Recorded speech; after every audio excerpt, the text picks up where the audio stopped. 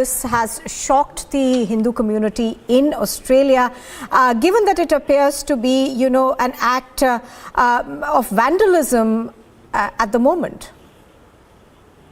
Obviously, it is an act of vandalism. It is aimed at intimidating, if not outrightly terrorizing Nupur, and I believe the community in Melbourne would, take some legal action and possibly police action. In a bit, we would be connecting with some people there on the ground, and possibly we'll have someone reporting live. But what is important is, Nupur, that this Khalistani fire really spreading out of Canada and onto other foreign territories, in this case Australia, is an area of concern. While we have seen a major crackdown happening on Khalistani elements within India and in some coordination in Europe, particularly in the United Kingdom, for example, we have seen a measure of protection and indulgence even coming in from the Canadian establishment, and it is hoped that the Australian situation does not start resembling Canada. Right. Abhishek, do stay with us. Let's also go across to Mr. R.P. Singh, who joins us on the phone line. Mr. Singh, earlier on, reports like this used to come in from Canada, parts of the United Kingdom as well, perhaps, some parts of the US. But now that it's traveled to Australia as well, do you find it concerning and perhaps a little disconcerting for, the Hindu community over there, which is largely viewed as being extremely peaceful? Well, ISI, under their plan of K2, Kashmir and Khalistan put together, they keep pushing Sikh for justice to do all such mistakes. But ultimately, these mistakes doesn't get ground here in India. But we'll appreciate the government of India should immediately take up the matter with the Australian authorities and ensure that whoever is responsible should be prosecuted under the law of Australia. But no such element should be allowed to radicalize or even for that regard to defecate or to vandalize any place of religion of any community for that regard. Right, Mr. Singh, appreciate you speaking to us on Republic TV. Thank you very much for joining us. So, as we are hearing from political leaders, they see this as an act of vandalism. Perhaps there will be a move by the Indian government to speak to the Australian authorities about this. But what has been disconcerting has been the fact that we are seeing these instances of vandalism, of graffiti painted on walls across some cities now. And Abhishek, I just like your opinion on that as well. It's a little disconcerting, isn't it, Abhishek, when for someone who's living in these countries to wake up and see these pictures that essentially amounts to vandalism, to perhaps some amount of hate. No, this is hate, separatism, vandalism, intimidation. Khalistani terrorism is a known fact. So this is just a beginning in that direction. We have seen criminal incidents, terror incidents happening from the Canadian soil and even in some pockets of Europe, Nupur, and obviously the links go all the way back to the ISI. Sardar R.P. Singh was right there, the K2 project of Pakistan, Khalistan and Kashmir. And we have seen of late the ISI really leveraging the diaspora and trying to broaden the Khalistani separatist sentiment. We have seen the connections of the Khalistanis with the local gangs here. The Khalistani links to Sidhu Moosewala murder, for example, they are being investigated. We have seen a spate of specific terror incidents targeting the state in Punjab over the last 1 year, including targeting of the courts, including the targeting of the intelligence headquarters. Remember, in Chandigarh, there have been terror attacks in Ludhiana and Amritsar. So obviously, fomenting trouble along communal lines is a pet project of the Pakistani deep state, and by taking it to the diaspora, I think essentially the aim is to spread the communal poison far and wide. That's why I mentioned and underscored India really needs to leverage its very fantastic equation with Australia and make sure that this is really nipped in the bud, and the Khalistani tactics which have really taken roots in Canada for decades now do not spread to other nations. Now, Abhishek, now that you're mentioning, the India leveraging its position with Australia, what is it really that the Indian government can do apart, from the fact that perhaps they need to very strongly voice their concern over what's happening in Australia? Because given the fact that, we've seen incidents of a similar kind reported from some parts of Europe, Canada, of course, very often we see these incidents being reported. How do you think that the Indian government needs to take this forward now?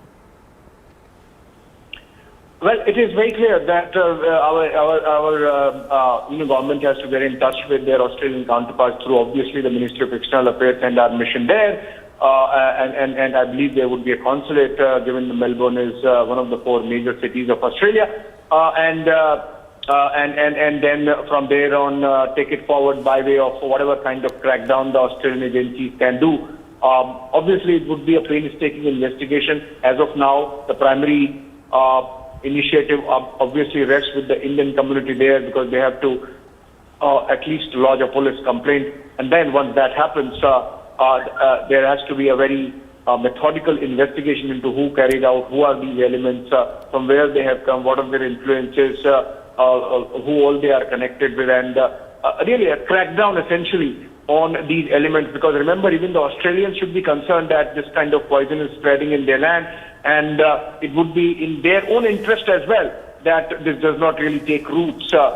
We have seen so many terror and criminal incidents in Canada. Obviously, the Australians won't want that to happen, and Kanishka bombing clearly had a Khalistani link, and that was like in the 1980s. So it's not that. And there were many foreign nationals in that flight, ill-fated flight. So it's not that others have really not paid price of terror. Terror does not see nationalities, and no benign indulgence should be allowed at keeping any kind of short-term objectives in mind. So I think in that sense, I believe, given the kind of equation that we have with Australia, the authorities would be on the same page, and beginning with a police investigation in this defiling case, in the case of vandalism, a proper methodical investigation is in order, obviously in collaboration with Indian agencies, so that we also know who's doing this on foreign soil against our interests. Oh, yes, absolutely. Abhishek, do stay with us. I think we've got Mr. Bagga also on the phone line with us. Mr. Bagga, pictures like this are coming, of this manner, have been coming in from other countries as well. But now it's Australia. As we've been talking, it's not just disconcerting, it's also extremely concerning what's happening, because, this hate against Hindus seems to be spreading, to other countries. How do you see this? देखिए, जो भी लोग हैं न बल्कि हिंदुस्तान के दुश्मन है, बल्कि सिख धर्म के भी दुश्मन है, क्योंकि ये लोग वहां पे बाहर कनाडा में बैठ के, ऑस्ट्रेलिया में बैठ के, पाकिस्तान के इशारे पे, आईएसआई के इशारे पे और दलाली के पैसे खाते इस प्रकार के कार्य करके न बल्कि हिंदुस्तान को तो बदनाम कर ही रहे हैं, सिख धर्म को भी बदनाम काम कर रहे हैं। इन लोगों का न सिख धर्म से कोई लेना देना है, न सिखों का इनसे कोई सहानुभूति है। मुझे लगता है ऑस्ट्रेलियन सरकार को कड़ी से कड़ी सजा देनी चाहिए, और भारत सरकार भी इसकी पूरी मांग करेगी अपना वहां पे ऑस्ट्रेलियन सरकार से, और ऐसी सजा मिलनी चाहिए कि आगे से कोई भी ऐसा व्यक्ति इस प्रकार की घटना करने से पहले 100 बार सोचे। Right, Mr. Bagga, thank you for joining us. I'm going to go back to Abhishek on this one. Abhishek, we've been talking about how the Indian government perhaps needs to leverage its connections with these countries. But apart from that, Abhishek, what we're also seeing perhaps is a spread of this Khalistan, pro-Khalistan movement to other countries. And that is something that obviously, India will be concerned about. I missed the last bit of question there because I was getting a call, but obviously it really goes beyond graffiti. It is definitely vandalism. It is intimidation. It is really beginning of a very uncomfortable situation insofar as the Indian diaspora in Australia is concerned. I believe, we track these developments. This is the first such case coming out of Australia, and that's why, as I said, as much as India and Indian agencies should be concerned, even Australians should be worried that this is happening on their soil and should really make a major crackdown and nip it in the bud. Absolutely. Abhishek, as you're pointing out, of course, for Australia also to see this kind of hate and this kind of vandalism is going to be concerning. Thank you very much for joining us, Abhishek, for that. And here's a look at what else is making news this afternoon. In fresh trouble for the Aam Aadmi Party chief Arvind Kejriwal, the Directorate of Information and Publicity has issued a recovery notice of 164 crores to Arvind Kejriwal and asked him to pay the amount within the next 10 days. After the Directorate of Information and Publicity's recovery notice to AAP chief Arvind Kejriwal, the BJP has come down heavily on the Aam Aadmi Party's government, saying AAP uses taxpayers' money. As the situation in Uttarakhand remains grim, the Chief Minister Pushkar Singh Dhami visited Joshimath to closely monitor the ground situation. He announced an interim relief for the affected families and said that the state government is with the people of Joshimath.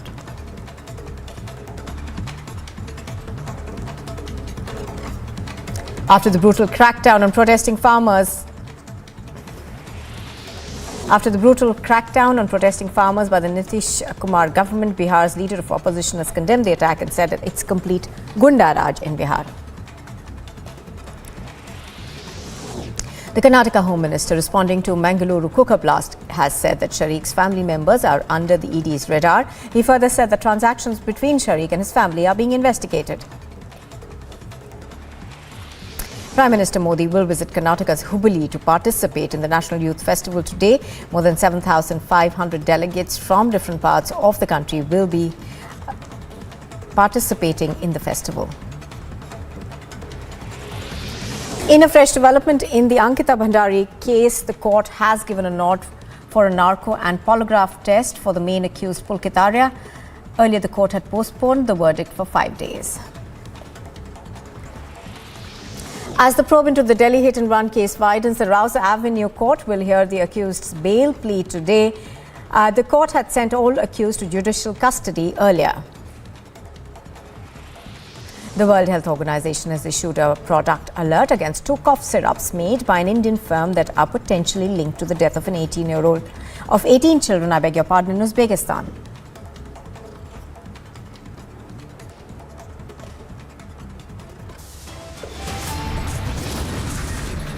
Contaminated food is served in West Bengal.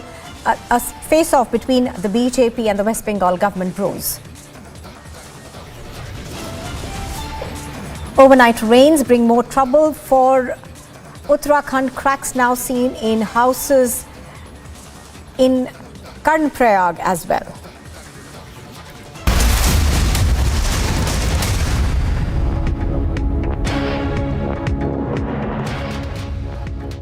Step into luxury, where grace blends with grandeur and design blends with innovation. As your stress is washed away and you're transported in the lap of luxury. Cure European bath lounges. Let time wait. QS and THE, the world's foremost university rankings organizations, have ranked Amity amongst the top 3% universities globally, making it among the very few Indian universities to be included in both rankings. Yet another top ranking for Amity University. And here's a look at what else is making news this morning. In an interview to the RSS mouthpiece organizer and the Panchjanya, Mohan Bhagwat has said that Muslims have nothing to fear in India, but they must abandon their boisterous rhetoric of supremacy. While responding to Bhagwat's interview, the AIMIM chief Asaduddin Owaisi said that Bhagwat must not preach, and it is Bhagwat who is furthering the Hindu supremacist narrative.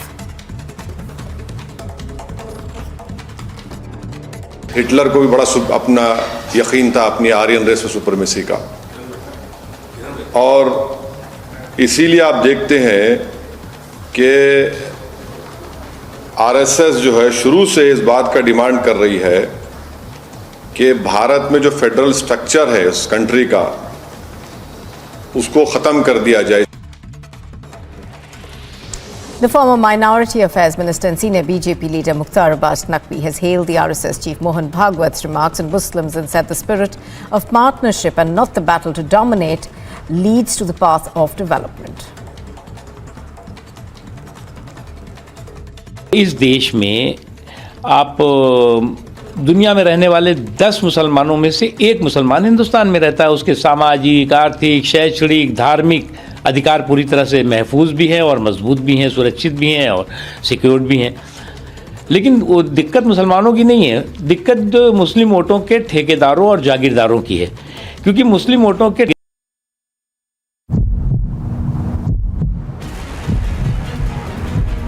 The contractor has also not been named, sir, because you stated you gentlemen, you are in a hurry. Yes, yesterday sir. They have done. Wait for 24 hours.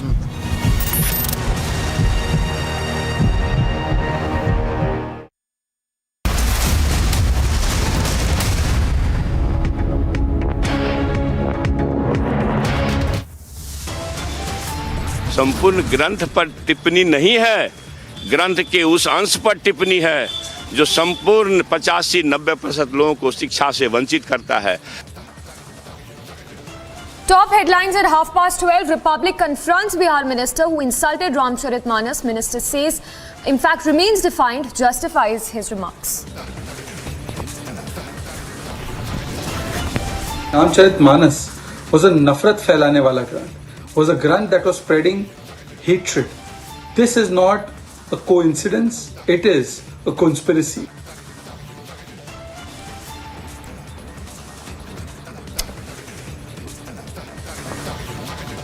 BJP hits out anger among Hindu community as Bihar minister insults Ramcharitmanas. After UK and Canada, hate graffiti now scribbled on the walls of Hindu temple in Australia's Melbourne.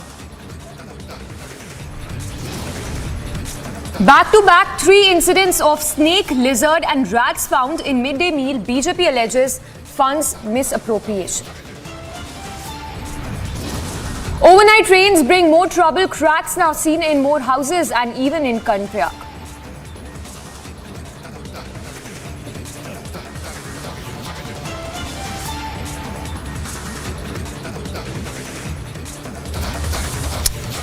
All right, thanks for staying tuned to Republic. We start with Newsbreak coming in, where we are given to understand that Taliban is facing a cricket boycott as Australia has now withdrawn from the men's ODI series versus Afghanistan in March. So that's the Newsbreak coming in this hour, that Australia has withdrawn from 3-match ODI series against Afghanistan after recent Taliban announcement. Now, just to put this into context, remember how Taliban has barred women for working at non-governmental organizations. Not just this, women have also been barred from pursuing higher education in Afghanistan. So in wake of those restrictions that have been imposed on women by the Taliban leaders, it's a boycott of sorts that the Taliban is facing, with Australia now withdrawing from the 3-match ODI series against Afghanistan. So that's the latest coming in. The Australian cricket team that has decided to cancel their 3-match ODI series against Afghanistan in the UAE, as the Cricket Australia has decided to pull out after Taliban's diktat, barring women from working at non-governmental organizations and not allowing women to pursue higher education in the country. And joining us live right now is Ankit from the Mumbai newsroom. Ankit, put this into context for us, the kind of diktats that have come in by the Taliban leaders in Afghanistan. And in wake of all this, we are seeing that Australia has withdrawn from 3-match ODI series against Afghanistan. Definitely, and it also worth noting, Samiksha, that Australia was to play Afghanistan in the UAE. It wasn't that it was supposed to travel to Afghanistan, because no one wants to go there right now because they still don't think it's safe, and it's not by any stretch of imagination. And so Afghanistan has been calling teams to play it in different parts of the world. In this case, the UAE. They were going to play a 3-match bilateral series in March. Now, there's not much at stake for Australia. There are match fees, but there is nothing sporting at stake because Australia has already qualified for the upcoming World Cup series. But they were going to play Afghanistan. This was an attempt because over the last few years we've seen how Afghanistan has become a fixture in world cricket. However, they have in the last few years progressively or regressively banned in their own country women from taking up jobs in NGOs, women from lower school education, that is school education, primary education, and then after that from women studying in colleges as well. So effectively, the worst fears that people had about the Taliban when the US left it in August 2021 was that the same old Taliban repression of women that was witnessed in the pre-9/11, pre-2001 war on terror days would again make a return, and slowly but surely that appears to have been the case. This time the only difference is that the women are out in the streets and they are fighting it. There is international pressure and now there is sporting pressure also. And so in accordance with this, it is that the Australian team has decided, and it's issued a statement, and it says, following extensive consultation with relevant stakeholders, including the Australian government, Cricket Australia decided that it is unable to proceed at this time with the upcoming ICC Super League 3-match men's ODI series between Australia and Afghanistan, scheduled for the UAE in March 2023.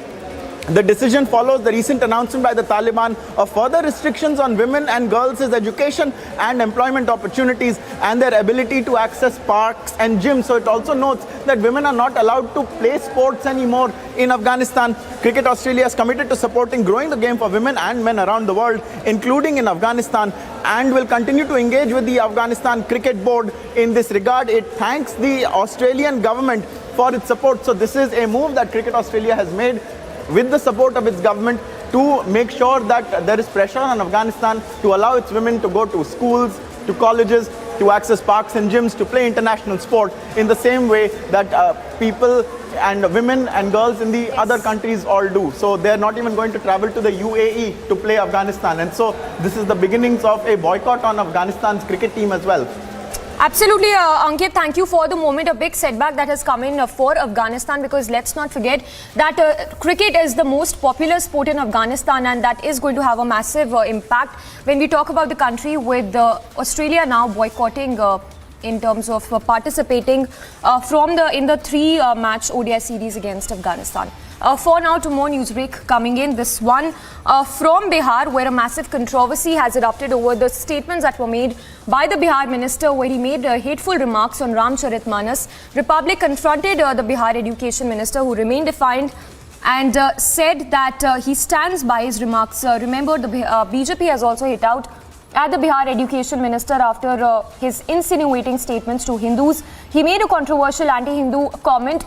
Let's listen in to that confrontation sequence and also play out that remark that was made by him earlier.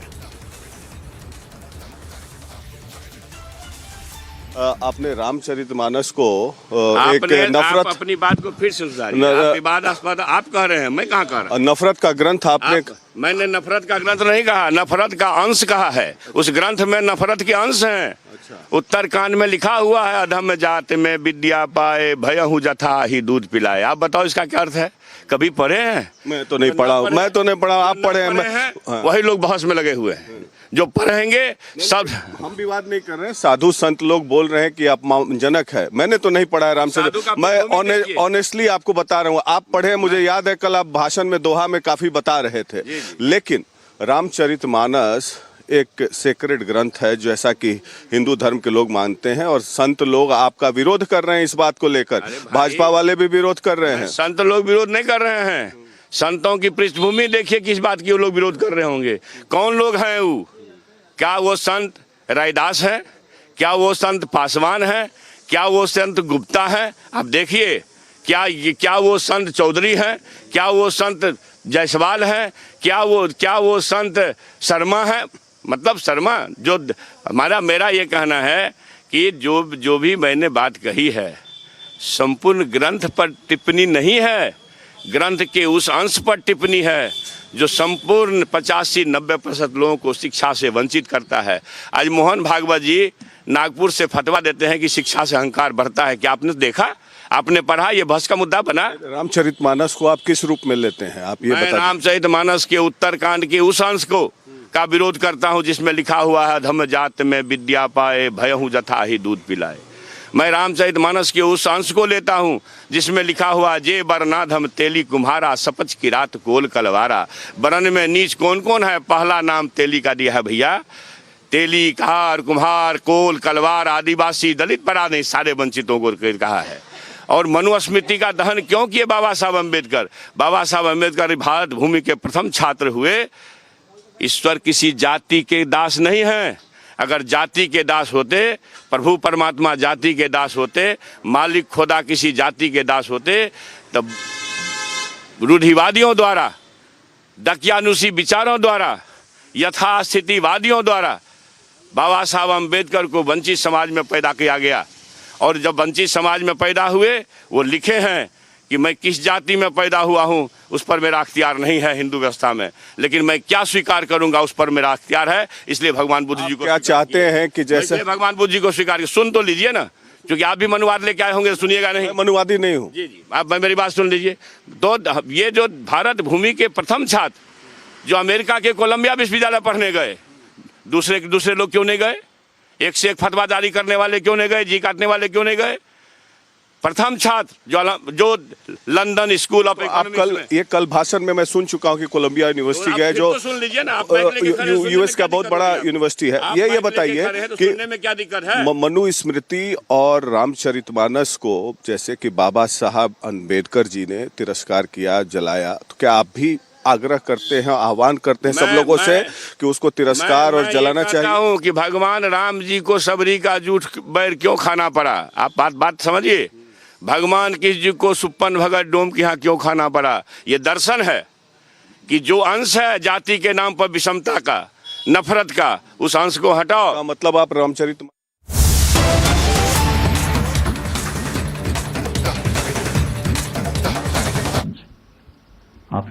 आपने पूछा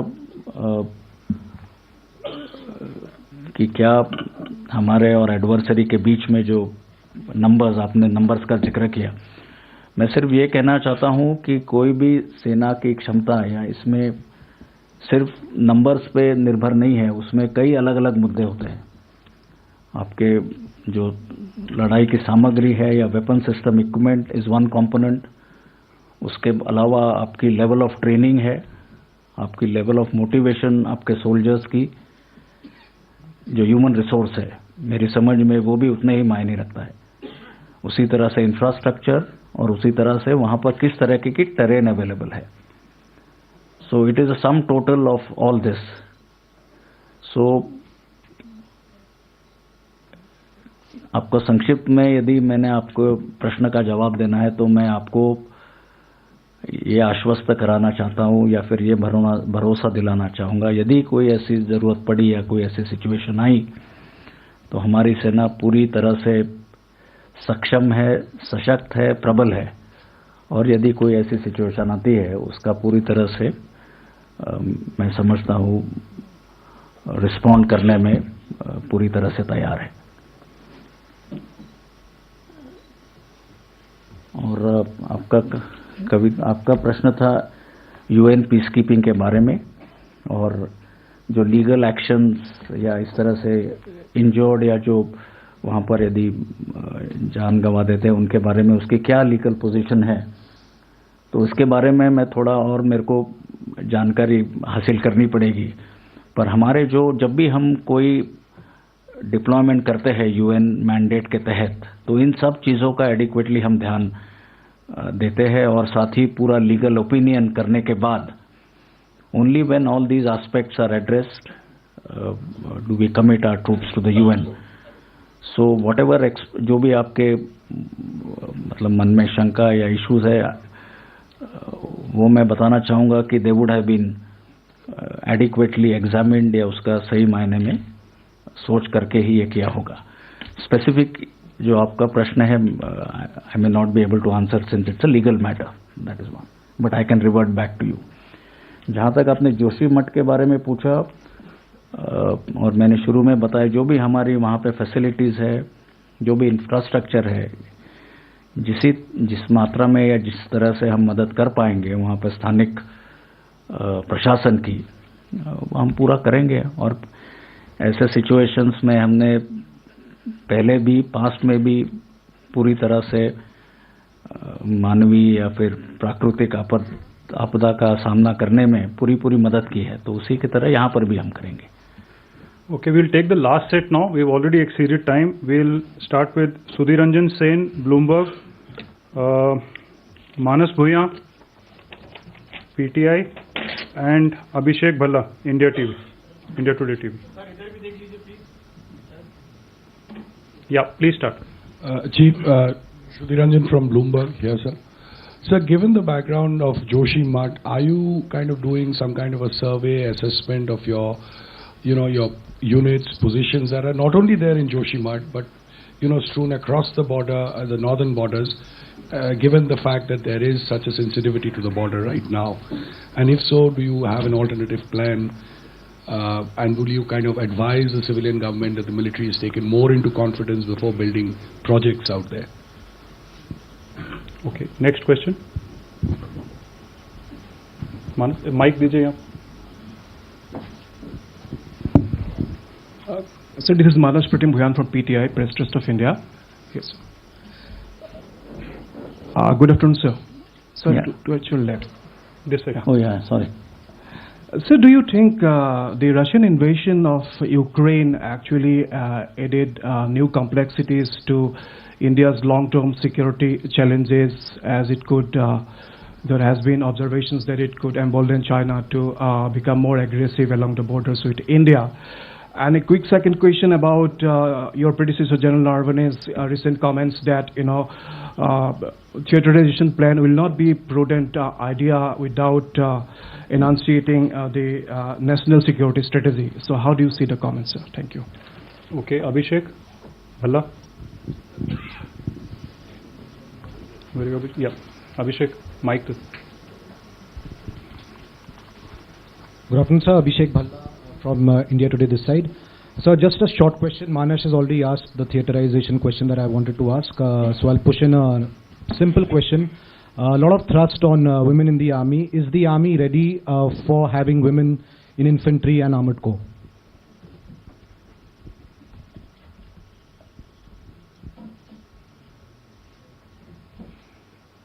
Yeah, that's all. Yes. Okay. So the first question in terms of the impact of the Russia-Ukraine conflict so I did mention that we've carried out a detailed analysis in terms of what lessons are there for us, right at the strategic level, at the operational level, or for us as military men, at the tactical level in terms of the weapon systems, their operating procedures, tactics, etc. And we need to be sure that we have to contextualize as to whatever lessons they are, as to how applicable they are in our context. But in brief, we have assessed the impact, we have drawn out these lessons, and we will translate them, we will incorporate them, or we've already done it in terms of how, shall we say, relevance of the larger weapon platforms, relevance of non-kinetic domains such as cyber, space, or for that matter information warfare. Now these are some very profound issues, lessons that have come out of it. So yes, we are looking at all this and seeing as to how we can apply them in our context. Your question with respect to theaterization and the comments on what General Narawane said, I think it is not fair for me to comment, but to say that I think in the future, integrated and a tri-service response to meet our future security challenges is an imperative. And towards this, I think we need to get the right joint tri-services structures in place. And just to elaborate, you're looking at a theatre command as a single entity, looking after all security aspects, issues in a geographical area under one single commander. So I leave it here by just highlighting the importance of theaterization but stop short of commenting on what my predecessor, his views were. And I think that would also answer another question which somebody else asked in terms of theaterization. But yes, amongst the three services, we are in the process of consultations, deliberations on issues related to the integrated theatre commands. And it's something which is currently under deliberation. And the last was with respect to employment of women in other arms and services. I mentioned to you, we have taken the first step, or one more step, not the first one, in terms of as to how we can, where we can employ women officers. In certain other arms and services, as we move forward, we will in due course take a decision on this. Thank you, sir. We have now come to the end of the interactive session. May I request you all, Chief has another engagement. We already overshot by 18 minutes. We'll have, Mukesh will have to finish here. May I request you all to join us for lunch on the first floor, please? Thank you. Okay, thank you, ladies and gentlemen, for interaction. Thank you.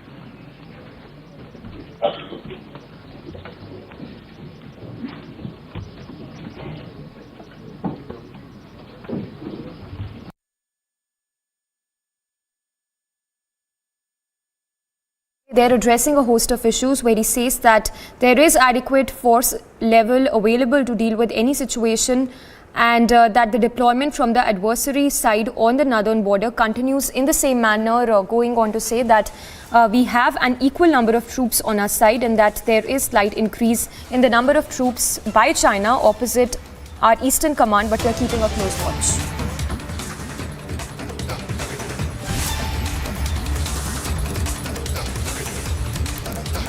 All right, to more news coming in, this one from Melbourne, where a Hindu temple in Melbourne was vandalized by Khalistani supporters. So there the visuals on your screens of the temple vandalization which was reported in Melbourne. There was graffiti and hate graffiti, in fact, that was scribbled on the walls of this Hindu temple in Melbourne.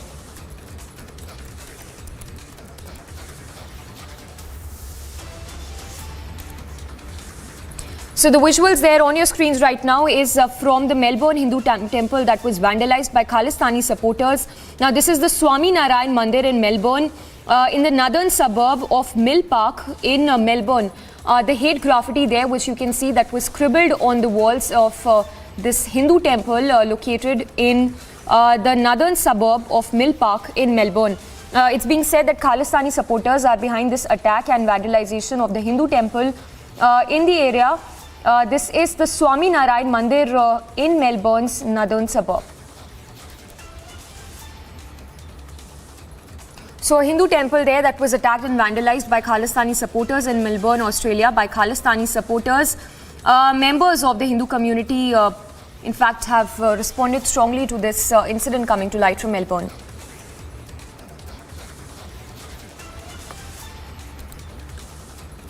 We have Vishal Munga joining us live from Melbourne.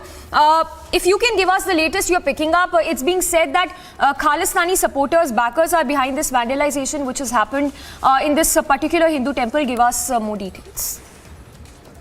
Yes, indeed. I'm right now standing outside the Swami Narayan Mandir. Just behind me is the Swami Narayan Mandir. It's a Morta Bath, and I can show you some other words that have been written.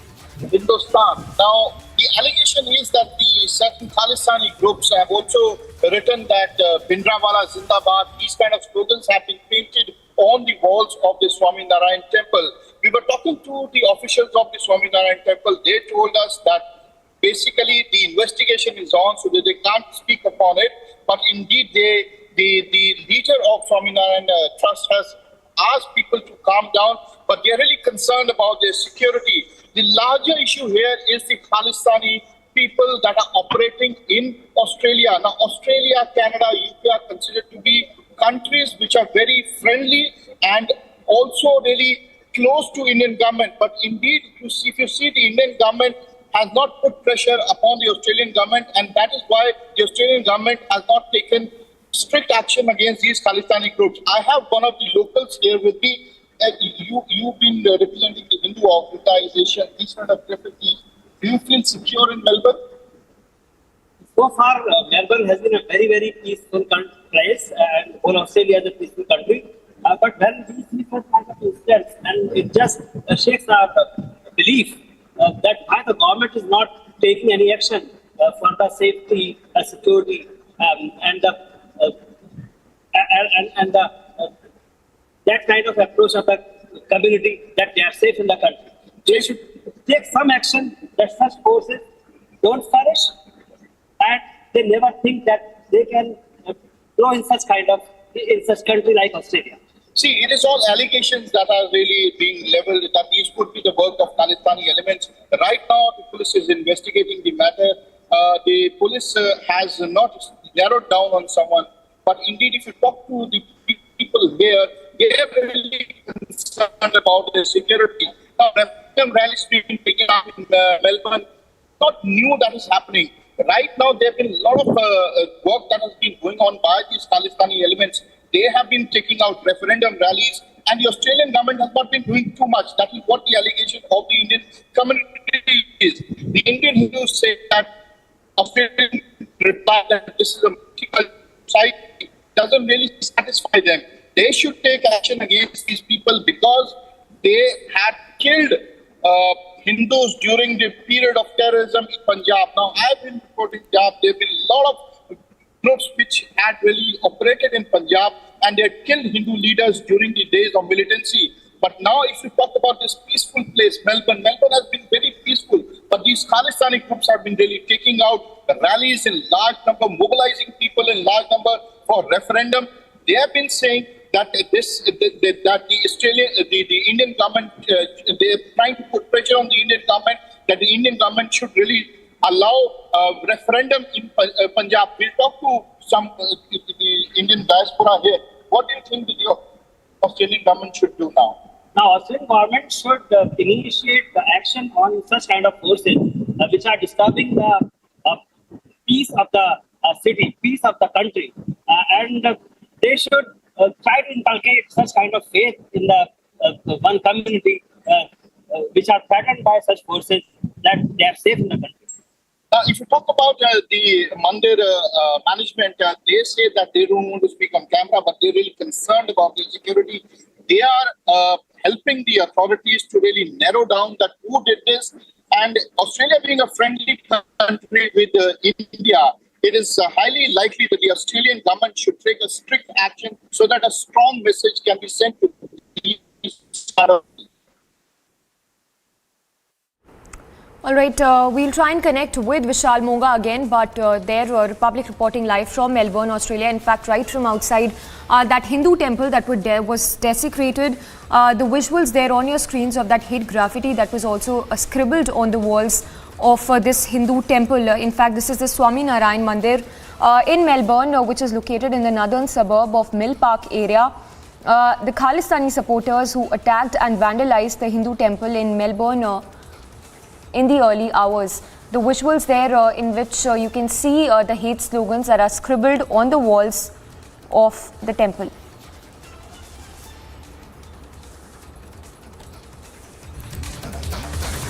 We'll try and get more voices, but the the hate graffiti there in which you can see scribbled on the walls of this Hindu temple, which is the Swami Narayan temple, which is located in the northern suburb of Mill Park. It was allegedly vandalized by the Khalistani supporters.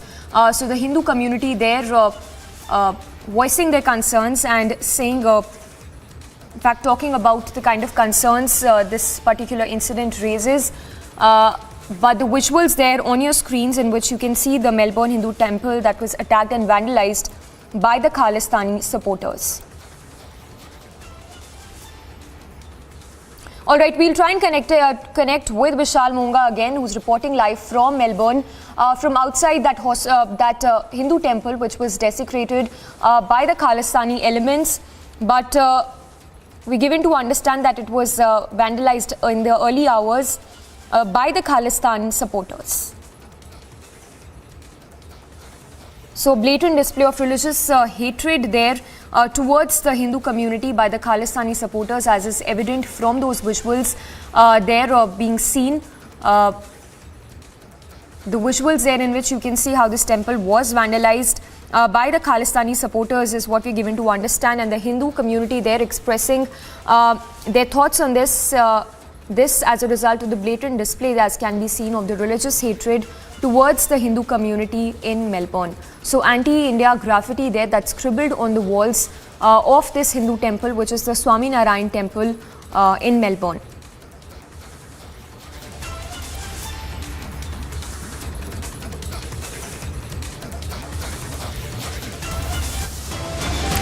We'll slip into a very short break, but coming up on the other side, we'll get you the latest from Bihar, where the state minister insults Hindus, says Ramcharitmanas spreads hatred and later remains defiant.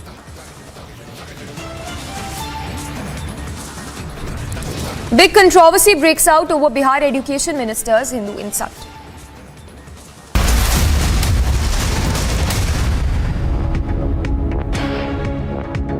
Step into luxury, where grace blends with grandeur and design blends with innovation. As your stress is washed away and you're transported in the lap of luxury. Cure European bath lounges. Let time wait. After West Bengal, now Andhra Pradesh, Vande Bharat Express attacked in Visakhapatnam. धर्म जाति में नीति के लोग विद्या पा करके जहरीला हो जाते हैं, कैसा? जैसा कि दूध पीने के बाद साफ हो जाता है।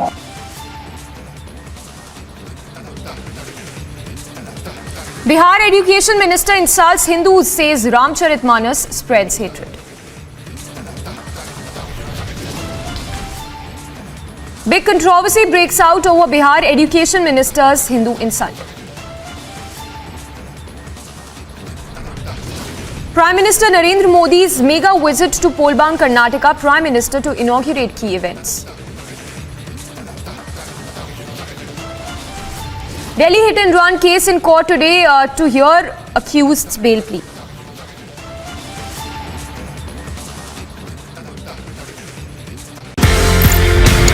ये कहानी 1947 में जाती है सर। एक नया मुल्क बनता है पाकिस्तान। जो ऑफिसर्स हैं इंडियन आर्मी में, उनको ये बोला जाता है कि आप चूज करें आप कहां पे जाना चाहते हैं। मेरे पिताजी जनरल सैयद मेहदी हसनैन उस वक्त कैप्टन जब आर्मी के अंदर आए थे तो फर्स्ट गढ़वाल राइफल्स में आए। प्योर हिंदू सोल्जर्स कम्युनिटी जो थी पूरी, उसमें एक अकेला मुसलमान।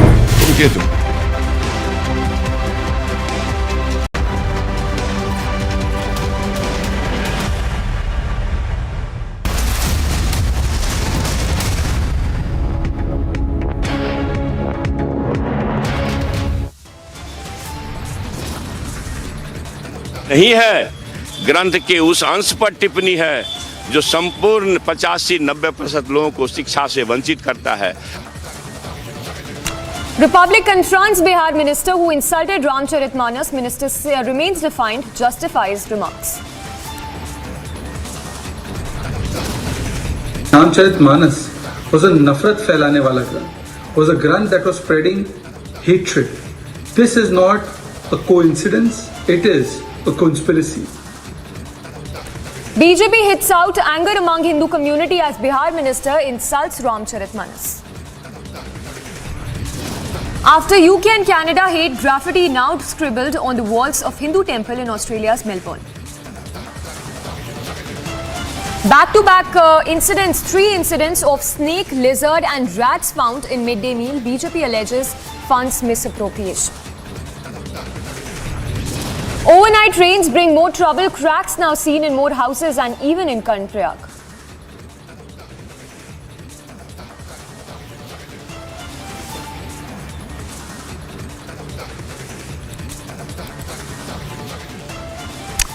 All right, we start with the big news break coming in. This one from Bihar, where a massive controversy has broken out over the statements that were made by the Bihar minister, where he made hateful remarks on Ramcharitmanas. There is massive anger over the comments that were made by him. In fact, let's listen in first to that remarks that were made by the Bihar minister, where he said that Ramcharitmanas should be burnt like Manusmriti. He even went on to say that Ramcharitmanas promotes caste division in society and that worked to keeping 85% of the population backwards. Not just this, the Bihar Education Minister also said on Ramcharitmanas that it advocates keeping lower caste people illiterate. Let's listen into that soundbite and then we play out that confrontation sequence.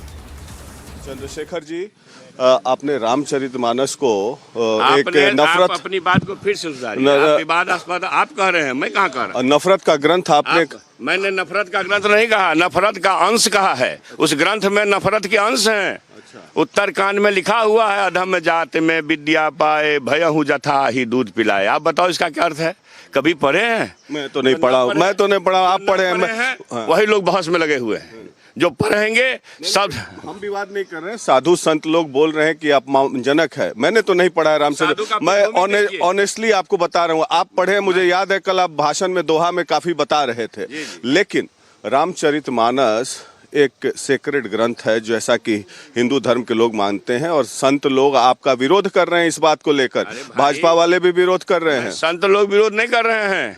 संतों की पृष्ठभूमि देखिए किस बात की वो लोग विरोध कर रहे होंगे। कौन लोग हैं वो? क्या वो संत रैदास है? क्या वो संत पासवान है?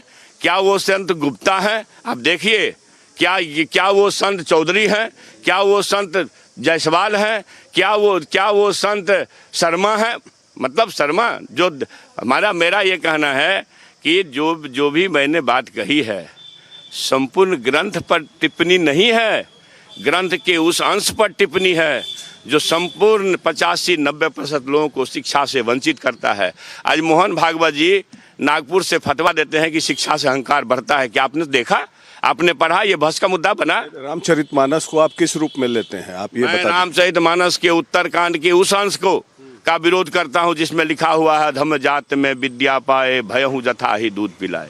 मैं रामचरितमानस के उस अंश को लेता हूँ जिसमें लिखा हुआ, जे बरनाधम तेली कुम्हारा सपच की रात कोल कलवारा।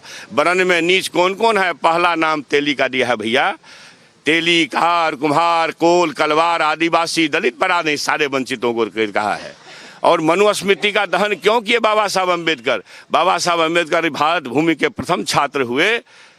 ईश्वर किसी जाति के दास नहीं हैं। अगर जाति के दास होते, प्रभु परमात्मा जाति के दास होते, मालिक खुदा किसी जाति के दास होते, तब रूढ़िवादियों द्वारा, दकियानुसी विचारों द्वारा, यथास्थितिवादियों द्वारा बाबा साहब अम्बेडकर को वंचित समाज में पैदा किया गया।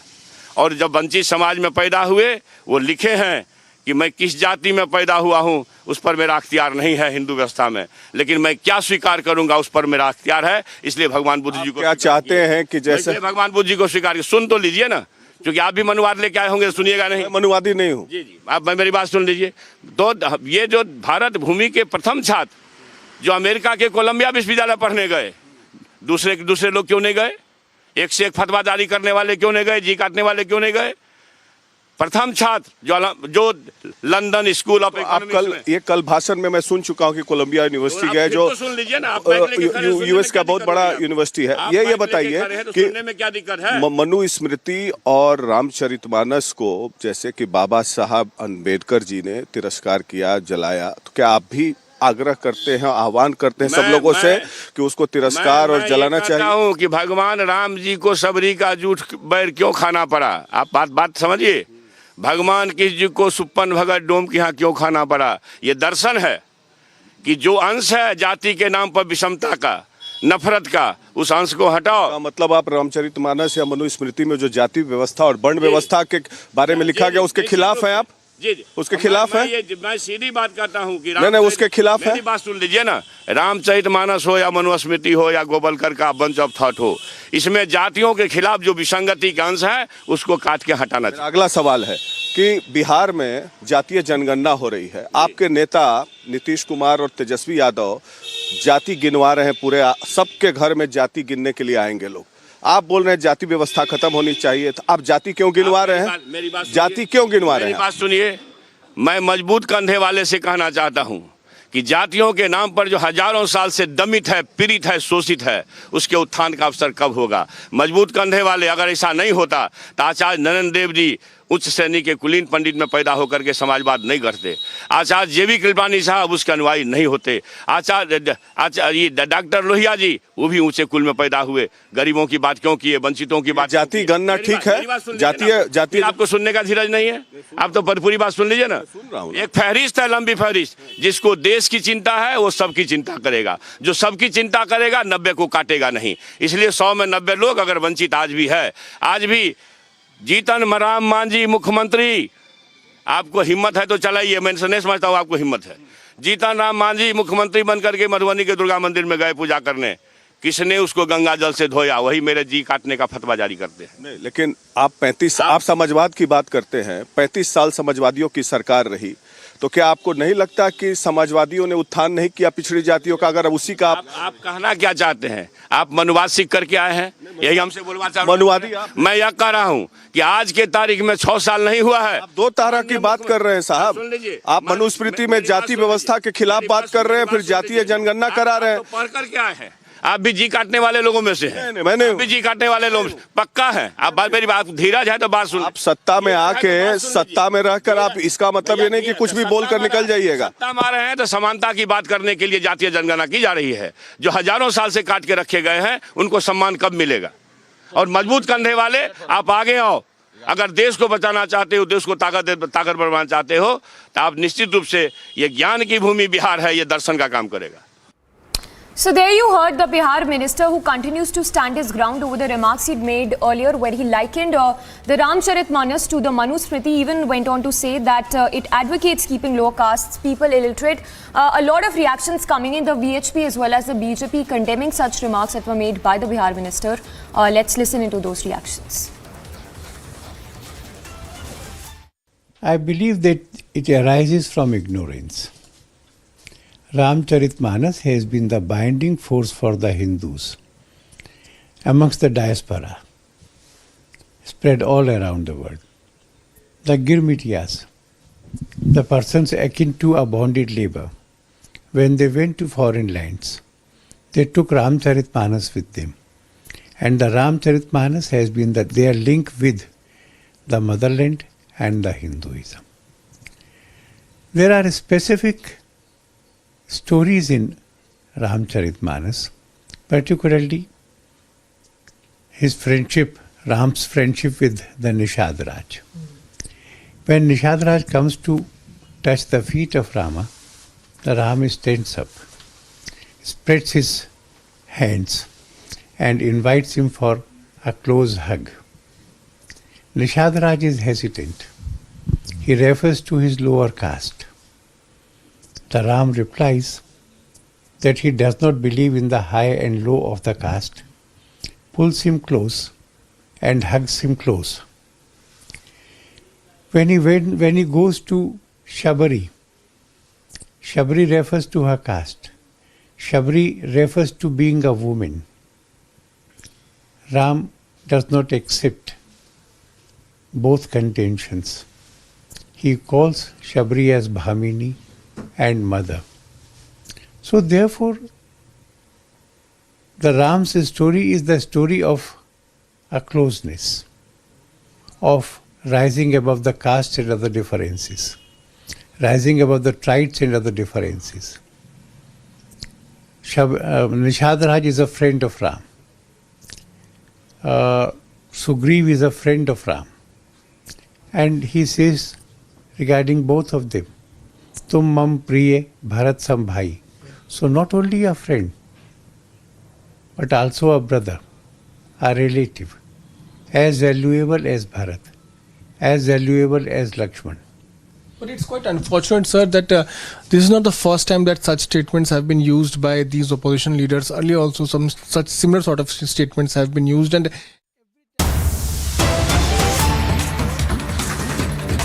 Alright, moving on to more news break coming in. This one from Tamil Nadu, where it's yet another escalation in terms of a face-off between the government and the governor. Latest, we're given to understand that the DMK delegation team has approached the President, Draupadi Murmu, and has even submitted a memorandum over Governor R.N. Ravi. So that's the latest coming in. The DMK delegation submitting a memo to the President, Draupadi Murmu. So the DMK delegation having arrived at the Rashtrapati Bhavan to submit the memorandum against the Tamil Nadu governor. So yet another escalation in terms of the face-off we've been seeing between the Tamil Nadu governor and the government. Varshini is joining us for the latest on that. Varshini, if you can take us through the details of this memorandum that has been submitted by the DMK delegation to the President, Draupadi Murmu. Definitely, yes, Amiksha, the DMK delegation from the state, including the DMK's MP T.R. Balu, who has been heading the team from the Delhi, and also people from Tamil Nadu as well, including MP A. Raja, N.R. Ilango, and also MP Wilson, who is also a legal advocate for the party. And also these people have gone to Delhi, and the law minister Raghupati from the Tamil Nadu state cabinet took a memorandum and presented it to the President of India, Draupadi Murmu. They had sought for a meeting, an appointment for the past few days. They have been trying to get an appointment. Today at 11:45 a.m.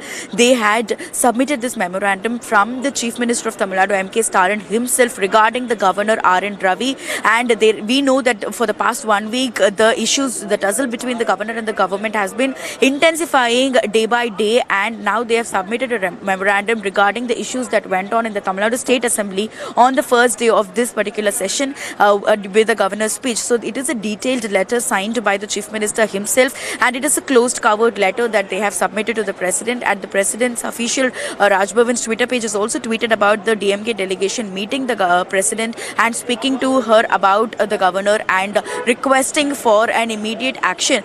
As of now, we do not have a proper answer whether to, as they asked for recalling the governor or asked to her to help with moving forward between the good relationship between the government and the governor in the state. But we don't have official confirmation on that. But there is a detailed memorandum submitted to the President herself regarding the governor. This is definitely a bigger escalation in this tussle that we've been seeing for months now, which is now escalated to a new high with the delegation team, submitting a memorandum about the governor and his actions in the state. Right, Varshini, thank you for the latest on that. So, Varshini giving us the details of this memorandum that has been submitted by the DMK delegation to President Draupadi Murmu against the governor.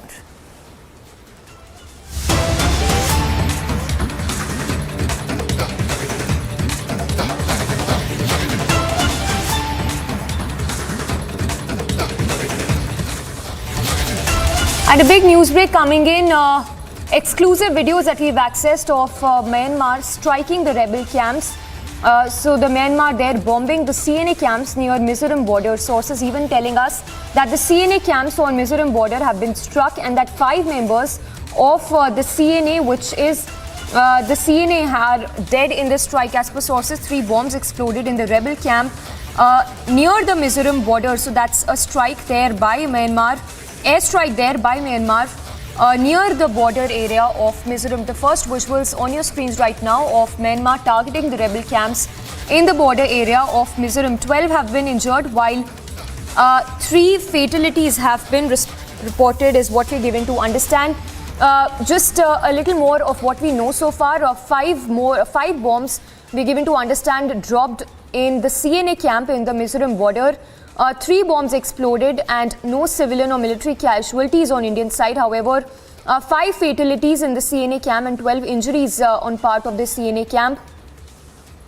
The visuals on your screens of Myanmar, they're targeting the rebel camps in the border areas of Mizoram.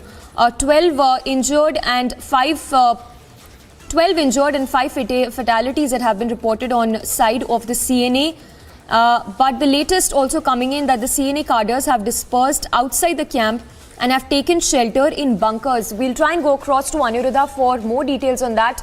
But what we're given to understand right now is that it's an airstrike by Myanmar on the rebel camps near the Mizoram border. There have been no casualties on the Indian side, but on part of the CNA camp, 5 fatalities and 12 injuries have been reported. Also, we given to understand that the CNA cadres have taken shelter in bunkers. We have Anuradha joining us live. Anuradha, take us through the details you're picking up as far as these Myanmar airstrikes are concerned. We given to understand no civilian or military casualties have been reported on the Indian side. Yes, in fact, the Myanmar junta army is heavily bombing very close to the Indo-Myanmar border. Though no bombing has taken place on this side, that is on the Indian side of the border, we are getting to know that Sin National Army camps are being bombarded through Myanmar military jets. The first bombing took place on January 10th, that is day before yesterday, and yesterday also at around 4 p.m. inside the Myanmar territory at several camps of the Sin National Army bombing have taken place. In fact, though no casualty have been reported on this side of the border, there are casualty in Myanmar. We are getting to know that around 17 camps of the Sin National Army has been destroyed by the Myanmar junta army, and in this attack 12 people have been 12 militants in fact of the Sin National Army cadres were injured, including 2 children, and there are 5 fatalities in the Sin National camps. Army camps are being reported. The sources in the Indian army who are deployed along the border have also confirmed to us that no movement of CNA troops to this side of the border, that is to the Indian side, have taken place, and the Indian security agencies guarding the Indo-Myanmar border in Mizoram is keeping a tight vigil in order to ensure that no cadres of the Sin National Army can infiltrate to take safe passes to India. The Sin National Army have been waging a war against the Myanmar military junta army, and as part of the military regime in Myanmar, they are trying to clear off all the insurgents group which are waging war against the Myanmar government. And as part of this camping by the Myanmar junta army, they have started bombing the camps of the rebel groups very close to the Indo-Myanmar border in Mizoram. Samiksha. Aniruddha, stay with us, and just to give our viewers a recap of what we know so far, as Aniruddha is telling us, those are the visuals we are getting of the airstrikes on part of Myanmar to strike the rebel camp. We're given to understand no civilian or military casualties have happened on the Indian side. However, on part of the CNA camp, 5 fatalities and 12 injuries have been reported, whereas the latest also coming in that the CNA cadres have currently have dispersed outside the camp and have taken shelter in bunkers. So remains to be seen how worrying it is a situation, because these airstrikes have happened very close to the Mizoram border. Sources even saying that 3 bombs exploded in the rebel camps. So it's the headquarters of the Chin National Army that was targeted by Myanmar, in which 5 fatalities and 12 injuries were reported, but none on the Indian side. Also remember that the rebel camp is located very near to the Indo-Myanmar border, which is primarily a concern. So we'll try and get more reactions, in fact more details on the latest we are picking up. Anuradha, of course, continues to be with us. Anuradha, how worrying is the situation as of now? Has the situation been contained? Any more airstrikes that are expected in the next few hours as well? Yes, Samiksha, in fact, as far as today is concerned, so far no airstrike has been carried out today. But yes, the last airstrike was carried out yesterday at around 4 p.m. In another camp of the Sin National Army. But that airstrike was very much inside the Myanmar territory, not very close to the Indo-Myanmar border. However, the one airstrike of which we are running this visuals that we can see on our television screen, that airstrike was carried out on 10th of January, and that airstrike was carried out very, very close to the Indo-Myanmar border in Mizoram. Hardly around. Stay with us, Anirudh. I'm sorry, I'll have to interrupt you for just a moment. We have Brigadier Hemant Mahajan also joining us. Brigadier Hemant Mahajan, just to tell you about the latest we know so far. It's an airstrike that has happened on the border area very close to the Mizoram. It's an airstrike on part of Myanmar in which we're given to understand 5 fatalities have been reported of the CNA camp. But in your view, how worrying is it a situation? Because these airstrikes have happened very near to the Mizoram border in which the rebel camp has been targeted by the Myanmar side. The situation is definitely very alarming in the sense that what has happened is these camps are near the borders, near the Indo-Myanmar borders, and the Burmese Air Force or the Myanmarese Air Force is not known for their professionalism. So when they carry out a strike, it is not as if they carried out a strike with a precision-guided missile or something. It is a bombs that are dropped on the targets, and the inaccuracy of the strike is hell of a lot. And therefore, not only they attack, what they want to attack is those groups which are against the Myanmar government, but instead of that, it causes a lot of collateral damage by, let's say, causing damage or causing casualties to the civilians who are there, innocent people who are there, and worse still, maybe something falling towards our side of the border also, where our population is right on the Myanmar border also, and they also suffering some casualties in the bargain. So while the Myanmar government or Myanmar Air Force is not trying to target the Indians in Mizoram or Indians on the Myanmar border, but because of their inaccuracies of the Air Force fire and the incompetence of their pilots, collateral damage on the Indian side is definitely taking place. I think there's a need to tell the Myanmar government that they should not strike targets so close to the border. Unfortunately, what happens is there are a lot of groups which are acting against the Myanmar government, and the Myanmar army simply does not have the capability to carry out any attacks on the camps which are located on the jungles, So therefore, they find it easier and much simpler to attack from the air, where they have an approximate location of those camps, and then they target it from the air, something exactly like what the Americans used to do in Afghanistan. But that is not very good, purely from our point of view, and definitely people in Mizoram will also get endangered by such strikes. Brigadier, just stay with us. In your view, what do you think should be the next course of action on part of Indian side? But stay with us. Before I come back to you, we have Major General G.D. Bakshi joining us. Sir, good afternoon. In your view, how alarming is the situation? These are airstrikes that have happened by Myanmar on the Indo-Mizoram border in which rebel camps have been targeted. No casualties on the Indian side, but yes, definitely a worrying situation on the border side. Well, Myanmar has usually been very cooperative with India on the issue of tackling insurgents, whether of Indian origin or those who direct their activities against the Myanmar government. This is a new kind of an escalation in which when they have been unable to target the camps on the ground by ground action, they have resorted to airstrikes. And these airstrikes are very close to our border. So that to an extent spells out danger, because there is that zone, in which the tribals are allowed to move close to the border. And it could have led to Indian casualties. So I do think they should have shared this information with us. I am not sure as yet whether they did. And they should have, alerted the Indian side on this, impending bombing offensive kind of a thing. But I suppose since they haven't transgressed the Indian border, things are all right from that point of view. But definitely this has a chance of inflicting collateral damage to the civilian population.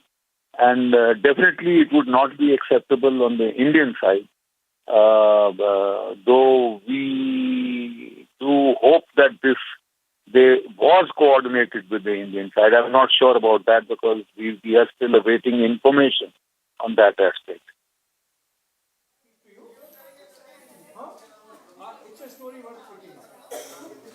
Hello? Well, in fact, these are the latest developments coming in for the first time. In fact,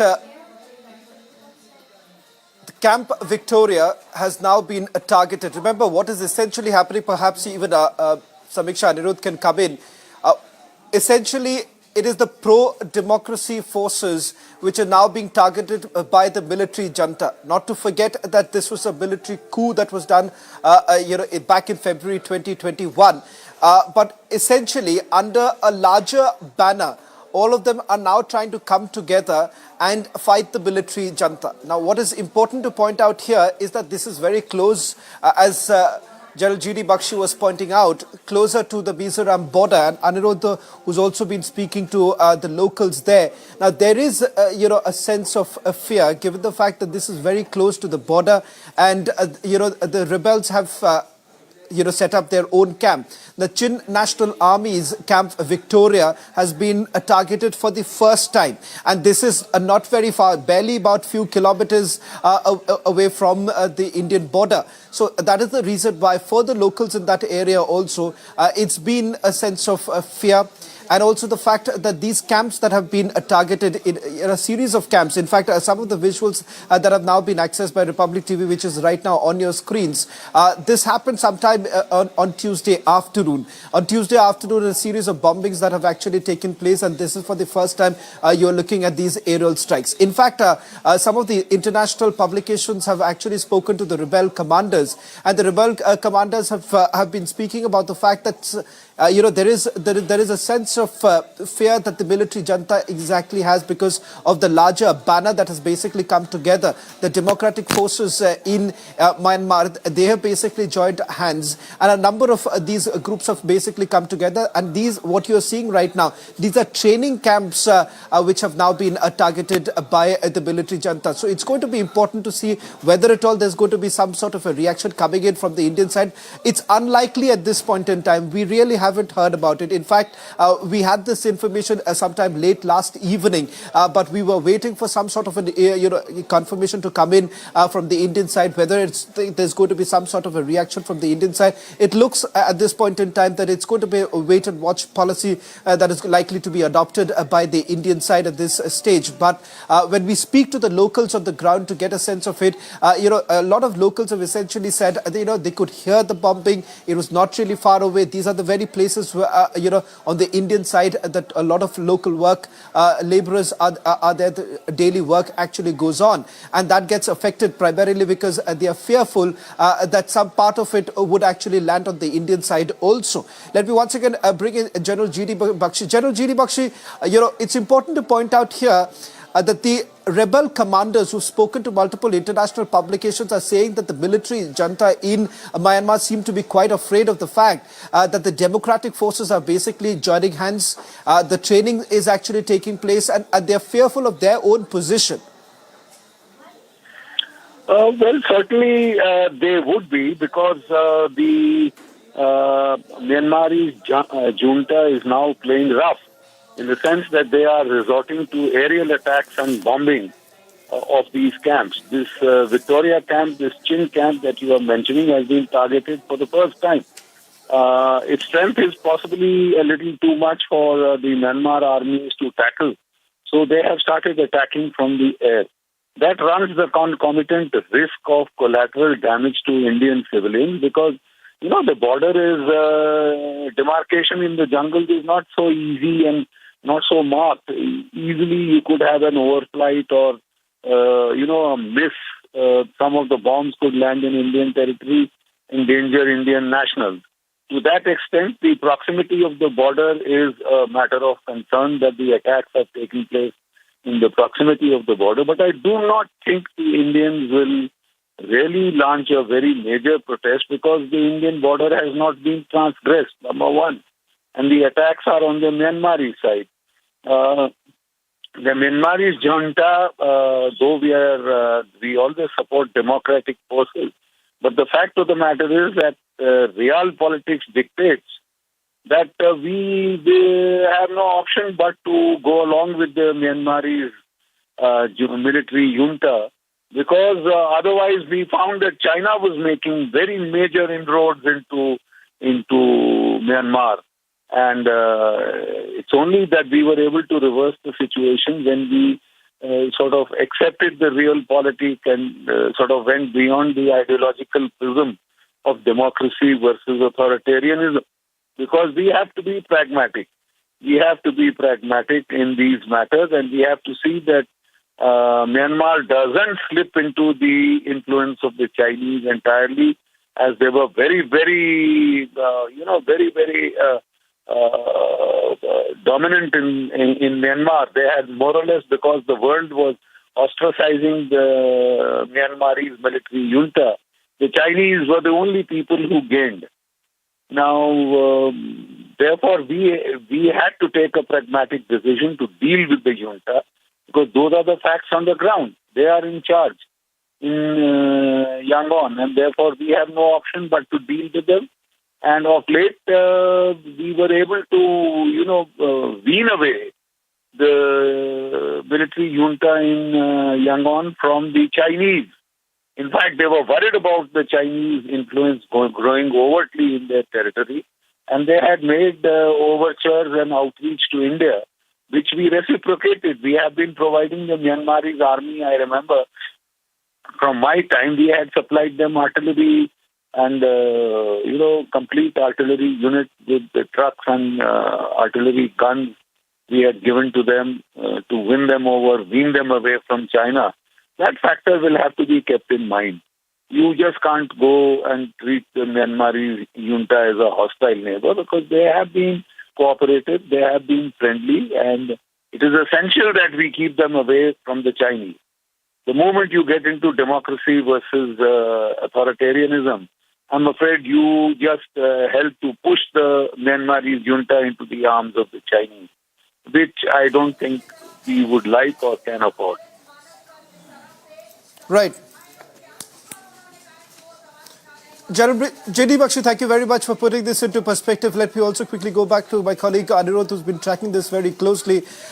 In fact, Anirudh has also spoken to some of the locals there. Let's bring in Anirudh right now for the latest developments. In fact, we've also got some more visuals coming in of the damage that has basically taken place on the Indian side. Anirudh, you've spoken to some of the activists there. I'm given to understand, because I did actually connect with someone at the Mizoram government to get a sense of it. Now, they are basically trying to indicate at this point in time that, it's very unlikely that they are going to make any sort of a reaction, but they're trying to ensure that they assuage the fears of the locals in Farkwan. That is the area where this has largely been targeted.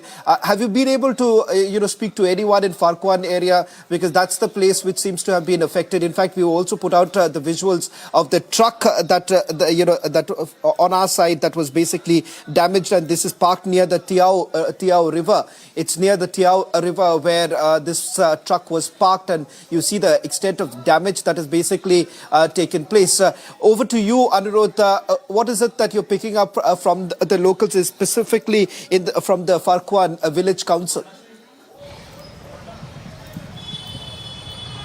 Yes, Awan, as far as the reaction of the locals is concerned, we are getting to know that though no major damage has been caused because of the airstrike on the Indian side, but yes, one vehicle which was moving close to the border along the road that passes through the Indo-Myanmar border, a truck was partially damaged in because of the splinters, or you can say because of the ravises that came out because of the bombardment. We are also getting to know, Sawan, that as far as the governments, both the state government and the central is concerned, no one has come out with any official statement as of now. But yes, sources in the government, in the state government of Mizoram has also told us, and also central security agencies has told us that what the government of India is trying to ensure is that no fresh influx from the Myanmar side takes place towards Myanmar, towards Mizoram because of this strike. Yeah, that's the other concern. Yes, that's a very important point that you've highlighted. The fear is also the influx of Myanmaris towards the Indian side. I'll request you to stay on, because I'm also told that Brigadier Rumil Dahiya is joining us on this broadcast. Brigadier Dahiya, thank you very much for speaking to Republic TV. You understand the area very well. Just to put this into perspective for our viewers, this bombing, the aerial bombing that has basically taken place, is very close to the Farkwan area in Mizoram. And when we've spoken to the locals there, they say that it was barely few kilometers from where they're living, and that's the reason why there is a fear. There's a fear that if the bombing basically continues, it could also land on the Indian side. Some of them actually are also saying, coming on record to say that it has fallen on the Indian side. Put this into perspective, the area for our viewers outside the state of Mizoram. Yeah, thank you. Thank you so much for having me on this. First of all, there's an Assam Rifles picket at Khobong, which is, as the crow flies, is about 7 kilometers from Farkwan. And there's another village on the left of Farkwan, which is called Vafai. From Vafai, there's a Kacha track which goes across the river, goes into Myanmar. So we had carried out this, Operation Golden Bird there in 1995, and we deployed exactly there, amongst one of the other places. We were deployed at Farkwan and Vafai, and we've been getting support from Khobong. So first of all, the area is a little tricky in the sense for operations point of view, because it is wooded mostly along the Tui River. And Tui River is absolutely dry during summers. And it can be easily crossed in any case, except for the rainy season, it can be crossed at any time. And there is frequent movement of civilians across, basically for exchange of goods. For example, salt goes from here, and some other things might come from there, including drugs at times. So that's a very active kind of very active kind of place, movement. And why this, the Chin National Army was dormant for quite some time, and there used to be two factions of it, CN Roger and another CNF. So there were two of them. Now, they were dormant for quite some time, but after this Aung San Suu Kyi government was dismissed, thereafter they have started supporting the People's Resistance Movement. So they have camps, and it's well known to everybody in the country that the Mizoram government wanted to sort of provide humanitarian assistance to people fleeing the military junta assault. And the central government wasn't very keen on having those people, because relationship with Myanmar is a very important facet of our neighborhood policy, and we did not want China to make further inroads into Myanmar. So therefore, the situation is a little difficult, and obviously Myanmar has sometimes said that these Chins also come across the border and settle down over there, but not now. I remember that in early 90s, they used to have some small camps nearby, but thereafter we haven't permitted. In fact, last year there was a bit of a movement of Chin, and our Assam Rifles had gone and pushed them out. They had not permitted them to keep. And some people from Mizoram were a little unhappy about it. But despite that, we said we do not want to be on the wrong side of it as far as the junta is concerned. We wanted their cooperation in the international elements of ours operating from Burmese soil. But it's a very dicey. Yeah, please. Brigadier Daya, I'll just request you to stay on with us. I'm sorry to interrupt you, but we are also joined by a local social activist, Jonathan, who's joining us on this broadcast. Jonathan, thank you very much for speaking to Republic TV. The reports that we are getting in right now, Jonathan, especially from the Farkwan Village Council, is that, there was also, the bombs that were dropped closer to the Indian side. What is it that you are picking up from the locals? If you can try and put this into perspective for us to understand, when was it that first you heard about the bombings? What is the current situation like on the ground? Hi, thank you. Yeah, so although the target was obviously the CNA camp, which is right across the border, but the fact remains that India side, Mizoram side also was bombed, right? And there were visuals which you have showed as well.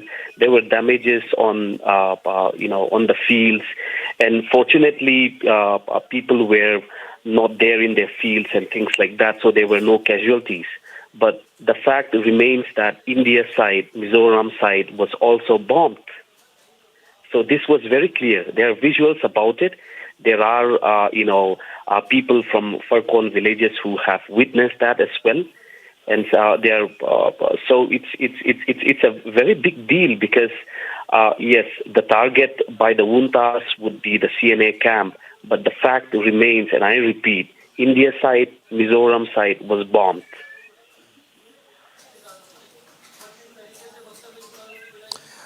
Jonathan, also with regards to the fear that the government essentially has, because when I spoke to some of the officials in Mizoram government, they are right now, the bigger concern is the influx of Myanmaris towards the Indian side. Any reports that you're picking up right now with regards to that situation, the possibility of the influx, given the fact that this bombing could actually continue? Because I'm now given to understand some of the international publications are saying that the plan of the Myanmari junta at this point in time is to basically carry on with the target, especially of the People's Defence Force. The PDF is largely being targeted.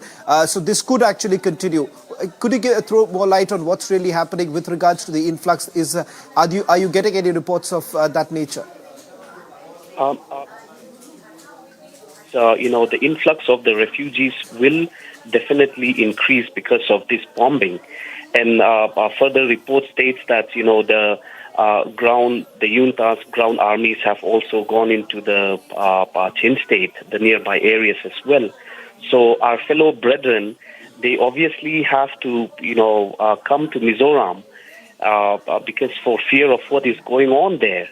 Right. So it is quite obvious that the influx of the refugees will definitely increase because of this bombing and further actions by the juntas. Yes.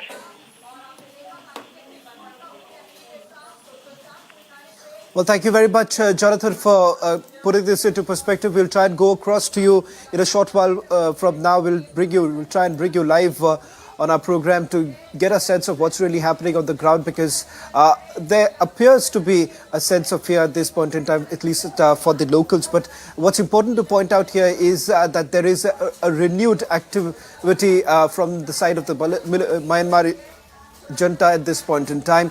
Let me once again go back to Anirudh. Anirudh, Jonathan, who was speaking to us a short while back, also made it very clear that in the influx of refugees in all likelihood would actually go up. Is there anything else that you're hearing from the Mizoram government at this point in time in order to try and evacuate the locals who are basically closer to that area? Have they been moved to another location? Is there any details that you're picking up from the Mizoram government? Yes, in fact, Sawan, the stand of the Mizoram government as far as the seen refugees is concerned, they are always open for the refugees from Myanmar, and they had also apprised the center several times, in fact, that the center should actually open up for the gates of Indo-Myanmar border so that the refugees of Myanmar, basically the seen stage, can take shelter in Mizoram, but the center has been focusing more on the issue of ensuring that no fresh influx happens from that side of the border, and we are getting to know that though several rebels actually tried to push into the Indian side on 10th of January, that is on Tuesday, when the first airstrike was carried out very close to the Indo-Myanmar border.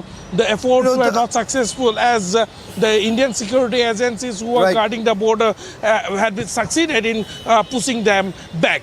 Sawan. Okay. Anirudh, just a quick response also now coming in from Mr. Subir Bhaumik, senior journalist who's joining us on this broadcast. Mr. Bhaumik, it's appearing that for the military, for the Myanmar junta at this point in time, that the aerial strikes is becoming a part of their ruthless campaign, for a crackdown on the pro-democratic forces in Myanmar. The fact that Camp Victoria has been targeted for the first time, the fact that the PDF is now being targeted, it does appear that there is a sense of nervousness within the military junta because they want to somehow try and consolidate their power. There is no question of consolidation. The military junta is on its back foot. they have attacked number of rebel bases. First, there was a massive strike on the Kachin Independence Army, one of their celebrations up north on the China border 3 months ago. Now they've attacked, they have, strafed and then bombed the CNF, Chin National Front camp, and now they're attacking the PDF camp, which is shared jointly by the PDF and the Chin National Front camp Victoria. So air power, Myanmar air power, is the only guarantee against a complete runover by rebel forces in some part of the country. As you know, in the Rakhine province, the Arakan army controls almost 2/3 of the area de facto. Same is the position in Kachin areas. In the Chin areas also, the rebels have got a lot of ground. They have gathered a lot of ground, and the Tamada, the Burmese military, is clearly on the back foot. And this has actually led to severe criticisms in the West. The U.S. is actually considering enforcing, if it gets UN clearance, a zone over Myanmar to facilitate, rebels movement. And then prevent the Myanmar. This is something like they enforced over Bosnia. Right. And that is the reason senior defense officials from U.S. have been visiting Bangladesh, because to enforce a new fly zone, they need quite a bit of support from both India and Bangladesh, if they have to do it in the problem also. The situation is getting really murky. The Chinese will definitely try to stop something that the U.S. is planning. So Myanmar, not only is the military clearly on the back foot, and the rebels have gained ground in a lot of places, which is why they're rampantly using air power, but it's also becoming a flashpoint for international power contest.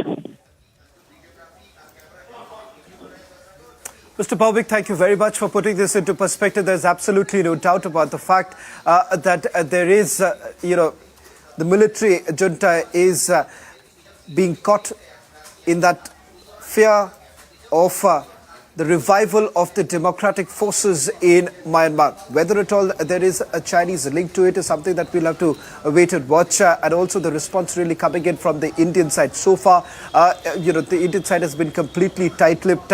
We've tried getting in touch with the Mizoram government, but no one is right now on record speaking about the current situation. Most of these reports are now coming in from the locals with whom Anirudh and myself we've been talking to get a better sense of. We'll try and get you more reports in a short while from now about the situation on the ground. Over to you, Shivangi. All right, thank you, Shravan, and thank you, Aniruddha, for getting us all the details. The Myanmar have actually struck a rebel camp, and this rebel camp is near the Mizoram border. This is the CNA camp, which has been struck by Myanmar. We'll be, of course, tracking the story very closely on Republic TV. Thank you, Shravan and Aniruddha. Taking a very short break right now, viewers, on Republic TV. Much more coming up on the other side as we track stories. The BJP now hitting out anger among Hindu community as Bihar minister insults Ramcharitmanas. Overnight rains bring more trouble. Cracks now seen in more houses and even in Joshimath. Stay tuned.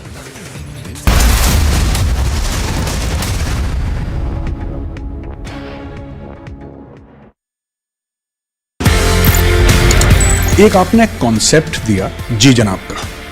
I don't ever want to claim anything which is not done by me. I only cast my mind back to what General Patinkar and General Nirbhay Sharma had done. What I did was that I took the Ji Janab. Ji Janab was not about saying Ji Janab to everyone. It was just a symbol, a name given to an operation to say, understand the Kashmiri environment, understand the culture, understand the sensitivities.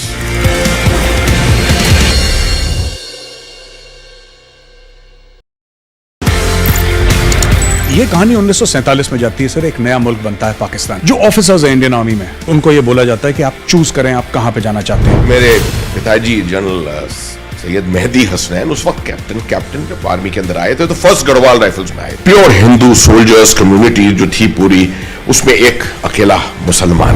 उनके commanding officer ने उनसे पूछा, बंटवारे के अंदर आप क्या चाहेंगे, किसी मुस्लिम यूनिट के साथ, मुस्लिम रेजिमेंट के साथ पाकिस्तान आर्मी में जाने की? जवाब जो था बहुत जबरदस्त. मैंने सोच लिया मैं उस देश में जाऊंगा, मैं उस फौज में जाऊंगा जिसमें मजहब के लिए कोई अलग जगह नहीं है.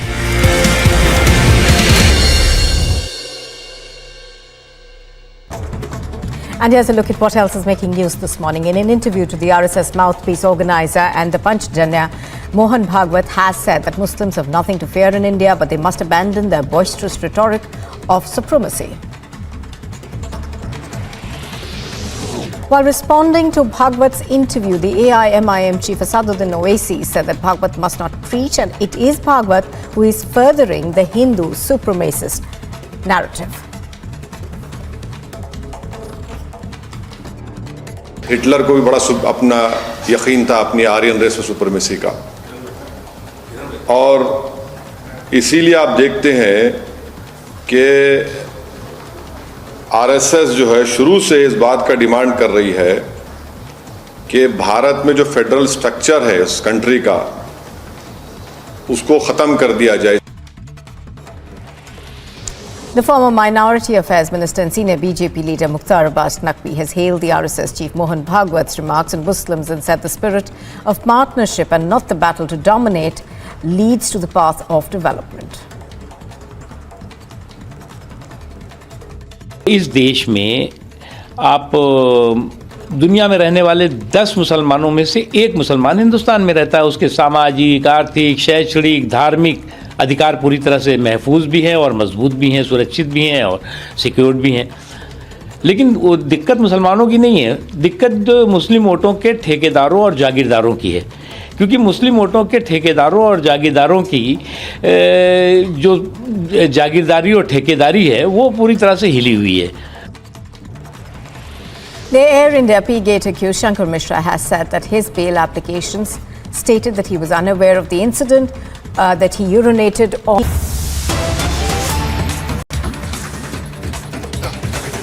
Viewers, getting some breaking news coming in. Reports suggest that 3 Liberal MPs are visiting the Swami Narayan temple at 11:30 a.m.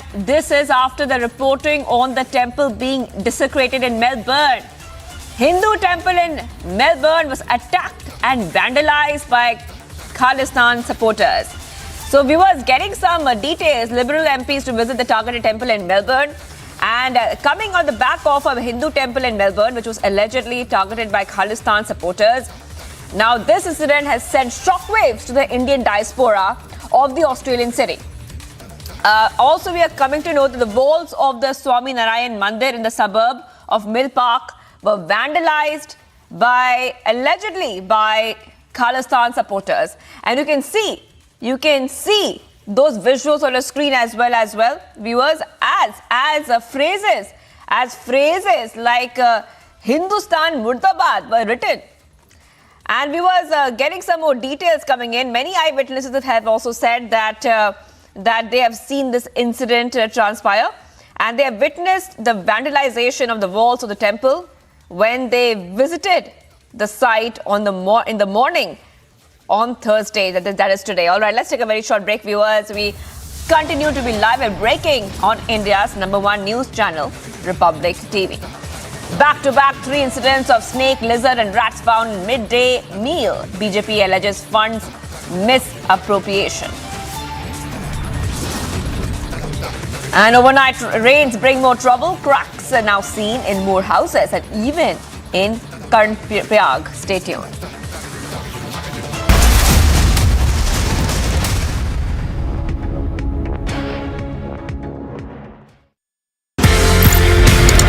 एक आपने कॉन्सेप्ट दिया जी जनाब का.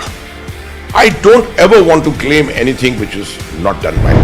I only cast my mind back to what General Patinkar and General Nirbhay Sharma had done. What I did was that I took the Ji Janab.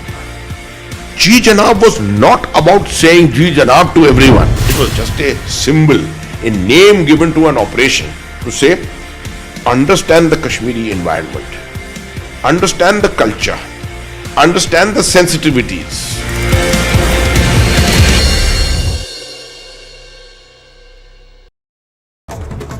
And here's a look at what else is making news this morning. In an interview to the RSS mouthpiece organizer and the Panchjanya, Mohan Bhagwat has said that Muslims have nothing to fear in India, but they must abandon their boisterous rhetoric of supremacy.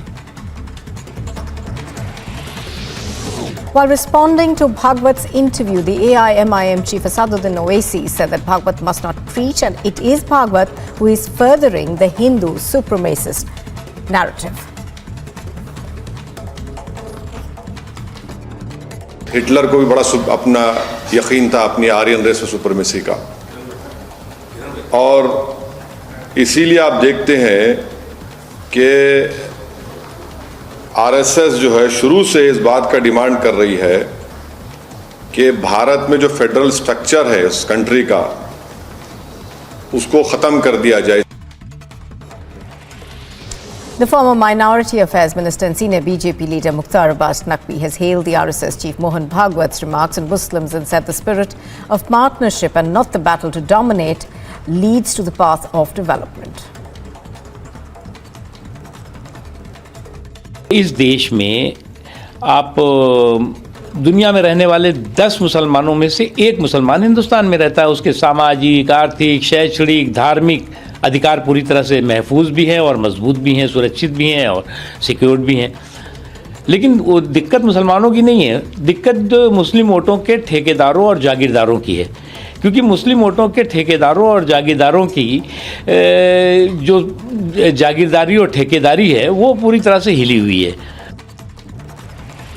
The Air India P-Gate accused Shankar Mishra has said that his bail applications stated that he was unaware of the incident, that he urinated on a 70-year-old woman passenger allegedly, while adding that he was forced to speak to the victim by the crew and that he felt the matter was settled. He also calls his arrest illegal while questioning the Delhi police and called the episode a media trial.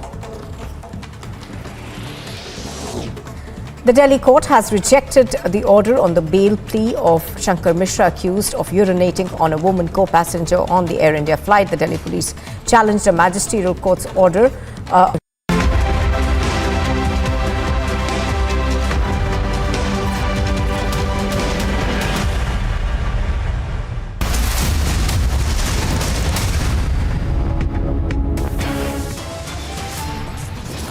ग्रंथ पर टिप्पणी नहीं है, ग्रंथ के उस अंश पर टिप्पणी है जो संपूर्ण 85-90% लोगों को शिक्षा से वंचित करता है.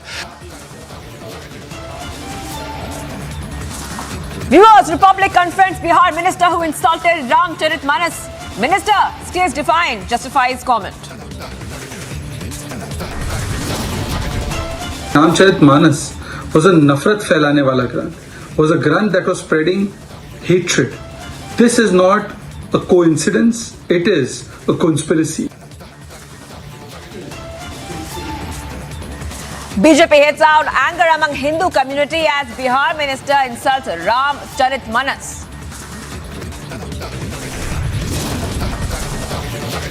After UK and Canada hate graffiti now scribbled on the walls of Hindu temple in Australia's Melbourne. Army chief in his annual address says border situation with China is stable and under control, yet unpredictable.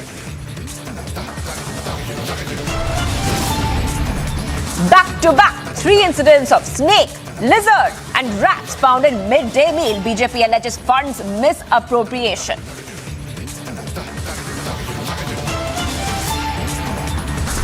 Overnight rain brings more trouble. Cracks now seen in more houses and even in Prayag.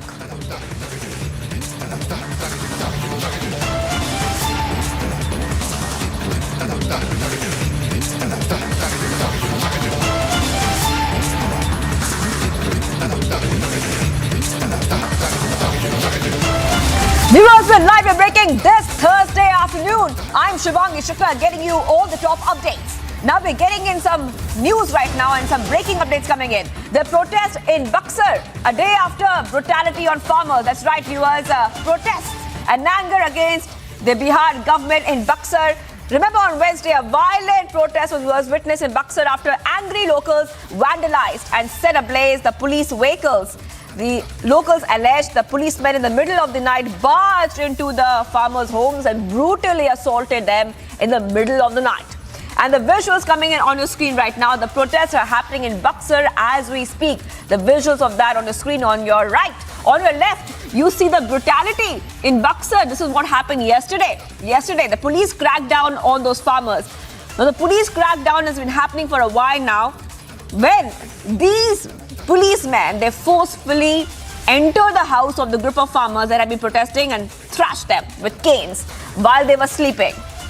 The police even hit the family members of the farmers present at the home, and the police then arrested 3 youth from the village. So we are seeing that the protests continue in Buxar over what happened in retaliation to the police brutality as well, viewers. And we're getting back-to-back updates at this point of time, viewers. And a short while back, BJP Sushil Modi has slammed the Bihar government. The BJP leader alleged that the police barged into the farmers' homes and assaulted them and said that the action was wrong. So Sushil Modi has said it's a very unfortunate incident. The police should not act with sense of revenge. Going to somebody's home at midnight and doing a lathi charge is not right. They are farmers, not criminals. Such policemen should be sacked. So this is a response coming in from the BJP, viewers, where we are seeing that the Bihar cops thrashed these farmers.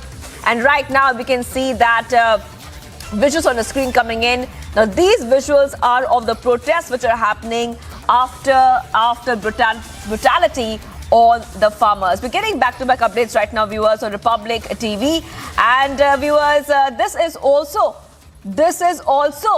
a case of compensation which the farmers are demanding. Let's go to Aishwarya Kapoor, our executive editor, politics. Aishwarya, right now we are seeing that they protest in Buxar, and this is coming in after, the kind of brutality these farmers have seen. All they were asking for was compensation.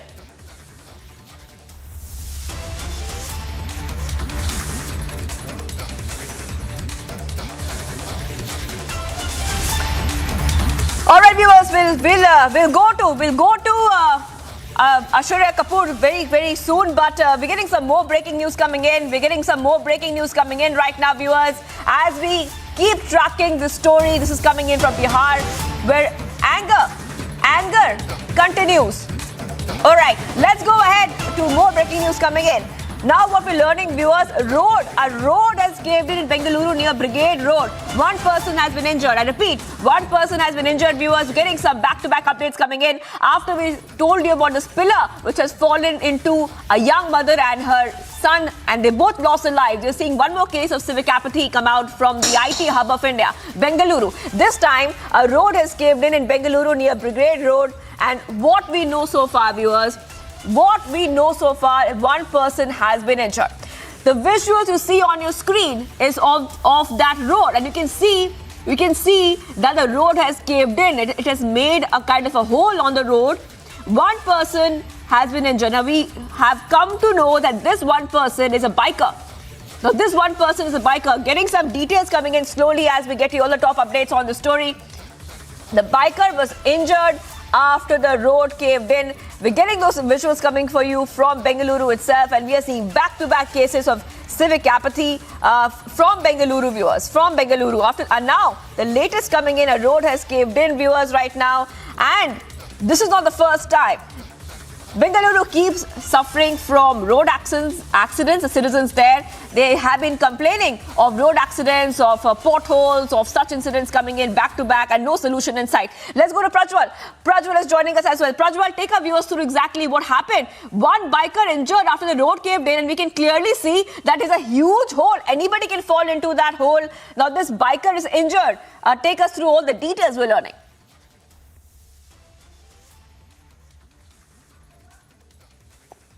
It is being understood that this particular sinkhole, this particular road caved in somewhere between 11 to 11:30 is what we understand. And this has happened at the Shule Circle near Brigade Road. And this is one of the most important junctions because this also connects to the BTM layout, Adgodi, Kormangla, and the Banarghata main road as well. And it is in the central business district of Bengaluru. It is in the center of Bengaluru, and this is very shocking. And now, according to sources, they're blaming the metro work for the road to Prajwal, I'm coming back to you. As you collect more details for our viewers. I just want to go across to Brinda Adige, who's joining us on the phone line. Activist, thank you for joining us.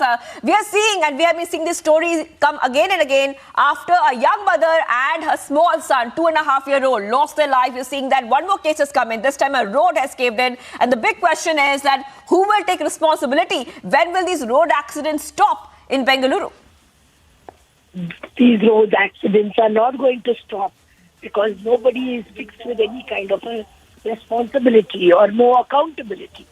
By the time a case is registered, we'll have to have all of you media houses to relentlessly continue to pursue it, because of which they will file a case. It is not that they will file a case as a right that something like this has happened and somebody has got hurt. Everybody will have blame games. All the political parties, the ruling regime as well as the opposition party are worried about a lot of other things. Love jihad, Tipu's book is coming, Tipu's coming or going away. All of those, but nobody is worried about the citizen who pays their taxes today, whose lives are getting lost. No accountability fixed. Nobody is going to bear any kind of penal action. We need to have a law passed or an ordinance immediately in the assembly so that all who are responsible register, FIR is registered against all of them. Right. And Brinda Adige, as we keep reporting on the story, in Republic TV has been at the forefront of raising this issue of civic apathy. The question again comes out that when we see politicians, they are sparring over issues like Tipu Sultan. What about civil issues? What about civic issues? What about issues like these? Do you think it's time the politicians also stand up and they take notice of what the people of Bengaluru really want? Absolutely. That is why we voted them into power. That is why we pay our taxes, so that they will govern, not go on having all of these fates which are not only irresponsible but irrelevant. It does not concern us citizens whether Tipu is there or Tipu is not there. What concerns us are roads, potholes, sewage, clean drinking water. Instead of that, what these people are up to is absolutely irrelevant subject which does not matter to the citizens. And until and unless these people accept that a case has to be registered and accountability has to be fixed on everybody, from the contractor, engineer to the person who allowed and passed the tender to be given to so-and-so person, all of them, because we all know politicians are involved in all of these tenders that are being passed or not passed. So everybody must be named in the FIR, and the courts must have the gumption to sanction permissions to prosecute all of these, nothing less than criminal negligence.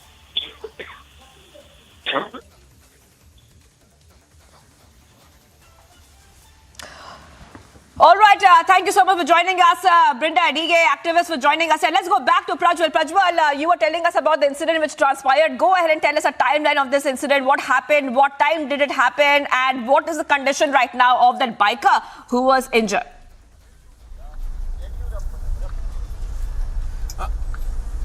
Now it is being learnt that this particular road has caved in near Shule Circle this morning, and according to the hospital, according to the sources, they are stating that the biker has already been admitted to the hospital and is undergoing treatment as of now, but we still do not know as to what his exact condition is as well. And apart from that, now the BBMP is also to be held responsible for this, because the maintenance of the roads as well as the maintenance of the roads and the amenities falls on to the Bengaluru civic body, the Bruhat Bengaluru Mahanagara Palike. But seems like the authorities are yet to come to the spot, and they have barricaded off this entire road as well. And partly you have only about 25% of movement on this particular road. So this is causing a lot of traffic congestion too, is what is being reported. The traffic marshals there, along with the police, along with the Bengaluru cops, were the ones who immediately rushed to the spot and started barricading this entire portion of the road, and nobody is being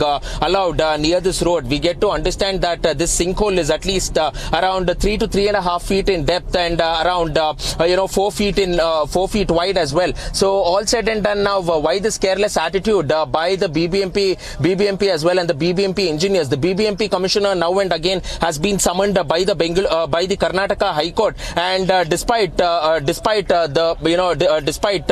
High Court cracking whip on the Bengaluru commissioner, now and then the BBMP commissioner now and then comes up with promises and deadlines stating that it will be, all the potholes will be filled within 10 days, 12 days, 15 days, or else within 1 month. But so far, none of them have been answerable to this. When we also spoke to the revenue minister, he stated that such incidents happen only during the rainy season. But now, right now, in Bengaluru at least, we're not seeing any rains for the past 40-45 days now. But why are the works going so slow? And we are also seeing a lot of potholes too. Earlier today, when we also conducted a reality check too, we saw that there are several potholes across the city, and mainly now the roads near the metro construction sites are being more vulnerable, more being prone to it as well. And now the foundation of the soil is being questioned. How is the soil? How is the layer beneath these particular construction sites where the metro has taken construction, and whether there has been no sort of proper survey that is being conducted over here? And this is one best example where this particular road has caved in near a metro construction site. So many questions are being posed in, and many of the civic authorities are involved in this.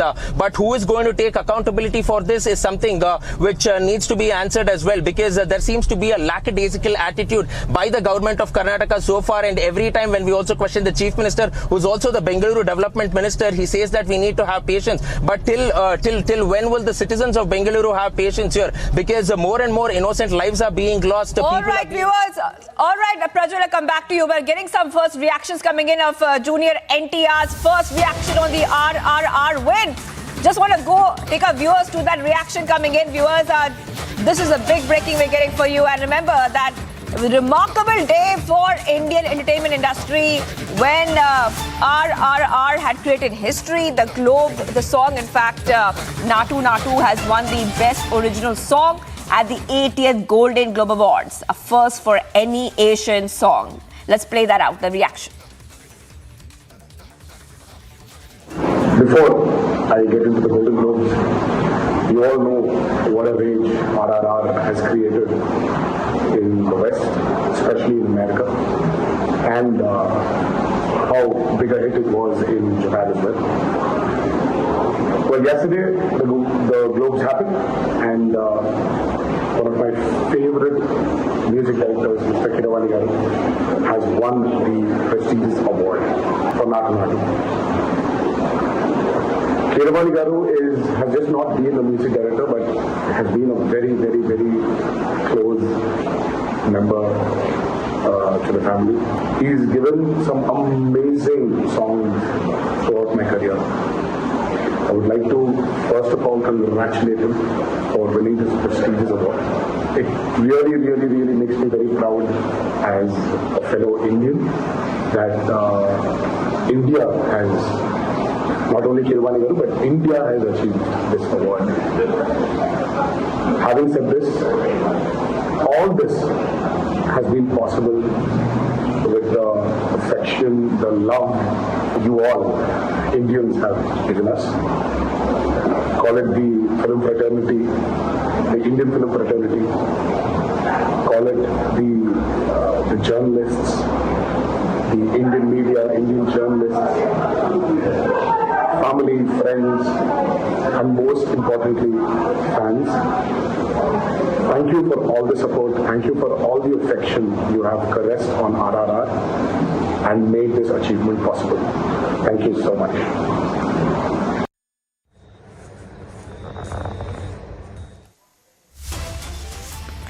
All right, the first reaction coming in right now, viewers, of Junior NTR, and let's go, in fact, to what we are tracking right now. Now, this story is coming in. This story is coming in from Melbourne, where a Hindu temple was allegedly targeted by Khalistani supporters, sending shockwaves to the Indian diaspora of the Australian city. The walls of the Swami Narayan Mandir in the suburb of Mill Park were vandalized by unidentified group with phrases like Hindustan Murdabad. And viewers, in fact, many eyewitnesses have also said that they witnessed the vandalized walls of the temple when they had gone to the temple in the morning. And a lot of reactions also coming in on the story where BJP's Manjinder Singh Sirsa has condemned the incident, and the probe right now is underway. We are also coming to know that reports are suggesting that 3 Liberal MPs are visiting the Swami Narayan temple, and this is after the reporting on the temple being desecrated in Melbourne. Hindu temple in Melbourne was attacked and vandalized by Khalistan supporters. So viewers, getting these back-to-back updates coming in right now, where a temple was defaced with anti-India graffiti, and not the first time such a thing has happened. In fact, Manjinder Singh Sirsa has said that a similar incident had happened in the 1980s in Punjab as well. And it's an incident which is very, very disturbing. Very, very disturbing. So getting these visuals also coming in right now where a temple was targeted in Australia. And after similar cases in UK and Canada of Indians being attacked, being abused, we're seeing one more case coming in, and this is coming in from Australia. So viewers, getting you back-to-back updates right now, and we are also getting some updates coming in from the Swami Narayan Mandir, and they have put a statement out. They're saying that we are deeply saddened and shocked by these incidents of vandalism and the hate that is being witnessed. The Mandir, the temple, has always been committed to peaceful coexistence and dialogue with all faiths and people. We have apprised the authorities and are cooperating fully with them.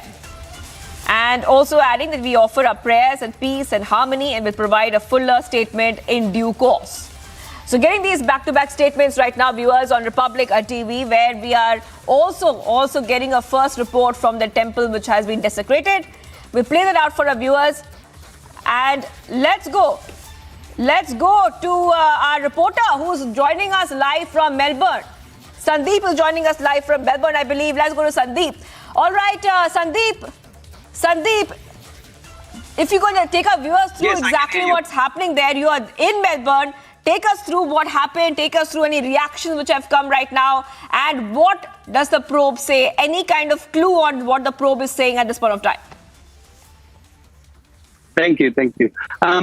There was a reported incident where I can show you the wall as well. It has been cleaned now. So there was an incident where the walls were vandalized, and some of the Sikh supporter, or you can say not Sikh supporter, I mean those Khalistani supporters, they have been painting, writing slogans.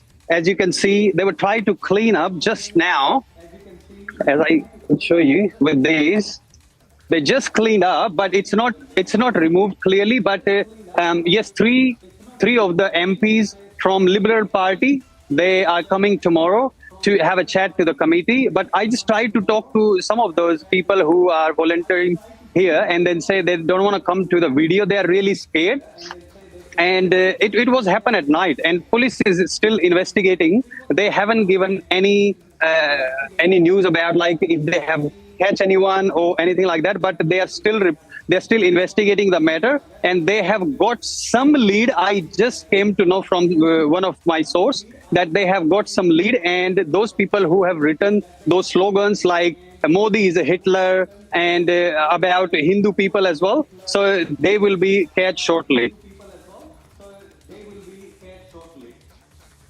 Sandeep, you're getting us exclusive images from Melbourne, but the allegation right now has fallen on Khalistan supporters, because also the kind of phrases which were written, like Hindustan Murdabad, these sort of phrases were written. So do we have any details about that?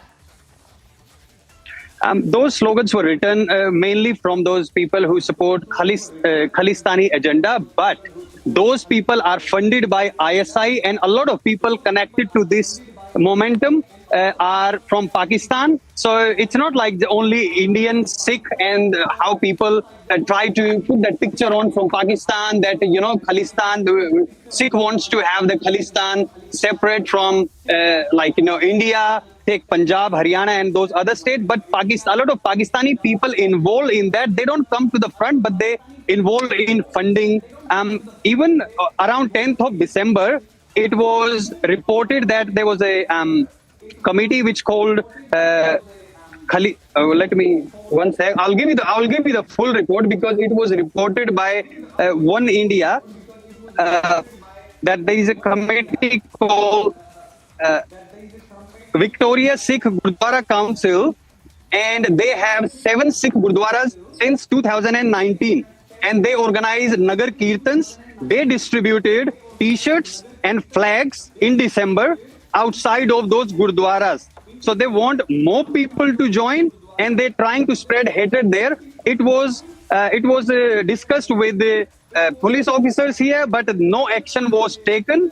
But now you can see that they have started doing these kind of activities, and I think it is really dangerous for the people who living around and who visit on daily basis or on weekend here. And as I said, so I tried to talk to some of people here, and they said they don't want to come to the camera, they don't want to talk because they're really scared of this incident, after this incident. Right. And Sandeep, also take our viewers through exactly, you have been living in Melbourne, and how do the people of Melbourne really feel about this?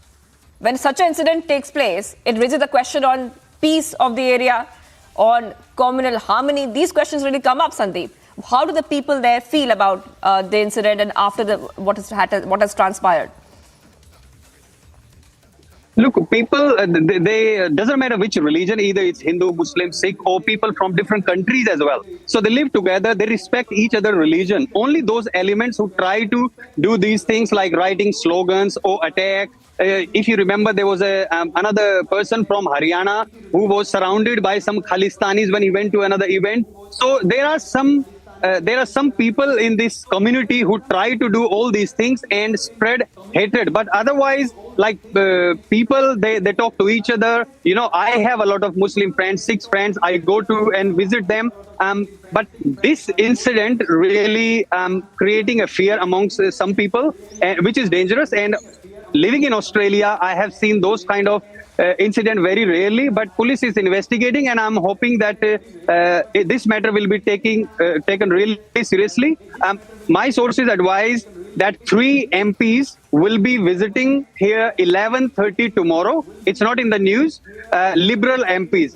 Just to let you know, Liberal Party is in government here, but in Victoria, there is a Labour Party who governed by, chief by, hang on, I'll give you some more information. Amritveer Singh has close connection with Labour Party in Victoria, who organized this event, which I was talking about, distributing the T-shirt and flags, all those sort of stuff. He has close connection with Labour Party.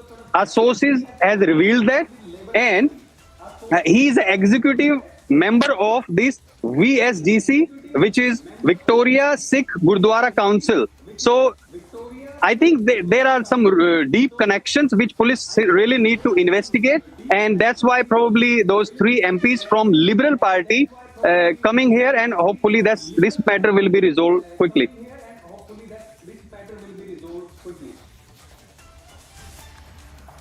All right, Sandeep, thank you so much for joining us here. Sandeep joining us live from Melbourne and trying to help us understand what transpired there, how are the people feeling there, what will happen next. And like Sandeep is telling us that 3 Liberal MPs are going to visit that temple tomorrow at 11:30 a.m.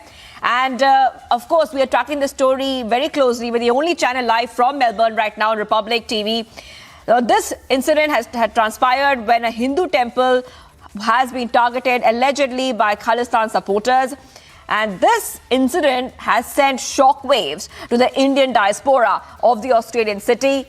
And the viewers also getting the statement from the temple itself that they have said that they are deeply saddened and shocked by these acts of vandalism and hate. Let's go to our guest joining us on the phone line. It's Makarand Bhagwat, the Hindu Council of Australia, Melbourne president, has joined us on the phone line. Thank you for joining us here. Now, this incident is extremely concerning. A temple being vandalized, a temple being desecrated. Please tell us exactly what this really means. Especially you are in Melbourne right now. You are in the Hindu Council. Especially for the Hindu community, this is a very shocking incident. Yeah, thank you for having me. So, first of all, this is not a vandalism incident. This is a vilification incident, and there is a difference.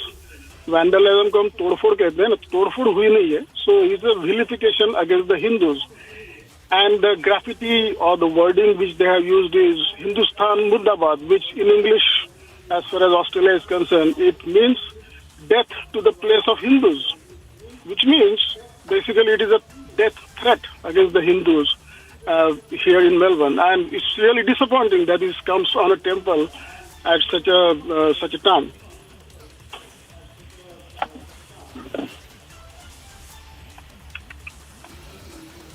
Hello? All right, Mr. Bhagwat, the question is then, is some legal action, police complaint, etc. planned by the local community, Indian community there? See, the local temple has already lodged a police complaint, and this act, which has been done by those alleged Khalistani people, it is actually violating the local law, which is called as the Religious and Racial Tolerance Act.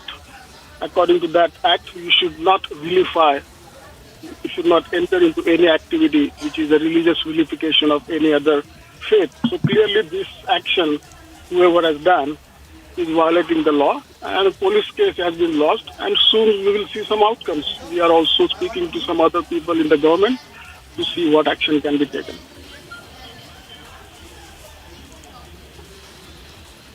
All right, thank you, Mr. Bhagwat there of the Hindu Council of Australia, giving us details of the temple vandalism carried out by the Khalistanis in Melbourne. Of course, a police complaint has been lodged, and hopefully the Australian authorities would pick up threads and carry out a very honest and methodical investigation into this episode. On that note, we have to take a short break. We come back with developments on the other side.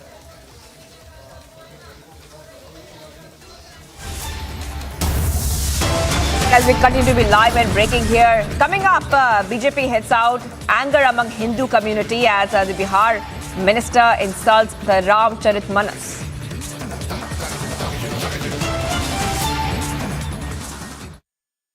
Step into luxury, where grace blends with grandeur and design blends with innovation.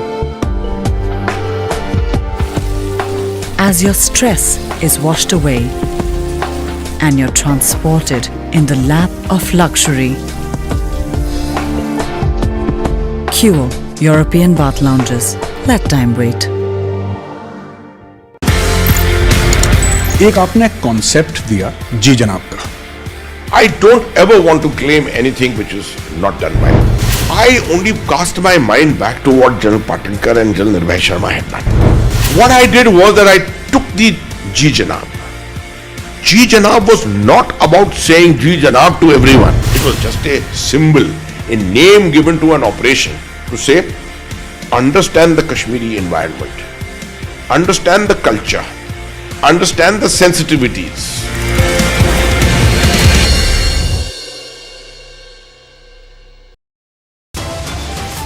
संपूर्ण ग्रंथ पर टिप्पणी नहीं है, ग्रंथ के उस अंश पर टिप्पणी है जो संपूर्ण 85-90% लोगों को शिक्षा से वंचित करता है.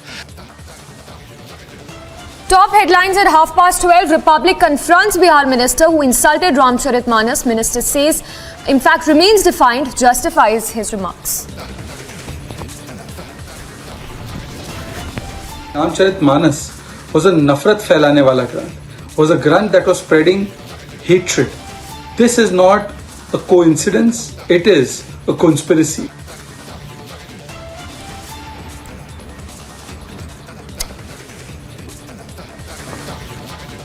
BJP hits out anger among Hindu community as Bihar.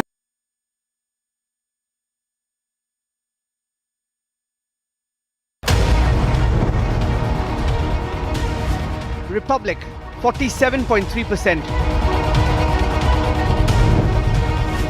394% more viewership for Republic TV than News 18 in super prime time. Content supremacy destroys the landing experiment. Republic TV, the All India #1.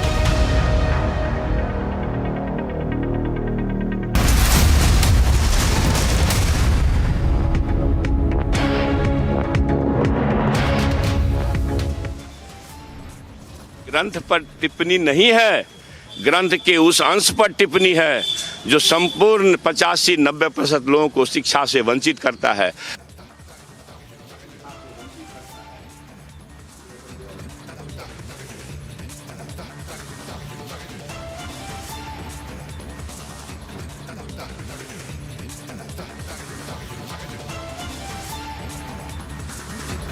Republic confronts a Bihar minister who insulted the Ramcharitramanas. The minister stays defiant. He is in fact justifying the comment.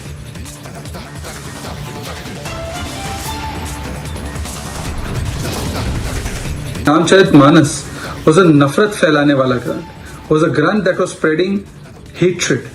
This is not a coincidence, it is a conspiracy.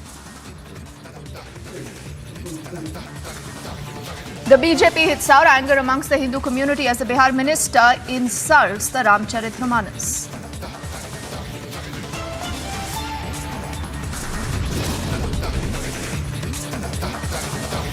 After the UK and Canada, hate graffiti is now scribbled on the walls of a Hindu temple, this in Australia's Melbourne.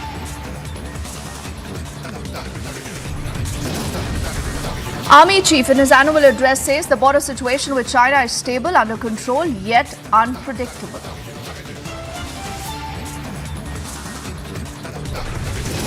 Back to back, 3 incidents of snake, lizard and rats that are found in a midday meal. BJP alleges funds misappropriation in Bengal. And overnight rains bring in more trouble. Cracks are now seen in more houses, even in Kanpraya.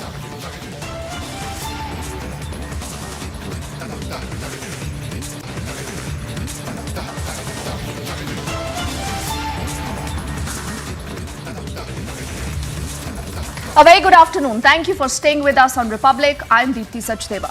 We begin this edition of the news with our spotlight on these comments that have come in from the Bihar Education Minister. He remembers from the RJD, he's made some very, very disturbing comments and objectionable ones against the Ramcharitramanas. Today when Republic confronted him, he continues to stay defiant. He says, I've said nothing wrong. But what about Nitish Kumar, the Chief Minister himself? He's also responded, though he says, I have absolutely no idea of what's going on.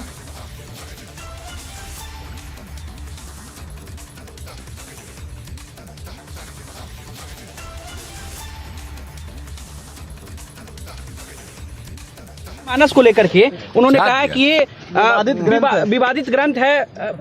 हमको नहीं पता, चलिए अब हो गया, हमको नहीं मालूम। सर बक्सर में जो घटना हुई इस पर क्या कहेंगे सर? सर बक्सर में जो घटना हुई है सर, दरभंगा में एम्स बनेगा सर। बक्सर में क्या सर? दरभंगा एम्स को लेकर सर बक्सर में सर पावर प्लांट में आग लगा दी गई है सर बक्सर में। जो जमीन को लेकर कुछ विवाद हुआ है, अरे वो तो कह दिया गया उसको, डीएम को, वो अपना सब कुछ देख रहा है पहुंच करके। शिक्षा मंत्री बोले नफरत को लेकर भी सवाल उठ रहा है। हमको पता नहीं है जी, हम देखे नहीं है। शिक्षा मंत्री ने बोला है कि ये नफरत बोने वाला ग्रंथ है। हमको पता नहीं है, हम पूछ लेंगे उनसे। ठीक सर, दरभंगा एम्स को लेकर बातें हो रही है कि दरभंगा एम्स कब तक बन जाएगा सर? हाँ बनेगा। दरभंगा एम्स के लिए तो आप जानते ही न हैं, हम जो चाहते थे क्या, हम तो चाहते थे एम्स में इसको कन्वर्ट करना, जो हमारा दरभंगा का मेडिकल कॉलेज हॉस्पिटल हम तो ही ना चाह रहे थे। पहले मान लिए थे लोग, अब बाद में छोड़ दिए कि नहीं हम बनाएंगे, तो वहां पर बनाने की बात हुई, वो रहेगा ही। तो अब हम लोगों ने तय कर दिया है कि भाई जहां पर वो है ना, उससे अलग एक दूसरा जगह पर हम लोग ले करके और बढ़िया से दे रहे हैं उनको, ताकि वहां पर बनेगा जिसमें ज्यादातर सुविधा होगी। और जो वहां पर ऑलरेडी है वहां वाला में अपना पहले से जो चल रहा है वो चलेगा। हाँ, और डेवलप करेंगे, उसको भी डेवलप करेंगे हम लोग, लेकिन और बाकी के लिए एक अलग जगह के लिए चुन लिया गया है। जहाँ अशोक पेपर मिल है वो वहाँ पे सब विवाद तय नहीं है ये कहाँ पर है, कहाँ पर कुछ नहीं। जी, ये रामचरितमानस और मनुस्मृति को जलाने की बात कर रहे हैं, बोल रहे हैं कि ये विद्वेष फैलाने वाला ग्रंथ है। भाई आप बताइए ना, विद्वेष कहाँ नहीं फैल रहा है बिहार में? आपका ध्यान किस चीज़ों पर है? बक्सर में जो हुआ वो क्या है? या जिस तरीके से हमारे छात्रों के ऊपर लाठियां चलाई जाती है वो क्या है? क्यों लोगों की आस्था को भड़काने वाले बयान बिहार के मुख्यमंत्री स्वयं और उनकी पार्टी के नेता देते रहते हैं? क्यों बंटवारे की राजनीति करने का प्रयास करते हैं? क्यों बिहार में माहौल को खराब करने का ये लोग प्रयास करते हैं? बिहार इन लोगों से संभलता नहीं। जो मुख्यमंत्री ने खुद बंटवारे की राजनीति कर कर कर सत्ता की चाबी अपने हाथ में रखी हो, सत्ता की कुर्सी तक पहुंचे ही वो बंटवारे की राजनीति कर कर कर दलित महादलित को बांटकर, पिछड़ा अति पिछड़ा को बांटकर, महिला पुरुष तक में जो इस तरीके से विवादित बयान जो मुख्यमंत्री देते हों, उनकी सोच ही यही रही है। भाई लोगों की आस्था के आप से खिलवाड़ करना कहीं से उचित। आप रामचरितमानस और मनुस्मृति को किस रूप में लेते हैं? क्योंकि काफी साधु संत इस बयान का चंद्रशेखर जी के, जो शिक्षा मंत्री हैं बिहार के, उसका विरोध कर रहे हैं। भाई इस तरीके के बयान से परहेज करना चाहिए। जो लोगों की आस्था से जो जुड़ा हो, जो लोगों की आस्था से जुड़ा हो, उससे परहेज करते हुए जो सही मायनों में जो ज्वलंत विषय है उसके ऊपर चर्चा होनी चाहिए। चर्चा होनी चाहिए बक्सर के किसानों को लेकर, पूरे बिहार के किसानों को लेकर। पर किस तरीके से बक्सर में किसानों की पिटाई की गई, किस तरीके से उनकी परिवार की महिला, छोटे छोटे बच्चों, शिक्षा मंत्री को इस्तीफा देना चाहिए, उसका समाधान। शिक्षा मंत्री को इस्तीफा देना इस तरीके के बयान देंगे तो इस्तीफा नहीं भी देंगे तो अगली बार जनता उनको हटा देगी।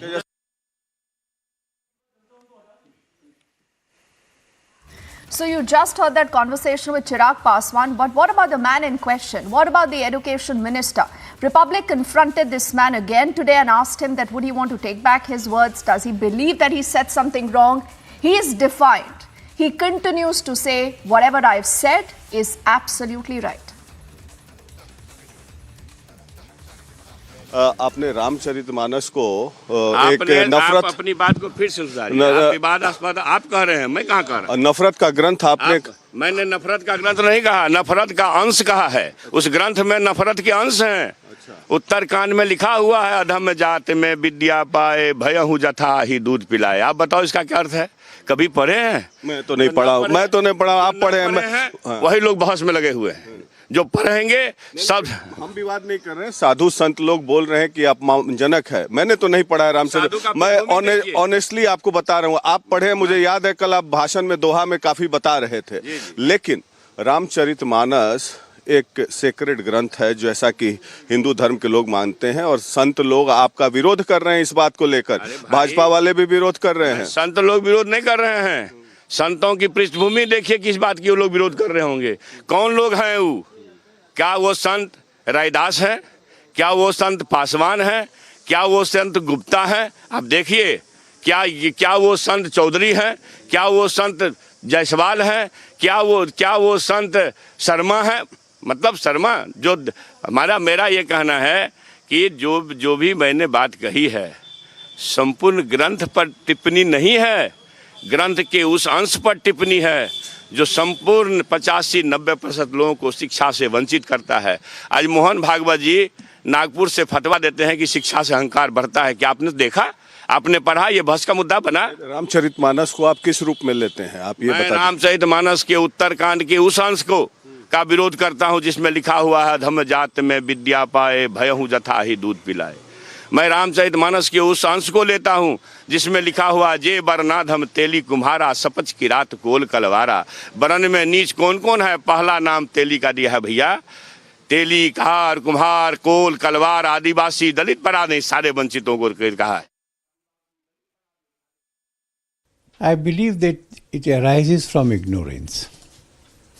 Ramcharitmanas has been the binding force for the Hindus amongst the diaspora, spread all around the world. The Girmityas, the persons akin to a bonded labor, when they went to foreign lands, they took Ramcharitmanas with them. And the Ramcharitmanas has been their link with the motherland and the Hinduism.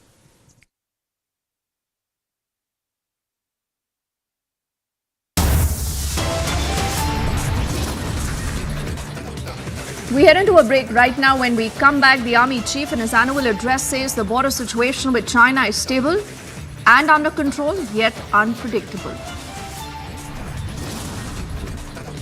Also, this horrific story developing in the state of Bengal. Look very, very closely. These are images of the midday meal there served to little children. You have snake, lizard and rats. Everything that's now been found in these midday meals. The full story on the other side.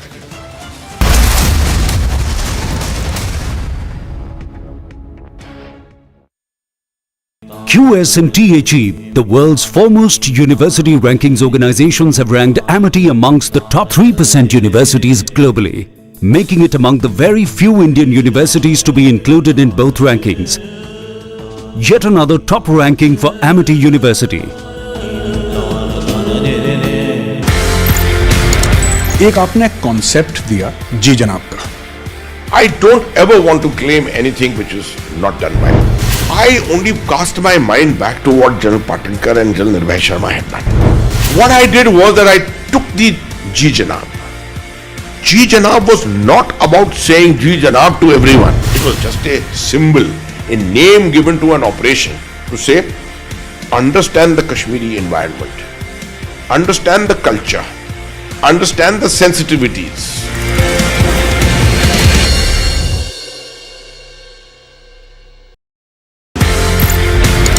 ये कहानी 1947 में जाती है sir. एक नया मुल्क बनता है पाकिस्तान. जो ऑफिसर्स हैं इंडियन आर्मी में, उनको ये बोला जाता है कि आप चूज करें आप कहां पे जाना चाहते हैं. मेरे पिताजी जनरल सैयद मेहदी हसनैन उस वक्त कैप्टन जब आर्मी के अंदर आए थे तो फर्स्ट गढ़वाल राइफल्स में आए. प्योर हिंदू सोल्जर्स कम्युनिटी जो थी पूरी, उसमें एक अकेला मुसलमान. उनके कमांडिंग ऑफिसर ने उनसे पूछा, बंटवारे के अंदर आप क्या चाहेंगे, किसी मुस्लिम यूनिट के साथ, मुस्लिम रेजिमेंट के साथ पाकिस्तान आर्मी में जाने की? जवाब जो था बहुत जबरदस्त. मैंने सोच लिया मैं उस देश में जाऊंगा, मैं उस फौज में जाऊंगा जिसमें मजहब के लिए कोई अलग जगह नहीं है.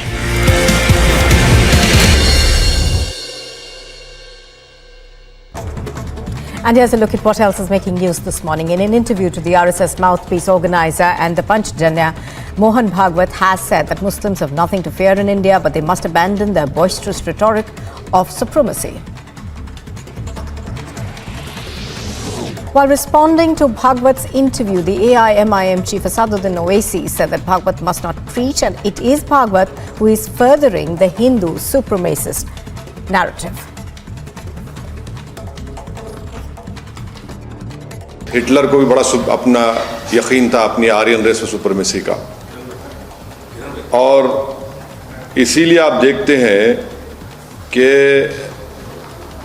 आरएसएस जो है शुरू से इस बात का डिमांड कर रही है कि भारत में जो फेडरल स्ट्रक्चर है इस कंट्री का, उसको खत्म कर दिया जाए.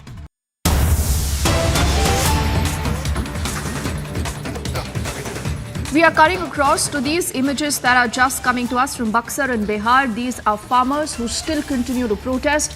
Remember, you've seen that violent clash between the farmers and the police just about yesterday. This is a story again tracked by Republic closely. We haven't seen much of any action that's come in from the Chief Minister, but let's listen in to what we are hearing from the ground. खास कीजिए, और इस तरह गुंडा और इसमें क्या फर्क रह गया? आज जिस तरह का एक्ट, यहाँ लोग शांतिपूर्ण आंदोलन चला रहे हैं, 85 दिन से बैठे हैं, कोई जिला प्रशासन सुन नहीं रहा है. इसका मतलब है कि प्रशासन ने यह तय किया कि अब गुंडागर्दी करके लोगों को भगाएंगे. ये अत्यंत ही दुर्भाग्यपूर्ण है. सवाल ये उठ रहा है कि पूरी तरह देखिए, किसानों को मुआवजा मिलना चाहिए.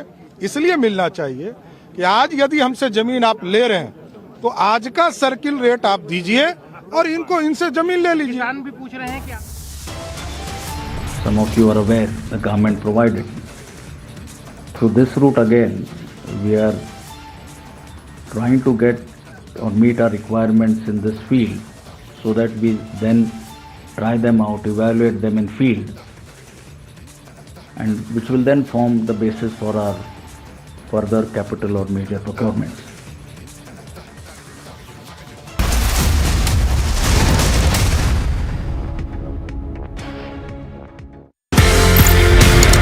एक आपने कॉन्सेप्ट दिया जी जनाब का. I don't ever want to claim anything which is not done by me. I only cast my mind back to what General Patinkar and General Nirvay Sharma had done. What I did was that I took the Ji Janab. Ji Janab was not about saying Ji Janab to everyone. It was just a symbol, a name given to an operation to say, understand the Kashmiri environment, understand the culture, understand the sensitivities.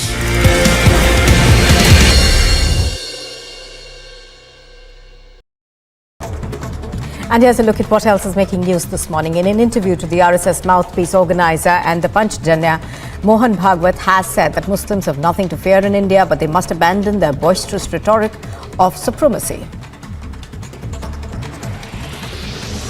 While responding to Bhagwat's interview, the AIMIM chief Asaduddin Owaisi said that Bhagwat must not preach, and it is Bhagwat who is furthering the Hindu supremacist narrative. Hitler को भी बड़ा अपना यकीन था अपनी Aryan race supremacy का, और इसीलिए आप देखते हैं कि आरएसएस जो है शुरू से इस बात का डिमांड कर रही है कि भारत में जो फेडरल स्ट्रक्चर है इस कंट्री का उसको खत्म कर दिया जाए. The former Minority Affairs Minister and senior BJP leader Mukhtar Abbas Naqvi has hailed the RSS chief Mohan Bhagwat's remarks on Muslims and said the spirit of partnership and not the battle to dominate leads to the path of development. इस देश में आप दुनिया में रहने वाले 10 मुसलमानों में से एक मुसलमान हिंदुस्तान में रहता है. उसके सामाजिक, आर्थिक, शैक्षणिक, धार्मिक अधिकार पूरी तरह से महफूज भी हैं और मजबूत भी हैं, सुरक्षित भी हैं और सिक्योर्ड भी हैं. लेकिन वो दिक्कत मुसलमानों की नहीं है, दिक्कत मुस्लिम वोटों के ठेकेदारों और जागीरदारों की है.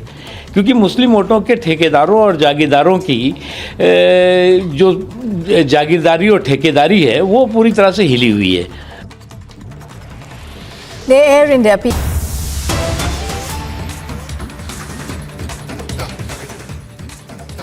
Breaking news, we are getting an update in the Sonmarg avalanche case. One dead body, we are learning, has been recovered. Many more still are said to be missing. Even as we speak, the rescue operation continues.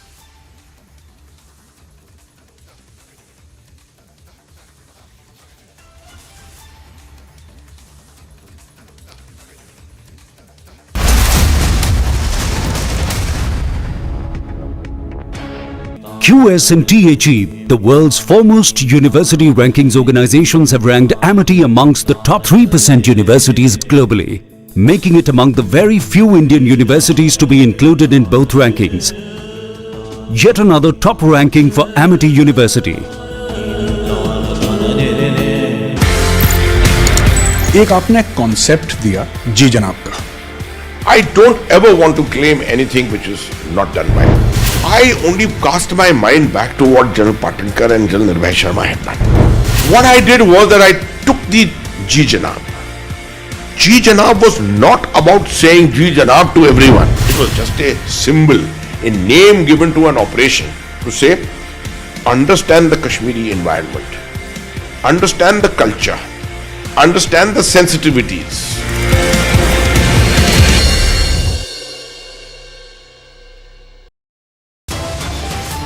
संपूर्ण ग्रंथ पर टिप्पणी नहीं है, ग्रंथ के उस अंश पर टिप्पणी है जो संपूर्ण 85-90% लोगों को शिक्षा से वंचित करता है. Top headlines at 12:30. Republic confronts Bihar minister who insulted Ramcharitmanas. Minister says, in fact, remains defiant, justifies his remarks. Ramcharitmanas was a nafrat फैलाने वाला ग्रंथ. Was a grant that was spreading hatred. This is not a coincidence, it is a conspiracy.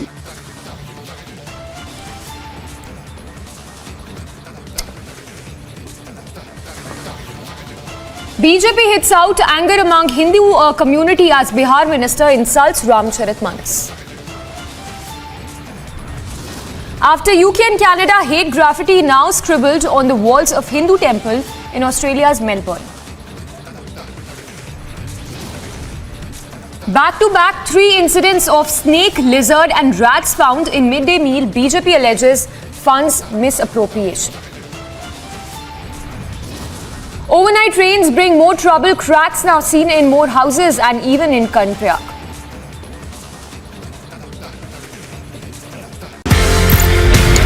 ये कहानी 1947 में जाती है sir. एक नया मुल्क बनता है पाकिस्तान। जो ऑफिसर्स हैं इंडियन आर्मी में, उनको ये बोला जाता है कि आप चूज करें आप कहां पे जाना चाहते हैं। मेरे पिताजी जनरल सैयद मेहदी हसनैन उस वक्त कैप्टन जब आर्मी के अंदर आए थे तो फर्स्ट गढ़वाल राइफल्स में आए। प्योर हिंदू सोल्जर्स कम्युनिटी जो थी पूरी, उसमें एक अकेला मुसलमान।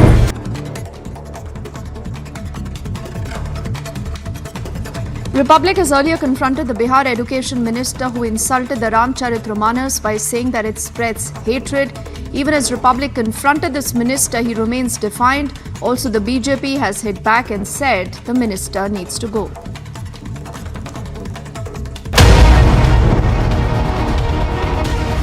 Republic, 47.3%. 394% more viewership for Republic TV than News 18 in super prime time. Content supremacy destroys the landing experiment. Republic TV, the All India #1. QS and THE, the world's foremost university rankings organizations, have ranked Amity amongst the top 3% universities globally, making it among the very few Indian universities to be included in both rankings. Yet another top ranking for Amity University. Step into luxury, where grace blends with grandeur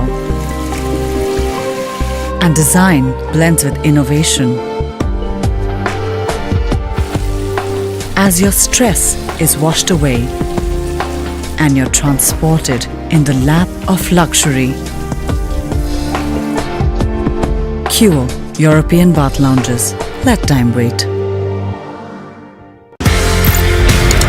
एक आपने concept दिया जी जनाब का। I don't ever want to claim anything which is not done by me. I only cast my mind back to what General Patinkar and General Nirbhay Sharma had done. What I did was that I took the Ji Janab. Ji Janab was not about saying Ji Janab to everyone. It was just a symbol, a name given to an operation to say, understand the Kashmiri environment, understand the culture, understand the sensitivities.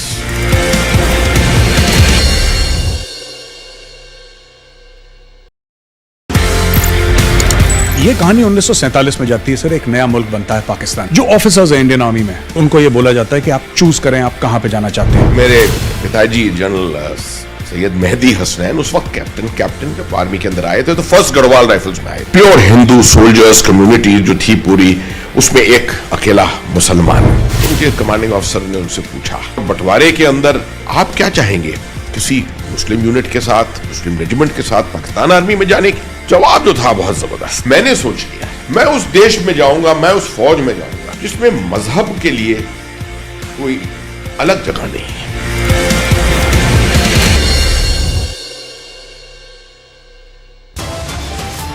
संपूर्ण ग्रंथ पर टिप्पणी नहीं है, ग्रंथ के उस अंश पर टिप्पणी है जो संपूर्ण 85-90।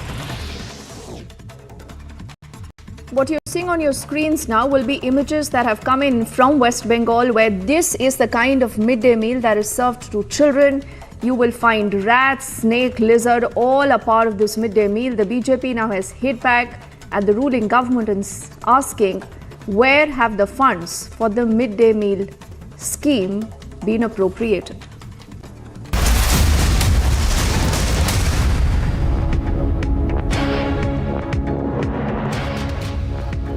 Step into luxury, where grace blends with grandeur and design blends with innovation. As your stress is washed away and you're transported in the lap of luxury. Cure European bath lounges. Let time wait. QS and THE, the world's foremost university rankings organizations, have ranked Amity amongst the top 3% universities globally, making it among the very few Indian universities to be included in both rankings. Yet another top ranking for Amity University. एक आपने concept दिया जी जनाब का. I don't ever want to claim anything which is not done by me. I only cast my mind back to what General Patinkar and General Nirbhay Sharma had done. What I did was that I took the Ji Janab. Ji Janab was not about saying Ji Janab to everyone. It was just a symbol, a name given to an operation to say, understand the Kashmiri environment, understand the culture, understand the sensitivities.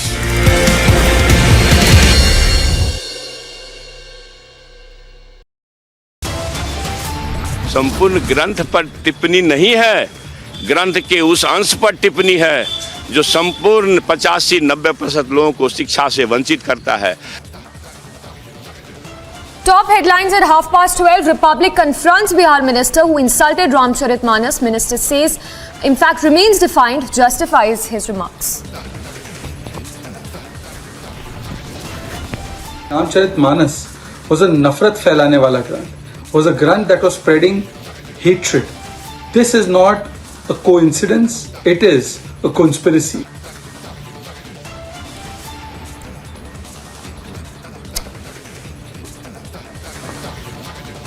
BJP hits out anger among Hindu community as Bihar minister insults Ramcharitmanas.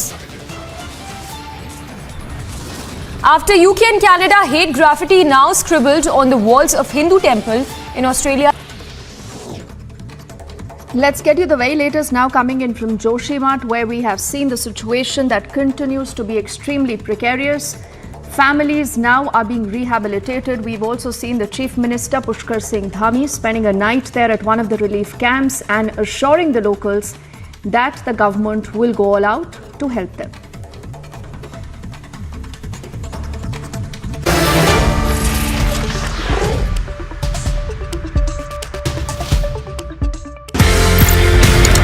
एक आपने concept दिया जी जनाब का.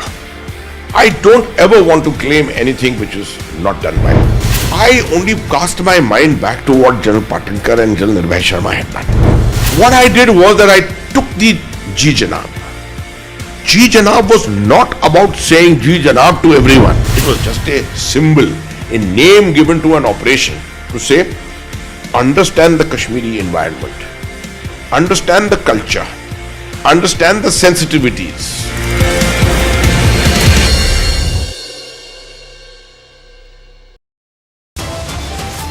संपूर्ण ग्रंथ पर टिप्पणी नहीं है, ग्रंथ के उस अंश पर टिप्पणी है जो संपूर्ण 85-90% लोगों को शिक्षा से वंचित करता है.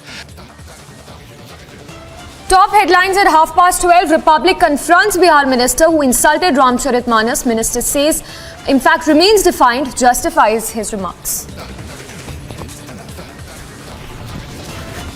Ramcharitmanas was a nafrat फैलाने वाला ग्रंथ. Was a grant that was spreading hatred. This is not a coincidence, it is a conspiracy.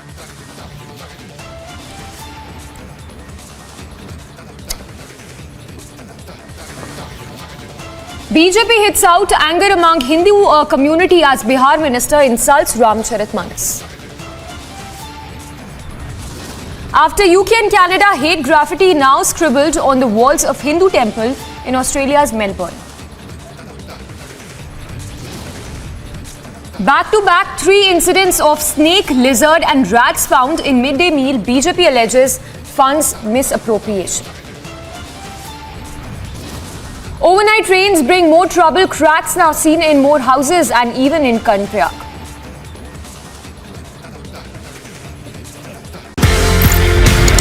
ये कहानी 1947 में जाती है सर. एक नया मुल्क बनता है पाकिस्तान. जो ऑफिसर्स हैं इंडियन आर्मी में.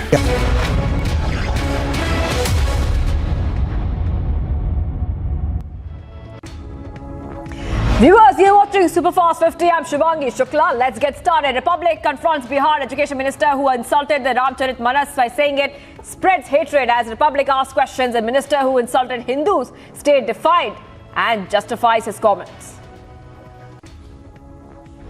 जो भी मैंने बात कही है संपूर्ण ग्रंथ पर टिप्पणी नहीं है, ग्रंथ के उस अंश पर टिप्पणी है जो संपूर्ण 85-90% लोगों को शिक्षा से वंचित करता है। Massive controversy over Bihar minister's insult to Hindus. BJP as well as the Hindu community lashed out at the Bihar minister's insult to Ramcharitmanas.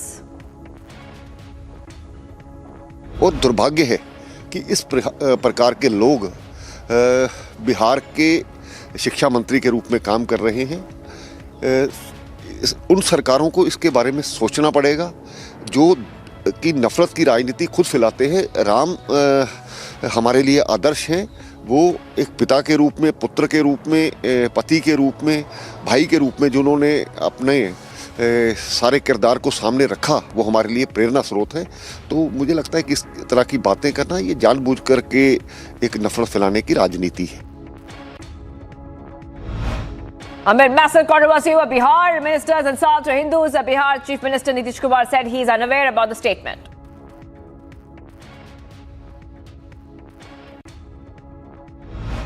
नफरत को लेकर भी सवाल उठ रहा है। हमको पता नहीं है जी, हम देखे नहीं है। शिक्षा मंत्री ने बोला है कि ये नफरत बोने वाला ग्रंथ है। हमको पता नहीं है, हम पूछ लेंगे उनसे। Amid massive controversy over Bihar Education Minister's insult to Hindus, BJP MP Sushil Modi demanded Nitish government to sack the minister. वो कहते हैं कि दलित विरोधी है, तो ऐसे शिक्षा मंत्री क्या संदेश देंगे छात्रों को, और वो भी सार्वजनिक रूप से इस प्रकार के कॉन्वोकेशन के अंदर भाषण दे रहे हैं। तो नीतीश जी ऐसे शिक्षा मंत्री को तत्काल बर्खास्त कीजिए। बीजेपी इसको बिल्कुल भी बर्दाश्त नहीं करेगी। Amid massive backlash, BJP leader Manoj Tiwari strongly condemned Bihar minister's remark and said the minister has spoiled the name of Bihar. मैं समझता हूं अगर शिक्षा मंत्री का ये स्तर है तो फिर सरकार का स्तर क्या है पता चल जाता है। और उस रामचरितमानस को आप नफरत फैलाने वाला अगर कोई शिक्षा मंत्री कहे तो मैं समझता हूं सरकार और नीतीश कुमार जी उनको तुरंत इसका संज्ञान लेना चाहिए कि क्या इनके बयान के साथ वो भी सहमत हैं, क्योंकि मिनिस्टर का बयान तो सरकार का बयान है। Hitting out at Bihar Education Minister, Union Minister Ashwini Chaubey demanded apology from him. He said Ramcharitmanas has great importance in dharma and that it should be kept away from politics. Ramcharitmanas ऐसा नफरत का ग्रंथ है। रामचरितमानस मानव जीवन के ग्रंथी का, मानव जीवन को जोड़ने का ग्रंथ। बोल रहे हैं कि जलाना चाहिए इसको। मैंने कहा ना कि ऐसे गंदे लोग जो अनपढ़ अज्ञानी लोग हैं उनको रामचरितमानस के बारे में जिनको जानकारी नहीं है, ऐसे लोगों को रामचरितमानस के बारे में ये कहना ये अन्यायपूर्ण है। ऐसे लोगों को बर्खास्त करना चाहिए। Back-to-back, 3 incidents of snake, lizard, rats found in the midday meal in West Bengal. BJP has now alleged funds misappropriation by the Mamata government. Further, BJP demanded protection and safety to the children. Uttarakhand's Joshimath is reeling under the worst situation. Cracks on walls, homes, roads, buildings continue to baffle the residents as they wait for immediate solution to the crisis. Uttarakhand CM Pushkar Singh Dhami visited Joshimath to assess the situation on ground, assuring safety to the residents. Dhami said that the state government is closely monitoring the situation and evacuation is their priority. नहीं, अभी तत्काल रूप से हम 1.5 लाख रुपए की धनराशि फौरी तौर पर अंतरिम सहायता के रूप में दे रहे हैं सभी के खातों में। आज से ही उसको डाल देंगे। आज शाम तक जो है अधिकांश खातों में वो पैसा चला जाएगा, अन्यथा कल तक सभी में चला जाएगा। और उसके बाद जो कमेटी बनाई है यहाँ पर, वो कमेटी तय करेगी कि पहले भी आपदा के समय में जो लोगों के राहत के काम और पुनर्वास की जो व्यवस्था होती थी, जो रेट दिए जाते थे, उन्हीं रेटों पर हम अच्छे से अच्छा रेट यहाँ पर लोगों को देंगे। Addressing the news conference, Army Chief spoke on the situation in Joshimath. He stated that at least 25 to 28 buildings of the army have developed minor cracks and the soldiers have been temporarily relocated. जो भी हमारी वहाँ पे facilities है, जो भी infrastructure है, जिस मात्रा में या जिस तरह से हम मदद कर पाएंगे वहाँ पर स्थानिक प्रशासन की हम पूरा करेंगे। और ऐसे सिचुएशंस में हमने पहले भी पास्ट में भी पूरी तरह से मानवीय या फिर प्राकृतिक आपदा का सामना करने में पूरी मदद की है, तो उसी की तरह यहाँ पर भी हम करेंगे। Addressing the news conference, Army Chief said that we are keeping a close watch on the situation in Doklam and monitoring all the activities taking place there. Further, he stated the situation with China is stable but also unpredictable. Situation in the Doklam. Now, without going into the specifics of it, I would only want to mention that we are keeping a close watch on the situation there and monitoring all the activities that are taking place. Beyond this, I think I'll not be, there is nothing else I can share with you. After Taliban's diktat on women right to education, Australia's cricket team has boycotted Taliban from the upcoming 3-match ODI series. Republic has accessed exclusive video of the Myanmar bomb rebel camps near Mizoram border. According to the sources, 5 members of the CNA camps lost their lives and 3 bombs exploded in the rebel camps. After a brutal crackdown on protesting farmers by Nitish-led government, farmers staged massive protests against Bihar government. Remember, the protesters were attacked by cops on their demand for compensation. After a brutal crackdown on protesting farmers by Nitish government, Bihar leader of opposition condemned the attack and said that it's complete Gunda Raj in Bihar. मंत्री उस पर एक शब्द नहीं कह रहा है, सहानुभूति के एक शब्द भी नहीं बोल रहे हैं। क्या गुनाह उसका है? उन्होंने मुआवजा मांगा है, जमीन का अधिग्रहण करते हैं। इनके भ्रष्ट पदाधिकारी आवासीय गैर आवासीय कर करके पैसे की वसूली करते हैं, समय पर उसको मुआवजा नहीं देते हैं और अपनी मांग को लेकर के अगर जो वो धरना पर बैठा है, वो प्रदर्शन कर रहा है, तो उसको शांतिपूर्ण ढंग से आप समाधान दिन के उजाले में भी कर सकते हैं। घर में घुसकर आधी रात को यह खेल बहुत ही गलत है। Fresh trouble for Aam Aadmi Party chief Arvind Kejriwal. The Directorate of Information and Publicity issued a recovery notice of rupees 164 crores to Arvind Kejriwal and asked him to pay the amount within 10 days. After Directorate of Information and Publicity's recovery notice to Aam Aadmi Party chief Arvind Kejriwal, BJP came down heavily on Aam Aadmi Party government, saying Aam Aadmi Party uses taxpayers' money for personal gains.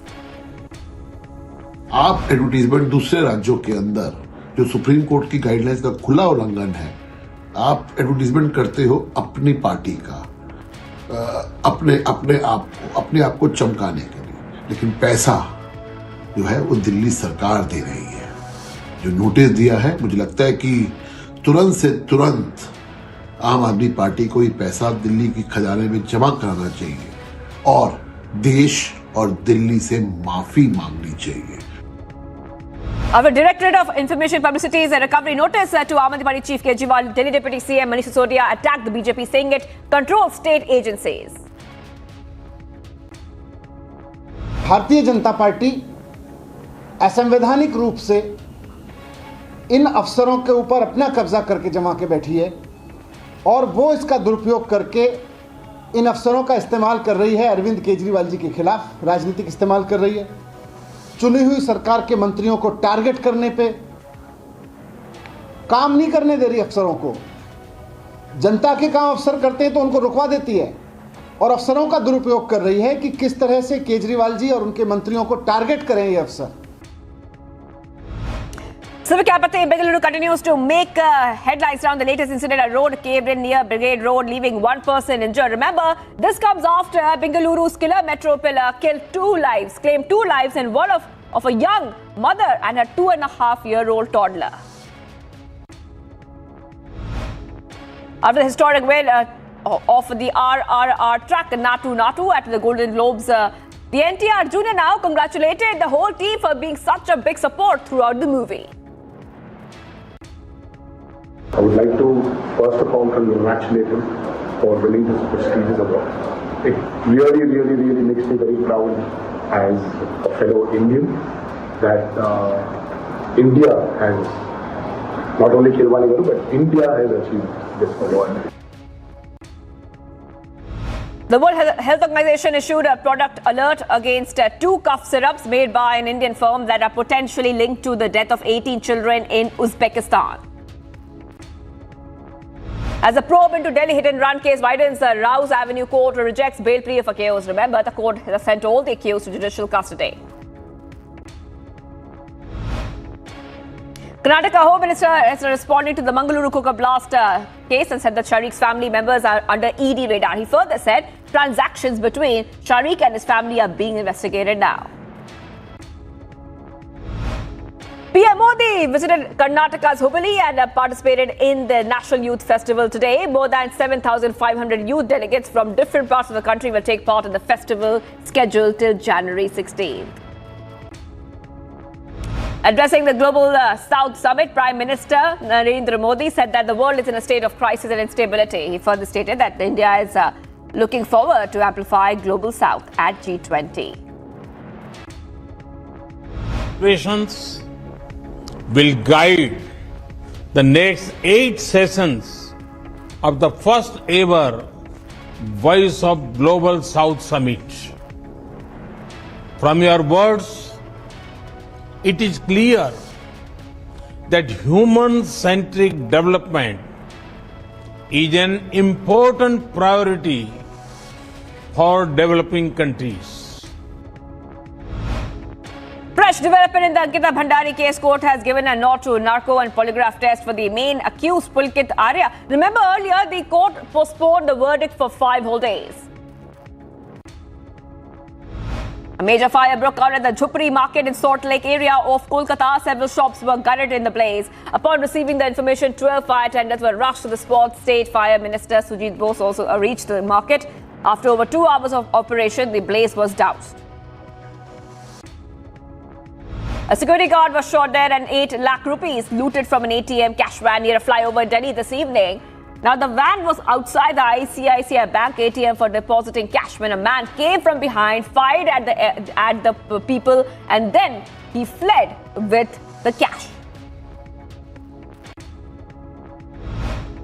Mega crackdown on terror. Police recover arrested grenade was found in Pooch district of Jammu and Kashmir. Avalanche hits the Sonmarg area of Gandarbal district. Meanwhile, no injuries have been reported in that incident. Hindu temple was attacked and vandalized by pro-Khalistani forces in Melbourne in Australia. This is yet another attack on Hindu temples.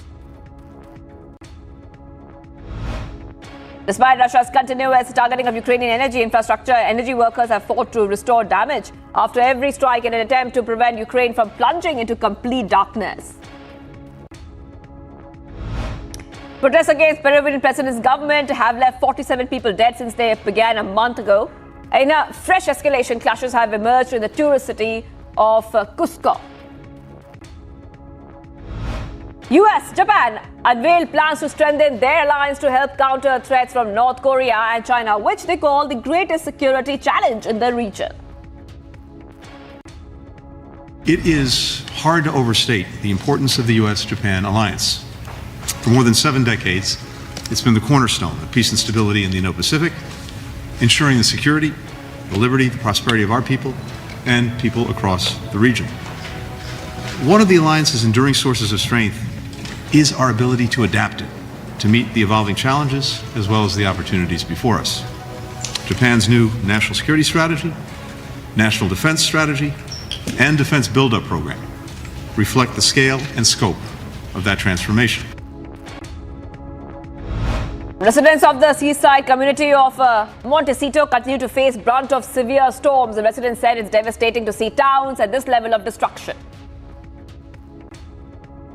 During the debris flow, I had gone to a friend of mine, but I couldn't get back to my house. All the creeks had overflowed, and there were rocks and boulders and mud.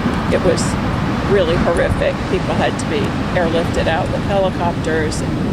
It was really devastating to see your town in that level of destruction. The UN mission in Afghanistan condemned the attack outside the Taliban foreign ministry in Kabul that killed at least 5 people. The White House said it has not seen evidence of a cyber attack being the cause of a system outage at the Federal Aviation Administration (FAA) that has caused hundreds of flights to be delayed. Ukrainian President Volodymyr Zelensky at the annual Golden Globe Awards ceremony said that there will be no third world war as the tide is changing in Ukraine's ongoing conflict with Russia. Union Minister of Commerce and Industry Piyush Goyal said that India and the US are looking to go ahead and carve out bilateral solutions to the several long-standing World Trade Organization disputes between the two countries.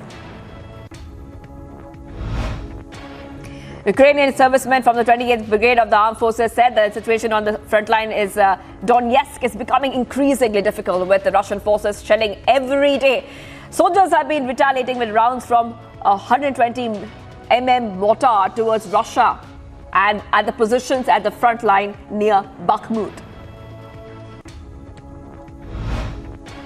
Viewers, time for some sports action. The inaugural address of the Global Sporting, the Hockey World Cup 2023, which is being held for the second successive time, was held in Odisha by the government. Dazzling extravaganza was inaugurated by the Odisha CM Naveen Patnaik in the presence of Union Minister Anurag Singh Thakur, senior state ministers, officers of the state, senior officials of the International Hockey Federation, Hockey India, and a 50,000 strong crowd at Cuttack. The Men's Hockey World Cup had a grand opening ceremony in Cuttack with performances from top stars like Bollywood celebrities, singers and even K-pop band Black Swan. The official anthem is Hockey Hai Dil Mera was performed by Preetam along with 11 other singers. Union Minister of Sports and Youth Affairs Anurag Thakur quoted, and this is a great moment of hosting the Hockey World Cup and every Indian is excited to watch it. I commend the efforts made by the state of Odisha and Hockey India in putting together what promises to be a fantastic edition of the Hockey World Cup and also for giving India one of the best hockey stadiums in the world. Novak Djokovic suffered an injury scare as a hamstring twinge forced the Serbian star to cut short a practice match there, which was against Daniil Medvedev ahead of the Australian Open. The 21-time Grand Slam champion, who was barred from competing in the Australian Open last year due to a lack of vaccinations, played only one set against Medvedev before withdrawing. Star-studded Thursday it was at the Adelaide International 2. Number 5 seed Daria Kasatina became the first player in the semi-finals, winning over number 12 seed Petra Kvitova. Lionel Messi scored in Paris Saint-Germain's win, 2-0 win, and this happened on Wednesday in his first appearance since leading Argentina to victory in the World Cup in Qatar. He returned to training in Paris a week ago and was back in the starting lineup for this game against the bottom side. Indian men's football team will play 2 international friendlies against UAE with the under-17 team on January 16th in Dubai. Subsequently, the team will play 2 friendlies against Uzbekistan on January 22nd and 24th in Goa. Former runner-up Marin Cilic has withdrawn from the Australian Open after failing to recover from a knee injury. Expressing it on social media on Thursday, he wrote that he was devastated that he could not play this year at the Australian Open, but health comes first. Australia's men's cricket team has pulled out of its 3-match ODI series against Afghanistan due to the recent curbs on the rights of women to play sport in the country. Afghanistan remains the only ICC full member nation without a women's team, but has continued to appear at ICC events since the Taliban takeover, facing Australia at the Adelaide Oval during the recent men's T20 World Cup. And rising British talent Jack Draper got swift revenge on Karen Khachanov on Thursday, dumping the 3rd seed out of the Adelaide International 2 to reach the semi-finals of the Australian Open warm-up.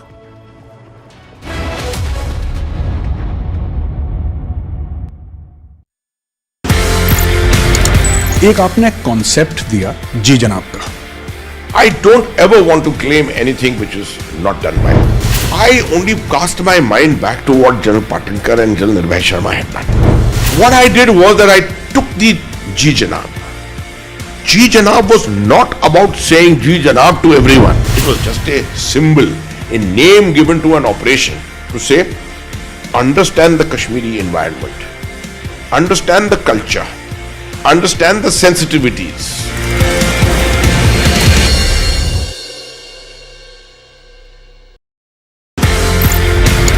ये कहानी 1947 में जाती है sir. एक नया मुल्क बनता है पाकिस्तान। जो ऑफिसर्स हैं इंडियन आर्मी में, उनको ये बोला जाता है कि आप चूज करें आप कहां पे जाना चाहते हैं। मेरे पिताजी जनरल सैयद मेहदी हसनैन उस वक्त कैप्टन जब आर्मी के अंदर आए थे तो फर्स्ट गढ़वाल राइफल्स में आए। प्योर हिंदू सोल्जर्स कम्युनिटी जो थी पूरी, उसमें एक अकेला मुसलमान। उनके कमांडिंग ऑफिसर ने उनसे पूछा, बंटवारे के अंदर आप क्या चाहेंगे, किसी मुस्लिम यूनिट के साथ, मुस्लिम रेजिमेंट के साथ पाकिस्तान आर्मी में जाने की?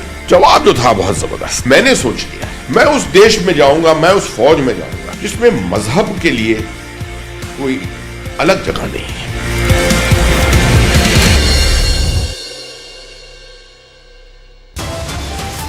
संपूर्ण ग्रंथ पर टिप्पणी नहीं है, ग्रंथ के उस अंश पर टिप्पणी है जो संपूर्ण 85-90% लोगों को शिक्षा से वंचित करता है। Top headlines at 12:30. Republic confronts Bihar minister who insulted Ramcharitmanas. Minister says, in fact, remains defiant, justifies his remarks. Ramcharitmanas was a nafrat फैलाने वाला ग्रंथ, was a ग्रंथ that was spreading hatred. This is not a coincidence, it is a conspiracy.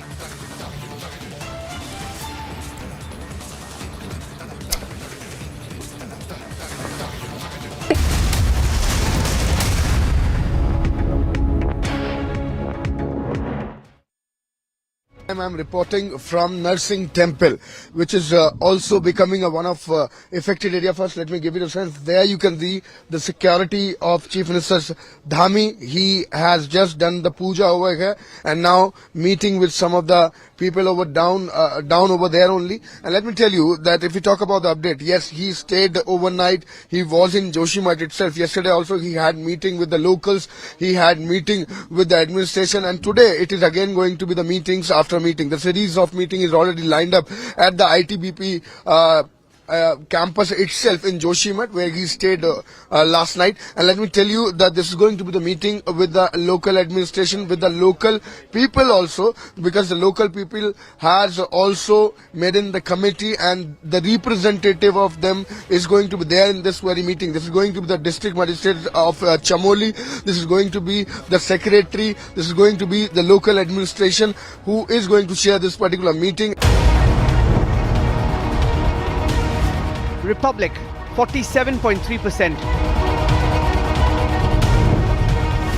394% more viewership for Republic TV than News 18 in super prime time. Content supremacy destroys the landing experiment. Republic TV, the All India #1. Step into luxury, where grace blends with grandeur and design blends with innovation. As your stress is washed away and you're transported in the lap of luxury, Cure European bath lounges. Let time wait. एक आपने concept दिया जी जनाब का। I don't ever want to claim anything which is not done by me. I only cast my mind back to what General Patinkar and General Nirbhay Sharma had done. What I did was that I took the Ji Janab. Ji Janab was not about saying Ji Janab to everyone. It was just a symbol, a name given to an operation to say, understand the Kashmiri environment, understand the culture, understand the sensitivities.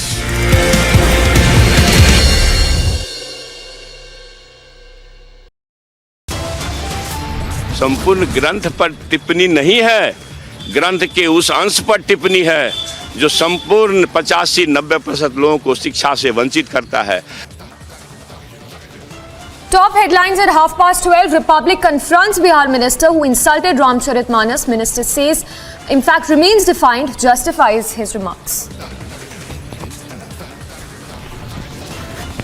Ramcharitmanas was a nafrat फैलाने वाला grant, was a grant that was spreading hatred.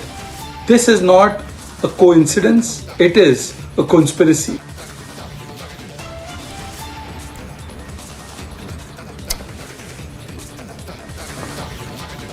BJP hits out anger among Hindu community as Bihar minister insults Ramcharitmanas. After UK and Canada, hate graffiti now scribbled on the walls of Hindu temple in Australia's Melbourne. Back-to-back 3 incidents of snake, lizard and rats found in midday meal, BJP alleges funds misappropriation.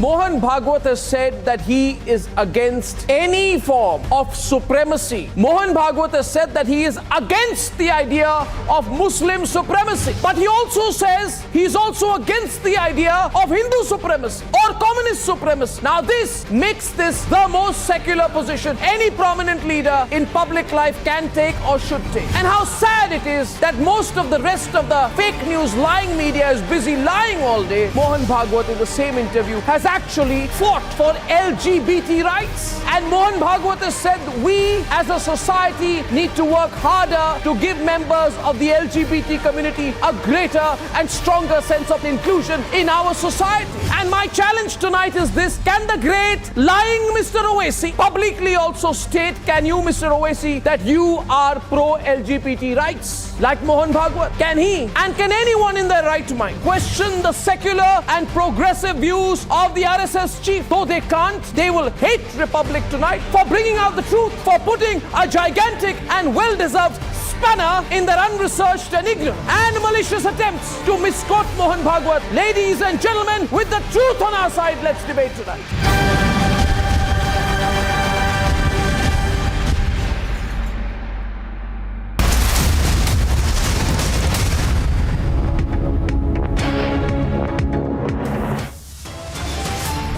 उन ग्रंथ पर टिप्पणी नहीं है, ग्रंथ के उस अंश पर टिप्पणी है जो संपूर्ण 85-90% लोगों को शिक्षा से वंचित करता है।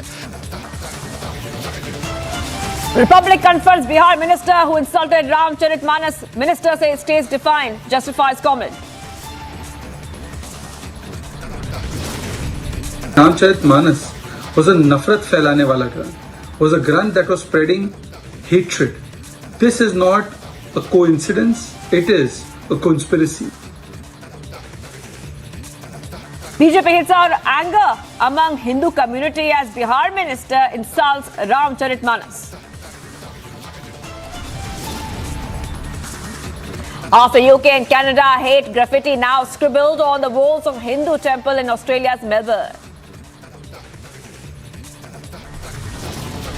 There has been slight increase in the number of troops that we find opposite our eastern command, but we are keeping a close watch on the movements, activities there with all the surveillance resources. Army chief in its annual address says border situation with China is stable and under control, yet unpredictable.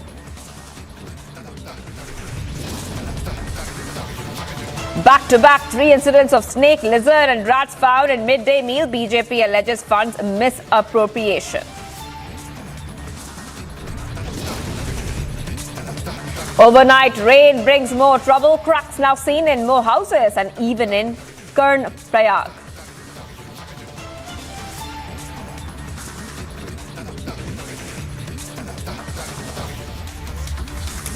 Viewers, we're live and breaking this Thursday evening and getting some more updates coming in right now where another life, a young life that has been lost due to a pothole in Karnataka.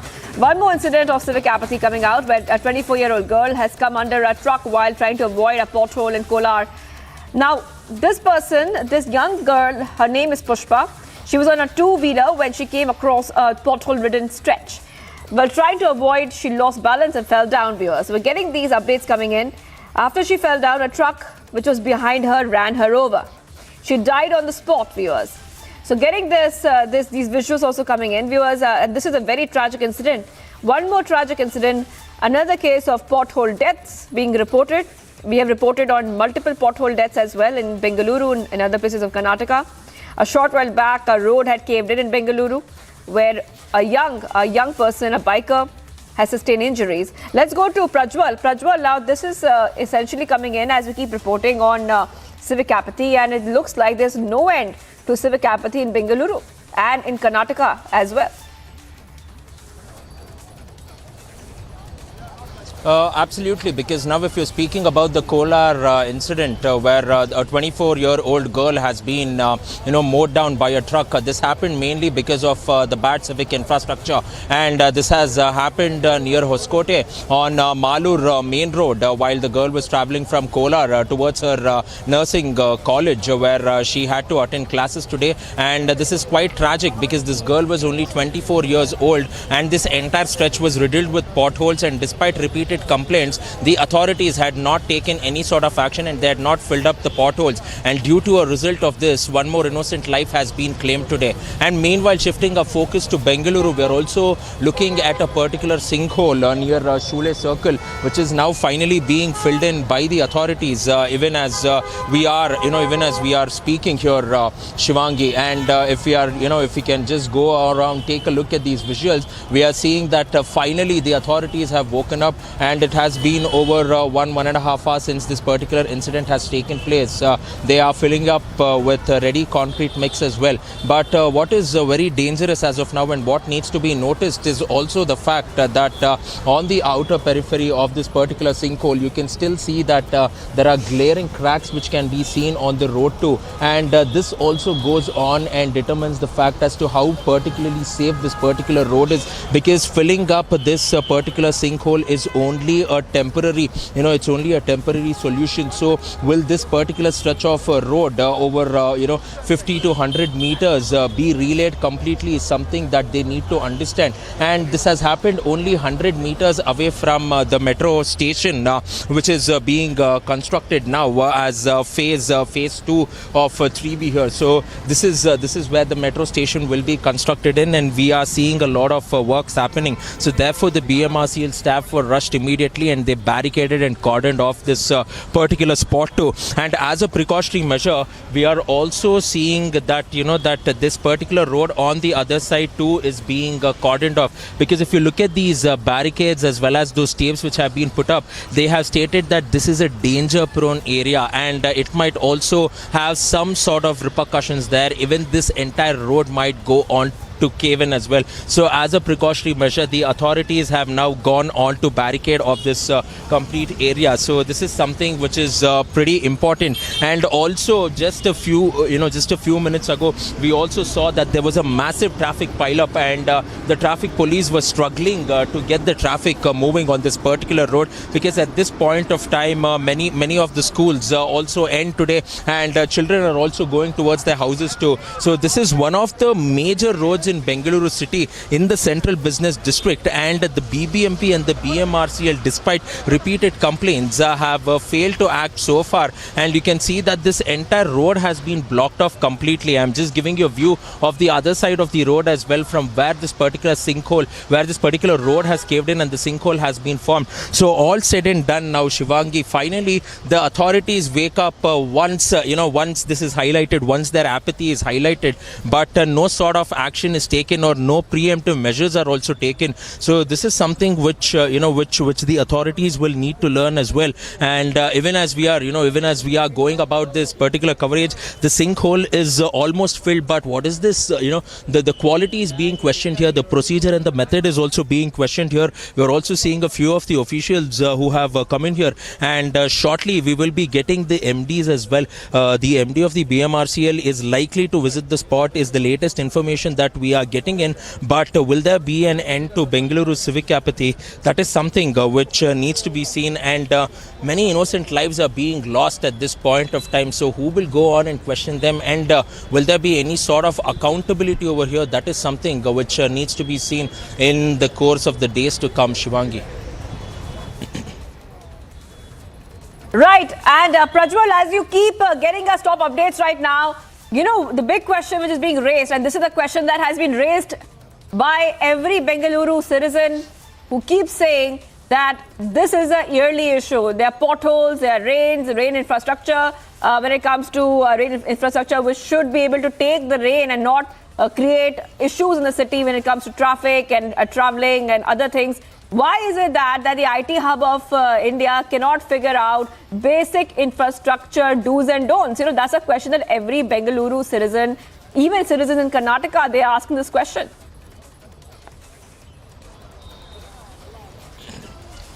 Yes, Shivangi, absolutely right, because these are perennial problems that the citizens of Bengaluru have been facing now, mainly because of the fact that it was raining as well. So then at that point of time, the authorities had a reason to go on and evade these questions, stating that they are not able to fill up the potholes because of the constant rains, because of the constant downpour that is going on. But since the past 45 days, since the past 2 months, we have not seen rains in Bengaluru at least, and they can go ahead with completing this particular filling up of potholes or the civic infrastructure work as well. And you know that the Karnataka High Court had given deadlines from the 13th of August in 2022, and the deadline ended on the 30th of September, where the Karnataka High Court called the BBMP commissioner and also questioned him as to what is the status of potholes. But he went on to say that there were only 239 potholes in Bengaluru, and all of them will be filled up within 10 days time. But now we are seeing more and more potholes emerging. It is not even raining. So what is the major problem? Now all the civic experts and the authorities, some of the authorities who are retired are also pointing out to the inferior quality of materials that is being used as well. Now the contractors are being questioned, and the BBMP going on and awarding the tender to who are they going on to award this tender is also being questioned. And is there a scientific process, is there a systematic process that is being taken in by the authorities is something that they will have to introspect, and they will have to be held accountable. Until and unless there's no accountability, there will be no sort of action that will be taken, and no sort of long-lasting solution that can be given.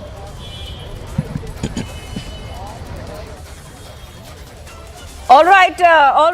Thank you, Prajit, for joining us with all the details right now. And as usual, viewers, another incident coming out, and it seems as if there's no end to the civic apathy that we are seeing coming in from Bengaluru. This time, a new case has come up. 2 cases in just one day. 2 cases in just one day. Another young life has been lost due to a pothole in Karnataka. This time, Kolar is the place where this incident has transpired. Pushpa was her name. Pushpa was on a 2-wheeler when she came across a pothole-ridden stretch. But trying to avoid, she lost balance and fell down. A truck was behind her. That truck ran over her, and she died on the spot. Taking a very short break right now. We continue getting you top updates. Much more coming up on the other side. Now, BJP hits out anger among Hindu community as Bihar minister insults Ramcharitmanas.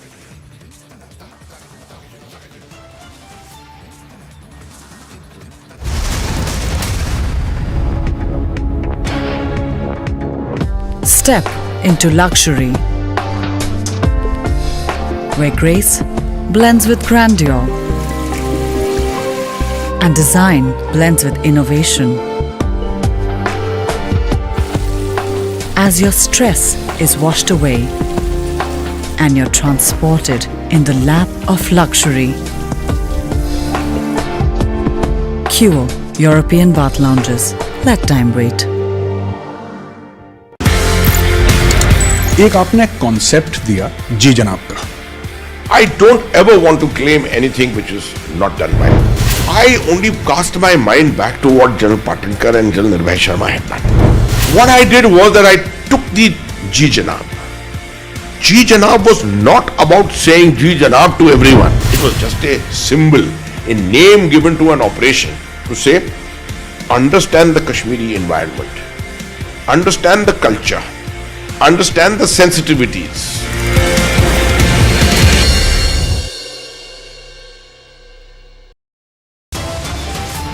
संपूर्ण ग्रंथ पर टिप्पणी नहीं है, ग्रंथ के उस अंश पर टिप्पणी है जो संपूर्ण 85-90% लोगों को शिक्षा से वंचित करता है.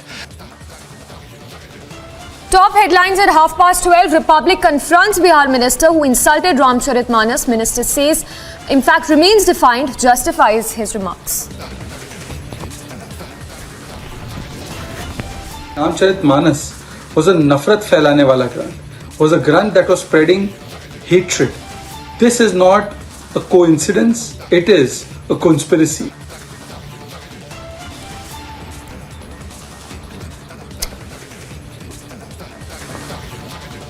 BJP hits out anger among Hindu community as Bihar minister insults Ramcharitmanas. After UK and Canada, hate graffiti now scribbled on the walls of Hindu temple in Australia's Melbourne. Back-to-back 3 incidents of snake, lizard and rats found in midday meal, BJP alleges funds misappropriation.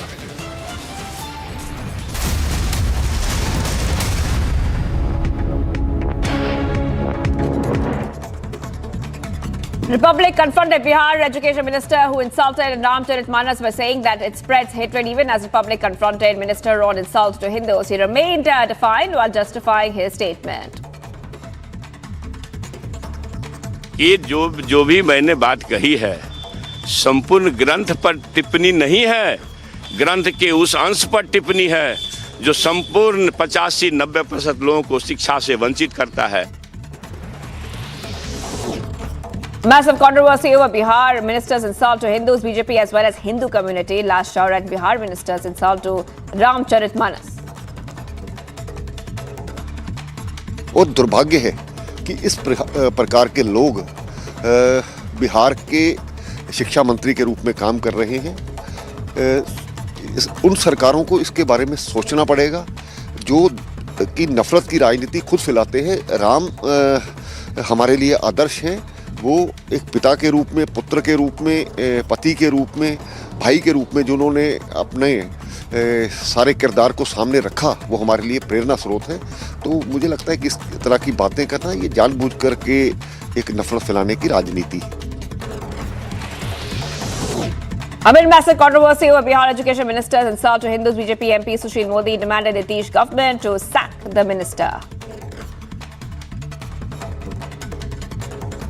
वो कहते हैं कि दलित विरोधी है, तो ऐसे शिक्षा मंत्री क्या संदेश देंगे छात्रों को, और वो भी सार्वजनिक रूप से इस प्रकार के कॉन्वोकेशन के अंदर भाषण दे रहे हैं। तो नीतीश जी ऐसे शिक्षा मंत्री को तत्काल बर्खास्त कीजिए, बीजेपी इसको बिल्कुल भी बर्दाश्त नहीं करेगी।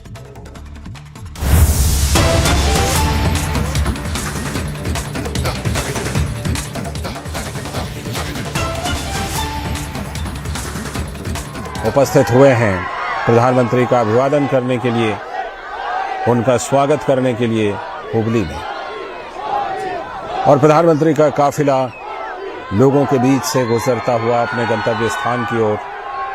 इस बीच लोग प्रधानमंत्री के कटआउट लेकर, झंडे लेकर, प्रधानमंत्री की तस्वीरें लेकर उनका स्वागत करते हुए, बल्कि आप देख सकते हैं कि तस्वीरों में कि लोग सड़कों पर भी खड़े हैं और इसके साथ मकानों पर भी, छतों के ऊपर, पहली मंजिल पर भी और उसके ऊपर भी लोग खड़े हैं प्रधानमंत्री की झलक पाने के लिए, उनको देखने के लिए। इसके साथ ही आप देख सकते हैं कि युवाओं की काफ़ी तादाद है, महिलाओं की काफ़ी तादाद है जो हाथ हिलाकर प्रधानमंत्री का अभिवादन कर रहे हैं पूरे जोश के साथ। तो ये सीधा प्रसारण कर्नाटक के हुबली से, जहां प्रधानमंत्री नरेंद्र मोदी इस समय उनका काफिला जा रहा है और लोग वहां पर, स्थानीय लोग बड़ी संख्या में एकत्रित होकर उनका अभिवादन करते हुए, उनका स्वागत करते हुए, हाथ हिलाकर प्रधानमंत्री का स्वागत कर रहे हैं लोग। और जहां पर उनका काफिला अभी नहीं पहुंचा है, वहां पर लोग प्रधानमंत्री के पहुंचने का इंतजार कर रहे हैं, और जहां पर काफिला, जहां से उनका गुजर रहा है, वहां पर लोग फूलों की बारिश कर रहे हैं प्रधानमंत्री की गाड़ी के ऊपर, प्रधानमंत्री की कार के ऊपर, और हाथ ऊपर उठाकर पूरे जोश के साथ नारे लगा रहे हैं उपस्थित जन समुदाय, हाथ हिलाकर, जिसमें सभी वर्ग के लोग हैं।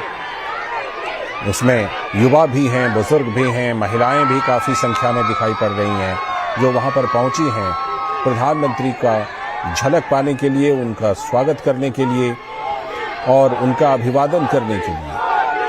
लोग पूरे उत्साह में मोदी मोदी नारे का उच्चारण भी कर रहे हैं और हाथ हिलाकर प्रधानमंत्री का अभिवादन कर रहे हैं। और जैसा कि हमने आपको बताया कि प्रधानमंत्री 26वें राष्ट्रीय युवा महोत्सव का उद्घाटन करने के लिए हुबली पहुंचे हैं। इस बार ये आयोजन कर्नाटक के हुबली धारवाड़ में हो रहा है। सड़क के दोनों तरफ आप देख सकते हैं कि लोग काफ़ी तादाद में, बड़ी संख्या में इकट्ठे हैं और ये काफ़ी दूर दूर तक इकट्ठे हुए हैं, बल्कि कई किलोमीटर लंबा ये सफ़र। और उस दौरान लोगों का ये उत्साह का ये नज़ारा जब अपने बीच प्रधानमंत्री को पाते हैं और जब उनके करीब प्रधानमंत्री पहुंचते हैं तो एक लहर सी दौड़ जाती है लोगों के चेहरे पर, लोगों के मन में, और भीड़ जो है वो अभिवादन कर रही है, हाथ हिलाकर प्रधानमंत्री का, अपने जननायक का, अपने प्रधानमंत्री का। इसके साथ ही बड़े बड़े कटआउट्स भी दिखाई पड़ रहे हैं जिसमें प्रधानमंत्री नरेंद्र मोदी की तस्वीरों को लेकर भी लोग आए हैं। और अभी आप जैसा देख रहे हैं कि प्रधानमंत्री का काफिला वहां पर कुछ देर के लिए रुका हुआ है और प्रधानमंत्री नरेंद्र मोदी अपनी गाड़ी से बाहर, अपनी कार से बाहर निकलकर हाथ हिलाकर लोगों के अभिवादन का जवाब देते हुए प्रधानमंत्री नरेंद्र मोदी हुबली में, जहां पर लोगों में गजब का उत्साह, लोग तो हाथ हिलाकर अभिवादन कर ही रहे थे, प्रधानमंत्री ने भी कार से उतरकर हाथ हिलाकर उनके अभिवादन का जवाब दिया। और उनके जवाब के बाद लोगों में उत्साह की लहर कुछ और ज्यादा देखी जा रही है। ये उत्साह और ज्यादा बढ़ गई है, बल्कि प्रधानमंत्री भी गाड़ी पर सवार हैं और गाड़ी में खड़े होकर ही प्रधानमंत्री इस वक्त हाथ हिलाकर अभिवादन का जवाब दे रहे हैं। लोगों के उत्साह को देखकर प्रधानमंत्री ने भी यह सोचा कि बैठे रहने के बजाय खड़े होकर हाथ हिलाकर लोगों के अभिवादन का जवाब दिया जाए, उनके उत्साह में शामिल हुआ जाए। और ये देखिए किस तरह से लोग फूलों की बारिश, पुष्प वर्षा कर रहे हैं प्रधानमंत्री के ऊपर, रंग बिरंगे फूलों की पंखुड़ियों की बारिश, कहीं पर पीले फूल तो कहीं पर लाल फूल ये दिखाई पड़ रहे हैं जब प्रधानमंत्री के ऊपर उसकी बारिश की जा रही है।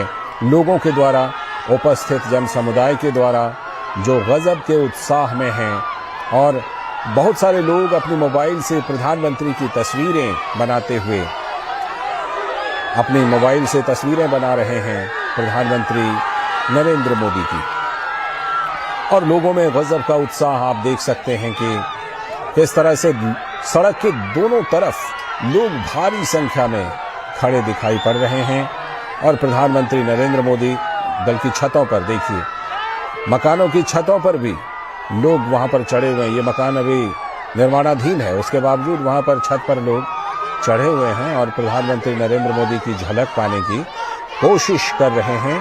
और प्रधानमंत्री भी उनके उत्साह में पूरा साथ देते हुए, और इसीलिए प्रधानमंत्री नरेंद्र मोदी भी अपनी कार में बैठे रहने के बजाय खड़े होकर हाथ हिलाकर उनके अभिवादन का पूरा जवाब दे रहे हैं। और वहां पर उपस्थित हैं हमारी संवाददाता आयशा खानम भी, उनसे जुड़ते हैं और वहां के नज़ारे के बारे में उनसे और ज्यादा जानकारी लेने की कोशिश करते हैं। आयशा, जैसा कि हम देख रहे हैं प्रधानमंत्री नरेंद्र मोदी की यात्रा को लेकर गजब का उत्साह दिखाई पड़ रहा है हुबली में, इतना उत्साह कि प्रधानमंत्री को भी बाहर निकलकर हाथ हिलाकर जवाब देना पड़ रहा है। Ayesha,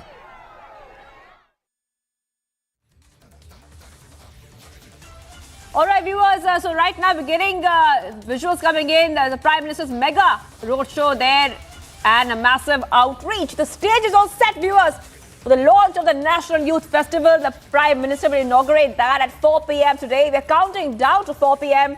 where the Prime Minister will inaugurate the National Youth Festival. But right now, before that, we're seeing a mega roadshow there in Karnataka. The stage is all set for the National Youth Festival. Elaborate preparations have been made, security arrangements have been made. And the stage is set in Hubli for the inauguration of the 5-day National Youth Festival. It's going to be a 75-minute ceremony in which the Prime Minister will inaugurate the cultural extravaganza. The railway sports ground is hosting the thousands of people there. and there will be a cultural march past, yoga performances, and also many other shows will be held at the inauguration program. Also, heavy security arrangements have been made already in and around the inauguration venue. And right now, you can see that the Prime Minister is on his way to the inauguration venue. The road from the airport to the venue where the Prime Minister's motorcade will move. So many security arrangements have been made, and enthusiastic reception for the Prime Minister. Prajwal is joining us as well. Prajwal, just very shortly, we will be soon seeing the Prime Minister inaugurate the festival at 4 p.m. at the Railway Sports Ground. What other details do we know? Now, Shivangi, looking at how the Prime Minister's roadshow is already being conducted with enthusiastic crowds, mainly youths, because he's going on to inaugurate the youth festival there in Hubballi as well. And this youth festival will be held for a period of 5 days with many activities going on for the youngsters. And mainly now the focus of the state government along with the centre has been to provide jobs for the youths as well. So this is being looked at as an opportunity for the youths to go on and get jobs at this, at the particular youth festival as well. And they will also be getting a first-hand experience about emerging technologies. And not only that, they will also be given training in how to go about with vocational education as well. So these are some of the things which are there in the program as well. And to look at it in a broader perspective too, the BJP state government in Karnataka had come in under a lot of, they had come in under a lot of flack because the Congress had gone on to allege that in the year 2021-2022, over 1,500 youths had gone on to commit suicide because they did not get jobs. But this is BJP's answer. This is mainly the centre's answer towards to the Congress as well, stating that. Right.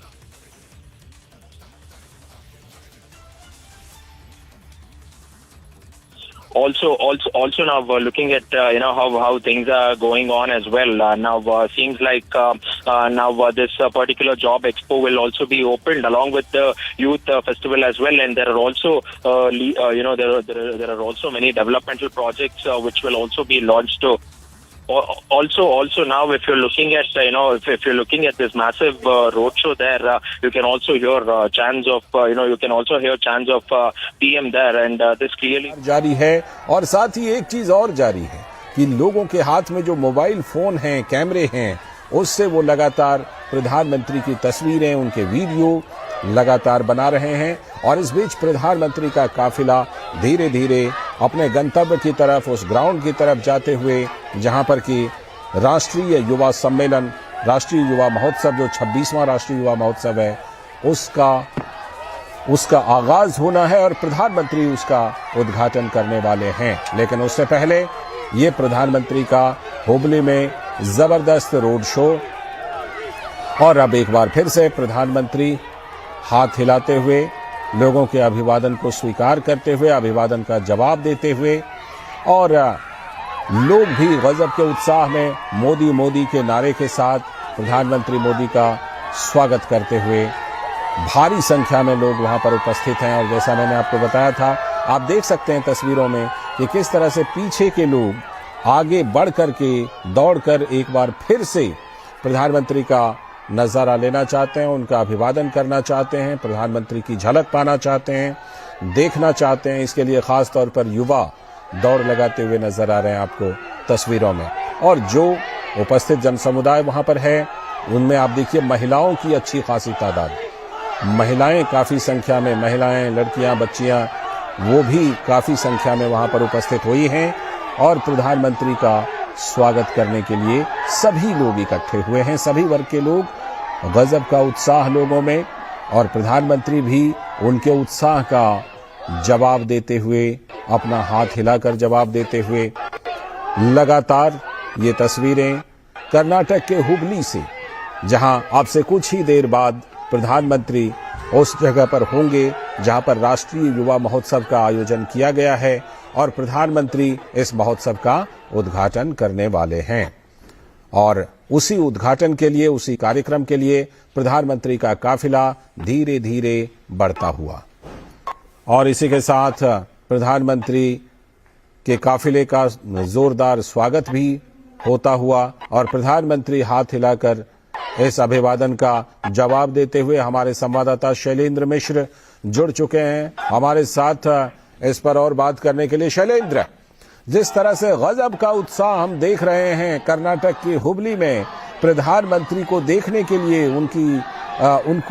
उनका अभिवादन करने के लिए, ये लगभग वैसी ही कहानी है जो हम प्रायः देखते हैं कि प्रधानमंत्री जहां कहीं भी जाते हैं तो स्थानीय लोग उनका जोरदार स्वागत करते हैं और हुबली में भी वही हो रहा है, बल्कि कई जगह पर कुछ ज्यादा ही उत्साह दिखाई दे रहा है। शैलेंद्र, निश्चित तौर पर लालचंद्र, हम देख रहे हैं कि हुबली कर्नाटक में जिस तरह से सड़क पर दोनों तरफ लोग अभिवादन कर रहे हैं, प्रधानमंत्री नरेंद्र मोदी का स्वागत करना चाहते हैं और हम अक्सर इस तरह के दृश्य देखते हैं जब प्रधानमंत्री का काफिला इस तरह से गुजरता है कई जगहों से, और हमने देखा है कि जब भी प्रधानमंत्री नरेंद्र मोदी इस तरह के रोड शो में शामिल होते हैं तो निश्चित तौर पर तब सड़कों के दोनों तरफ वो हुजूम दिखाई देता है और वही उसी तरह के दृश्य हम यहाँ हुबली कर्नाटक में देख रहे हैं, जहां लोग उनका अभिवादन करना चाहते हैं, नजदीक से उन्हें देखना चाहते हैं और प्रधानमंत्री नरेंद्र मोदी भी हम देख रहे हैं कि हाथ हिलाकर स्वागत कर रहे हैं, अभिवादन कर रहे हैं और छतों पर जो लोग खड़े हुए हैं उनका भी हम देख रहे हैं कि अभिवादन प्रधानमंत्री नरेंद्र मोदी कर रहे हैं। निश्चित तौर पर सड़क के दोनों तरफ ये जो भीड़ का उत्साह है ये दिखाता है कि प्रधानमंत्री नरेंद्र मोदी से मिलने को, प्रधानमंत्री नरेंद्र मोदी का अभिवादन करने के लिए लोग कितने उतावले हैं, कितनी लोकप्रियता है प्रधानमंत्री नरेंद्र मोदी की जब वो इस तरह से रोड शो के जरिए जनता से मुखातिब होते हैं, जनता से मिलते हैं। आप ये देखिए तस्वीरें, इस वक्त छत पर कुछ लोग खड़े हुए हैं और वो प्रधानमंत्री नरेंद्र मोदी का अभिवादन कर रहे हैं। तो निश्चित तौर पर हम देख रहे हैं कि सड़कों के दोनों तरफ जब प्रधानमंत्री नरेंद्र मोदी का काफिला धीरे धीरे आगे बढ़ रहा है तब लोगों का उत्साह एक तरह से कहे दिखाई पड़ता है। लोग प्रधानमंत्री नरेंद्र मोदी का स्वागत कर रहे हैं, अभिनंदन कर रहे हैं और इस तरह की तस्वीरें हम कई राज्यों में भी पहले भी देख चुके हैं। जब प्रधानमंत्री नरेंद्र मोदी का जिस तरह से स्वागत होता है तो वो ये तस्वीरें अपने आप में बिताती है। आज इस महत्वपूर्ण दिन के मौके पर आज जब हुबली में प्रधानमंत्री नरेंद्र मोदी का स्वागत हो रहा है और आप देखें कि ऊंची ऊंची जो इमारतें हैं उस पर लोग खड़े हुए हैं प्रधानमंत्री नरेंद्र मोदी का अभिवादन करने के लिए, उन्हें नजदीक से देखने के लिए और प्रधानमंत्री नरेंद्र मोदी भी हाथ हिलाकर अभिवादन को स्वीकार कर रहे हैं। लालचंद्र जी, जिस तरह से प्रधानमंत्री भी अभिवादन को स्वीकार कर रहे हैं, खड़े होकर, गाड़ी पर खड़े होकर दोनों तरफ लोगों को हाथ हिलाकर उनके अभिवादन का जवाब दे रहे हैं, ये कहीं ना कहीं ये भी इससे पता चलता है कि प्रधानमंत्री नरेंद्र मोदी शुरू से ही कर्नाटक में कितने लोकप्रिय रहे हैं और ये नजारा उसी लोकप्रियता की एक वानगी। शैलेंद्र, निश्चित तौर पर प्रधानमंत्री नरेंद्र मोदी कर्नाटक हो या कोई दूसरा राज्य हो देश का, जब भी हम देखते हैं कि इस तरह से रोड काफिले के दोनों तरफ सड़कों के किनारे जो भीड़ दिखाई देती है वो ये बताती है कि प्रधानमंत्री नरेंद्र मोदी को नजदीक से देखने के लिए लोग कितने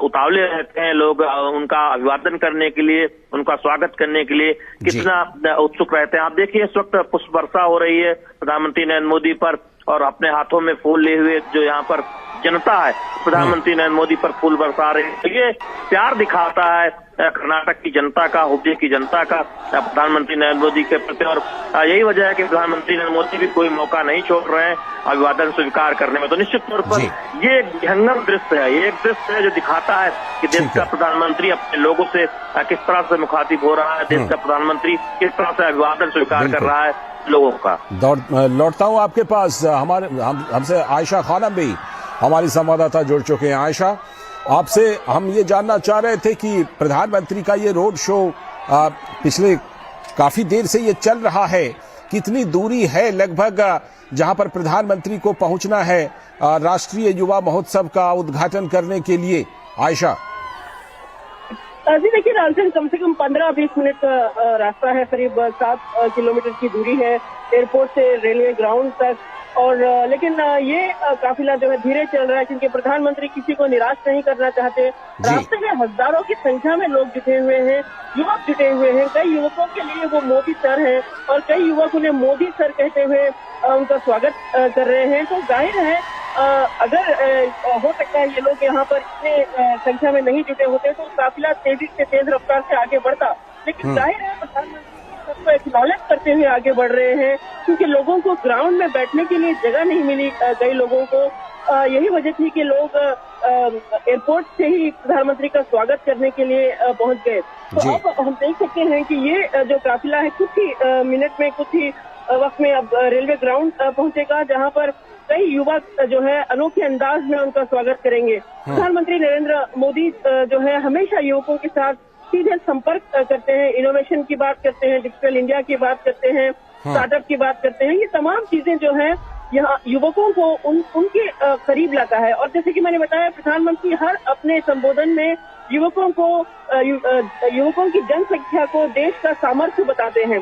तो ऐसे में जाहिर है उनका जो ये स्वागत हो रहा है इससे प्रधानमंत्री एक्नॉलेज जरूर करेंगे और प्रधानमंत्री का काफिला आगे बढ़ रहा है। तो आज स्वामी विवेकानंद की जो जयंती है, इस मौके पर कई युवक, जाहिर है स्वामी विवेकानंद के जो बोल हैं, arise awake stop not till you reach the goal, ये जो उनके जो बोल हैं, हर कोई बचपन में ये बोल सुनकर बड़ा हुआ है। तो हर एक के मन में यही चल रहा है कि आज स्वामी विवेकानंद की जयंती के मौके पर प्रधानमंत्री नरेंद्र मोदी सीधे युवकों के साथ संपर्क में रहेंगे और सीधे उनका संबोधन सुनने के लिए यहाँ पर युवक जुटे हुए हैं। तो जब प्रधानमंत्री रेलवे ग्राउंड पहुंचेंगे तो यहाँ पर भी उनका स्वागत एक खास अंदाज में होगा।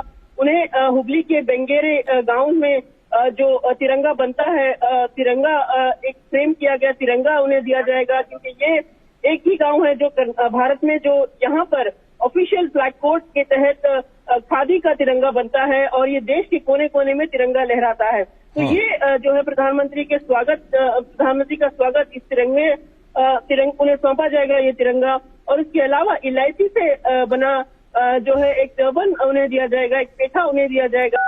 और ये खास है क्योंकि हुबली के लोग अपनी कल्चर, अपनी जो यहाँ की संस्कृति है, उसके हिसाब से प्रधानमंत्री नरेंद्र मोदी का स्वागत करना चाहते हैं। तो कुछ ही देर में प्रधानमंत्री नरेंद्र मोदी आगे पहुंचेंगे। जैसे जैसे आगे बढ़ रहे हैं, भीड़ यानी जो काफिला जो है प्रधानमंत्री का आगे बढ़ रहा है, तो भीड़ भी एयरपोर्ट से ये मानो कि प्रधानमंत्री के काफिले के साथ आगे आगे चल रही है। प्रधानमंत्री उन्हें उनका एक्नॉलेज करते हुए आगे बढ़ रहे हैं। हम देख सकते हैं कैसे उनकी गाड़ी पर फूलों की वर्षा हो रही है और तमाम युवक जो है और हुबली के निवासी जो है सड़क के दोनों पार खड़े होकर उनका स्वागत कर रहे हैं। देखिए, जैसे कि मैंने बताया, जो जिस रूट से प्रधानमंत्री गुजर रहे हैं, होसूर सर्कल और कोर्ट सर्कल, ये विशेष जगहें हैं जो हुबली की आर्थिक विकास दर्शाती है।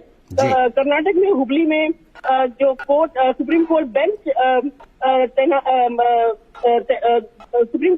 बेंच का गठन हुआ था, उसके बाद हुबली के लोगों को यहाँ अपने केसेस या अपने मामलों को सुलझाने में आसानी हो गई। तो ये कोर्ट सर्कल के पास जो है हजारों की संख्या में वकील भी रहेंगे, जहाँ पर प्रधानमंत्री का स्वागत करने के लिए पहुंचे हैं। क्योंकि ये जो जनोत्सव है, युवकों के लिए जनोत्सव है और रैली ग्राउंड में कई युवक हैं जो देश के कोने कोने से, करीब 3-4 हजार से ज्यादा लोग यहाँ पर जुटे हुए हैं। इसके अलावा कॉलेजेस से और उत्तर कर्नाटक की कई अलग अलग कॉलेजेस से युवक जो है रैली जहाँ पर प्रधानमंत्री का संबोधन होगा, वहाँ पर प्रधानमंत्री का इंतजार कर रहे हैं। कुछ ही देर में प्रधानमंत्री नरेंद्र मोदी ग्राउंड की तरफ बढ़ रहे हैं। ये अभी जो प्रधानमंत्री गुजर रहे हैं, रानी कित्तूर चेन्नम्मा सर्कल है, ये हुबली का मशहूर लैंडमार्क है। हालांकि कुछ समय पहले तक इसे ट्रैफिक आइलैंड भी कहा जाता था, लेकिन अब हुबली में कई जगहों पर फ्लाईओवर्स बन गए हैं, सड़कें बनी हैं। हुबली जो है कर्नाटक का स्मार्ट सिटी का प्रोजेक्ट का अहम हिस्सा है और कित्तूर चेन्नम्मा सर्कल जो है हुबली की पहचान है। प्रधानमंत्री नरेंद्र मोदी यहाँ से गुजर रहे हैं और कुछ ही देर में प्रधानमंत्री अब रैली ग्राउंड की ओर बढ़ेंगे, जहां पर उनका भव्य स्वागत होगा।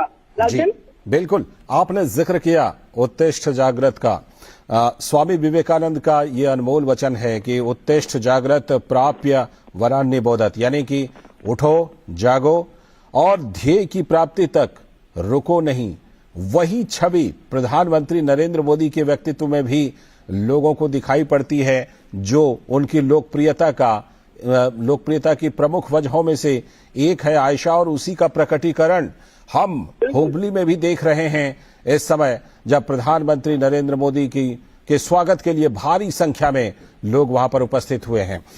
शैलेंद्र मिश्र हमारे साथ जुड़े हुए हैं। शैलेंद्र, जिस तरह से प्रधानमंत्री का भव्य स्वागत वहां पर हुआ है, और हम देख रहे हैं शैलेंद्र कि सभी वर्गों के लोग, महिलाओं की संख्या की बात करें, युवाओं की संख्या की बात करें, काफी संख्या में लोग वहां पर उपस्थित होकर प्रधानमंत्री का स्वागत कर रहे हैं। शैलेंद्र, जिस तरह से आज राष्ट्रीय युवा दिवस भी है, युवाओं में भी गजब उत्साह प्रधानमंत्री को लेकर। शैलेंद्र, निश्चित तौर पर लालचंद, राष्ट्रीय वो युवा महोत्सव का उद्घाटन प्रधानमंत्री नरेंद्र मोदी करने वाले हैं, और आज का दिन हम कह सकते हैं कि युवाओं के लिए खास है।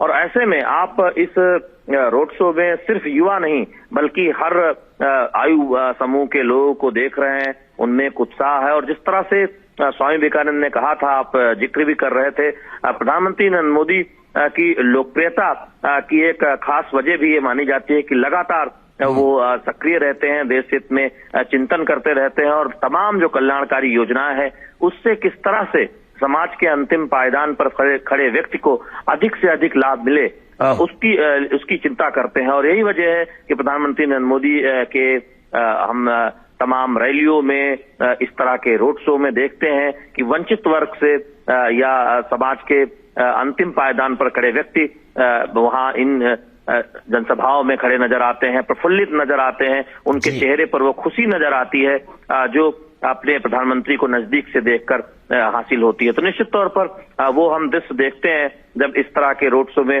सड़कों के दोनों तरफ जो नजारा होता है, पुष्पवर्षा होती है, वो ये दिखाता है कि किस तरह से एक जन नेता के तौर पर प्रधानमंत्री नरेंद्र मोदी का लोग अभिवादन करना चाहते हैं, उनका अभिनंदन करना चाहते हैं, और अगर मौका मिलता है तो पुष्पवर्षा जिस तरह से हम देखने को मिलती है। तो निश्चित तौर पर हम इस तरह जब रोड शो में तस्वीरें देखते हैं, सभी आयु उम्र के लोग हाथ हिलाते हुए नजर आते हैं, प्रधानमंत्री नरेंद्र मोदी भी अभिवादन स्वीकार करते हुए नजर आते हैं। तो निश्चित तौर पर इससे पता चलता है कि कितने लोकप्रिय हैं प्रधानमंत्री नरेंद्र मोदी, और ये लोकप्रियता उनकी वर्षों की कठिन तपस्या, मेहनत का नतीजा है जो उन्होंने देश की जनता के हितों की चिंता करते हुए की है। जी, और जो एक सूत्र वाक्य विवेकानंद का था, उत्तिष्ठ जागृत प्राप्य वरान्य बोधत, प्रधानमंत्री ने अपने शब्दों में उस तरह का सूत्र वाक्य दिया है शैलेंद्र, परिश्रम की पराकाष्ठा। प्राय प्रधानमंत्री अपने संबोधनों में इसका जिक्र करते हैं, परिश्रम की पराकाष्ठा, उसी का जिक्र आप कर रहे थे शैलेंद्र। निश्चित तौर पर, और परिश्रम की पराकाष्ठा प्रधानमंत्री नरेंद्र मोदी ने न केवल सूत्रवाक्य दिया बल्कि आप देखें कि उनके जीवन में वो दिखता भी है जब वो बिना एक दिन छुट्टी लिए बीते कई वर्षों से लगातार देश सेवा में लगे हुए हैं। लगातार हम उनके दौरे देखते हैं, कई बार कई घंटों तक हम देखते हैं कि कई कार्यक्रम लगातार लगे रहते हैं। प्रधानमंत्री नरेंद्र मोदी एक कार्यक्रम के बाद दूसरे कार्यक्रम में शामिल होते हैं। तो निश्चित तौर पर दिखाता है कि कैसे प्रधानमंत्री नरेंद्र मोदी की अगुवाई में मोदी सरकार तमाम कल्याणकारी योजनाओं को अधिकतम लाभ पहुंचाने की दिशा में आगे बढ़ रही है। और यही वजह है कि हम उससे प्रेरणा लेते हुए भारतीय जनता पार्टी में भी देखते हैं सतत कार्यक्रमों की व्यूह रचना होती है, चुनाव वाले राज्यों में भी और उन राज्यों में भी जहां चुनाव दूर है, संगठन लगातार काम करता रहता है। तो निश्चित तौर पर प्रधानमंत्री नरेंद्र मोदी के व्यक्तित्व से भारतीय जनता पार्टी भी प्रेरणा लेती है, और यही वजह है कि कार्यक्रमों की एक बड़ी श्रृंखला हम देखते हैं प्रधानमंत्री नरेंद्र मोदी के दिशा निर्देशन में भारतीय जनता पार्टी में भी। ठीक है, बने रहिए हमारे साथ। आयशा खानम भी हमारी संवाददाता जुड़ी हुई हैं। आयशा, जिन इलाकों से इस वक्त प्रधानमंत्री का काफिला गुजर रहा है, लग रहा है कि वो काफी घनी आबादी वाला इलाका है क्या? क्योंकि बहुत तादाद में लोग वहां पर उपस्थित हैं और प्रधानमंत्री का अभिवादन कर रहे हैं। जी हाँ, बिल्कुल। रेजिडेंशियल इलाके से प्रधानमंत्री गुजरे हैं, फिर जिस रूट से प्रधानमंत्री गुजर रहे हैं कमर्शियल इलाका है, और यहाँ पर जो लोग इस कमर्शियल इलाके में जो जिनके व्यापार है, जो व्यवसायी हैं, ये तमाम लोग जो है आज अपनी दुकानें बंद करके अपना व्यवसाय थोड़ी देर के लिए रोक के वो प्रधानमंत्री नरेंद्र मोदी को देखना चाहते हैं, उनका स्वागत करना चाहते हैं, और बड़ी संख्या में लोग जुटे हुए हैं। और प्रधानमंत्री नरेंद्र मोदी जैसे ही इस रेलवे ग्राउंड पहुंचेंगे तो यहाँ इस ग्राउंड में इंतजार कर रहे हैं युवकों के मन में एक ही बात चल रही है कि आज प्रधानमंत्री उनके लिए क्या नया गुर देंगे। क्योंकि प्रधानमंत्री हमेशा से युवकों को ये कहते रहे हैं कि चिंतन से युवा है, चेतना से युवा है। और भारत में जो आधुनिकता को स्वीकार किया है, जो इनोवेशन प्राचीनता के साथ जोड़ा गया है, ये तमाम चीजें जो है प्रधानमंत्री एक बहुत ही खूबसूरत बुके में पिरोकर लोगों के सामने, खासकर युवाओं के सामने पेश करते हैं और युवा इससे काफी प्रेरित होते हैं। तो अब आज देखना दिलचस्प होगा कि प्रधानमंत्री यहाँ के युवकों को क्या गुर देते हैं, सक्सेस का क्या मंत्र देते हैं। और यहाँ पहुंचे जो यूथ फेस्टिवल में पहुंचे जो युवक हैं, वो प्रधानमंत्री के भाषण को सुनने के लिए, उनका संबोधन सुनने के लिए बेहद उत्सुक है। तो जैसे ही प्रधानमंत्री रैली जो संबोधन वाले ग्राउंड में पहुंचेंगे, रेलवे ग्राउंड पहुंचेंगे, यहाँ पर उनके स्वागत में कई सारे युवक जो है पहले उनका स्वागत करेंगे, फिर कुछ युवक जो है मलकम का प्रदर्शन करेंगे। कुछ लड़कियां भी हमने देखा प्रैक्टिस कर रही थी मलकम खेल की, यानी जो प्राचीन खेल हैं, जो भारत के प्राचीन योगा प्रैक्टिस, इन तमाम चीजों को युवक जो है आज प्रधानमंत्री के सामने पेश करना चाहते हैं। तो प्रधानमंत्री नरेंद्र मोदी का काफिला अब आगे बढ़ रहा है, कुछ ही देर में ग्राउंड पहुंच जाए, लगभग कुछ ही दूरी पर है अब ये काफिला। प्रधानमंत्री ग्राउंड के ओर बढ़ते हुए नजर आ रहे हैं। जी लालचंद, आपने बीच में बुके का जिक्र किया, मुझे ऐसा लग रहा है आयशा कि प्रधानमंत्री के ऊपर जितने फूलों की बारिश हुई है, लगता है कि हुबली शहर के सारे फूल जो हैं वो लोगों ने खरीद लिए और आज शायद हुबली शहर में बुके मिलना मुश्किल होगा। जी हाँ, बिल्कुल सही कहा आपने। ये न केवल हुबली बल्कि हुबली के आसपास के इलाकों से भी लोग आए हैं फूल लेकर और उन पर फूलों की वर्षा हो रही है। तो ये और कर्नाटक जो है, खासकर बैंगलोर शहर जो है फूलों के एक्सपोर्ट के लिए जाना जाता है, तो विशेष तरह के फूल भी लोग यहाँ पर लेकर पहुंचे हैं और प्रधानमंत्री के स्वागत में वो बहुत ही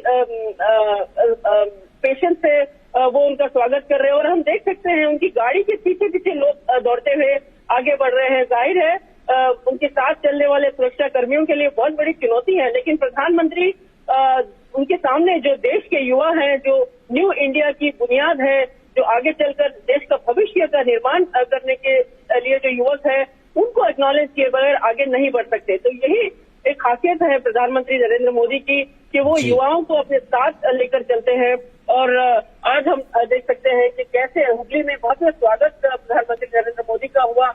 गौर करने वाली बात है लालचंद की कुछ समय पहले बैंगलोर में भी प्रधानमंत्री जब पहुंचे थे बैंगलोर पोर्ट का उद्घाटन, पोर्ट की कुछ योजनाओं का उद्घाटन करने के लिए, तो वहां भी ठीक इसी तरह से हजारों की संख्या में लोग उनका स्वागत करने के लिए स्टेडियम से बाहर, ग्राउंड से बाहर जुटे हुए थे। और जब भी प्रधानमंत्री बैंगलोर भी पहुंचते हैं, ठीक इसी तरह का जो है जमावड़ा होता है लोगों का, प्रधानमंत्री का स्वागत करने के लिए लोग पहुंच जाते हैं। तो प्रधानमंत्री का अब काफिला रेलवे ग्राउंड के बिल्कुल करीब पहुंच चुका है और थोड़ी ही देर में प्रधानमंत्री इस ग्राउंड के अंदर पहुंचेंगे और लोगों को संबोधित करेंगे। जी, और जैसा कि हम देख रहे हैं आयशा कि प्रधानमंत्री नरेंद्र मोदी जब से अपनी कार पर खड़े हुए हैं, तब से वो लगातार खड़े होकर अभिवादन का जवाब ही दे रहे हैं। लोगों के उत्साह को देखते हुए उसके प्रतिक्रिया में प्रधानमंत्री ने भी उनको वैसा ही अभिवादन लौटाया है, वैसा ही अभिवादन से उनका जवाब दिया है। जी हाँ, बिल्कुल सही कहा आपने, क्योंकि जाहिर है प्रधानमंत्री नरेंद्र मोदी एक एज ए प्राइम मिनिस्टर उन्होंने हमेशा से अपनी लीडरशिप का एक सबूत पेश किया है। उसके अलावा एक लीडर होने के अलावा वो लोगों को उनकी बातें जो है लोगों को छू जाती है। वो एक आम आदमी की तरह लोगों से उनके दुख दर्द समझते हैं। एक आम शख्स की तरह वो लोगों के लिए अपनी योजनाएं जब बनाते हैं तो उसमें झलक नजर आती है। तो जाहिर है प्रधानमंत्री का जो नेतृत्व है, न केवल भारत में बल्कि विश्व स्तर पर भी जब हम देखते हैं प्रधानमंत्री जब दूसरे विदेश में भी जाते हैं तभी उनका स्वागत ठीक इसी तरह से होता है और हजारों की संख्या में इंडियन डायस्पोरा उन्हें स्वागत करने के लिए सड़कों पर उतर आता है। तो प्रधानमंत्री की ये खासियत है, उनकी पर्सनालिटी, उनकी शख्सियत की ये खासियत है कि वो उनके उनके सामने खड़े लोगों को एक्नॉलेज करते हैं, उन्हें समझते हैं। तो यही वजह है कि लोग भी उनका स्वागत करने के लिए हजारों की संख्या में यहाँ पर जुटे हुए हैं। और अब प्रधानमंत्री का जो काफिला है बस आगे बढ़ रहा है और कुछ ही देर में इस ग्राउंड में पहुंचेगा। जी, लगता है ग्राउंड के काफी करीब ये काफिला पहुंच चुका है आयशा, और 26वें राष्ट्रीय युवा महोत्सव का उद्घाटन करने वाले हैं प्रधानमंत्री नरेंद्र मोदी। क्या कुछ कार्यक्रम है प्रधानमंत्री का वहां पर, और किस तरह के वहां पर उद्घाटन के साथ साथ क्या प्रधानमंत्री वहां के युवाओं से संवाद भी करने वाले हैं आयशा? जी देखिए, इस वक्त प्रधानमंत्री आज इस यूथ फेस्टिवल का उद्घाटन करेंगे और उद्घाटन के बाद जो यहाँ युवक जुटे हुए हैं देश के अलग अलग हिस्सों से, ये तमाम युवक जो है हार्वर्ड यूनिवर्सिटी वापस लौट जाएंगे, जहाँ पर कई सारे सांस्कृतिक कार्यक्रम और कई सारे सेमिनार आयोजित किए गए हैं। आज प्रधानमंत्री नरेंद्र मोदी हुबली के इस ग्राउंड से यहाँ आए लोगों को संबोधित करेंगे और उसके बाद वो वापस नई दिल्ली लौट जाएंगे। लेकिन खास बात यह है कि इस जो नेशनल यूथ फेस्टिवल है, इसका थीम ही विकसित युवा विकसित भारत है। यानी युवाओं की सोच बदलने के लिए अगर हम युवाओं की सोच बदलते हैं तो ये बदली हुई सोच है भारत को विकास की राह पर ला सकती है। तो खास बात ये भी रहेगी कि इस यूथ फेस्टिवल के दौरान कई विशेष फ्लैगशिप योजनाएं जो प्रधानमंत्री नरेंद्र मोदी ने लॉन्च की है, जैसे startup India, digital India, new education policy, मुद्रा लोन, इन तमाम चीजों पर और खासकर अटल इनोवेशन पर युवक जो है उस पर विचार विमर्श करेंगे। और कल भी हमने आयशा, आपको रोक कर एक बात का खास तौर पर जिक्र करना चाहूंगा। वहां चौराहे पर एक बिल्डिंग है, बल्कि कई बिल्डिंग हैं, और उसमें हम देख रहे हैं सिर्फ और सिर्फ लोगों के सिर ही दिखाई पड़ रहे हैं। इतनी संख्या में लोग वहां पर खड़े हैं जहां पर कि प्रधानमंत्री का काफिला भी गुजर रहा है। वहां पर चौराहे पर जितने भी मकान हैं, सभी की बैल्कनी में, छतों पर लोगों के सिर ही सिर दिखाई पड़ रहे हैं। इतनी संख्या में लोग वहां पर मौजूद हैं प्रधानमंत्री की झलक पाने के लिए, उनका अभिवादन करने के लिए, उनके अभिवादन को स्वीकार करने के लिए। ये कर्नाटक के अंदर प्रधानमंत्री नरेंद्र मोदी की जो हमेशा से लोकप्रियता रही है आयशा, उसी का एक बानगी हम देख रहे हैं यहां पर भी, हुबली में भी। जी हाँ, बिल्कुल सही कहा आपने। कर्नाटक में प्रधानमंत्री नरेंद्र मोदी की जो लोकप्रियता है वो इस बात से यहाँ पर साबित हो जाती है कि कैसे लोग यहाँ पर उनका भव्य स्वागत में जुटे हुए हैं। और जैसे कि मैंने बताया, प्रधानमंत्री जब भी कर्नाटक पहुंचते हैं, चाहे मैंगलोर हो या बैंगलोर या फिर मैसूर, हर जगह पे प्रधानमंत्री का स्वागत करने के लिए लोग इस तरह से जुट जाते हैं। लेकिन इस समय भारत एक ऐसे दौर से गुजर रहा है। Now we can see that Prime Minister Narendra Modi will shortly be reaching the venue, and we can see that he will be shortly inaugurating the National Youth Festival. But the crescendo, you can listen to the roars, you can listen to the cheers and the flowers that are being showered, the petals that are being showered on Prime Minister Narendra Modi here, even as he's approaching. We can see many students also along the lines to, chanting, stating PM Modi there. So this is quite a huge response for the BJP in Karnataka mainly. But all said and done, the sort of response every time that the Prime Minister visits in Karnataka, one beats the other, and this so far by and large has received a tremendous response, and crowds are thronging in. Lakhs and lakhs of people are coming in, and mainly to do with the youth who want to go on, get a glimpse of Prime Minister Narendra Modi there. So all said and done now, it's just a few minutes from now where the National Youth Festival will shortly be inaugurated by the Prime Minister. But all said and done, the crowds coming in to witness the Prime Minister, huge crowds, showering petals as well. And apart from this, BJP's pro-development agenda has received a big fillip with the Prime Minister coming on, visiting Karnataka. And it is not a one-day visit, it's a two-day visit as well. And he will be launching several developmental projects, mainly to do with the twin cities in Hubballi and Dharwad as well. So this is definitely a shot in the arm for the BJP ahead of the 2023 elections as well.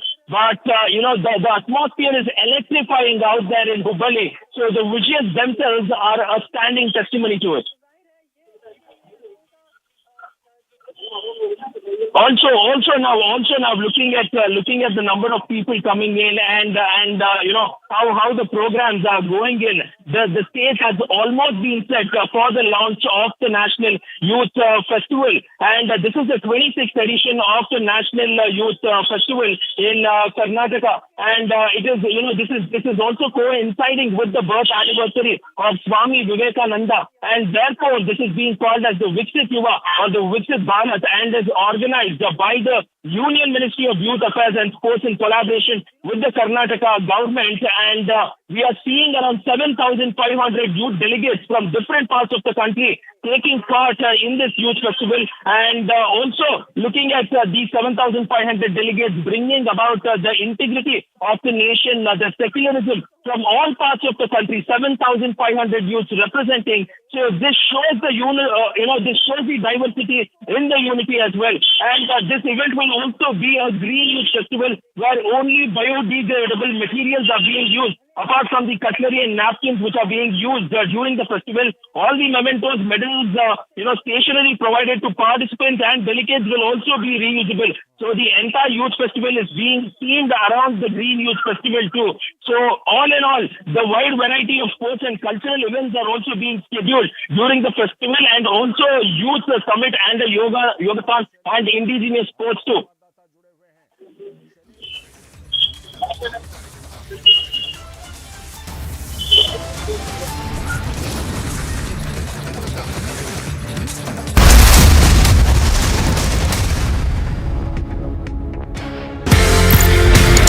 एक आपने concept दिया जी जनाब का. I don't ever want to claim anything which is not done by me. I only cast my mind back to what General Patinkar and General Nirbhay Sharma had done.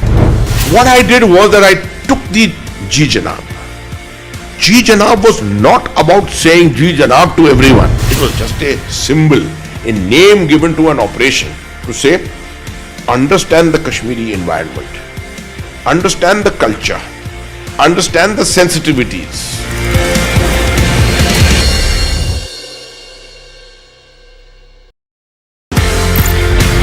ये कहानी 1947 में जाती है सर. एक नया मुल्क बनता है पाकिस्तान. जो ऑफिसर्स हैं इंडियन आर्मी में, उनको ये बोला जाता है कि आप चूज करें आप कहां पे जाना चाहते हैं. मेरे पिताजी जनरल सैयद मेहदी हसनैन उस वक्त कैप्टन जब आर्मी के अंदर आए थे तो फर्स्ट गढ़वाल राइफल्स में आए. प्योर हिंदू सोल्जर्स कम्युनिटी जो थी पूरी, उसमें एक अकेला मुसलमान. उनके कमांडिंग ऑफिसर ने उनसे पूछा, बंटवारे के अंदर आप क्या चाहेंगे, किसी मुस्लिम यूनिट के साथ, मुस्लिम रेजिमेंट के साथ पाकिस्तान आर्मी में जाने की? जवाब जो था बहुत जबरदस्त. मैंने सोच लिया मैं उस देश में जाऊंगा, मैं उस फौज में जाऊंगा जिसमें मजहब के लिए कोई अलग जगह नहीं है.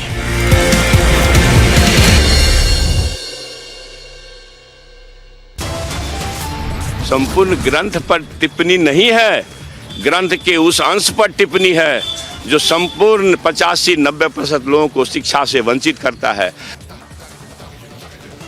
Top headlines at 12:30. Republic confronts Bihar minister who insulted Ramcharitmanas. Minister says, in fact, remains defiant, justifies his remarks. Ramcharitmanas was a nafrat फैलाने वाला grant. Was a grant that was spreading hatred. This is not a coincidence. It is a conspiracy.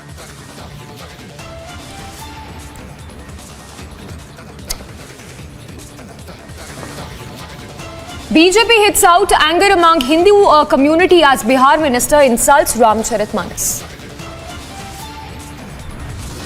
After UK and Canada, hate graffiti now scribbled on the walls of Hindu temple in Australia's Melbourne. Back-to-back 3 incidents of snake, lizard and rats found in midday meal. BJP alleges funds misappropriation.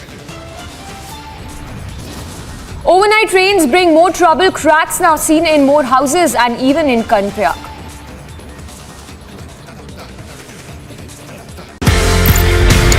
ये कहानी 1947 में जाती है sir. एक नया मुल्क बनता है पाकिस्तान. जो ऑफिसर्स हैं इंडियन आर्मी में, उनको ये बोला जाता है कि आप चूज करें आप कहां पे जाना चाहते हैं. मेरे पिताजी जनरल सैयद मेहदी हसनैन उस वक्त कैप्टन जब आर्मी के अंदर आए थे तो फर्स्ट गढ़वाल राइफल्स में आए. प्योर हिंदू सोल्जर्स कम्युनिटी जो थी पूरी, उसमें एक अकेला मुसलमान.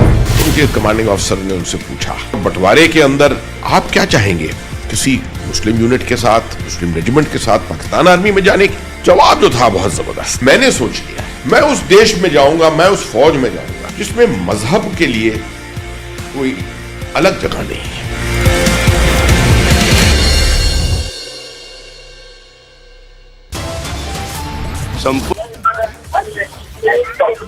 We are expecting that Prime Minister Narendra Modi will be reaching the program in the next 5 to 10 minutes. That is what the organizers are stating here. And to throw more light about the youth summit in Hubballi now, the discussions have been garnering a lot of response on social media. It has been creating a lot of trends as well.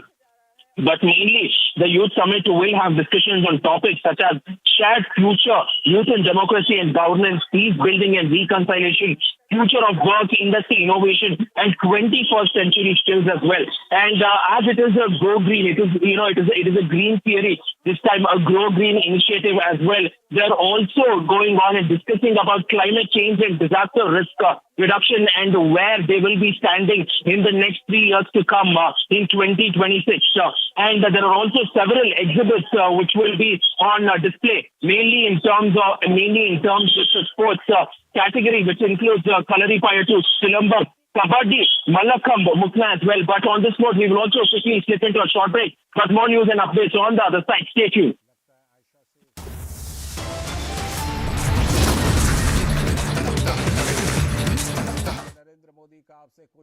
Step into luxury, where grace blends with grandeur and design blends with innovation. As your stress is washed away and you're transported in the lap of luxury. Cure European bath lounges. Let time wait. एक आपने concept दिया जी जनाब का। I don't ever want to claim anything which is not done by me. I only cast my mind back to what General Patinkar and General Nirbhay Sharma had done. What I did was that I took the Ji Janab. Ji Janab was not about saying Ji Janab to everyone. It was just a symbol, a name given to an operation to say, understand the Kashmiri environment, understand the culture, understand the sensitivities.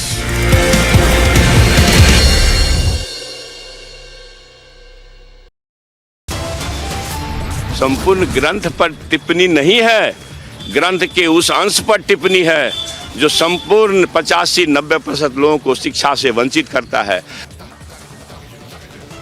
Top headlines at 12:30. Republic confronts Bihar minister who insulted Ramcharitmanas. Minister says, in fact, remains defiant, justifies his remarks. Ramcharitmanas was a nafrat फैलाने वाला ग्रंथ. Was a grant that was spreading hatred. This is not a coincidence, it is a conspiracy.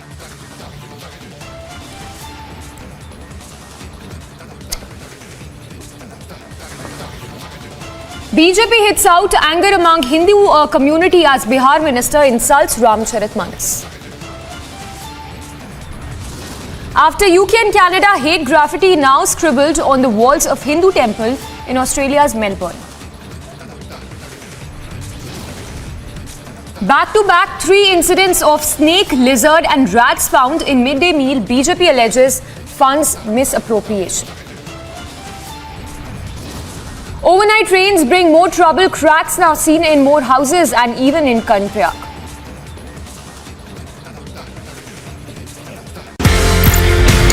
ये कहानी 1947 में जाती है sir. एक नया मुल्क बनता है पाकिस्तान। जो ऑफिसर्स हैं इंडियन आर्मी में, उनको ये बोला जाता है कि आप चूज करें आप कहां पे जाना चाहते हैं। मेरे पिताजी जनरल सैयद मेहदी हसनैन उस वक्त कैप्टन जब आर्मी के अंदर आए थे तो फर्स्ट गढ़वाल राइफल्स में आए।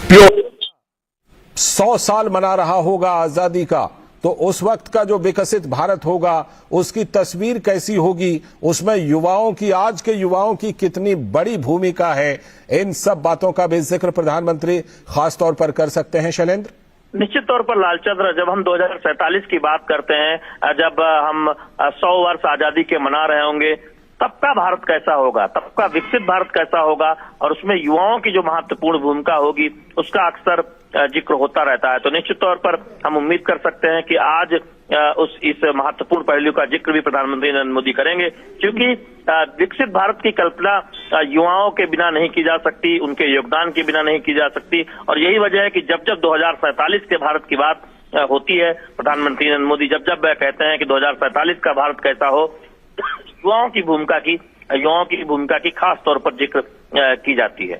जी बिल्कुल, इसका खास तौर पर जिक्र होगा। और जैसा हम देख रहे हैं, प्रधानमंत्री जो ऊंची बिल्डिंग पर लोग हैं, ऊंची छतों पर, ऊंची मंजिल पर जो लोग हैं, उनकी तरफ भी कई बार प्रधानमंत्री अपने हाथ का अभिवादन कर रहे हैं, अपने हाथ से अभिवादन का जवाब दे रहे हैं लोगों का। और इस बीच So we are looking at these live images on our screens right now, coming in from Hubballi in Karnataka. The Prime Minister is all set to inaugurate a 5-day National Youth Festival. Just look at the kind of turnout you see on your screens. For the last at least 40 minutes or so, remember, the Prime Minister has been out there participating in that huge road show. The event is even bigger because this, remember, is a youth festival. The idea here is also to pay tributes to Swami Vivekananda. And all this, let's not forget, happening very, very close to the big Karnataka elections. But the Prime Minister there going all out with the Youth Connect, the youth that he again and again has reiterated is going to be the real power of the new India. Now, the Prime Minister will be inaugurating the National Youth Festival. This is the occasion also of the birth anniversary of Swami Vivekananda. This is the 26th edition of this festival that's going to be held at Hubballi, Dharwad, organized by the Ministry of Youth Affairs and Sports in collaboration with the Government of Karnataka. Our colleague Prajwal also is with us on the phone line, even as we stay live with these images. You know, Prajwal, about 30,000 students are attending this festival. You have a number of delegates and events that is spread around for the next 5 days. But if these images are anything to go by, this really tells you the ground connect, and not just the youth connect, I'm saying, Prajwal, but the ground connect that the Prime Minister enjoys almost in every constituency that he is, every state that he visits.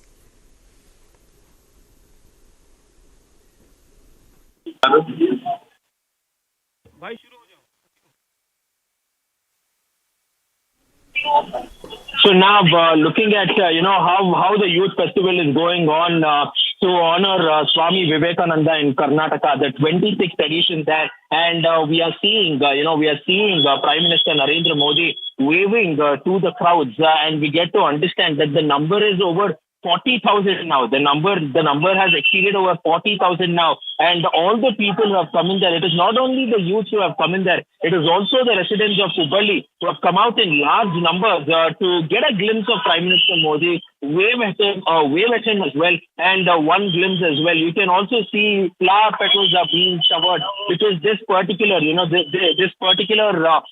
rally of Prime Minister Narendra Modi, the cavalcade, it is also passing through some of the prominent streets of Hubballi, but these are also some of the oldest streets in Hubballi, which has a lot of history to it. And also, above these commercial buildings, there are also residential buildings too. So we are also able to see, small children along with their parents who have come out to wave at the Prime Minister too. But all said and done, it's quite a massive roadshow out here because of the fact that it has been over 40-45 minutes. We had expected that the Prime Minister will reach shortly, but then looking at the response of the people, looking at how they are going on, initially it started off very swiftly.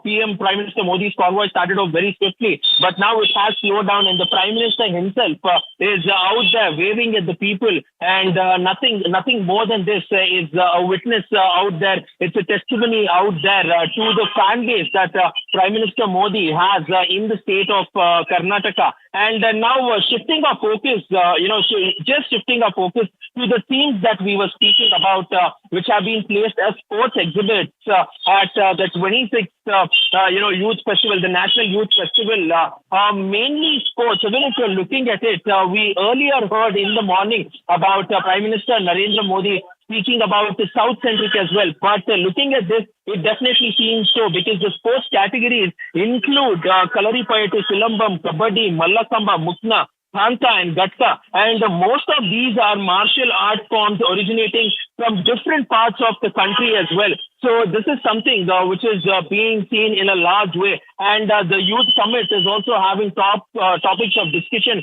mainly in terms of the youth in the democracy and governance, and how the participation of the youth will better the prospects of the country, peace building and reconciliation, and the future of work industry and the innovation technology with it for the 21st century.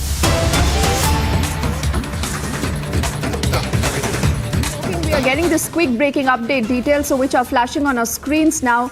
There has been a security breach at the Prime Minister's roadshow. We are learning it was a little boy, I think, who came too close to the entire convoy. Prajwal, do we have any more details of what happened? Was it a boy? Was it a man? What do we know about it? Even we are getting these, quick updates now. Initial reports stated that it was a child, but the latest updates are pointing out that it was a man who came in, who breached the security as well. But all is well as of now is what we get to understand, because he's taken in by the security at this point of time. So you can see this man who just crossed the barricade. He jumped from top of the barricade. You're seeing the traffic police there on our screens there. They're trying to control him, but he came in immediately. So a woman constable, police personnel, along with the traffic personnel pulled him immediately. And you can also see the SPG coming in quickly. Creating a barricade, creating a human barricade around it, and he was immediately being sent back. So this is some sort of breach, security breach that we are seeing at Prime Minister Narendra Modi's roadshow in Hubballi. These incidents, he might even have been a fan or a follower of Prime Minister Modi, but we are still picking up details as to who he was and how he managed to get. But you can look at that barricade right there, where he toppled the barricade. He jumped from atop it, and then the police personnel immediately came in, even before he could reach through the inner cordon of the SPG there.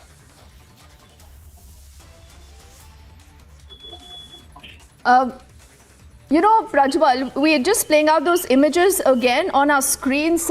Do we have any more details about who this man is? Because, we just see that entire moment there in circle, that man with that saffron shirt for a moment actually just comes very, very close to the convoy until he's pushed behind by the local cops and the SPG there. Now, who is he and from where did he come? Because, as far as I can see, there is a proper barricade. There are, those grills keeping the convoy and the roadshow apart. I think we also have our colleague Abhishek with us. So, Abhishek, first up, any more details on this particular man that we see on our screens? No, not yet. In fact, the only details we have is coming in from the pictures, Deepti, and the pictures absolutely clearly suggesting a security breach, because irrespective of the fact that this might be a supporter, that this might be a BJP cadre, that these might be people who are fans of Prime Minister, and he's a popular leader, and that everyone would want to get close to the Prime Minister, as close to the Prime Minister, as close to the leader as they would, as possibly they can. But then there is a reason why in the roadshow that barricade is kept, and which is because that's the security drill, that's the protocol, that the SPG ring around the Prime Minister cannot be breached. And in the pictures it can be seen that that did happen. The SPG commando, with absolute alacrity, stopped the person, snatched the garland from his hand, and the Prime Minister in fact takes the garland and gives it to another SPG commando. But what is important is that as per the strict guidelines of the Blue Book of the SPG, this really constitutes a security breach, Deepti, and I believe there has to be an analysis. I believe there would be some kind of dissection of this particular episode in these pictures that we see at the level of SPG review. I believe, there are systems to take care of and analyze these kind of incidents. There is an ASL that happens before, and when these barricades were kept, how did this man jump? Was there some gap between the barricades, two barricades from which this man came in? Did he jump? And if he jumped, what was the outer ring of security doing? How come he jumped and nobody noticed, and he could walk that distance or run that distance of about 5 meters from the barricade to the Prime Minister? This is clearly, irrespective of the intent, a classic security breach picture, and I believe an analysis would be done by the SPG on that. And it does come very, very close. If you just look at the instance, within seconds, you see this man literally, rushing towards the convoy. He's so very close to the Prime Minister, Abhishek. Now, first up, tell me, because, in the pictures, we aren't very clear how old this man/boy is. Any more details of his identity yet? We are trying to ascertain, Deepthi, but this seems a supporter. This seems someone who's been there in the crowd for a while, because if he jumped, it took a while for the local police and the security ring, the outer security ring, to really react. Which means he must have been there for a while. He was in the crowd. He seems like a case of a supporter, a fan of the Prime Minister.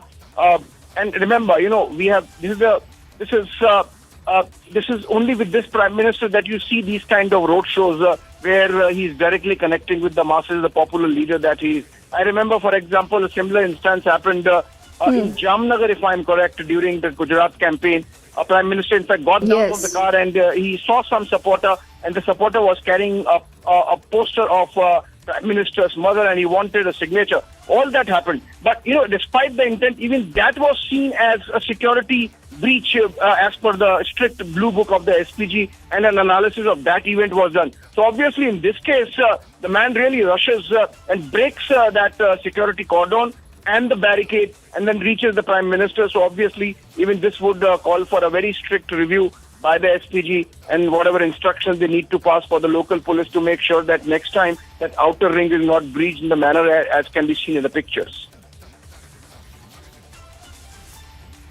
And because you just reiterated what happened earlier in Jamnagar, Abhishek, this time this boy/man is carrying a garland. He was trying to garland the Prime Minister, and clearly he's pulled out by the SPG, the local police. And what otherwise is the protocol? Because as far as we understand, there is a secured perimeter beyond which absolutely nobody, Abhishek, is allowed. Well, if you look at it from a very strict security angle, Deepthi, this garland could be anything. Seemingly it's a garland, but it could be anything. And it's an unscreened material, and from any chemical to any unwanted. For example, even something like an insect, even that is not supposed to reach the Prime Minister if there is something on the flower or the garland, and there could be allergies. So unless screening has been done, nothing can be taken to the Prime Minister. And in that sense, I think this would call for a review. And the man has really broken the security ring of the police. He has broken the barricade, and then he almost reaches the Prime Minister. If you look at it, he has been stopped by the commando of the SPG just barely half a meter from the Prime Minister. And then the commando snatches the garland, and with the Prime Minister really passes on to the security officer behind him. In fact, the security officer also just parallelly catches hold of the garland and takes it away from the Prime Minister. So obviously, this is something which would call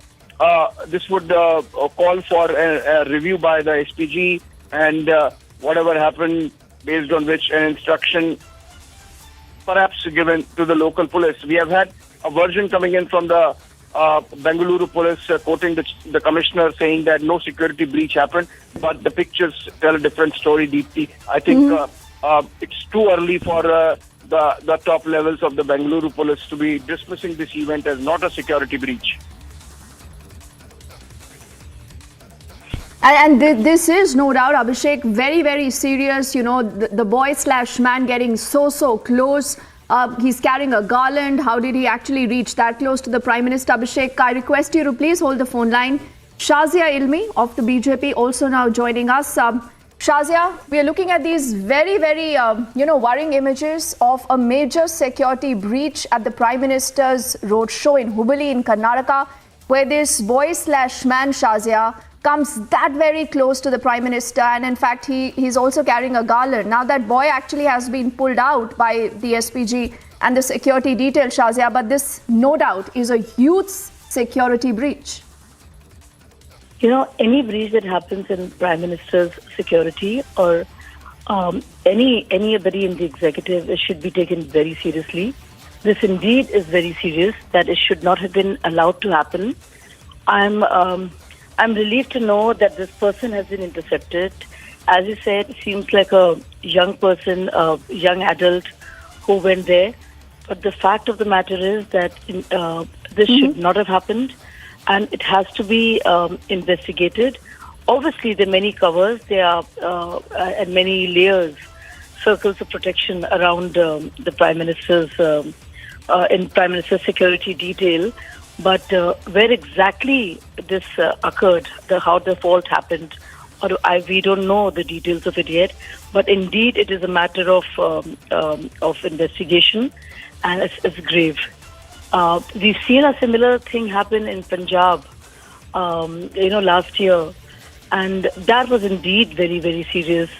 And now something else has happened in Karnataka, in Hubballi on the National Youth Day, as we see from the pictures, and I think it should be taken very, very seriously, and it will be.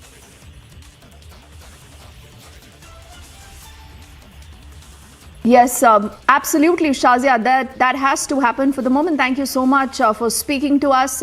We'll again, go back to these images. This is something that was reported just moments earlier. The Prime Minister now has reached for the inauguration of the Youth Festival. We'll also, in fact, request our producers to put out those live images also in case possible. And we'll also go back to Abhishek now. Abhishek, you're telling us that the review now would be done of the entire episode, and the SPG team will fully analyze this breach along with the local police. Abhishek. Well, yes, in the meanwhile that you were with Shazia, Deepthi, I did manage to have a word with someone who's part of the Prime Minister's security detail, and I was told that yes, they would in fact be reviewing this episode and see how this man reached that close to the Prime Minister. So it's really important that what we were saying is being heeded to, and in fact someone in the SPG perhaps was watching, and a decision already being taken to review this in conjunction, of course, with the local police. Typically what happens is that whenever Prime Minister travels, there is an advanced security liaison that happens, and everything is finalized to the last detail in terms of Prime Minister's movement, the security cordon, the rings around him, and the proximity, of course, is taken care of by the SPG, and the SPG commander did very quickly interject and intercepted the intruder. But irrespective of the fact that this guy is a supporter of the Prime Minister and possibly could be a cadre of the party, the fact is that in the security parlance, this man is an intruder, and the SPG now going to review the security breach along with the local police there. We are picking up from our sources. Deepthi. Okay, Abhishek, I'm going to come back to you again in just a bit. Let's also get in more reactions. I'm told Tanveer Ahmed of the JDS is also joining us on the phone line. Tanveer, thank you for speaking to us on Republic, and thank you for your patience. How would you respond? An extremely, extremely serious security breach where this man/boy, Tanveer, comes that very close to the Prime Minister. Definitely, it is the security of the Prime Minister of India, not of any political party. It is Prime Minister of India, which is of paradigm importance. And I think people who are responsible, definitely the DGP, the SP, the Home Minister, the chief minister or the people who should definitely answer this, because India is one country which we lost 2 prime ministers. We cannot really have any breach in the security of the prime minister. This is a very serious matter, and I'm sure that the government of Karnataka would definitely go into all the minute, minuscule details so that this kind of thing should never be repeated with a tall figure like Narendra Modi and the Prime Minister of India.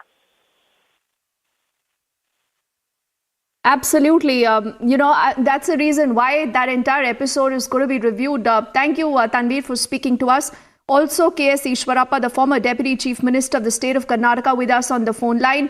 Mr. Ishwarappa, sir, good evening. Thank you for speaking to us in Republic. How would you respond? I'm not sure how a person is able to actually breach all security cordons in spite of that, very secure parameter, is able to get in so close to the Prime Minister. And, I see, in fact, Ishwarappa ji, for a moment, when that man was actually heading towards the car, the cops, the local cops, I think, were just standing there. They did not even notice that he went so close until the SPG intervened. Actually, मैं तो अभी बाहर हूँ, क्या हो गया है मुझे बिल्कुल कुछ भी नहीं मालूम है, लेकिन आपका इंफॉर्मेशन है वो सिक्योरिटी को छोड़कर, प्रोटोकॉल छोड़कर वो प्राइम मिनिस्टर के पास तस्दीक आया है, ऐसा आपका रिप्रेजेंटेटिव मुझे बोला है. मुझे एग्जैक्टली क्या हो गया है, क्या नहीं हो गया मालूम नहीं, लेकिन कई व्यक्तियों का, कई संगठन का मनस्थिति अभी इस देश के नेता के साथ, इस देश के साथ एडजस्ट करके हम जाना है, वो ऐसा मनस्थिति वाले अभी तक थोड़ा आदमी दूर है. वो भी हमारा प्राइम मिनिस्टर, मेरा प्राइम मिनिस्टर है, ये देश मेरा है, ऐसा मनस्थिति सबके पास आने के लिए सभी कोशिश करना है. लेकिन आपको मालूम है, अभी तो नरेंद्र मोदी जी सिर्फ भारत का नेता नहीं, विश्व का नेता है. इस समय में कोई संगठन वाले उनको मराने के लिए भी कोशिश किया था, आपको मालूम है. लेकिन हुबली में ऐसा हो गया, ऐसा सुनकर सारे देश में, सिर्फ not only in Karnataka, through the nation ये घबरा होने का सब्जेक्ट है. मैं इसको बहुत सीरियसली मैं खंडन करूंगा. कौन इसके पीछे है, कौन इसके पीछे संगठन है, उसके स्टेट गवर्नमेंट या सेंट्रल गवर्नमेंट, ये सभी. आपको लगता है ये साजिश है ईश्वरप्पा जी? आपको लगता है ये साजिश है? आप कह रहे हैं इसके पीछे कौन संगठन है, आप बता रहे हैं? मुझे मालूम नहीं, इसलिए मैं बोल रहा हूँ. अभी सिर्फ आपके रिप्रेजेंटेटिव मुझे फोन किया था, मुझे अभी बाहर टूर में हूँ, मुझे मालूम नहीं था. अभी इंफॉर्मेशन आपके रिप्रेजेंटेटिव ने मुझे फोन किया, ये मुझे बहुत घबरा हो गया है और मैं ये खत्म करूंगा, ये मुझे मालूम नहीं है. लेकिन ऐसा मनस्थिति वालों को कौन है, कोई संगठन वाला है, ये इंक्वायरी से ही बाहर आ रहे हैं, उनको ऊपर एक्शन भी लेना है. ठीक है. K.S. Ishwarappa ji, the former Karnataka Deputy Chief Minister there, speaking to us. I thank you right now, and I want to go back to Abhishek. I think he has more details on what we know, on what has happened. And on the right of your screens now, ladies and gentlemen, you're looking at images coming in live. The Prime Minister there in Hubli. This is the National Youth Festival that begins starting today, and more than 30,000 students are going to be participating in this event spanning for the next 5 days. Abhishek, like I said, the focus is definitely on the Youth Festival that the Prime Minister today is inaugurating. But this security breach is very, very worrying, because I was just trying to look at these images again. And for a moment, until the SPG notices this, man/boy coming that close to the Prime Minister, Abhishek, you had one of the cops there, in that white shirt and that khaki trouser, not even aware that someone has come in that close to the Prime Minister. And I think he's a part of the local detail of the security. Yeah, absolutely. So that's what we have been discussing now, Deepthi, that Prime Minister, of course, on an impulse, obviously, if he sees a supporter, would not, pull himself back. He's a mass leader. it's for the security to make sure that the protocol that is put in place, the security ring that is thrown around the Prime Minister, and whatever is discussed in absolutely finest detail when the advanced security liaison happens, the ASL happens between the SPG and the local police, that is followed to a T. So this is a breach on more than a couple of counts. For one, the man breaks the barricade. So if there was a gap, what was the local police guy doing there, not taking care of the gap from where this guy could sneak in? If, on the other hand, this guy jumped the barricade, then why was he immediately not caught hold of, despite the fact that there is almost every 5 meters, there is a policeman standing, providing that what is called the outer security ring of the Prime Minister's security detail.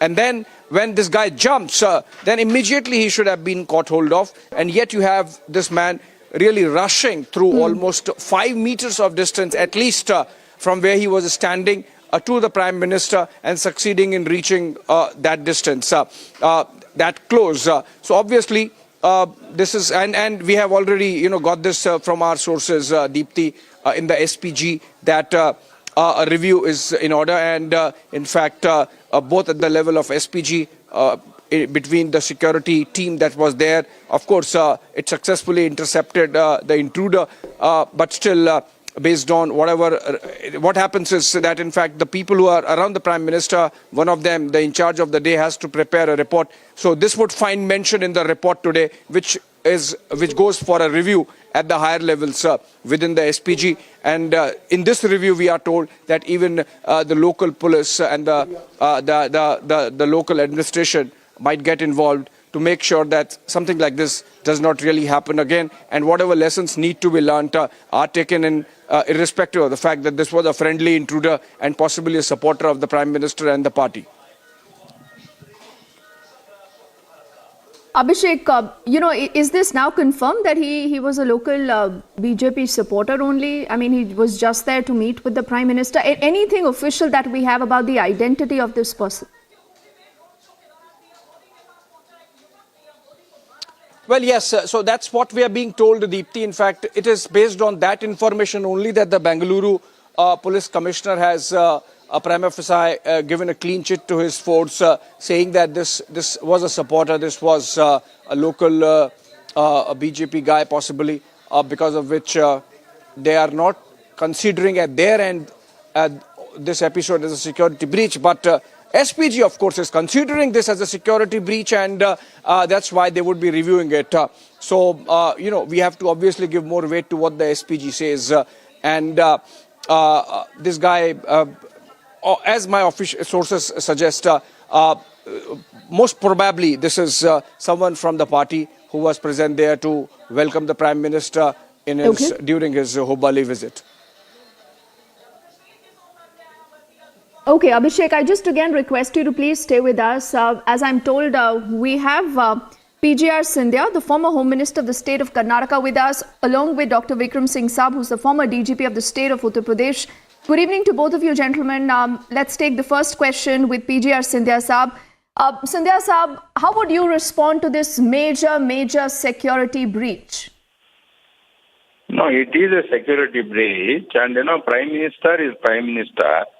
And no one should take chances with the Prime Minister's security, because whether he is a BJP worker or XYZ, that is immaterial. So when the SPG takes care of the whole thing, I think that's a lapse on their part, and they should take it seriously.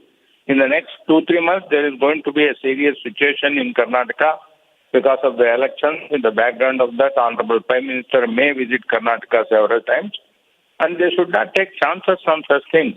They should curb, and it should not be repeated at any cost. That's my impression. It is a lapse on the part of the whosoever is concerned. Okay, I request you to hold that phone line, sir. I want to also get in Vikram Singh Saab. Vikram Singh, sir, how would you respond to what we have seen? Like I said, for a moment, the local security corps who are positioned there along with the barricades do not even notice this person who comes that close to the Prime Minister till the SPG intervenes, so there has to be blame that will be also put on the local cops who are in charge of the outer periphery of the security of the Prime Minister there. Okay, I think we've just lost that phone line, but let's go back also to Abhishek. Abhishek, any more details now that we have officially coming in, and how will this entire matter be taken up?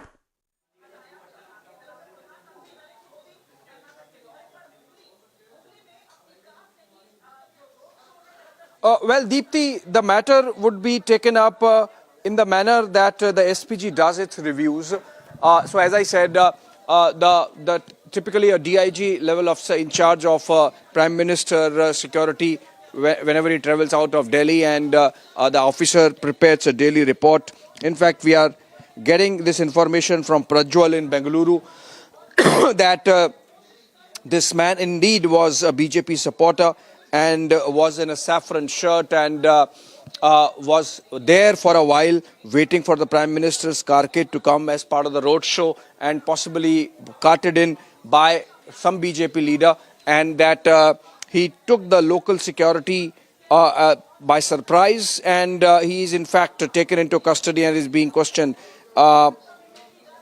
Deepthi, if you can go to Prajwal, he has more details, in fact, about what the local police is doing about this man, and we can get more details from Prajwal, in fact. Deepthi. We'll definitely try to do that. Let's get Prajwal also, because I'm sure, now this man that has been detained is going to be at a local police station, and, he's going to be interrogated. But Abhishek, as our team does that, like you said, not the first time that, you have a security breach like this at a Prime Minister's event. Now, considering the kind of mass connect that the Prime Minister does enjoy, people really want to come close to him. Someone wants to share a gift. This man was carrying a garland. Now, clearly, this isn't easy, but the point is, this is about the security of the Prime Minister, period. And that only should matter, Abhishek. Yeah, absolutely. So this is Hubali. For one clarification at my end, because I mentioned Bengaluru once while talking about the local police. This is Hubali police, obviously. And I'm told Mr. Raman Gupta is the police commissioner of Hubali. And his initial reaction was that there is no security breach. But then now it seemed that even the local police is carrying out its own investigation, obviously, because when the SPG does its review, it would seek a report from the local police, as is the protocol, apart from preparing its own report. I was mentioning earlier, Deepthi, that a DIG level officer typically travels and is overall in charge of Prime Minister's security and the SPG ring, and they have to, in fact, prepare a daily report on the events of the day. This would clearly count as one serious incident of security breach, and a review, as I said, has already been put in place. As we speak, this man has been identified as someone who's a BJP supporter and was possibly brought in by a local BJP leader. If Prajwal is patched, we can go to him. Police has taken this guy into custody. That's another bit of information that we can break on the grids. Yes, I'm not sure if Prajwal is there, but we are connecting with him. Now, these are initial details, like you're telling us. The cops, for the moment, tight-lipped about the man's identity. Abhishek is the information that he's sharing. Also saying that the Hubli Police Commissioner has confirmed that he was a BJP supporter. And right now, the youth has been taken to the Hubli Town Police Station. Abhishek. Yes, so some preliminary questioning taking place, and out of that preliminary questioning, it comes out, Deepthi, that this guy indeed is a BJP supporter. But as I said, from the security, if you look at it from the security angle, from the SPG vantage, irrespective of what he is or from where he came, he gets classified as an intruder, and this is a security breach, irrespective. And this garland could have anything.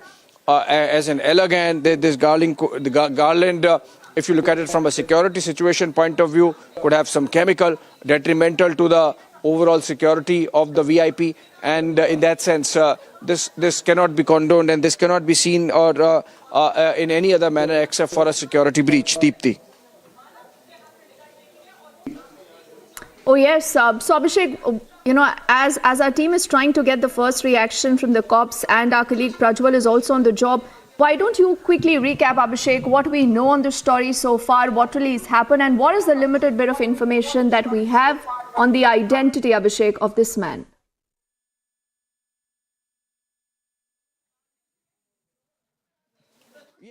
The identity is that he's a local BJP supporter. That's what the local police says. And he's in custody. He has been taken to a police station for still, some more questioning and screening. It's likely that once a report comes in from the local police, they would also get in, the SPG would do its own review. In fact, parallelly it happens. We have broken that story on air, that SPG would in fact carry out a review of this security breach. This man classifies as intruder and should not have been allowed to break that barrier. In fact, he jumped over the fence and it's clear that the local police security ring really failed in preventing that breach. You can see this man runs and just about 2 meters from him there are two cops of the local police standing, one on each side, and yet they miss him. This can't be taken lightly, Deepti. It could have been anyone. Yes. It could be anyone. Irrespective of that, this proximate access to the Prime Minister cannot be allowed. And that's why the review, that's why I believe as Absolutely. per the Blue Book, whatever needs to be done would be done in this case as well. Yes, Abhishek, Prajwal is, I'm told, with us. Let's quickly take it across to Prajwal. He has more details. Prajwal, what more do we know? Where is this man? Who really is this man? DT, now initial investigations and initial reports, we did even speak to the commissioner of Hubballi, and it is being learned that Mr. Raman Gupta, the police commissioner of Hubballi, has stated that this man has already been taken into custody, but the identity of the man has still not been revealed, but it is now being officially confirmed that he is a fan of Prime Minister Narendra Modi, and he is also a BJP supporter as well, and he was wearing a saffron shirt too. But when asked about the garland, he did not have a specific information in this regard, because what happened was, we exactly want to know what this garland is, because it definitely does not look like a garland of flowers, or at least from the visuals, which Republic has gone on to access here. So therefore, what was this particular garland? So questions being raised about what this particular garland was, or what happened. And as earlier, Abhishek was also pointing out to the fact that, that he might have come in with a garland, but it might have been of any substance. So that is something which is being questioned now. And secondly, now this particular supporter, who's a youth, he's said to be in his, in his late 20s, had come here since afternoon. He was waiting to get a glimpse of Prime Minister Narendra Modi, and he had gone through several security checks, because even to come towards that particular road where this barricade has been put, which is the main road which runs through the major roads of Hubballi towards the destination where this youth festival is taking place, they have to pass through several security checks as well. But it is very surprising as to how did he get through so many security checks with this garland in his hand as well. And even as we are speaking, there were also several CCTVs too which were put up along the way. And now cops are also going through these CCTV footages to determine whether he received it from somebody or it's what it is exactly. But we are yet to get more details from the commissioner himself. Prajwal, I'm just going to come back. Prajwal, I'm just going to come back to you in a minute. I want to also get in Dipanjan Chakrabarti. He is a former NSG and he joins us also in the broadcast. Dipanjan, good evening. Thank you for speaking to us on Republic. How do you view this major security breach, Dipanjan? It's no doubt unpardonable, and it's really horrible. I'm scared because I was in NSG for almost 6, 7, 8 years. I was security liaison officer of Mr. Advani to Mr. Rajesh Pilot, Mr. S.V. Chavan, etc., all the home ministers. So I know the system, and I know that there are multiple security checks whenever this is Prime Minister, Mr. Modi. So how it had happened, it's really a matter of concern, and I have no doubt to say it is a candid demand from an ex-NSG officer that the entire system, the entire SPG deployment should be put under suspension and a thorough inquiry should be there. How this type of breaches happen? Because it's impossible to penetrate. There's a multiple security layer. And that guy, he penetrated within 5 feet of Prime Minister of India. And the most scary, he's an innocent guy. I am not saying he is right now, but as of now, if he is an innocent guy, if he can penetrate through multiple security layers and can reach Prime Minister of India, so if we think about a trained terrorist or a suicide bomber of Fidai, can you imagine the impact of that thing? I think India cannot afford such type of law. It's really scary, and government should take proper cognizance of it and should take a very, very strict action. Absolutely, Dipanjanji. And tell me one more thing. Usually all this area is well sanitized. The people who will come that close to the Prime Minister, everything is vetted. This is the least that is done. There is, an iron grill that we see. That is the outer perimeter. You have the local Karnataka police there manning that. And then you have the SPG in close proximity to the Prime Minister's convoy. So this breach clearly has happened, Dipanjanji, at multiple levels. Absolutely. I mean, if I can briefly, I can explain the situation. Any VIP security, it has two parts. One part is controlled by ASLO, Advanced Security Liaison Officer. If Prime Minister has a particular program in Hubli, for example, at least before, today is 12, so I am sure at least 7-10 days before the ASLO, the Advanced Security Liaison team of SPG, they must have visited the place. They have discussed every single minor details with the senior most police officers of that district or the state to ensure that all the threats, vulnerabilities will get minimized or mitigated before Prime Minister's arrival. And once Prime Minister arrived, then the SLO security liaison takes over. In such, there is no way anybody can penetrate unless and until somebody, but the thing is there's always a multi-layer system. So if somebody has failed, automatically this guy or the whoever will try to penetrate can get caught by the second layer or the third layer. And this is within 5-10 feet of the Prime Minister, the close protection area. This is really ridiculous, and I think government will take proper cognizance. And Dipanjanji, because you do understand, sir, the system, the nitty-gritties, the nuances. Now, for a leader who's as popular as the Prime Minister, this is, a very, very difficult situation, especially when these are, very long road shows. And like, we were earlier discussing in Jamnagar also, there had been that one particular security breach again that was handled in time by the SPG. Shouldn't they have been extra vigilant? Because, as we are playing out these images, Dipanjanji, it's only the SPG that notices this boy/man rushing towards the Prime Minister. The local cop is looking elsewhere. He's not even, he could have stopped this boy much before the SPG had to intervene. The problem is, it's very, very sad, but the thing is the quality or the sensitization of the local police as far as this type of issues, the VVIP security or terrorism, there is a major gap. There's no doubt about it. The local cops nowadays, basically, they are controlled by the local political leaders and they are busy with their juhujuri with the local political guys. So sensitivity and seriousness of the Prime Minister's security, they are not in fact aware of it. So I think, and I'm sure every state government has their VIP security wing, because every state has prime minister, chief ministers, and the senior dignitaries, governors. So why they are not using that security unit to cover prime ministers? Prime minister is not visiting Karnataka every day. Just doing this security duty with the local police, that is a ridiculous thing. I think the entire thing has to be changed. Oh, yes. And Dipanjanji, before I let you go, sir, one last question. This man was wanting to garland the Prime Minister.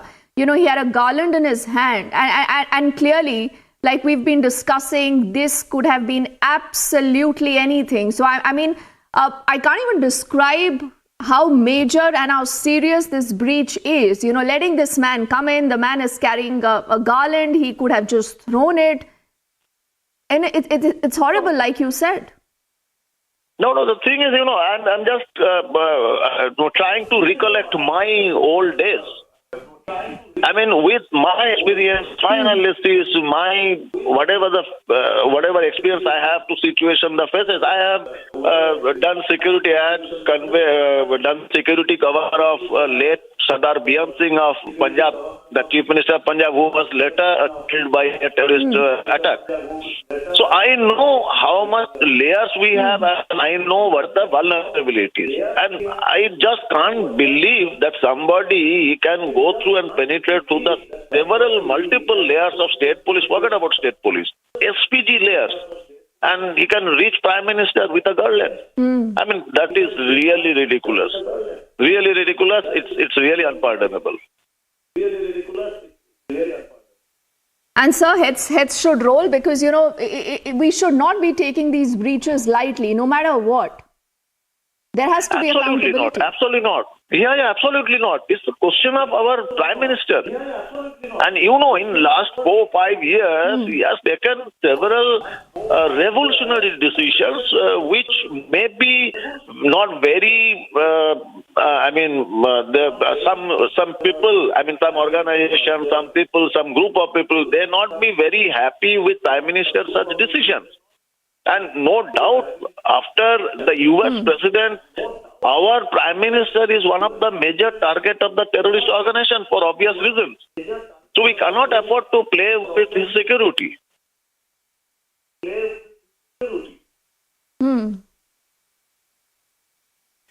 so we need to Dipanjanji, I'm not sure, sir, if it would be possible, sir. If it would be possible for you to hold the phone line, because I quickly want to read some more information now that we are getting. Our colleague Abhishek actually tells us that all people in the enclosure from where that boy actually came were properly frisked by the SPG. So they are essentially trying to say it's not a very serious issue. This is the first quick review that has happened by the SPG, sir. So I think that they want to indicate that somewhere this boy was checked, he was vetted, and only then he was allowed that close to the Prime Minister. I mean, does that add up?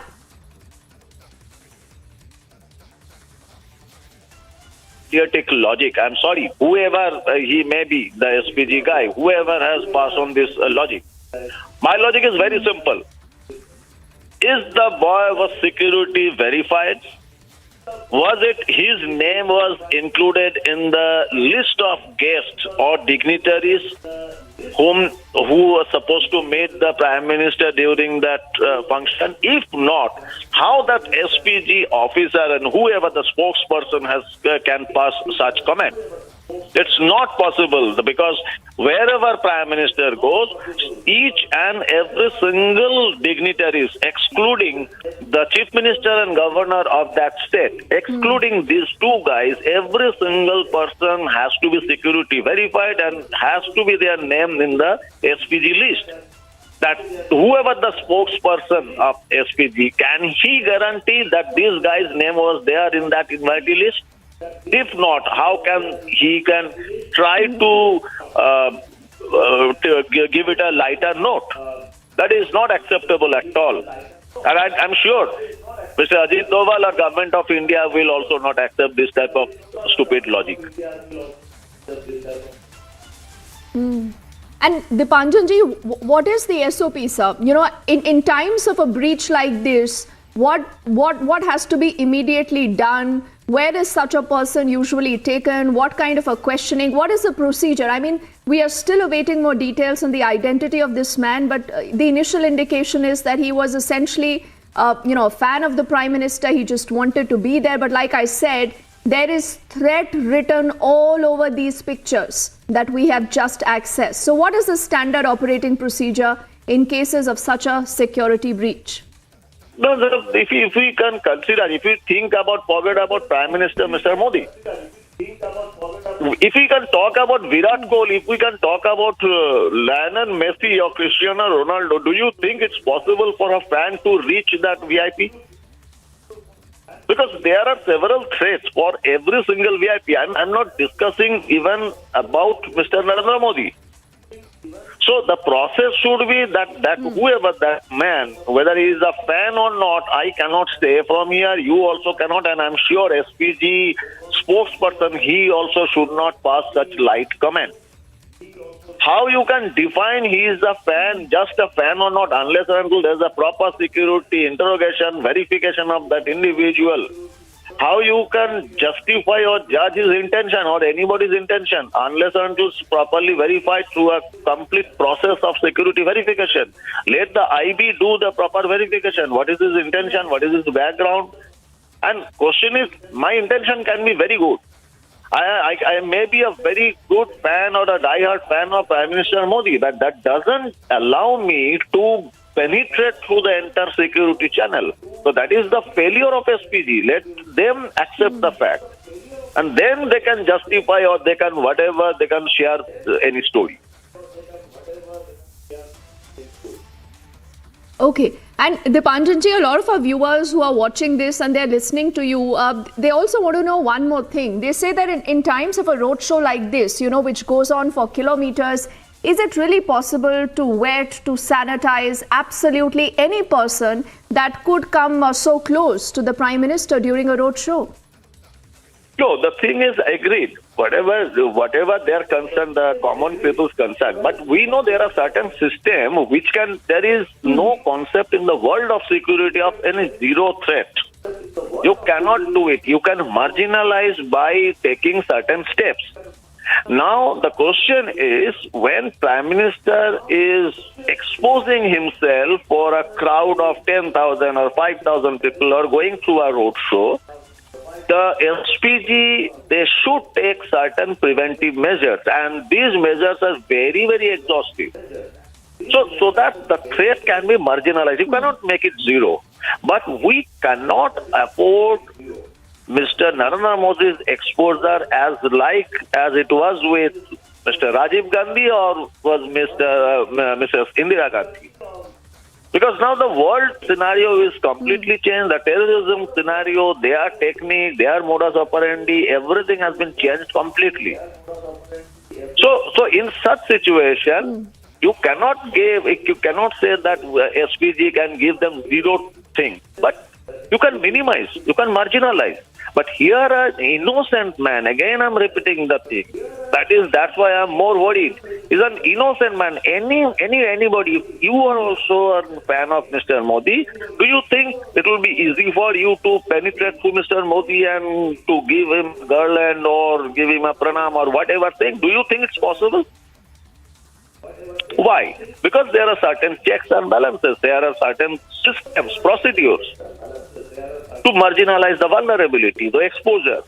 Now, where it was in this particular case, a person, he thought that I should meet my dream hero or my favorite the national figure, and I can reach Mr. Modi. So tomorrow, any terrorist, any lone wolf can get motivated with this type of incident, and they can try. Do you think we are ready to afford it? So this is not pardonable. This is absolutely. This is it's extremely dangerous at multiple levels, and I know I've taken a lot of your time, sir, but it really helps to have someone like you on the panel to help us understand what possibly has gone wrong, what needs to be done. Now, this is initial information, sir, that's just coming in through the Hubballi police sources, who are obviously trying to say now that, look, this wasn't a very, very serious lapse. They want to say that this security cover breach during Prime Minister Modi's roadshow in Hubballi, they said all people in the enclosure from where this boy came were properly frisked by the SPG. They again reiterate that, and they say that this whole area was properly sanitized by the agencies. Is this even acceptable, sir? I ask you that question again.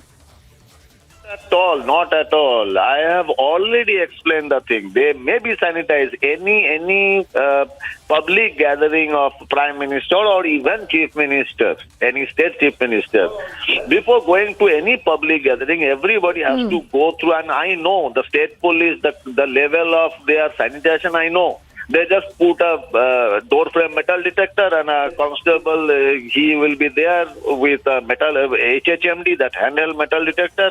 And every time anybody will go through it, it will give a sound as exactly you are experiencing in any mall, shopping mall.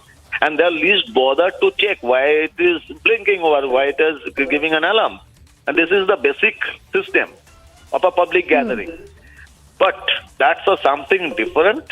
To be a part of 40,000 crowd or 20,000 crowd or 5,000 crowd, and somebody is reaching the Prime Minister, the close protection area of Prime Minister, that's a complete different ballgame. Here my question is, if the Hubli police or Karnataka police, they are considering both the things, attending a public gathering amongst another 40,000 people and penetrating through all the security layer and reaching up to Prime Minister's 5 feet, if they are considering both the thing in the same parameter, I think that guy should take voluntary retirement today itself. Whoever has given that theory. It's bullshit, completely bullshit. You're still being lenient, Dipanjanji, I would say, because like you said, this is the Prime Minister of the country, period. I don't think any kind of alibis, excuses absolutely work. These are very, very worrying images, sir.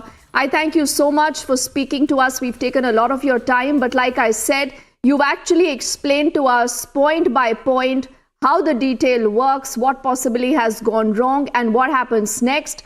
So right now, viewers, you're looking at these images on your screens. The man that you see in the saffron there now has been taken away by the local cops. He's being interrogated. On the other side of this quick break, we keep our focus on that big story. It's a major, major security breach. Will heads rolled? What really happened? All details when we come back.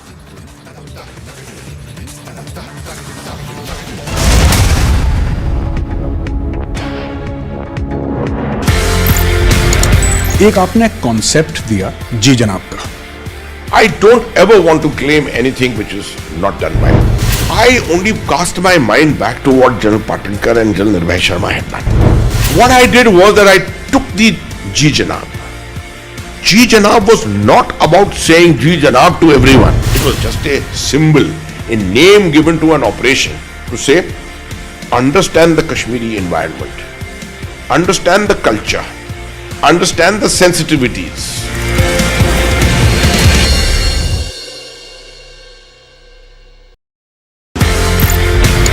ये कहानी 1947 में जाती है sir. एक नया मुल्क बनता है पाकिस्तान। जो ऑफिसर्स हैं इंडियन आर्मी में, उनको ये बोला जाता है कि आप चूज करें आप कहां पे जाना चाहते हैं। मेरे पिताजी जनरल सैयद मेहदी हसनैन उस वक्त कैप्टन जब आर्मी के अंदर आए थे तो फर्स्ट गढ़वाल राइफल्स में आए। प्योर हिंदू सोल्जर्स कम्युनिटी जो थी पूरी, उसमें एक अकेला मुसलमान। उनके कमांडिंग ऑफिसर ने उनसे पूछा, बंटवारे के अंदर आप क्या चाहेंगे, किसी मुस्लिम यूनिट के साथ, मुस्लिम रेजिमेंट के साथ पाकिस्तान आर्मी में जाने की? जवाब जो था बहुत जबरदस्त। मैंने सोच लिया मैं उस देश में जाऊंगा, मैं उस फौज में जाऊंगा जिसमें मजहब के लिए कोई अलग जगह नहीं है।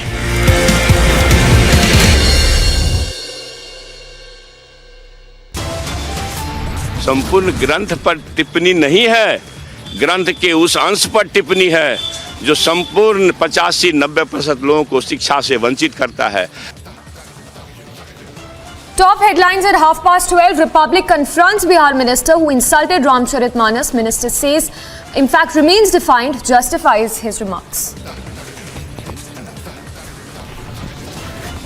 Ramcharitmanas was a nafrat फैलाने वाला grant. Was a grant that was spreading hatred. This is not a coincidence. It is a conspiracy.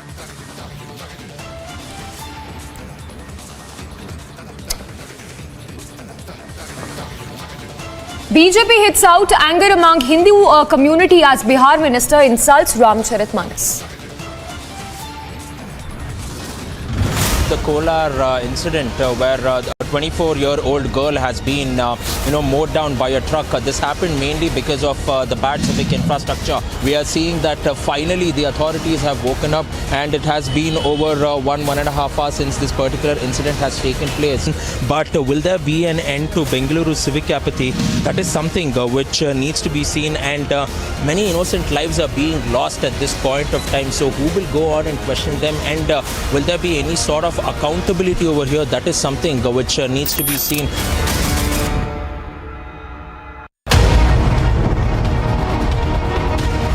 Republic 47.3%, 394% more viewership for Republic TV than News 18 in super prime time. Content supremacy destroys the landing experiment. Republic TV, the All India number one.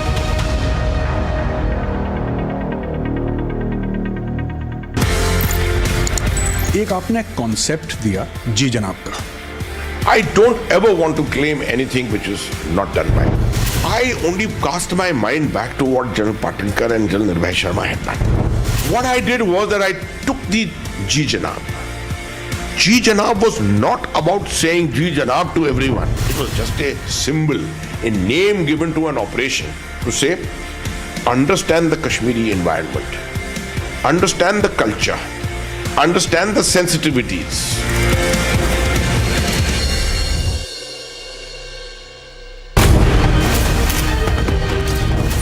As Waze planted gelatin sticks in Antillia, as Mansoor Hiren was murdered,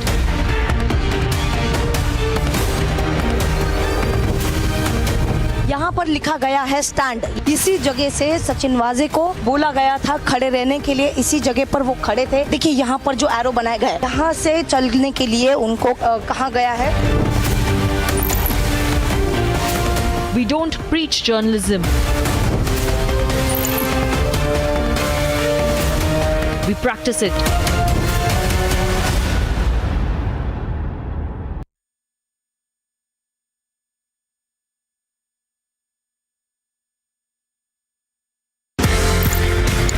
ये कहानी 1947 में जाती है sir. एक नया मुल्क बनता है पाकिस्तान. जो ऑफिसर्स हैं इंडियन आर्मी में, उनको ये बोला जाता है कि आप चूज करें आप कहां पे जाना चाहते हैं. मेरे पिताजी जनरल सैयद मेहदी हसनैन उस वक्त कैप्टन जब आर्मी के अंदर आए थे तो फर्स्ट गढ़वाल राइफल्स में आए. प्योर हिंदू सोल्जर्स कम्युनिटी जो थी पूरी, उसमें एक अकेला मुसलमान. उनके कमांडिंग ऑफिसर ने उनसे पूछा, बंटवारे के अंदर आप क्या चाहेंगे, किसी मुस्लिम यूनिट के साथ, मुस्लिम रेजिमेंट के साथ पाकिस्तान आर्मी में जाने की? जवाब जो था बहुत जबरदस्त. मैंने सोच लिया मैं उस देश में जाऊंगा, मैं उस फौज में जाऊंगा जिसमें मजहब के लिए कोई अलग जगह नहीं है.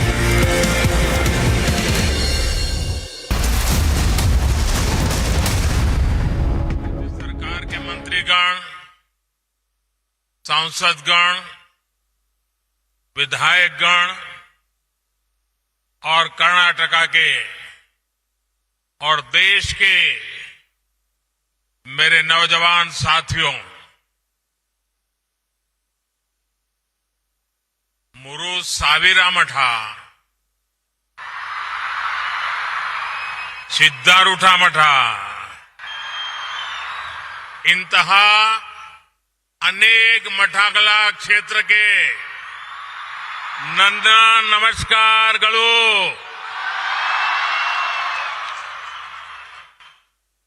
ರಾಣಿ ಚೆನ್ನಮ್ಮನ ನಾಡು,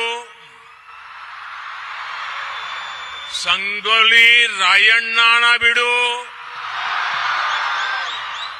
ಈ ಪುಣ್ಯ ಭೂಮಿಗೆ ನನ್ನ ನಮಸ್ಕಾರಗಳು.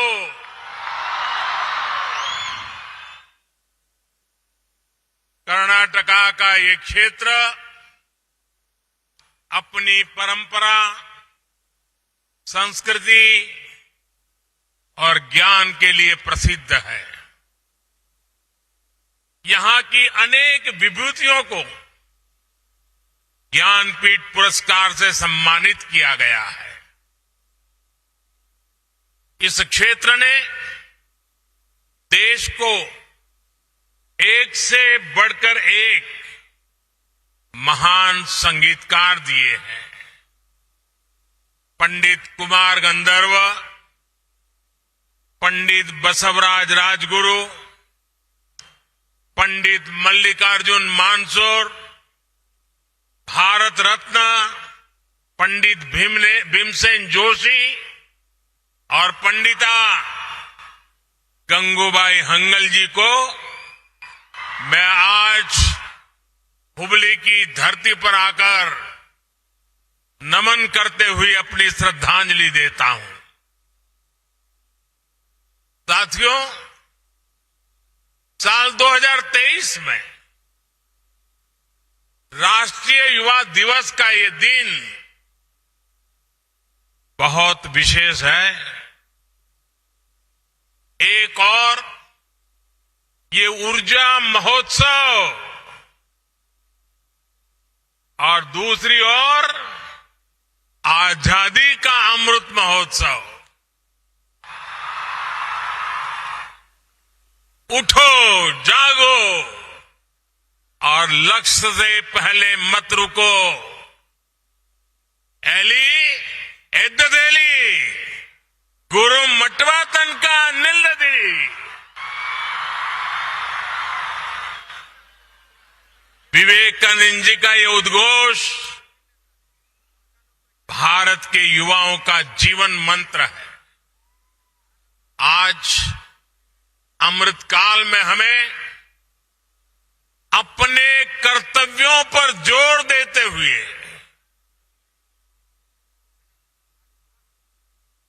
अपने कर्तव्यों को समझते हुए देश को आगे बढ़ाना है। और इसमें भारत के युवाओं के सामने स्वामी विवेकानंद जी की बड़ी प्रेरणा है। मैं इस अवसर पर स्वामी विवेकानंद जी के चरणों में नमन करता हूं। अभी कुछ दिन ही पहले कर्नाटका की धरती के एक और महान संत श्री सिद्धेश्वर स्वामी जी का देहावसान हुआ है। मैं सिद्धेश्वर स्वामी जी को भी आदरपूर्वक श्रद्धांजलि अर्पित करता हूं। साथियों, स्वामी विवेकानंद जी का कर्नाटका से अद्भुत रिश्ता था। उन्होंने अपने जीवन काल में कर्नाटका और इस क्षेत्र की कई यात्राएं की थी। बंगलुरु जाते समय वो हुबली, धारवाड़ भी आए थे। इन यात्राओं ने उनके जीवन को एक नई दिशा दी थी। मैसूरू के महाराजा भी उन लोगों में से एक थे जिन्होंने स्वामी विवेकानंद जी को शिकागो यात्रा में उनकी मदद की थी। स्वामी जी का भारत भ्रमण इस बात का भी प्रमाण है कि कितनी ही सदियों से हमारी चेतना एक थी, एक राष्ट्र के रूप में हमारी आत्मा एक थी। ये एक भारत श्रेष्ठ भारत की भावना का अमर उदाहरण है।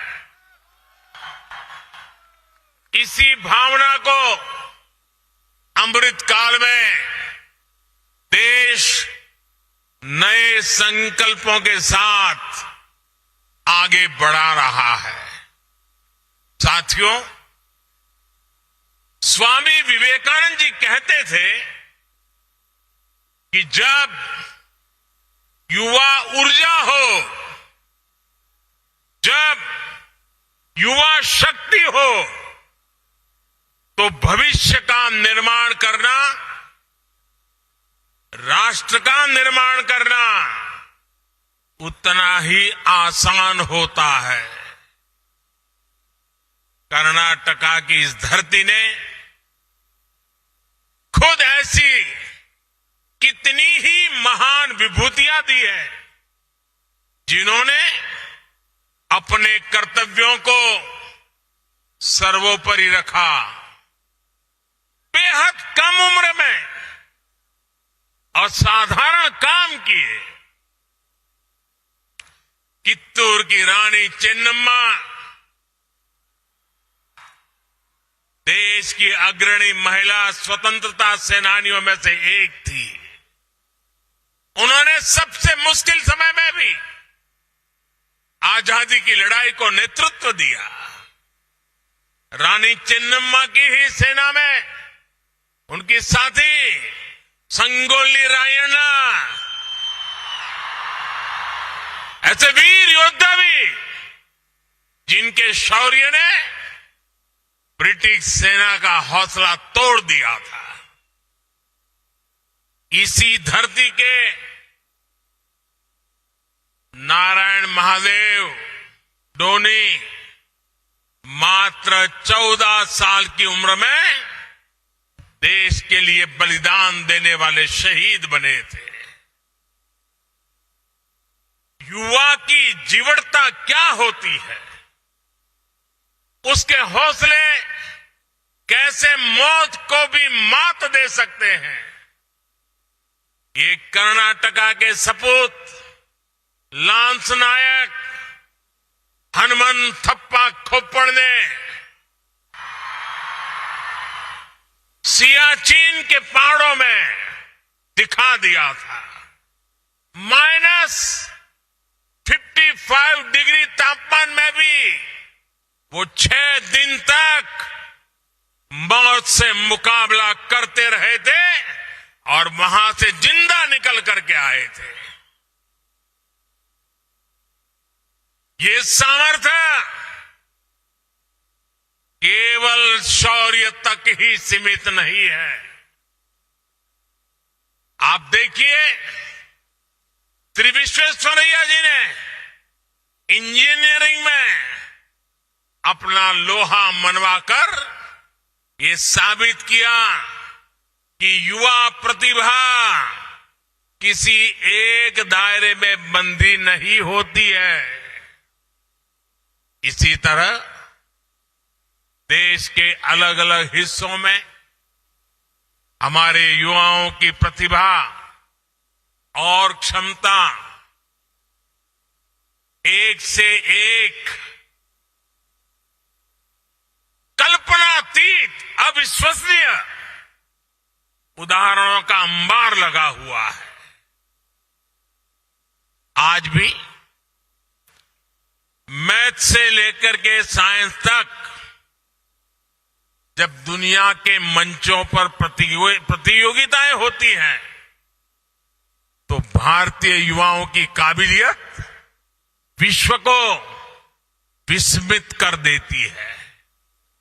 साथियों, अलग अलग कालखंड में किसी भी राष्ट्र की प्राथमिकताएं बदलती है,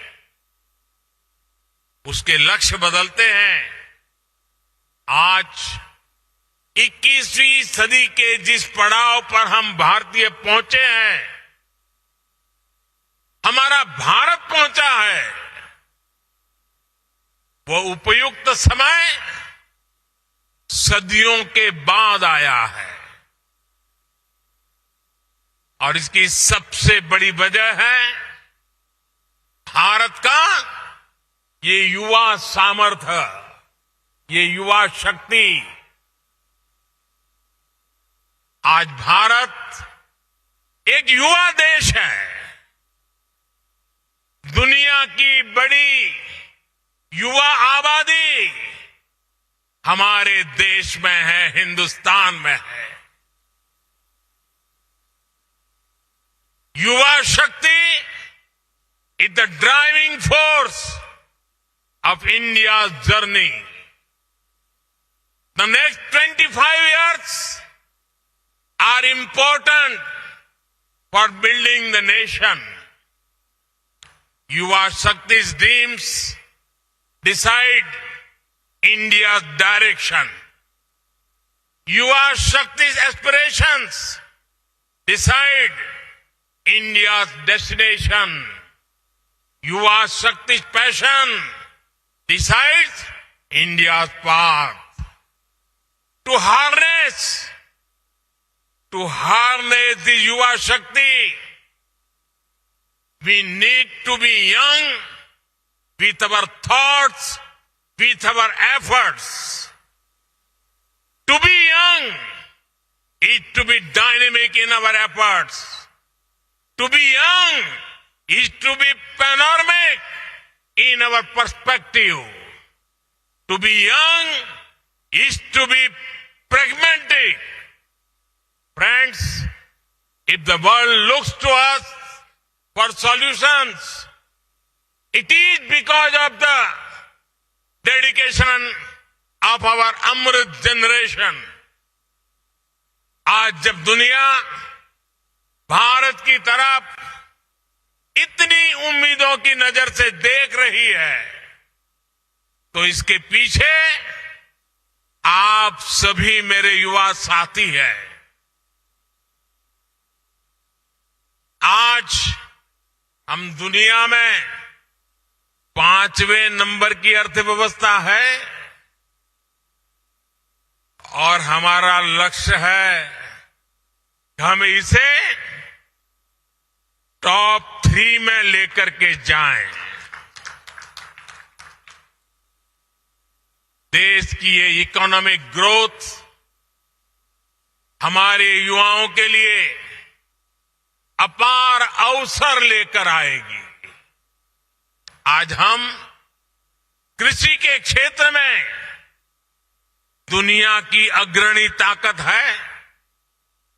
कृषि के क्षेत्र में टेक्नोलॉजी और इनोवेशन से एक नया रिवॉल्यूशन आने वाला है। इसमें युवाओं के लिए नए अवसर पैदा होंगे, नई ऊंचाइयों पर जाने के नए रास्ते खुलेंगे। स्पोर्ट्स के क्षेत्र में भी आज भारत दुनिया की एक बड़ी पावर बनने की तरफ अग्रसर हो रहा है। ये भारत के युवाओं के सामर्थ्य के कारण ही संभव हो पा रहा है। आज गांव हो, शहर हो या कस्बा, हर जगह उफान पर है युवाओं का जज्बा। आज आप इन बदलावों के साक्षी बन रहे हैं। कल आप इसकी ताकत से फ्यूचर लीडर बनेंगे। Friends, this is a special time in history. You are a special generation. You have a special mission.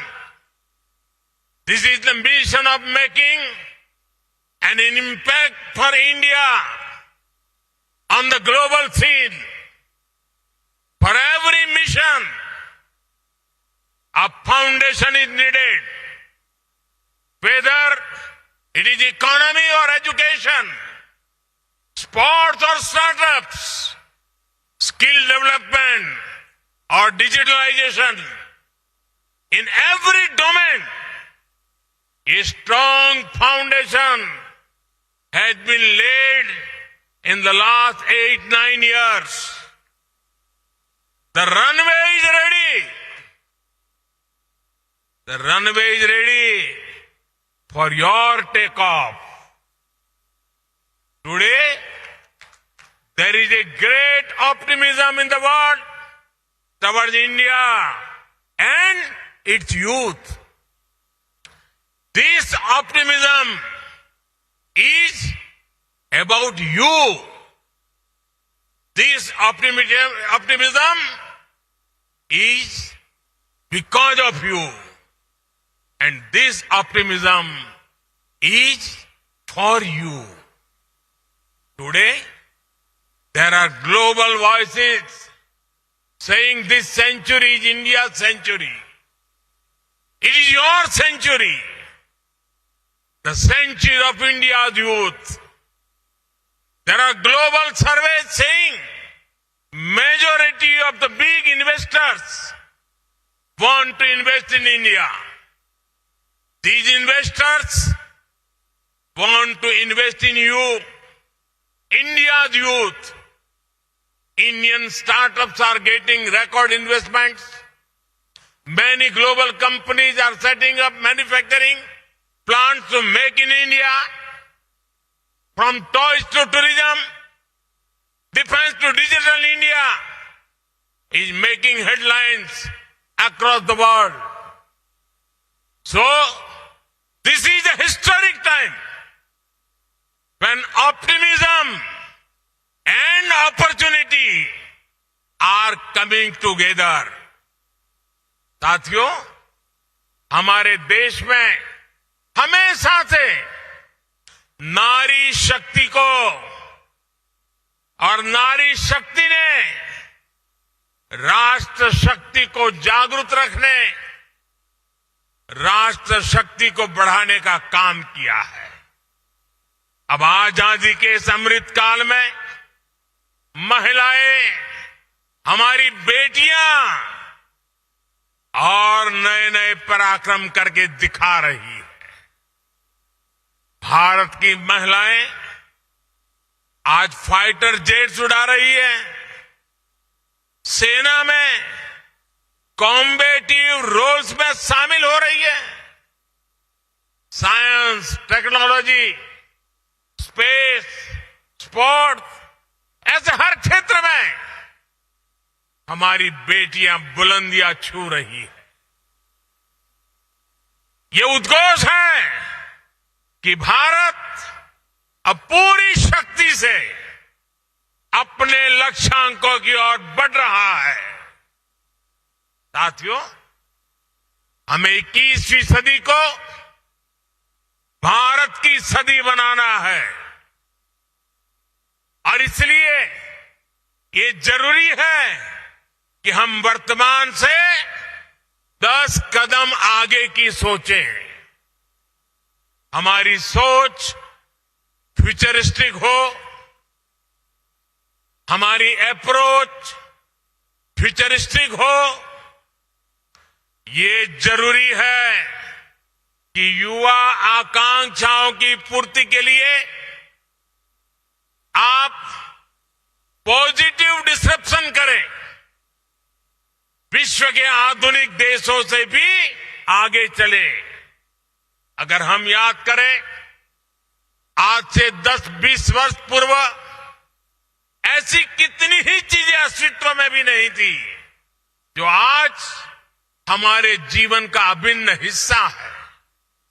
इसी तरह आने वाले कुछ वर्षों में संभवतः ये दशक खत्म होने से पहले पहले हमारी दुनिया एकदम बदलने वाली है। Artificial intelligence, machine learning, internet of things और AR/VR जैसी इमर्जिंग टेक्नोलॉजी एक नए स्वरूप में इवॉल्व हो चुकी होंगी। डेटा साइंस और साइबर सिक्योरिटी जैसे शब्द कहीं ज्यादा गहराई से हमारे जीवन के हर आयाम से जुड़ चुके होंगे। हमारी शिक्षा से लेकर देश की सुरक्षा तक, हेल्थ केयर से लेकर कम्युनिकेशन तक, सब कुछ एडवांस टेक्नोलॉजी के जरिए एक नए अवतार में दिखने वाला है। आज जिन कामों का अस्तित्व भी नहीं है, आने वाले समय में वो युवाओं के लिए मेन स्ट्रीम प्रोफेशन होने की संभावनाएं हैं। इसलिए ये जरूरी है कि हमारे युवा फ्यूचर स्किल्स के लिए खुद को तैयार करें। दुनिया में जो कुछ नया हो रहा है, हमें उससे खुद को जोड़ना होगा। जो काम कोई नहीं कर रहा है, हमें उन्हें भी करना होगा। नई पीढ़ी को इस माइंडसेट से तैयार करने के लिए देश नई राष्ट्रीय शिक्षा नीति के जरिए प्रैक्टिकल और फ्यूचरिस्टिक एजुकेशन सिस्टम तैयार कर रहा है। आज स्कूल से ही इनोवेटिव और स्किल ओरिएंटेड एजुकेशन पर फोकस है। युवाओं के पास आज चॉइस के हिसाब से आगे बढ़ने की आजादी है। ये बुनियाद भविष्य के भारत का निर्माण करने वाले फ्यूचर रेडी युवाओं को तैयार करेगी। साथियों, आज इस तेजी से बदलते विश्व में स्वामी विवेकानंद जी दो संदेश हर युवा के जीवन का हिस्सा होने चाहिए। ये दो संदेश हैं इंस्टीट्यूशंस और इनोवेशन। इंस्टीट्यूशन तब बनता है जब हम अपने विचार को विस्तार देते हैं, टीम स्पिरिट से काम करते हैं। आज हर युवा को चाहिए कि वो अपनी इंडिविजुअल सक्सेस को टीम सक्सेस के रूप में विस्तार दे। यही टीम स्पिरिट टीम इंडिया के रूप में विकसित भारत को आगे ले जाएगा। मेरे युवा साथियों, आपको स्वामी विवेकानंद की एक और बात याद रखनी है। इनोवेशन के लिए भी स्वामी विवेकानंद जी कहते थे, हर काम को 3 चरणों से गुजरना पड़ता है। उपहास, विरोध और स्वीकृति। और अगर इनोवेशन को एक लाइन में परिभाषित करना है तो वो यही है। उदाहरण के लिए कुछ साल पहले देश में डिजिटल पेमेंट्स की शुरुआत हुई थी, तो कुछ लोगों ने इसका खूब मजाक उड़ाया था। स्वच्छ भारत अभियान शुरू हुआ तो भी इन लोगों ने कहा कि ये सब भारत में चलने वाला नहीं है। देश गरीबों के लिए बैंकों में जनधन खाते खुलवा रहा था, योजना लेकर आया, उसका भी मजाक उड़ाया।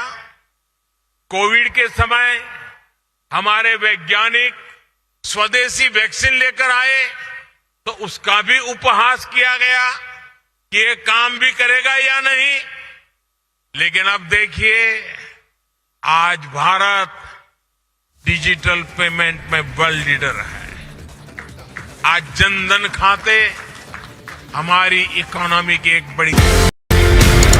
एक आपने कॉन्सेप्ट दिया जी जनाब का। I don't ever want to claim anything which is not done by me. I only cast my mind back to what General Patinkar and General Nirbhay Sharma had done. What I did was that I took the Ji Janab. Ji Janab was not about saying Ji Janab to everyone. It was just a symbol, a name given to an operation to say, understand the Kashmiri environment, understand the culture, understand the sensitivities.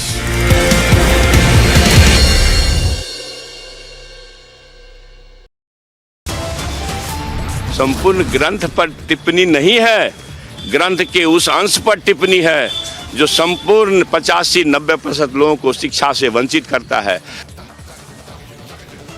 Top headlines at 12:30. Republic confronts Bihar minister who insulted Ramcharitmanas. Minister says, in fact, remains defiant, justifies his remarks. Ramcharitmanas was a nafrat फैलाने वाला ग्रंथ. Was a grant that was spreading hatred. This is not a coincidence, it is a conspiracy.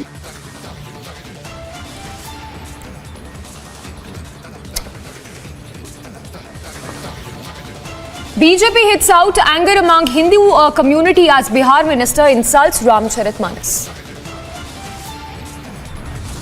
After UK and Canada, hate graffiti now scribbled on the walls of Hindu temple in Australia's Melbourne.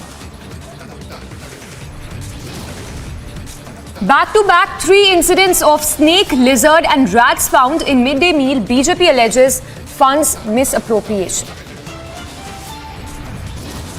Overnight rains bring more trouble, cracks now seen in more houses and even in Kanpriak.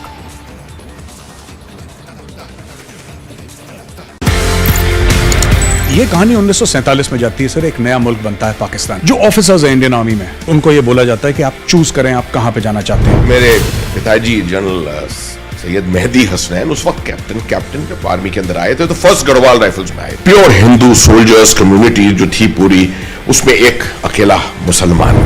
उनके commanding officer ने उनसे पूछा, बंटवारे के अंदर आप क्या चाहेंगे? किसी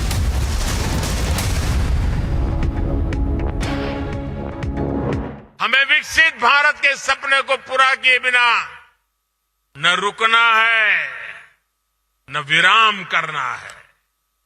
मुझे विश्वास है हर युवा इस सपने को अपना सपना बनाएगा, अपने कंधों पर देश की ये जिम्मेदारी लेगा। इसी विश्वास के साथ आप सभी को एक बार फिर बहुत बहुत धन्यवाद, बहुत बहुत शुभकामनाएं।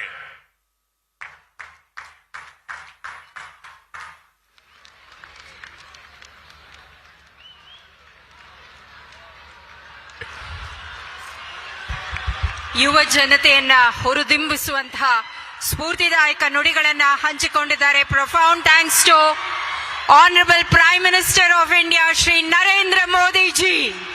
ನರೇಂದ್ರ ಮೋದಿ ಜಿ ಅವರು ಇಲ್ಲಿಗೆ ಆಗಮಿಸಿ ನಮ್ಮೆಲ್ಲರನ್ನು ಹುರಿದುಂಬಿಸಿದ್ದಾರೆ. So you just heard the Prime Minister, who's concluded his address with the inauguration of the Youth Festival in the state of Karnataka.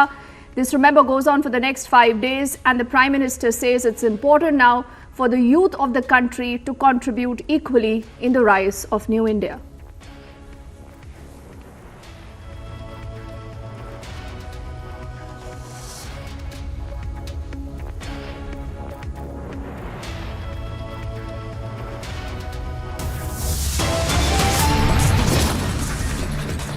Let's also get you a quick check of our headlines at this hour.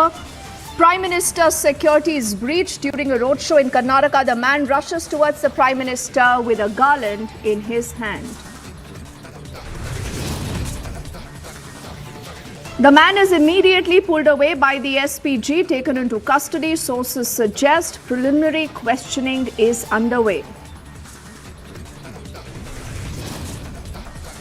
After receiving constant death threats, Nupur Sharma seeks a gun license for her safety.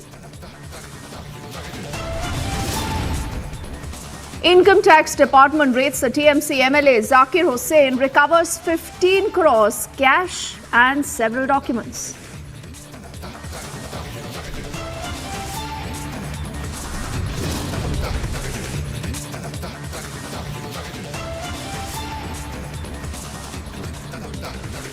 Bihar Minister is the latest to join the Hindu hate brigade. He insults Ramcharitramanas and also remains defiant.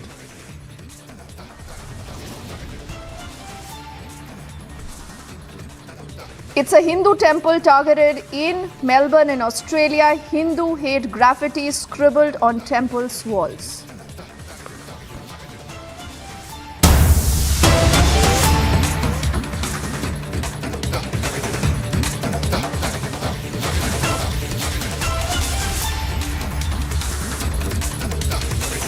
Let's begin this edition of the news with some very, very worrying images that all of us have seen for the last hour or so. Remember, the Prime Minister is in the state of Karnataka. He was just holding a roadshow in the Hubballi-Dharwad region, heading towards the inauguration of the Youth Festival when these images were beamed live. If you look very, very closely, you will notice this man/boy dressed in saffron, also carrying a garland in his hand, who immediately is rushing towards the Prime Minister. It is at that moment that the SPG quickly intervenes and they pull this man away. But who really is this man? What do we know about him?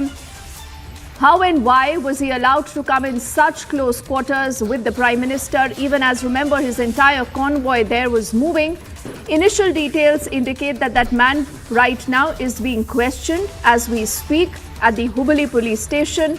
Also, the local police there right now indicating that this possibly is not a very serious breach, because they underscore that almost anyone and everyone who is who's a part of that entire security periphery that you see there, barricades and all, they say everyone was vetted, everyone was searched, and it's only after proper sanitization that such people are allowed to stand there in close perimeter.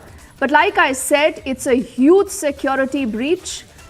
We also do know now that an internal inquiry already has been ordered.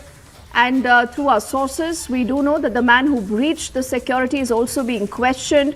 There are some reports indicating that this man is apparently from the BJP itself. He's a BJP Karyakarta. He wanted to just call in the Prime Minister. But like I said, there is threat written all over these very, very worrying pictures. We'll try and see if we can get in our colleagues reporting live on that story. Prajwal, Abhishek have all been tracking that story. Also, all security experts have been indicating that the SPG here needs to be answerable and accountable for what actually went wrong. Let's quickly cut across to Prajwal. Prajwal, first up, tell us, have we heard anything from the local cops? I think the Hubballi Police Commissioner was speaking to the media. What has he said so far?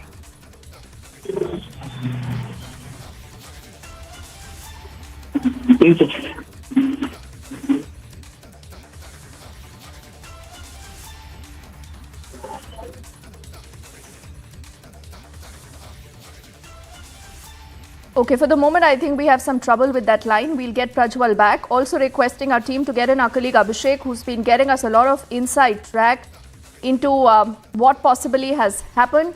Now, the initial information that Abhishek had shared with us is that a review already is underway of the entire episode, also saying that the SPG team will fully analyze the breach along with the local police, who, remember, is responsible for the outer periphery of the security of the Prime Minister when he's visiting a state. What we also learned through our sources is that all people in the enclosure from where this boy/man actually came were properly frisked by the SPG. The reason why the local police indicates that this possibly was not a very, very serious breach. But like I said,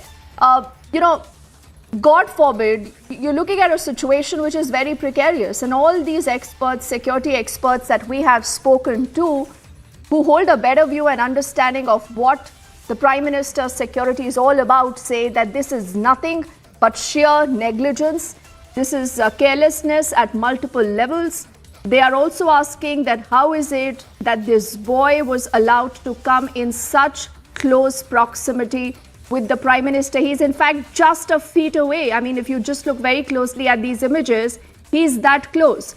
Prajwal is back with us. Prajwal, what more inputs do we have? On this man/boy, where is he? And what do the cops say, Prajwal? Deepthi, now so far we get to understand that the police commissioner of Hubballi, Raman Gupta, has gone on to state that this is not a security breach. This is what he's still maintaining. And apart from that, sources in the know of the investigation are saying that this particular area where all this happened, where the incident took place, which is near the Gokul Road, is what we get to understand. Gokul Road is where this particular incident has happened while Prime Minister Modi was moving towards inaugurating the 26th edition of the National Youth Festival. And at this point of time, this particular person, who is in his mid-20s, is what is being confirmed as of now, has immediately rushed, breaking open this barricade. Look at the barricade there, Deepthi. right on the visuals. He was wearing a saffron shirt and he's holding a garland. It's a garland of flowers. It's finally been confirmed that this is a garland of flowers that he went towards Prime Minister Modi. He rushed towards the Prime Minister. And even if you see this, you can see that on the left side of our screens, we see the traffic police as well as the civil police. They're looking towards the left side of the crowd, but they're not looking towards the right side. So this particular youth has rushed from a diagonally opposite direction, taking the cops by surprise. And even the SPG, who's there right at the front of the convoy, the SPG who's there, he was the first responder to this entire thing which happened, meaning to say that he's cut across between two people. Apart from the outer cordon of the Prime Minister, he's cut across even the SPG here and he's immediately rushed. And you were clearly pointing out, and so was Abhishek earlier, saying that he's just a feet away from the Prime Minister and anything could have gone wrong over there.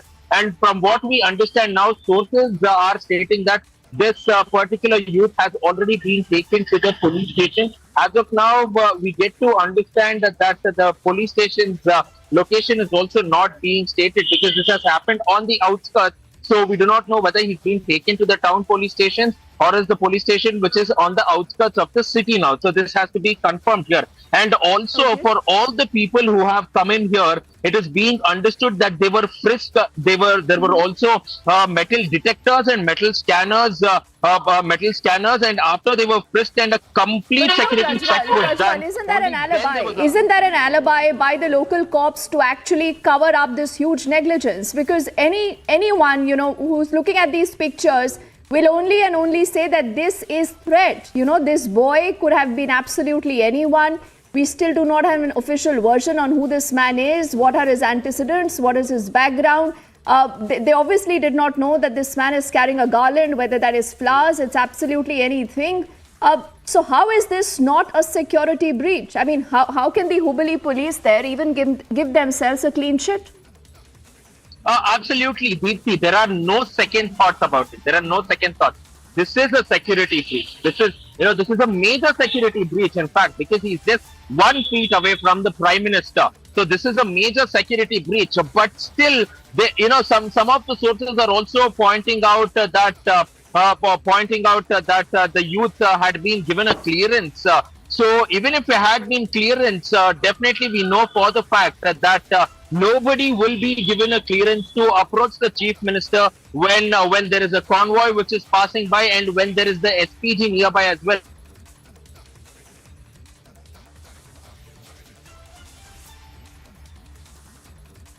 Okay, I think some bad network there with our colleague there who's trying to get you more details into what has happened so far. And even as we speak, like I said, this entire matter is under investigation at multiple levels. The man that you see there on your screens, dressed in saffron, is being interrogated right now. The SPG already has launched an initial review of what has happened, what needs to be done. And Prajwal, I think you're back with us now. You were saying. Deepthi, we are getting this exclusive information now about the identity of the boy. The age of the boy is 11 years old and he has been identified as Kunal 11. Suresh. So the identity of the boy has been revealed. He's 11 years old and his name is Kunal Suresh. So this is the official information that is coming in now, and he was also holding a flower garland. So the name, the identity of the boy has been revealed. 11-year-old Kunal Suresh. 11-year-old Kunal Suresh is the identity of the boy, and he hails from a village called as Thoraway Halli. So Thoraway Hakkalada Halli, meaning to say that from a village near Hubli called as Thoraway Hakkalada Halli. It's right near the city, Deepthi. We get to understand that it's right near the city, and the boy's identity has been revealed. He has been, his identity has been revealed. He is 11-year-old Kunal Suresh now, and the cops, we get to understand, have had a word with him as well. So this is the breaking news that is coming in now, and this is the information. This is the official information that we are receiving from our sources now, that this is 11-year-old Kunal Suresh, a resident of Thoraway Hakkala Halli. which is in Hubballi town, which is right next to Hubballi town. So he was a small 11-year-old boy who managed to breach the security that was in place for the Prime Minister of You know, India. Prajwal, this is all the more serious. This is all the more serious. A boy just 11 years old is able to come that close, Prajwal, to the Prime Minister. I mean, if heads do not roll now, when would they? Now, tell me something. Was he there alone? Was he there with someone else, his parents? What do we know? What do we know about his background? Because initial information came in that he possibly could be linked to the BJP. Now, you know, his parents, are they linked to the party or what? What do we know about his background? These are very initial details that are trickling by. Even as we are speaking, we are getting more details. You know, both his parents are also residents of Sarve Hakkalahalli, which I was saying. So Kunal Suresh's parents are also from Hubballi as well. But we do not know about any sort of affiliation with the party. We will have to wait for the police to give in an official confirmation now. But the boy has been identified as 11-year-old Kunal Suresh. So this has been confirmed now. This has been confirmed. Boy has been identified as 11-year-old Kunal Suresh. And now, how did he come here? Did he come along with his parents? Because this is a huge crowd. It's a massive crowd. So he should have definitely come there along with someone.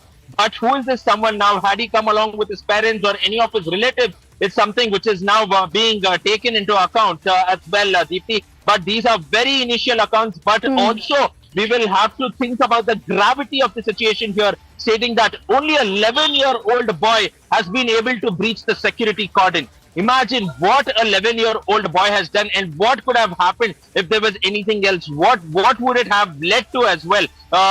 So this is definitely quite serious. But at this point of time, all that we can confirm is that all that we can say that he's a 11-year-old boy and he's a resident of Hubballi.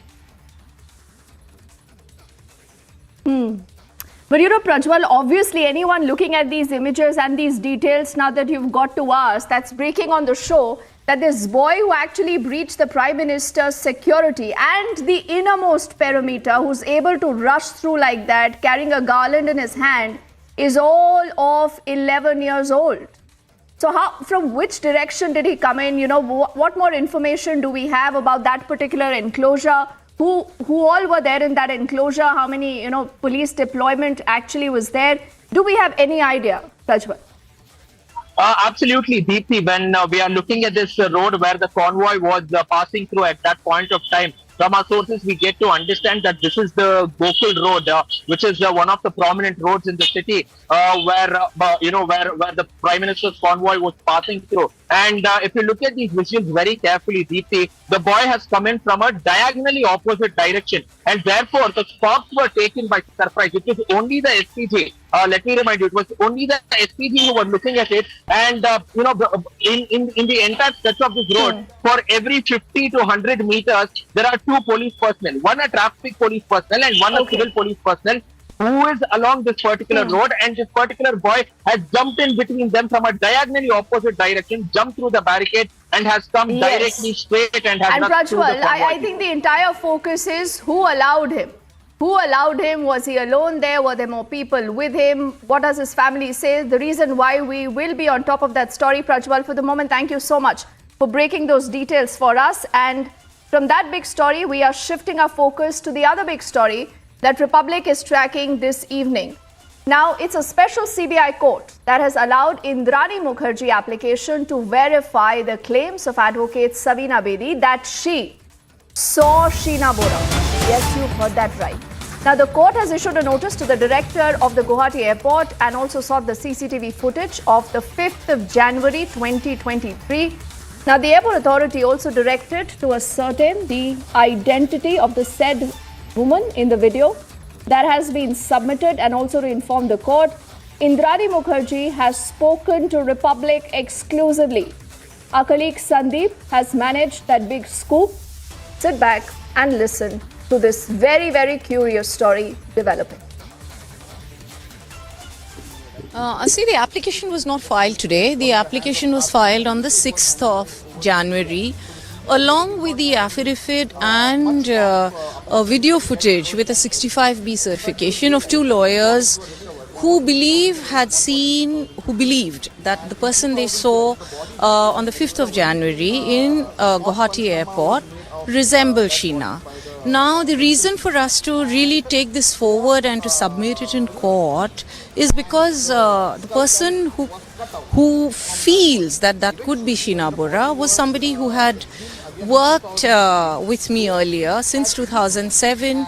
She was in the legal department of INX. She's a very senior, well-respected advocate here. She knows Sheena Bora. So there is a possibility that it could be Sheena. And there have been so many circumstances during this case which kind of establishes that Sheena was definitely alive after April 2012. So that has been established in court already. Okay, so I do have a reason to believe it could be Sheena. Okay. But the question out here is you are the prime accused in this case, and coming up with such things or someone associated to you raises several questions. Is this an attempt to delay the investigation? But how is it going to delay? The investigation is over. I think you should be aware of that the investigation was over. So there is, how can it be misguided? The evidence establishes when the DNA expert has already come and said that he has fabricated the data of the DNA report.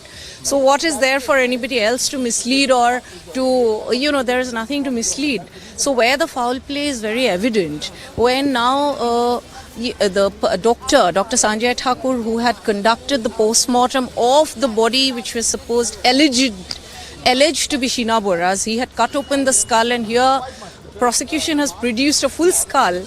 So we all know where the foul play is. We don't even, so I think, prosecution has done everything that needs to be done. So there is very little room for anybody else to make this case fall apart. You as a mother, you still believe that Sheena is still alive? I feel, okay, it is now what I feel, the court is not going to pass a judgment based on what I feel, but, or not what anybody else feels.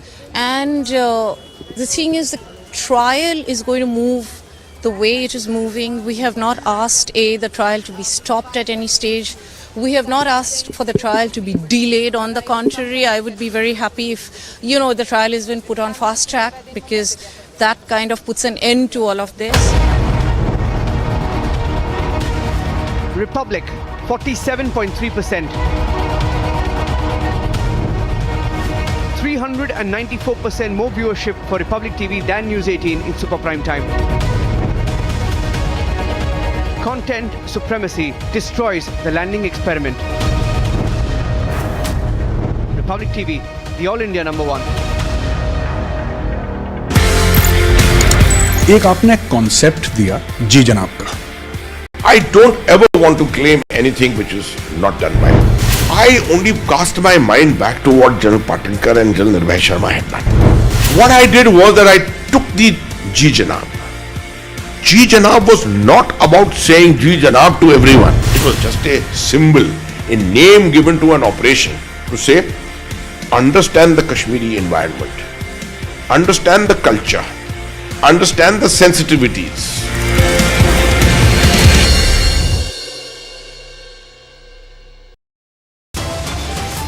संपूर्ण ग्रंथ पर टिप्पणी नहीं है, ग्रंथ के उस अंश पर टिप्पणी है जो संपूर्ण 85-90% लोगों को शिक्षा से वंचित करता है. Top headlines at 12:30. Republic confronts Bihar minister who insulted Ramcharitmanas. Minister says, in fact, remains defiant, justifies his remarks. Ramcharitmanas was a nafrat फैलाने वाला ग्रंथ. Was a grant that was spreading hatred. This is not a coincidence, it is a conspiracy.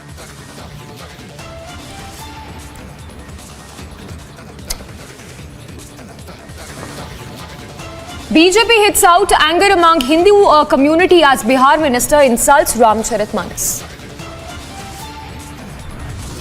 After UK and Canada, hate graffiti now scribbled on the walls of Hindu temple in Australia's Melbourne. Back-to-back 3 incidents of snake, lizard and rats found in midday meal. BJP alleges funds misappropriation.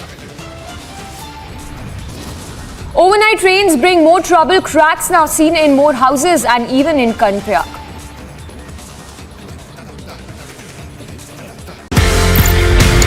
ये कहानी 1947 में जाती है sir. एक नया मुल्क बनता है पाकिस्तान। जो ऑफिसर्स हैं इंडियन आर्मी में, उनको ये बोला जाता है कि आप चूज करें आप कहां पे जाना चाहते हैं। मेरे पिताजी जनरल सैयद मेहदी हसनैन उस वक्त कैप्टन जब आर्मी के अंदर आए थे तो फर्स्ट गढ़वाल राइफल्स में आए। प्योर हिंदू सोल्जर्स कम्युनिटी जो थी पूरी, उसमें एक अकेला मुसलमान। उनके कमांडिंग ऑफिसर ने उनसे पूछा, बंटवारे के अंदर आप क्या चाहेंगे, किसी मुस्लिम यूनिट के साथ, मुस्लिम रेजिमेंट के साथ पाकिस्तान आर्मी में जाने की? जवाब जो था बहुत जबरदस्त। मैंने सोच लिया मैं उस देश में जाऊंगा, मैं उस फौज में जाऊंगा जिसमें मजहब के लिए कोई अलग जगह नहीं है।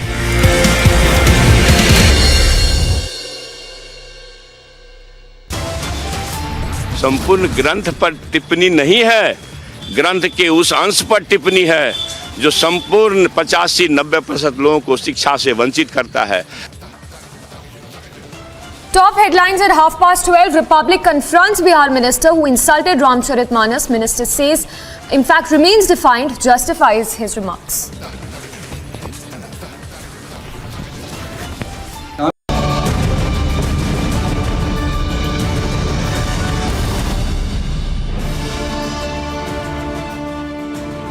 Welcome back. Now, this is a Republic exclusive. Images from Bengal that should shock absolutely anyone. Now, according to sources, about 15 crores hard cash has been recovered from a TMC MLA Zakir Hussein's house.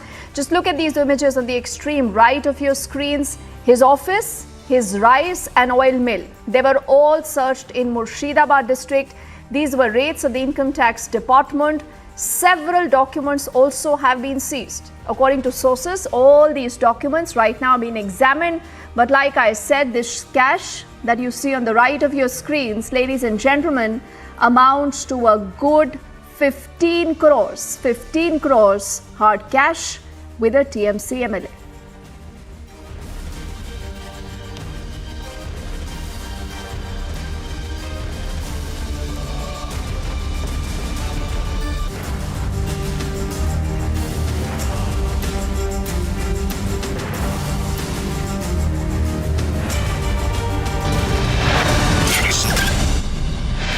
It's also time for us to head into a quick break. On the other side, after receiving constant death threats, Nupur Sharma is seeking a gun license for her safety.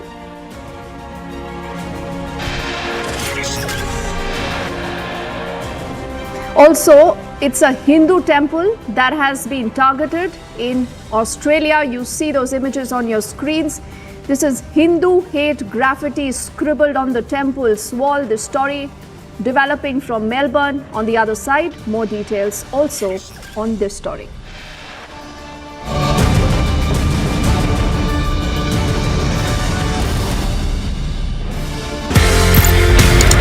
एक आपने concept दिया जी जनाब का। I don't ever want to claim anything which is not done by me. I only cast my mind back to what General Patinkar and General Nirbhay Sharma had done. What I did was that I took the Ji Janab. Ji Janab was not about saying Ji Janab to everyone. It was just a symbol, a name given to an operation to say, understand the Kashmiri environment, understand the culture, understand the sensitivities.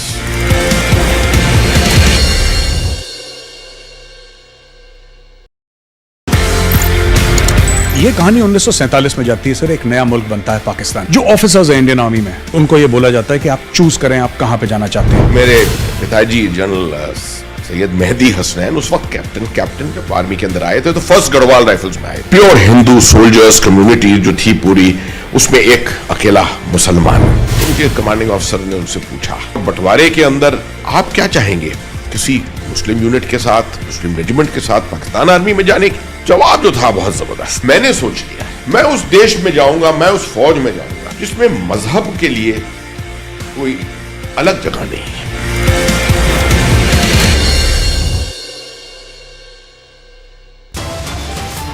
संपूर्ण ग्रंथ पर टिप्पणी नहीं है, ग्रंथ के उस अंश पर टिप्पणी है जो संपूर्ण 85-90% लोगों को शिक्षा से वंचित करता है।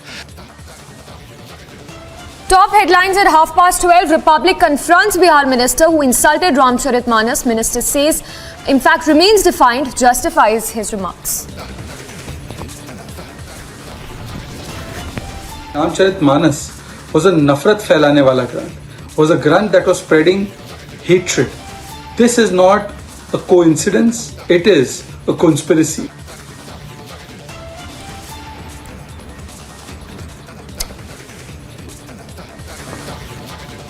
BJP hits out anger among Hindu community as Bihar minister insults Ramcharitmanas. After UK and Canada, hate graffiti now scribbled on the walls of Hindu temple in Australia's Melbourne. Back-to-back 3 incidents of snake, lizard and rats found in midday meal. BJP alleges funds misappropriation. Overnight rains bring more trouble. Cracks now seen in more houses and even in Kanpia.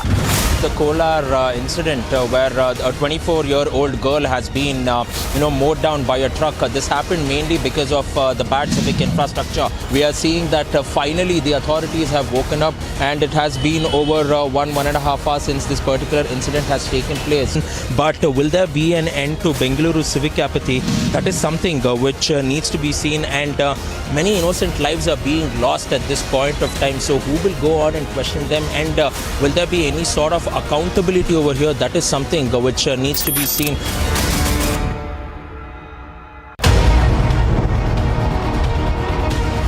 Republic, 47.3%.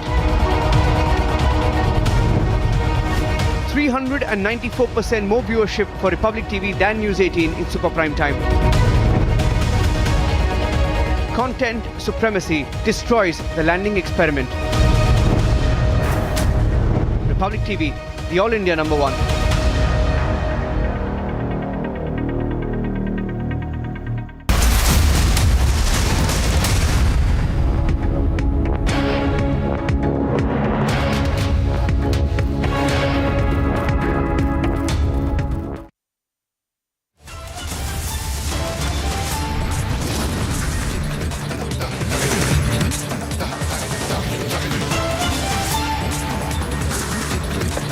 Prime Minister's security breached during roadshow in Karnataka. Man rushes towards Prime Minister with a garland in hand. Man immediately pulled away by SPG, taken into custody. Sources suggest preliminary questioning is underway.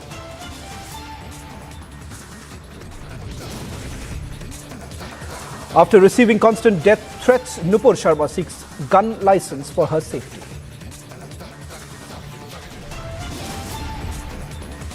Income Tax Department raids TMC MLA Zakir Hussain, recovers 15 crore cash and several documents.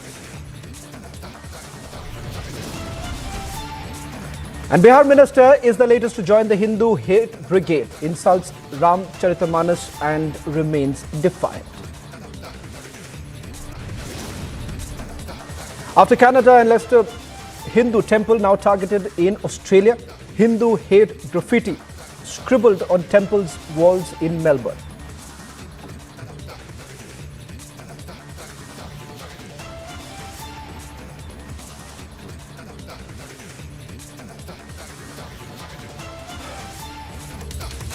Starting this edition with the top story of the day, there's been a massive controversy over the Bihar minister making hateful remarks on Ramcharitmanas. There is a huge anger over the comment. Bihar Chief Minister, when asked on the controversy, said that he has no idea about the statement by his Education Minister. In fact, Republic TV confronted the Bihar Education Minister over his insulting comment. Take a look at some of the reactions that are coming in. मानस को लेकर के उन्होंने कहा कि ये विवादित ग्रंथ है हमको नहीं पता। चलिए अब हो गया, हमको नहीं मालूम। सर बक्सर में जो घटना हुई इस पर क्या कहेंगे सर? हमको नहीं अरे पता। सर बक्सर में जो घटना हुई है सर, दरभंगा में एम्स बनेगा सर। बक्सर में क्या? सर दरभंगा एम्स को लेकर सर बक्सर में सर पावर प्लांट में आग लगा दी गई है सर बक्सर में। जो जमीन को लेके कुछ विवाद हुआ है, अरे वो तो कह दिया गया उसको, डीएम को, वो अपना सब कुछ देख रहा है पहुंच करके। शिक्षा मंत्री बोले दरभंगा नफरत को लेकर भी सवाल उठ रहा है। हमको पता नहीं है जी, हम देखे नहीं है। शिक्षा मंत्री ने बोला है कि ये नफरत बोने वाला ग्रंथ है। नहीं, हमको पता नहीं है, हम पूछ लेंगे उनसे। ठीक सर, दरभंगा एम्स को लेकर बातें हो रही है कि दरभंगा एम्स कब तक बन जाएगा सर? हाँ बनेगा। दरभंगा एम्स के लिए तो आप जानते ही न हैं, हम जो चाहते थे क्या, हम तो चाहते थे एम्स में इसको कन्वर्ट करना, जो हमारा दरभंगा का मेडिकल कॉलेज हॉस्पिटल, हम तो ही ना चाह रहे थे। पहले मान लिए थे लोग, अब बाद में छोड़ दिए कि नहीं हम बनाएंगे, तो वहां पर बनाने की बात हुई, वो रहेगा ही। तो अब हम लोगों ने तय कर दिया है कि भाई जहां पर वो है ना, उससे अलग एक दूसरा जगह पर हम लोग ले करके और बढ़िया से दे रहे हैं उनको, ताकि वहां पर बनेगा जिसमें ज्यादातर सुविधा होगी। और जो वहां पर ऑलरेडी है वहां वाला में अपना पहले से जो चल रहा है वो चलेगा। हाँ, और डेवलप करेंगे, उसको भी डेवलप करेंगे हम लोग, लेकिन और बाकी के लिए एक अलग जगह के लिए चुन लिया गया है। जहाँ अशोक पेपर मिल है वो वहाँ पे सब विभाग नहीं है, ये कहाँ पर है? कहाँ पर? कुछ नहीं। आपने रामचरितमानस को एक नफरत, आप अपनी बात को फिर सुधारिए। विवादास्पद आप कह रहे हैं, मैं कहाँ कह रहा हूँ? नफरत का ग्रंथ आपने मैंने नफरत का ग्रंथ नहीं कहा, नफरत का अंश कहा है। उस ग्रंथ में नफरत के अंश हैं। उत्तरकांड में लिखा हुआ है, अधम जात में विद्या पाए, भयहु जथा ही दूध पिलाए। आप बताओ इसका क्या अर्थ है? कभी पढ़े हैं? मैं तो नहीं पढ़ा, मैं तो नहीं पढ़ा, आप पढ़े हैं। वही लोग बहस में लगे हुए हैं, जो पढ़ेंगे सब। हम विवाद नहीं कर रहे हैं, साधु संत लोग बोल रहे हैं कि अपमानजनक है। मैंने तो नहीं पढ़ा है रामचरित, मैं ऑनेस्टली आपको बता रहा हूँ। आप पढ़े, मुझे याद है कल आप भाषण में दोहा में काफी बता रहे थे। लेकिन रामचरितमानस एक सेक्रेड ग्रंथ है, जैसा कि हिंदू धर्म के लोग मानते हैं, और संत लोग आपका विरोध कर रहे हैं इस बात को लेकर। भाजपा वाले भी विरोध कर रहे हैं। संत लोग विरोध नहीं कर रहे हैं। संतों की पृष्ठभूमि देखिए किस बात की वो लोग विरोध कर रहे होंगे। कौन लोग हैं वो? क्या वो संत रैदास है? क्या वो संत पासवान है? क्या वो संत गुप्ता है? आप देखिए, क्या वो संत चौधरी है? क्या वो संत जायसवाल है? क्या वो संत शर्मा है? मतलब शर्मा, जो मेरा ये कहना है कि जो भी मैंने बात कही है, संपूर्ण ग्रंथ पर टिप्पणी नहीं है, ग्रंथ के उस अंश पर टिप्पणी है जो संपूर्ण 85-90% लोगों को शिक्षा से वंचित करता है। आज मोहन भागवत जी नागपुर से फतवा देते हैं कि शिक्षा से अहंकार बढ़ता है। क्या आपने देखा? आपने पढ़ा? ये बहस का मुद्दा बना। रामचरितमानस को आप किस रूप में लेते हैं? आप ये मैं रामचरितमानस के उत्तरकांड के उस अंश को का विरोध करता हूँ जिसमें लिखा हुआ है, धम जात में विद्या पाए, भयहु जथा ही दूध पिलाए। मैं रामचरितमानस के उस अंश को लेता हूँ जिसमें लिखा हुआ, जे बरनाधम तेली कुम्हारा, सपच की रात कोल कलवारा। बरन में नीच कौन कौन है? पहला नाम तेली का दिया है भैया। तेली, कहार, कुम्हार, कोल, कलवार, आदिवासी, दलित पराधीन, सारे वंचितों को कहा है। और मनुस्मृति का दहन क्यों किए बाबा साहब अम्बेडकर? बाबा साहब अम्बेडकर भारत भूमि के प्रथम छात्र हुए।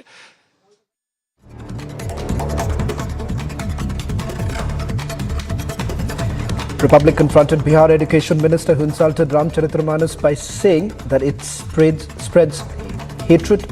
Even as Republic confronted the minister on insult to Hindu, he remained defiant just while justifying his statement. जो भी मैंने बात कही है, संपूर्ण ग्रंथ पर टिप्पणी नहीं है, ग्रंथ के उस अंश पर टिप्पणी है जो संपूर्ण 85-90% लोगों को शिक्षा से वंचित करता है।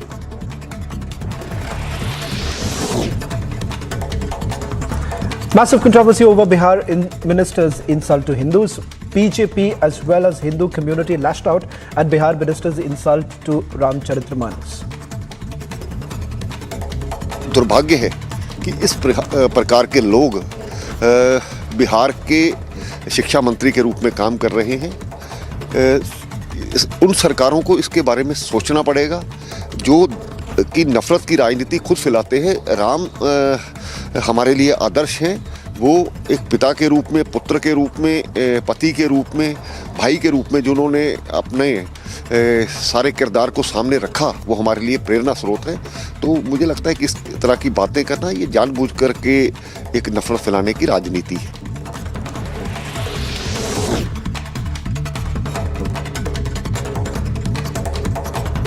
Amid massive controversy over the Bihar Education Minister's insult to Hindus, BJP parliamentarian Sushil Modi demanded Nitish government to sack the minister. वो कहते हैं कि दलित विरोधी है, तो ऐसे शिक्षा मंत्री क्या संदेश देंगे छात्रों को? और वो भी सार्वजनिक रूप से इस प्रकार के कॉन्वोकेशन के अंदर भाषण दे रहे हैं। तो नीतीश जी ऐसे शिक्षा मंत्री को तत्काल बर्खास्त कीजिए। बीजेपी इसको बिल्कुल भी बर्दाश्त नहीं करेगी।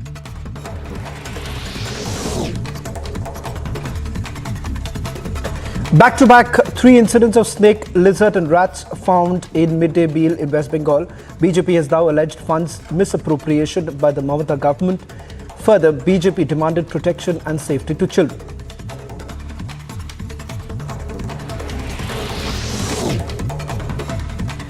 Uttarakhand's Joshimath is reeling under the worst situation. Cracks on walls, houses, roads, buildings continue to baffle residents as they wait for immediate solution to the crisis.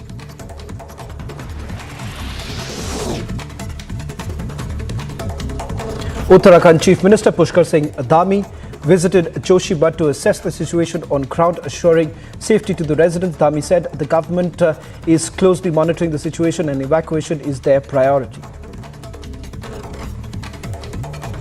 तत्काल रूप से हम 1.5 लाख रुपए की धनराशि फौरी तौर पर अंतरिम सहायता के रूप में दे रहे हैं सभी के खातों में। आज से ही उसको डाल देंगे। आज शाम तक जो है अधिकांश खातों में वो पैसा चला जाएगा, अन्यथा कल तक सभी में चला जाएगा। और उसके बाद जो कमेटी बनाई है यहाँ पर, वो कमेटी तय करेगी कि पहले भी आपदा के समय में जो लोगों के राहत के काम और पुनर्वास की जो व्यवस्था होती थी, जो रेट दिए जाते थे, उन्हीं रेटों पर हम अच्छे से अच्छा रेट यहाँ पर लोगों को देंगे।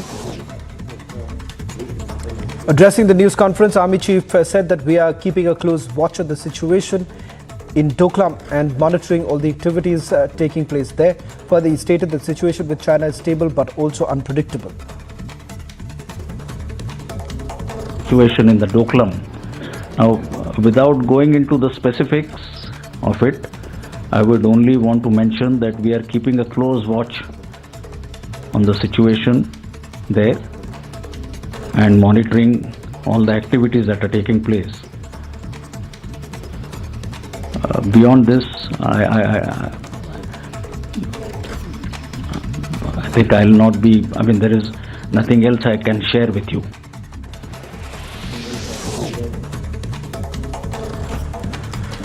Addressing the news conference, Army Chief spoke on the situation at Joshimath. He stated that at least 25 to 28 buildings of the Army have developed minor cracks and the soldiers have been temporarily relocated. If they need it, they will be permanently relocated to Auli. जो भी हमारी वहाँ पे facilities है, जो भी infrastructure है, जिस मात्रा में या जिस तरह से हम मदद कर पाएंगे वहाँ पे स्थानिक प्रशासन की, हम पूरा करेंगे। और ऐसे सिचुएशंस में हमने पहले भी पास्ट में भी पूरी तरह से मानवीय या फिर प्राकृतिक आपदा का सामना करने में पूरी मदद की है, तो उसी की तरह यहाँ पर भी हम करेंगे। After Taliban's diktat on women's right to education, Australia's cricket team has boycotted Taliban from the upcoming 3-match ODI series.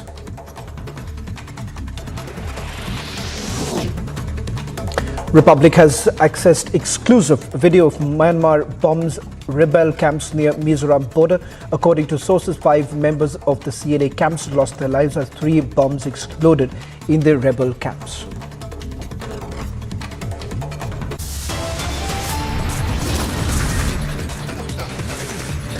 On the other side, after receiving constant death threats, Nupur Sharma seeks gun license for her safety.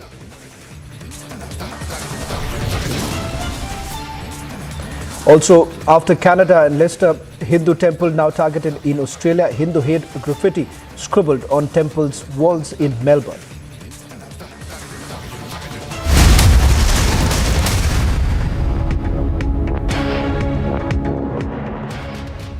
QS and THE, the world's foremost university rankings organizations, have ranked Amity amongst the top 3% universities globally, making it among the very few Indian universities to be included in both rankings. Yet another top ranking for Amity University. एक आपने concept दिया जी जनाब का. I don't ever want to claim anything which is not done by me. I only cast my mind back to what General Patinkar and General Nirbhay Sharma had done.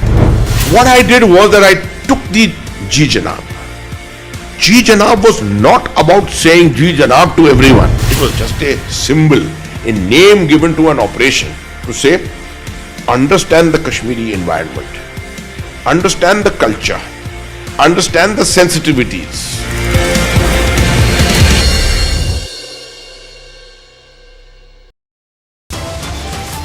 संपूर्ण ग्रंथ पर टिप्पणी नहीं है, ग्रंथ के उस अंश पर टिप्पणी है जो संपूर्ण 85-90% लोगों को शिक्षा से वंचित करता है. Top headlines at 12:30. Republic confronts Bihar minister who insulted Ramcharitmanas. Minister says, in fact, remains defiant, justifies his remarks. Ramcharitmanas was a nafrat फैलाने वाला ग्रंथ. Was a grant that was spreading hatred. This is not a coincidence, it is a conspiracy.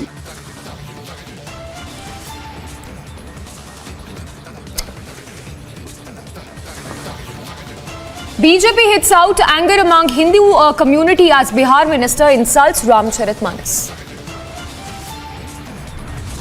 After UK and Canada, hate graffiti now scribbled on the walls of Hindu temple in Australia's Melbourne. Back-to-back 3 incidents of snake, lizard and rats found in midday meal. BJP alleges funds misappropriation. Overnight rains bring more trouble. Cracks now seen in more houses and even in Kanprayag.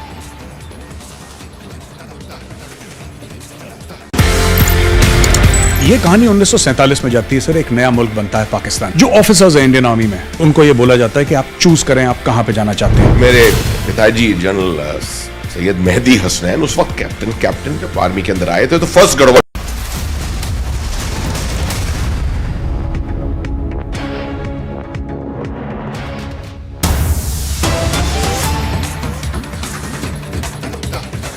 Getting into some more breaking news right now. Delhi airport P8 accused has now been identified. In fact, Republic has accessed the picture of the accused, Jauhar Ali Khan. On your screens, viewers, is Jauhar Ali Khan, who was scheduled to depart from Delhi on a flight to Daman. He was caught urinating publicly in front of the departure gate number 6 at IGI Airport T3 on 8th of January. Khan appeared to be in an inebriated state, also was abusing passengers. He was arrested and later released on a bail bond. This is the first picture of the accused that has now been accessed by Republic TV. Let me straight away go across to my colleague Madhurima is getting us the latest pictures. Madhurima and Harsha, who've accessed the latest details on this story. The accused was now caught urinating at the departure gate. Madhurima, take us to the details that you're picking up. The case was also registered by the Delhi police. It turns out that this person that viewers are seeing on the screen was later let off on a bail bond. What are the details that you have? Absolutely, this particular passenger who was traveling to Damdam, it was at the gate number 6 of the Terminal 3 of the Indira Gandhi Airport where he went on. He was in drunk condition, and that has been substantiated by the Safdarjung Hospital as well, as he was taken there, and the doctors in their report said that the person was indeed heavily drunk. Also, the police taking a swift action, registered an FIR, and he was arrested. However, he got a bail after furnishing a bail bond. Also, what needs to be noted here is that he created a lot of nuisance around gate 6 of the IGI airport. Remember, from gate number 5, the international departures also begin, because 1 to 4 is for domestic, and following with that, that also implies that a lot of international crowd was also a witness to this entire act by this particular person. He hails from Bihar, 39 years old, and when he was in drunk condition, he created a lot of uproar as well, and created a lot of nuisance and trouble for the people who were at the airport. However, the airport authorities and the police officials took swift notice of his actions and took him, first detained him, then arrested him. However, he has got a bail bond, but he has been given a strict notice of Nupur Sharma granted gun license. Nupur gets gun license amid death threats. Is the threat to Nupur Sharma's life acceptable? Debating tonight at 9 p.m. QS and THE, the world's foremost university rankings organizations, have ranked Amity amongst the top 3% universities globally, making it among the very few Indian universities to be included in both rankings. Yet another top ranking for Amity University. एक आपने concept दिया जी जनाब का. I don't ever want to claim anything which is not done by me. I only cast my mind back to what General Patinkar and General Nirbhay Sharma had done. What I did was that I took the Ji Janab. Ji Janab was not about saying Ji Janab to everyone. It was just a symbol, a name given to an operation to say, understand the Kashmiri environment, understand the culture, understand the sensitivities.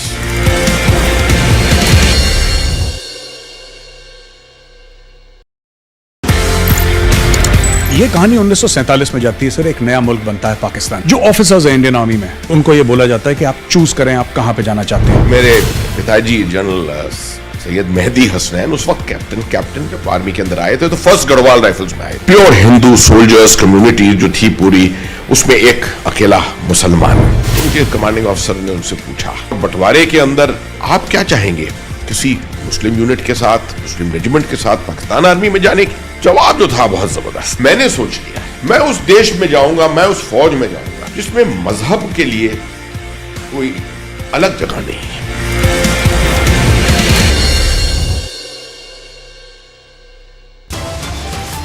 संपूर्ण ग्रंथ पर टिप्पणी नहीं है, ग्रंथ के उस अंश पर टिप्पणी है जो संपूर्ण 85-90% लोगों को शिक्षा से वंचित करता है. Top headlines at 12:30. Republic confronts Bihar minister who insulted Ramcharitmanas. Minister says, in fact, remains defiant, justifies his remarks.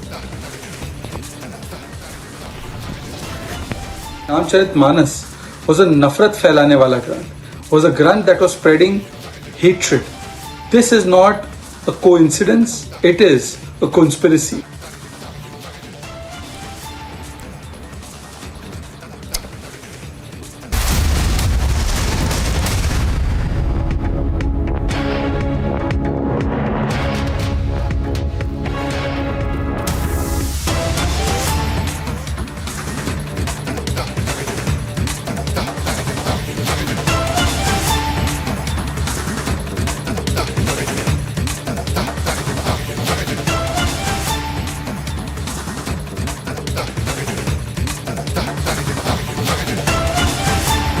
Spokesperson Nupur Sharma has received a license to carry a gun for self-defense. She had earlier claimed to receive death threats for her comments on Islam. She alleged that she has been receiving the death threats to her family and herself. Sharma has been not active on social media and has kept a low profile since June last year.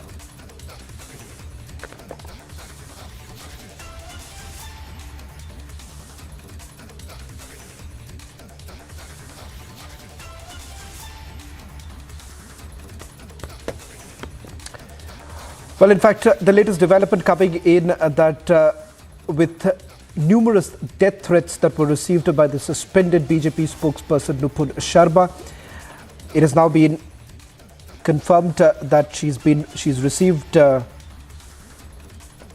license from the Ministry of Home Affairs. In fact, we'll try and go across to our reporters on the ground, Piyush Mishra, who's also spoken to Naveen. Remember, the other BJP spokesperson who was suspended has also spoken to Republic TV. We'll try and play out that reaction, that exclusive reaction coming in from Nupur Sharma's colleague, who was also suspended along with her for making those comments. In fact, remember, there was a massive outrage, international outrage over the comment that was made by Nupur Sharma, but thereafter we've seen a series of killings that have taken place also. And not to forget that over the last few months, there have been an increased threat that was faced by Nupur Sharma. The question that one needs to ask is that why exactly will Nupur Sharma have to fend for herself? The fact that the matter has also been settled. Remember, this had gone to the highest court with regards to the threats that she was actually receiving and the multiple FIRs that were registered. In fact, Delhi police finally was given the authority to carry on the investigation in this entire matter. Let's try and play out the reaction that has been given by Naveen to my colleague Piyush Mishra, who spoke to a short while back.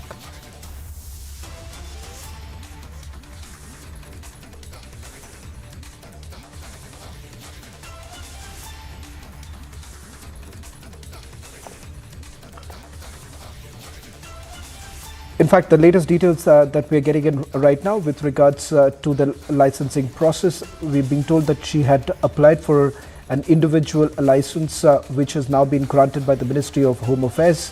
That's the latest that we're getting in on this entire matter. Remember, Nupur Sharma received multiple threats. In fact, she had also knocked at the doors of the Delhi police to look into this entire matter. Also moved an application before the Apex Court.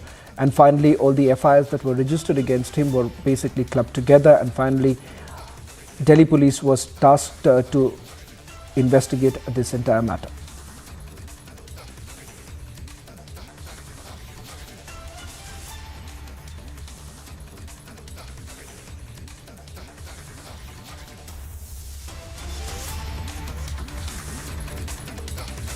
I'm reporting from Nursing Temple, which is also becoming one of affected area. First, let me give you a sense. There you can see the security of Chief Minister's Dhami. He has just done the puja over here and now meeting with some of the people over down over there only. And let me tell you that if we talk about the update, yes, he stayed overnight. He was in Joshimath itself. Yesterday also he had meeting with the locals.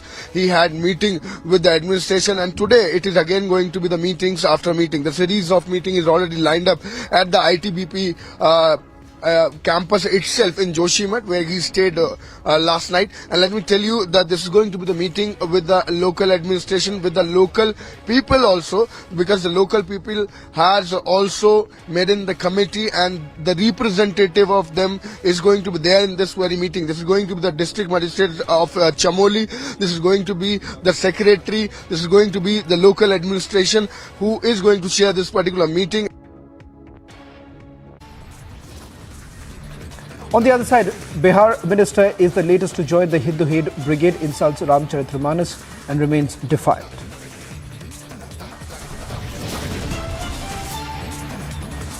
After Canada and Leicester, Hindu temple now targeted in Australia. Hindu hate graffiti scribbled on temple walls in Melbourne.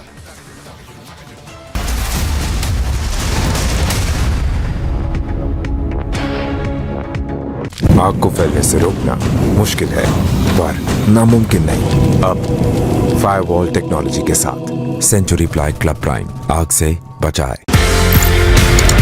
एक आपने concept दिया जी जनाब का।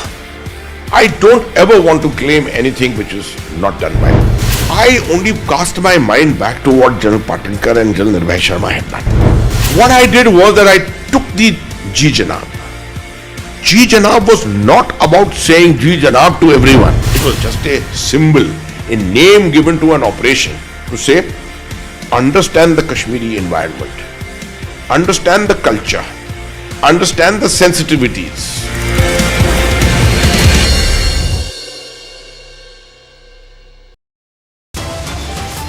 संपूर्ण ग्रंथ पर टिप्पणी नहीं है, ग्रंथ के उस अंश पर टिप्पणी है जो संपूर्ण 85-90% लोगों को शिक्षा से वंचित करता है।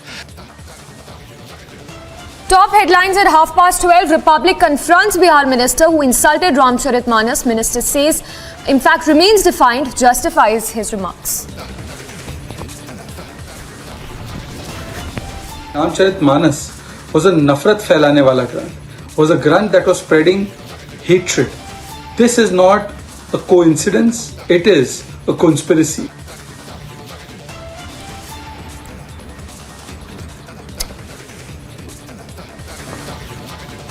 BJP hits out anger among Hindu community as Bihar minister insults Ramcharitmanas. After UK and Canada, hate graffiti now scribbled on the walls of Hindu temple in Australia's Melbourne. Back-to-back 3 incidents of snake, lizard and rats found in midday meal. BJP alleges funds misappropriation. Overnight rains bring more trouble. Cracks now seen in more houses and even in Kanpriak.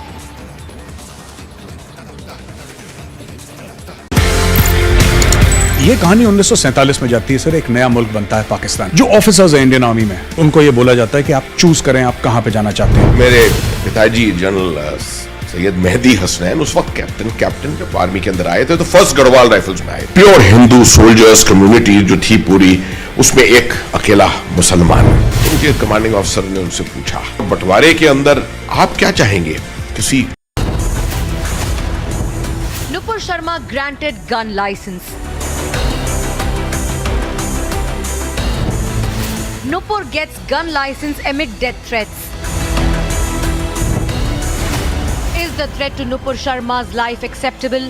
Debating tonight at 9 p.m.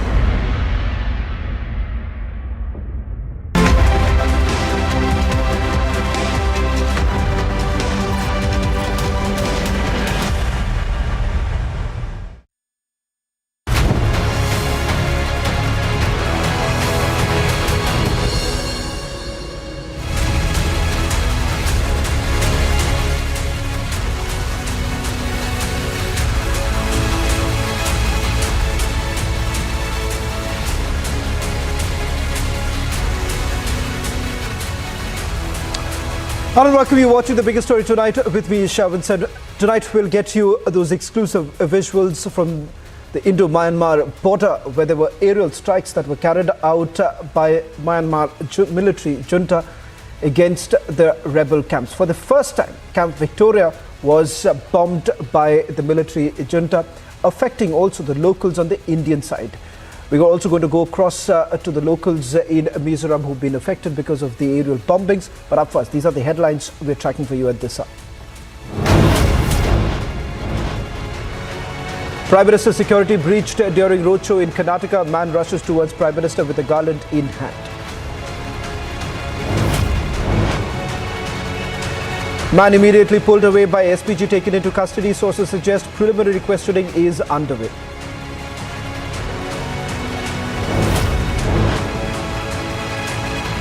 After receiving constant death threats, Nupur Sharma seeks a gun license for her safety.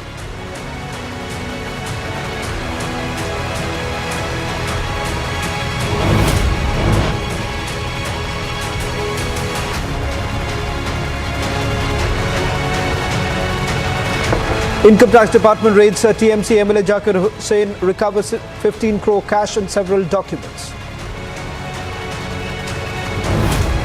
And Bihar Minister is the latest to join the Hindu hate brigade, insults Ramcharitmanas and remains defiant.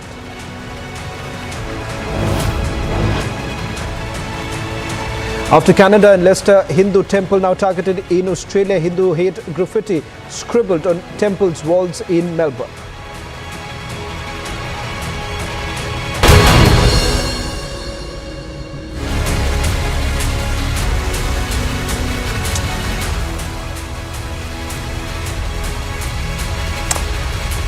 Starting the edition with that top story, our exclusive coming in from the Indo-Myanmar border.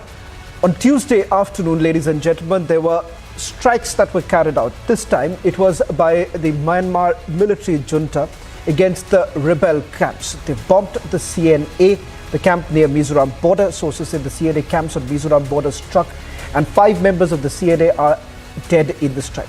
As per sources, 3 bombs exploded in the rebel camp. 5 bombs that were dropped in the CNA camp, 3 bombs exploded inside the CNA camp. What you right now see on the left side of your screens are the aerial bombings that were basically done. There have been 5 fatalities inside the CNA camp. 12 people have been injured is what we are being told. CNA cadres have basically dispersed outside the camp. They've taken shelters in bunkers. The rebel camp that was struck by Myanmar, it is basically the headquarter of the Chin National Army that was targeted. The rebel camp is located closer to the India border. Now what you see right now is the damage that was inflicted in the areas. This is near the Tisa River, where you're seeing a truck that was parked and splinters all across, and that's led to this kind of damage right now. Also, we're given to understand that the rebel camps, not just in the border areas, have been targeted. There are other rebel camps that have also been targeted by the military junta. We'll try and go across to my colleague Anirudh, who's also getting us the latest details. We'll also try and bring in Major Gaurav Arya on this big story that's developing. So far, we've not heard anything from the Indian side, but what's essentially happening on the ground is the fact that you do have the locals who have been affected, and we're now being told by the Mizoram government that efforts are essentially being made to move the locals away from that area. Anirudh, just take us through the latest details that you're picking up right now. Yes, Avan. In fact, this airstrike, the visuals that we are showing happened on 10th of January. That is day 4 yesterday, and the intensity of the airstrike was such that vehicles which were actually moving on the road inside the Indian territory were also partially damaged. The windshield of the truck can be seen broken, and these visuals which now we are showing on our screen are of the CNA camp, that is the Chin National Army camp, which was actually the target of the Myanmar junta army when they carried out this airstrike. And we are getting to know that 5 CNA rebels were killed in this airstrike carried out by the military junta.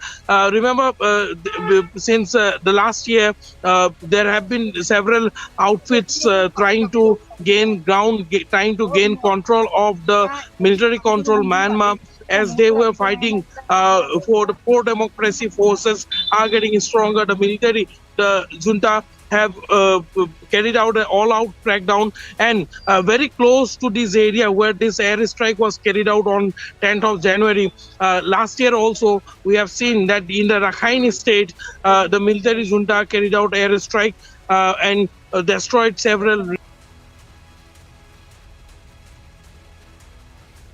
which has taken place on 10th of January. And yesterday also, we have got confirmation from several sources close to the border that yesterday also at around 4 p.m. in the evening, similar airstrike was carried out in the Chin state. However, that airstrike was very much inside the territory of Myanmar and not at all close to the Indian border. Meanwhile, the Indian security agencies are mainly focusing on the aspect that no fresh influx happens from Myanmar, so that no rebels or civilians from Myanmar can come inside Mizoram, and that aspect is being strictly monitored, and the security forces have been asked to be on high alert to ensure that no fresh influx happens. Security have also confirmed to us, Avan, that no influx as far as rebels are also concerned. No influx happened. I'll just take a quick word also, Anirudh, from General K.K. Sidha, who's joining us on this broadcast. General K.K. Sidha, it's a Republic Super exclusive where we have got full details of the military action that has now been taken, but many would essentially say that this is yet another attempt that has been made by the military junta to try and consolidate its power, because what is essentially happening is that the pro-democratic forces are now facing the brunt of it. Their camps are being targeted, training camps are being targeted, but this is very, very close to the Indian border. Good evening. Yeah, this is a development which is taking place And if you know, this is, MSTN camp, I was told it is whether Kaplang or Isaac Mobi. Basically, it is Kaplang, which is on other side along the Raudway River and the Chindwin River. See, these camps are well within the, Myanmar border. And we have got also, concern about these, rebel groups that basically they're operating in India, especially into the Manipur area in Nepal. This is the area on which crude is very, very, prominent as far as we are concerned.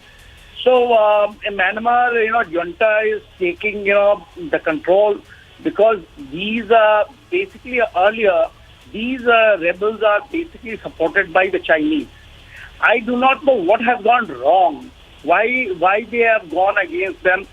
Earlier, even they have gone and, their footprints are also there in the area of Manipur or Nagaland, in certain areas of Nagaland. When this, footprints are there in India, these people cross over in Myanmar and they have got all camps in their area and nothing is operating in Indian side. If you see the border line, if you see from Imphal downwards to that salient, which is basically towards and turning towards, Bangladesh side, that, also neighboring Mizoram. These are the areas where they operate. And they are also very deadly. And how they have gone against the, junta, that is something I just can't fathom. Because this has to be looked into it. Is it something deeper than that, or it is in the name of MSTN Kaplang if they are targeting in this area? So this is not very clear to me because I have been, the GOC of,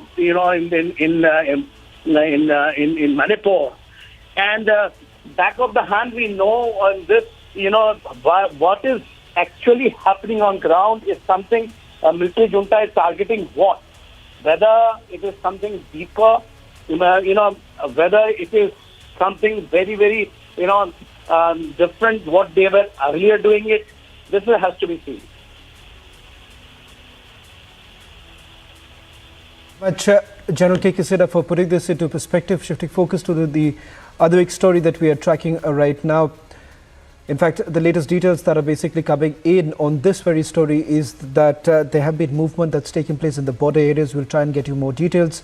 Also, we're waiting for an official confirmation to come in from the Assam Rifles, given that their post is very near to this place that we're now given to understand that there are more details that are now emerging. A close watch that we'll be keeping on this developing story as the aerial bombing still continues and military junta continues to target the rebel camps.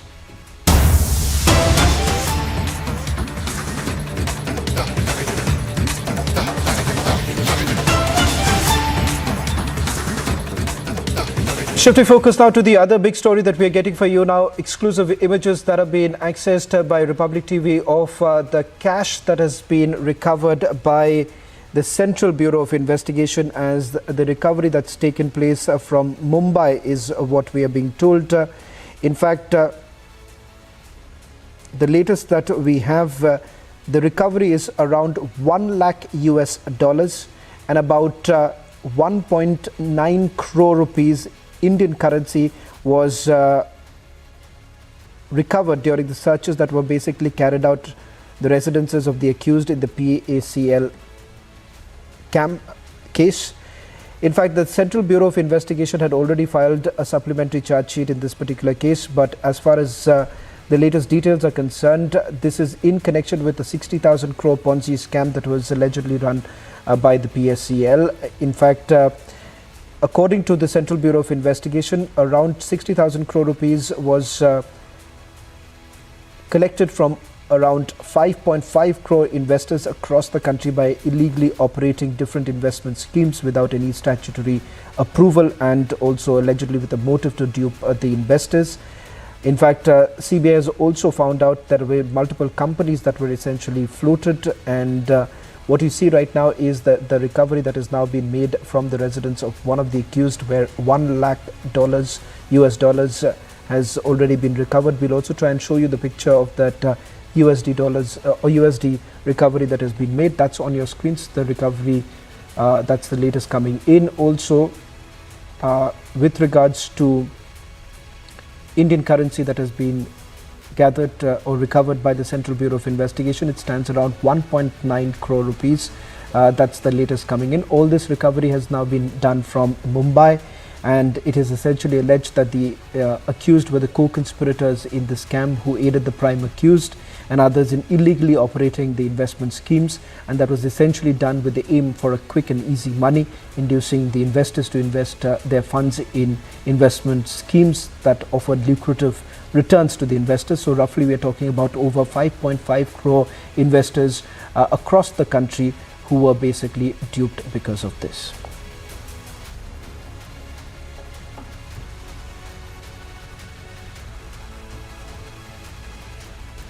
To focus now to the other story that we're getting in from the state of West Bengal, where according to the income tax department sources, about 15 crore rupees was recovered from TMC legislator Zakir Hussain's house. Now his office, his rice and oil mill in Murshidabad district from the raids of the income tax department. We're now being told that this is the latest image that we've got of the 15 crore rupees that have been recovered. Several documents have also been seized. Now, sources indicate that all those documents are being examined at this point in time. In fact, important to point out here is that the TMC MLA who's speaking to the media said that this was nothing but a witch hunt that was being carried out. He's tried to distance himself. The raids were basically carried out earlier in the day. That's the latest that we will try and go across to our colleagues in the Republic Bangla newsroom to get us more details of the action that was taken by the income tax department. They say that this is the ill-gotten wealth that was taken by the Trinamool Congress leader. In fact, we'll try and go across to our reporters on the ground to just get us more details about the searches that basically started earlier in the day. This is what the Trinamool Congress legislator had to say. He says that he's a businessman, and as a businessman his house was basically raided by the agency. He also goes on to say that he's cooperated with them, and he says the money that has now been recovered, that money was actually for the laborers who work for him. The payment money was deposited in his house, and some money were for them to be given, but it comes at intervals. Who basically work for at his rice mill. The payment for the rice mills are essentially done in cash, and this is exactly the latest that we are going to get. That's the latest that we have right now on the story that we are tracking very closely from West Bengal. In fact, we're getting in some more details right now with regards to the recovery that has been made. Once again, the Trinamool Congress leader maintains that these were payments for laborers as well as farmers, and because of the action that has been taken by the income tax department, they say that the payment of he says that the payment of laborers and farmers will be stopped, and he's also gone on to say that this could be a political stunt. In fact, the Trinamool Congress leader's house was raided, and also the rice mills that have basically come under the scanner. On your screens, these were the images coming in earlier in the day from outside his residence when the income tax department was there, and on your screens are also the images of the money that has now been recovered. That's the latest that we are getting in.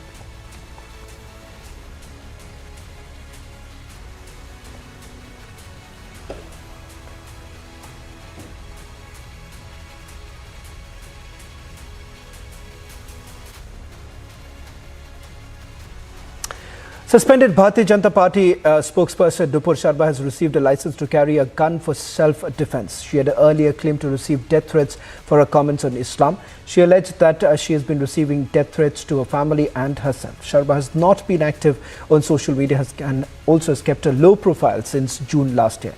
In fact, a colleague who was also suspended, Naveen, spoke to my colleague Piyush a short while back. Listen into some of the reactions that are coming in.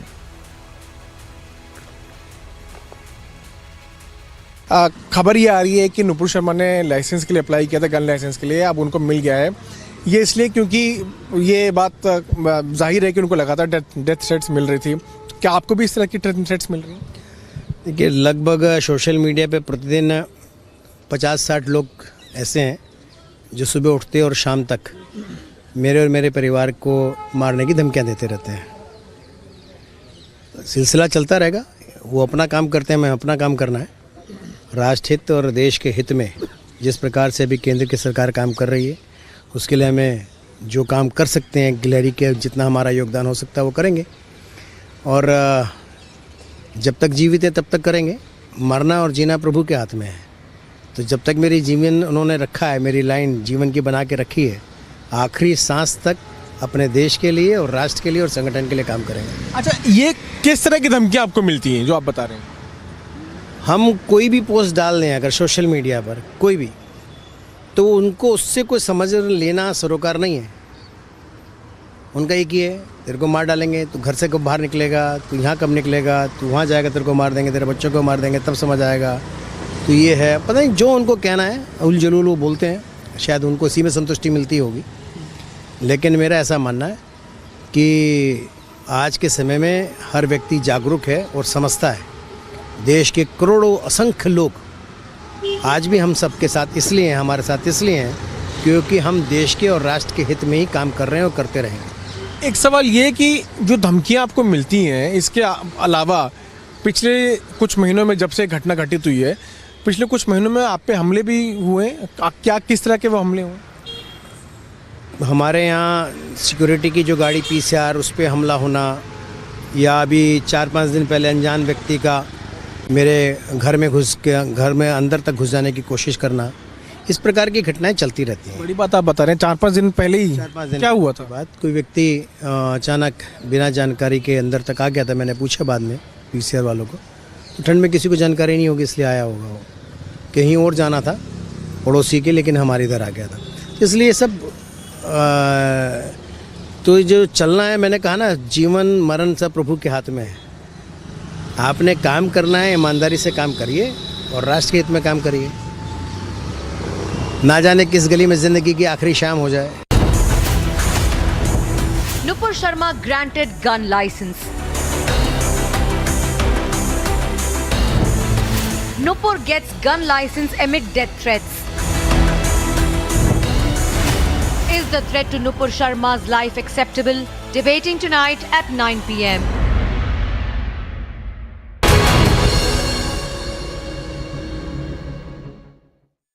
QS&T achieved. The world's foremost university rankings organizations have ranked Amity amongst the top 3% universities globally, making it among the very few Indian universities to be included in both rankings. Yet another top ranking for Amity University. एक आपने concept दिया जी जनाब का। I don't ever want to claim anything which is not done by me. I only cast my mind back to what General Patinkar and General Nirbhay Sharma had done. What I did was that I took the Ji Janab. Ji Janab was not about saying Ji Janab to everyone. It was just a symbol, a name given to an operation to say, understand the Kashmiri environment, understand the culture, understand the sensitivities.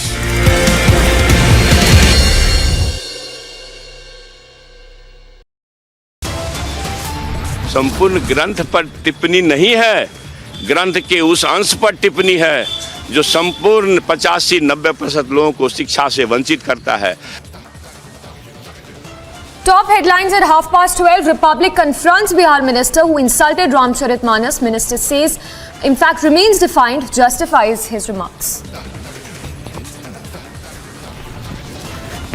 Ramcharitmanas was a nafrat फैलाने वाला ग्रंथ, was a grant that was spreading hatred. This is not a coincidence, it is a conspiracy.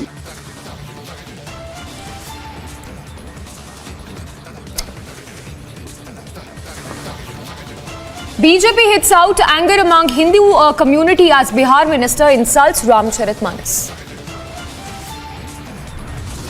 After UK and Canada, hate graffiti now scribbled on the walls of Hindu temple in Australia's Melbourne. Back-to-back 3 incidents of snake, lizard and rats found in midday meal. BJP alleges funds misappropriation. Overnight Overnight rains bring more trouble. Cracks now seen in more houses and even in Kanpriak.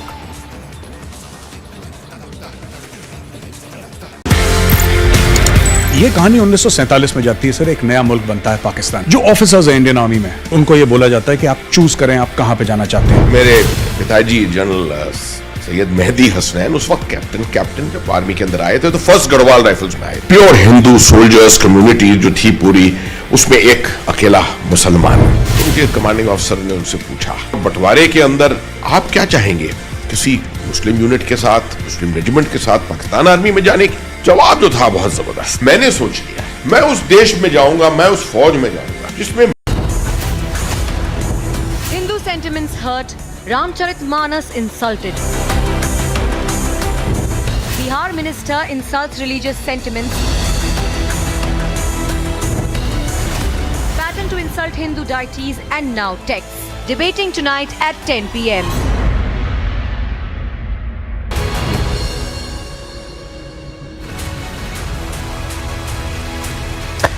Army Chief in his annual press conference today said that there has been a true build-up on the Chinese side of the line of actual control, and that troops inducted for training have not been called back. Listen in to what the Army Chief had to say earlier in the day.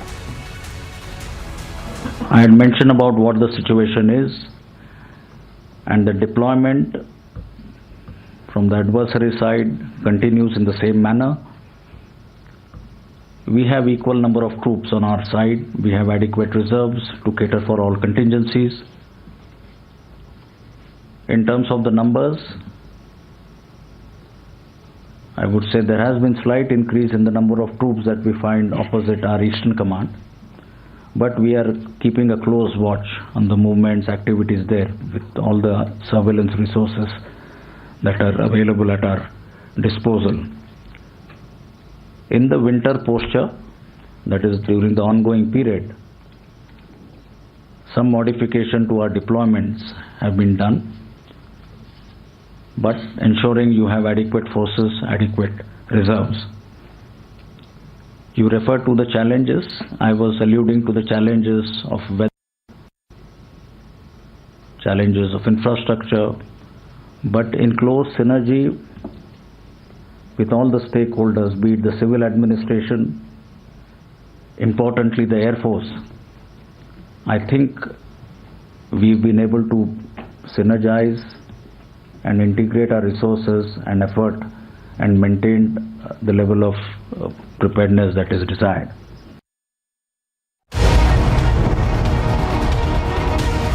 Republic, 47.3%. 394% more viewership for Republic TV than News 18 in Super Prime Time.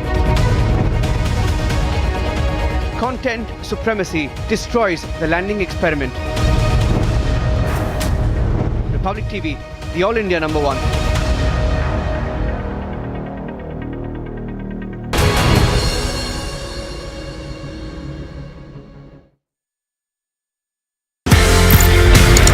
एक आपने concept दिया जी जनाब का। I don't ever want to claim anything which is not done by me. I only cast my mind back to what General Patinkar and General Nirbhay Sharma had done.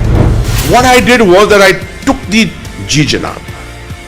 Ji Janab was not about saying Ji Janab to everyone. It was just a symbol, a name given to an operation to say, understand the Kashmiri environment, understand the culture, understand the sensitivities.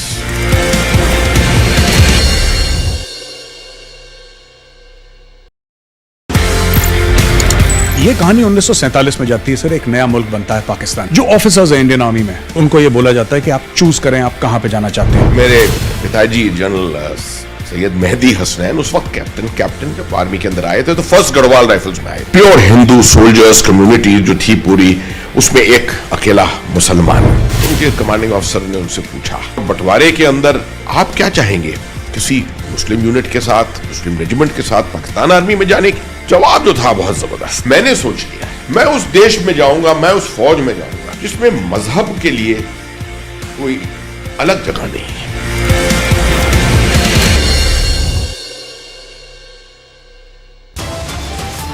संपूर्ण ग्रंथ पर टिप्पणी नहीं है, ग्रंथ के उस अंश पर टिप्पणी है जो संपूर्ण 85-90% लोगों को शिक्षा से वंचित करता है। Top headlines at 12:30. Republic confronts Bihar minister who insulted Ramcharitmanas. Minister says, in fact, remains defiant, justifies his remarks. Ramcharitmanas was a nafrat फैलाने वाला ग्रंथ, was a grant that was spreading hatred. This is not a coincidence, it is a conspiracy.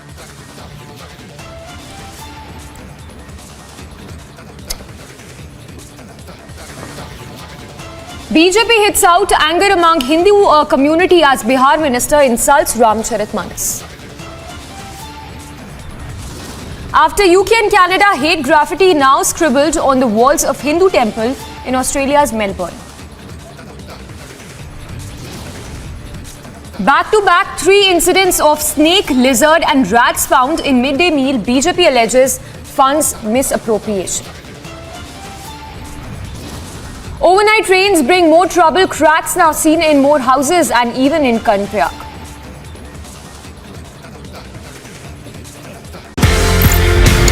ये कहानी 1947 में जाती है sir. एक नया मुल्क बनता है पाकिस्तान। जो ऑफिसर्स हैं इंडियन आर्मी में, उनको ये बोला जाता है कि आप चूज करें आप कहां पे जाना चाहते हैं। मेरे पिताजी जनरल सैयद मेहदी हसनैन उस वक्त कैप्टन जब आर्मी के अंदर आए थे तो फर्स्ट गढ़वाल राइफल्स में आए। प्योर हिंदू सोल्जर्स कम्युनिटी जो थी पूरी, उसमें एक अकेला मुसलमान। As Waze planted gelatin sticks in Antillia, as Mansoor Hiren was murdered,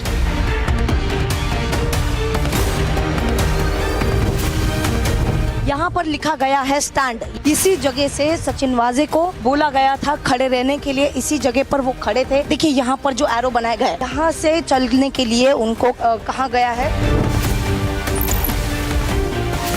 we don't preach journalism. We practice it.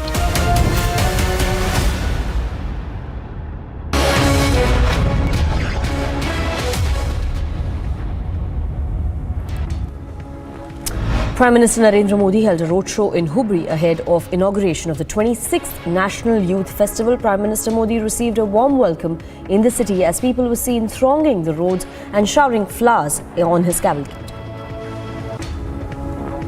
Prime Minister Narendra Modi's security was breached by a boy who ran towards the PM's convoy to hand him a garland. The police and traffic officials on duty immediately pulled the boy back and whisked him. The boy has been identified as a 11-year-old Hubli resident. Prime Minister Narendra Modi inaugurated the 26th National Youth Festival on the occasion of Swami Vivekananda's birth anniversary.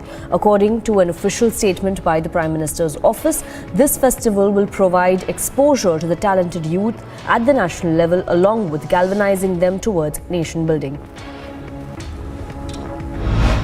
Prime Minister Modi, while addressing 30,000 youth who attended the 26th National Youth Festival, said that Yuva Shakti is the driving force of India's journey and the next 25 years are important for building the nation. आज देश का लक्ष्य है विकसित भारत, सशक्त भारत। हमें विकसित भारत के सपने को पूरा किए बिना न रुकना है न विराम करना है। मुझे विश्वास है हर युवा इस सपने को अपना सपना बनाएगा, अपने कंधों पर देश की ये जिम्मेदारी लेगा। Prime Minister Modi, while connecting with the youth who attended the youth festival, said that Yuva Shakti's dreams, aspirations and passion decide India's direction, destination and power. He further added that the runway is ready for the youth to take off and achieve their dreams. In every domain, a strong foundation has been laid in the last 8-9 years. The runway is ready.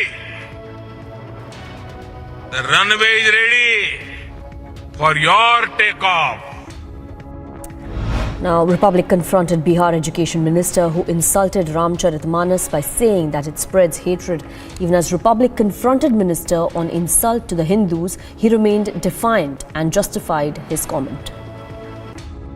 कि जो भी मैंने बात कही है संपूर्ण ग्रंथ पर टिप्पणी नहीं है, ग्रंथ के उस अंश पर टिप्पणी है जो संपूर्ण 85-90% लोगों को शिक्षा से वंचित करता है.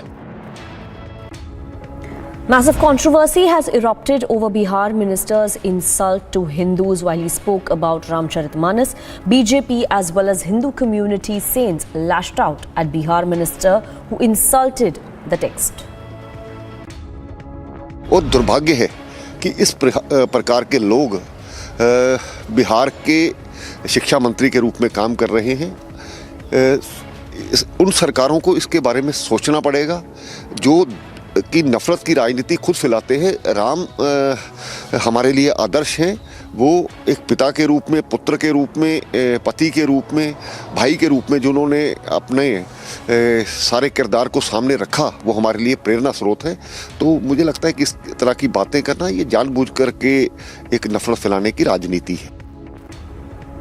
Now, amid the massive controversy over Bihar Education Minister's insult to Hindus, BJP MP Sushil Modi demanded Nitish government should sack the minister.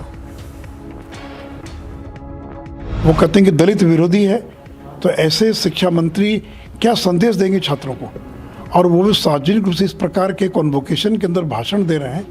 तो नीतीश जी ऐसे शिक्षा मंत्री को तत्काल बर्खास्त कीजिए. बीजेपी इसको बिल्कुल भी बर्दाश्त नहीं करेगी. Amid the furor over Bihar Education Minister Chandrasekhar's remark that Ramcharitmanas, a poem based on the epic Ramayana, is divisive and spreads hatred in society, Chief Minister Nitish Kumar sidestepped the matter, claiming he wasn't aware what the minister said. He said that he has not heard his statement or seen anything about it in the news. शिक्षा मंत्री बोले sir कि नफरत को लेकर भी सवाल उठ रहा है. हमको पता नहीं है जी, हम देखे नहीं है. शिक्षा मंत्री ने बोला है कि ये नफरत होने वाला ग्रंथ है. हमको पता नहीं है, हम पूछ लेंगे उनसे. A Delhi-based lawyer practicing in the Supreme Court of India filed a complaint with the Delhi police against Bihar Education Minister Chandrasekhar for his remarks against the Hindu holy book Ramcharitmanas. The complainant has sought direction to lodge FIR against him and take strict legal action.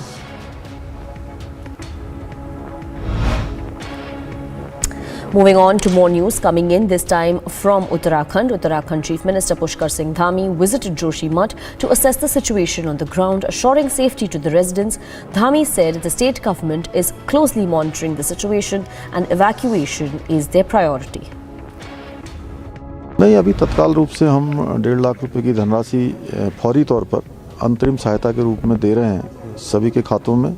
आज से ही उसको डाल देंगे. आज शाम तक जो है अधिकांश खातों में वो पैसा चला जाएगा, अन्यथा कल तक सभी में चला जाएगा.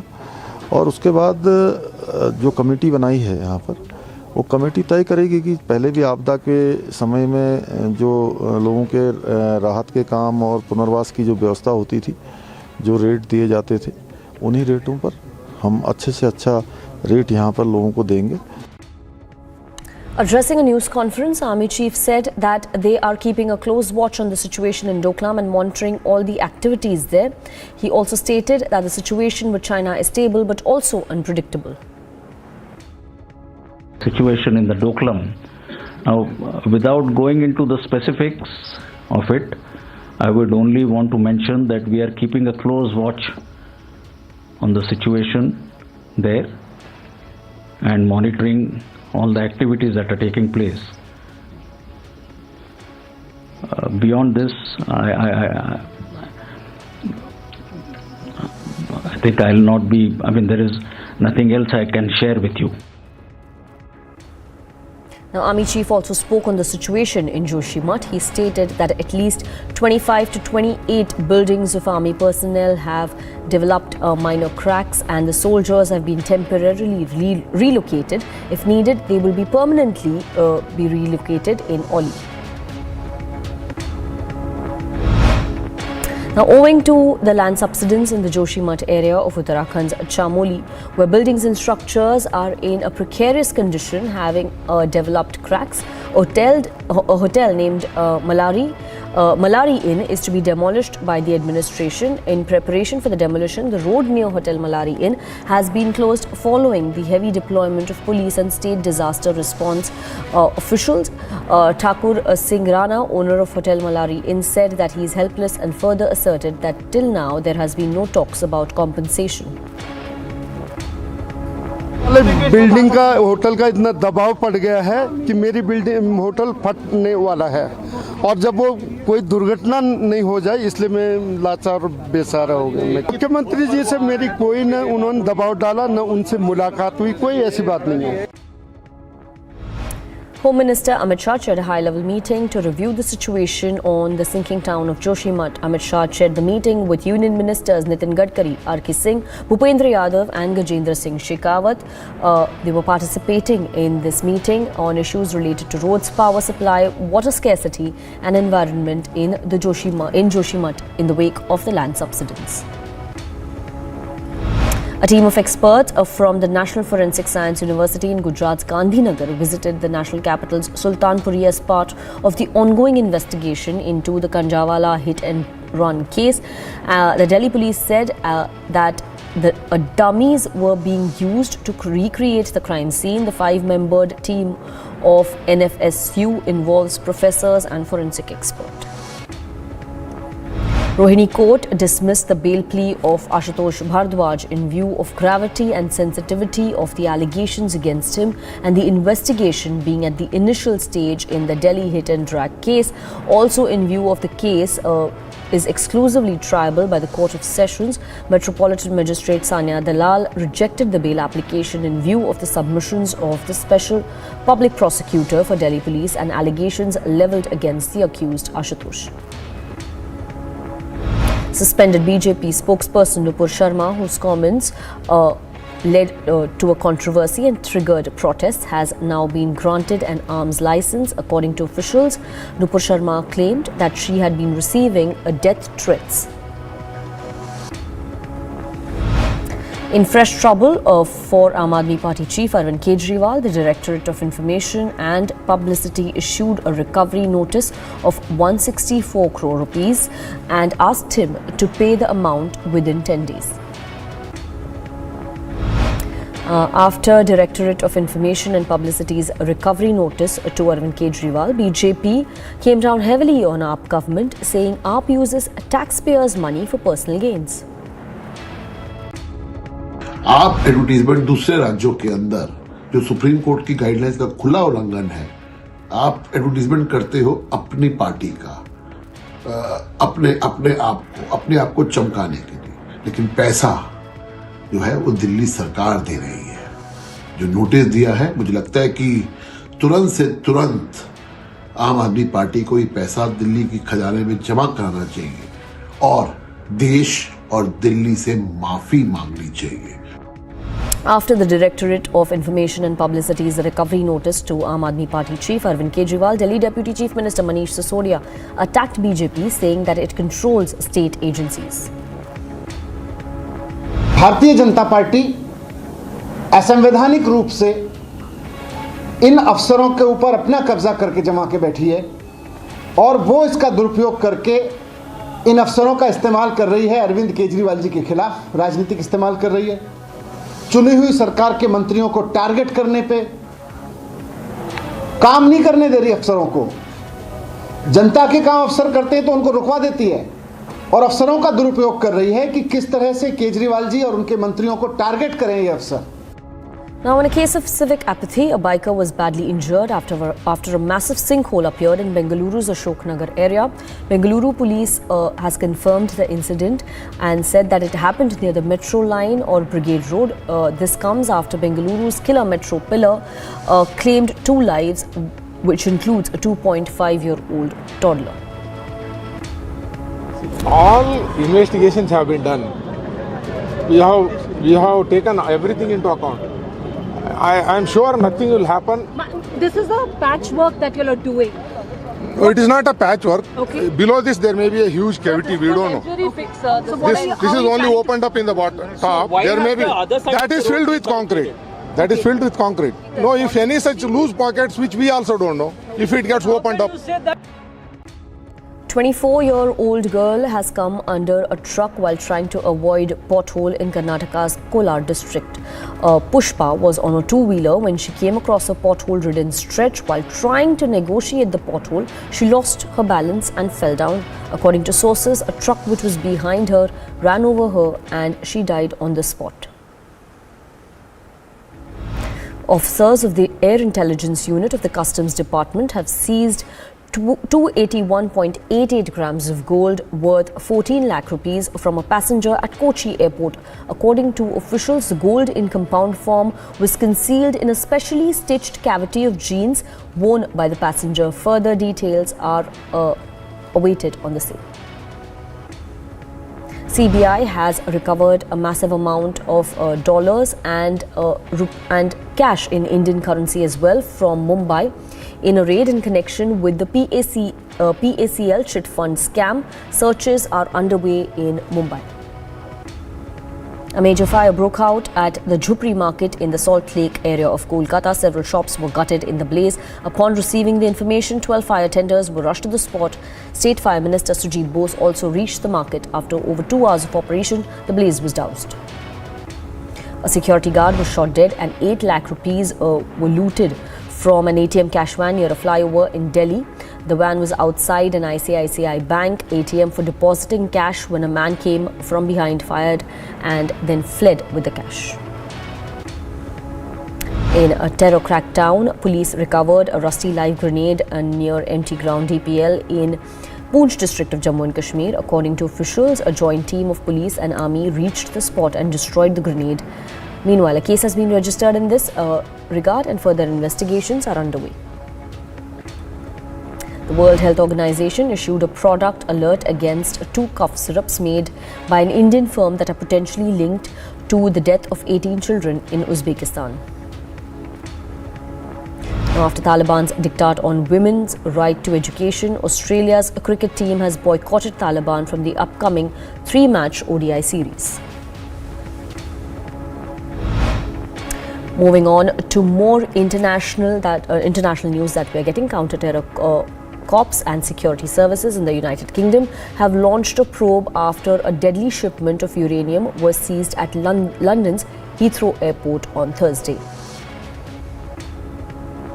Taiwan's Navy showcased its first indigenous amphibious transport dock with helicopter landing, military vehicle and landing ships embarkment, and the military continued to hold military exercises simulating joint forces against an invading enemy from the sea in southern Taiwan. India convened a virtual summit of more than 100 developing countries to evolve a uniform strategy seeking help for economic issues. Indian Prime Minister Narendra Modi addressed the summit virtually. UAE has named a veteran technocrat, Sultan Al Jaber, Abu Dhabi's state-run oil company, who will preside over the upcoming United Nations climate negotiations in Dubai. The General Staff of the Armed Forces of Ukraine updated that over the previous 24 hours, Russian forces has carried out 4 missile strikes, 23 airstrikes and 69 attacks from rocket salvo systems. Police and riot gear began evicting climate activists from a condemned village in western Germany due to be demolished for the expansion of a coal mine. Some stones and fireworks were thrown on Wednesday as officers entered, which became a flashpoint of debate over the country's climate efforts. South Korean officials are considering creating a domestic fund to compensate Koreans who were enslaved by Japanese companies before the end of World War II, as they desperately try to repair relations with Tokyo that have deteriorated in recent years over historical grievances. Pakistan-occupied Kashmir is on the verge of food riots as a result of the region's unprecedented flour scarcity. It is being blamed solely on Islamabad and the Pakistan Authority. Chaos has resulted from severe circumstances. Some intergroup fighting also has been witnessed and reported in these areas. People of Afghanistan have faced endless difficulties since Taliban's takeover on August 15. The current imposition of repressive policies by the hardline Islamic regime has led to food insufficiency, repeated violations against women, and rising insecurity. People mourn the death of 21-year-old who was shot in the head by the Israeli forces. Israeli army reported a gunfight between Palestinian militants and Israeli security forces in Balata refugee camp, acknowledging that a Palestinian was hit by Israeli force fire. Getting you some updates from the world of sports now. The Global Sporting Hockey World Cup 2023 in Odisha has begun. A total of 16 teams I beg your pardon, it's beginning tomorrow. A total of 16 teams will be competing with each other for the prestigious title of World Cup in field hockey. The dazzling extravaganza was inaugurated by Odisha CM Naveen Patnaik and the occasion was also at the occasion was also present Union Minister Anurag Thakur. Rohit Sharma and Shubman Gill to give India a solid start in their chase of 216 runs in the second ODI of the three-match series in Kolkata. Sri Lanka captain Dasun Shanaka won the toss and chose to bat against India. Prannoy stormed into the quarterfinals of the Malaysia Open Super 1000 badminton tournament, while Commonwealth Games bronze medalists Trisa Jolly and Gayatri Gopichand were knocked out in the women's doubles pre-quarterfinals. British number 1 Cameron Norrie reached the semi-finals at the ATP warm-up being played this week, beating qualifier Marcos Giron at the New Zealand's tennis tournament. Ultimate Fighting Championship President Dana White apologized and said there were no excuses after he was caught on camera slapping his wife during their vacation in Mexico.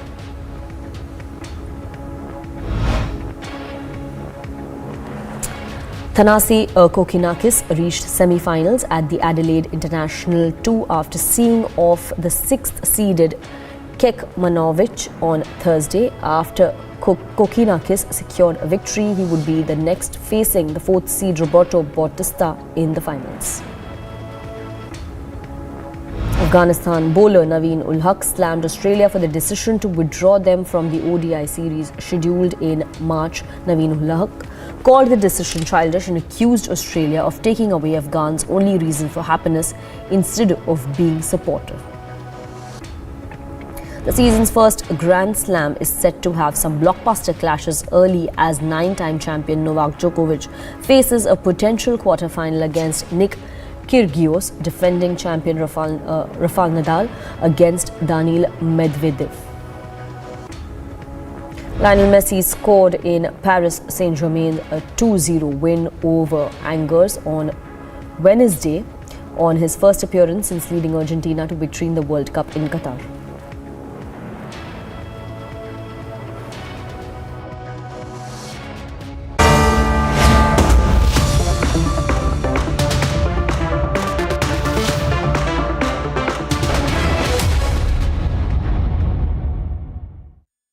QS and THE, the world's foremost university rankings organizations, have ranked Amity amongst the top 3% universities globally, making it among the very few Indian universities to be included in both rankings.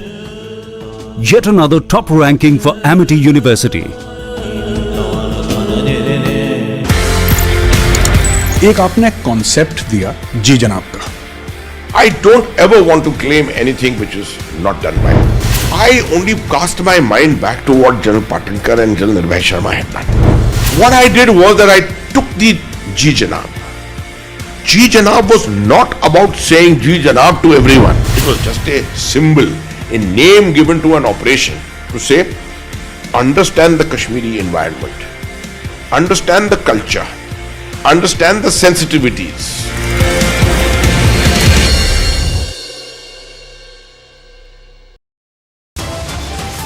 संपूर्ण ग्रंथ पर टिप्पणी नहीं है, ग्रंथ के उस अंश पर टिप्पणी है जो संपूर्ण 85-90% लोगों को शिक्षा से वंचित करता है.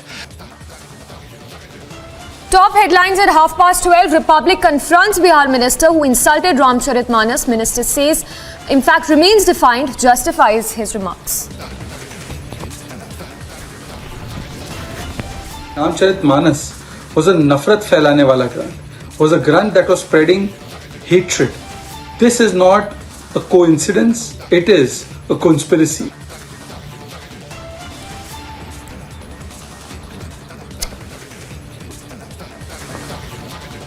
BJP hits out anger among Hindu community as Bihar minister insults Ramcharitmanas. After UK and Canada, hate graffiti now scribbled on the walls of Hindu temple in Australia's Melbourne. Back-to-back 3 incidents of snake, lizard and rats found in midday meal, BJP alleges funds misappropriation. Overnight rains bring more trouble, cracks now seen in more houses and even in Kanpriyag.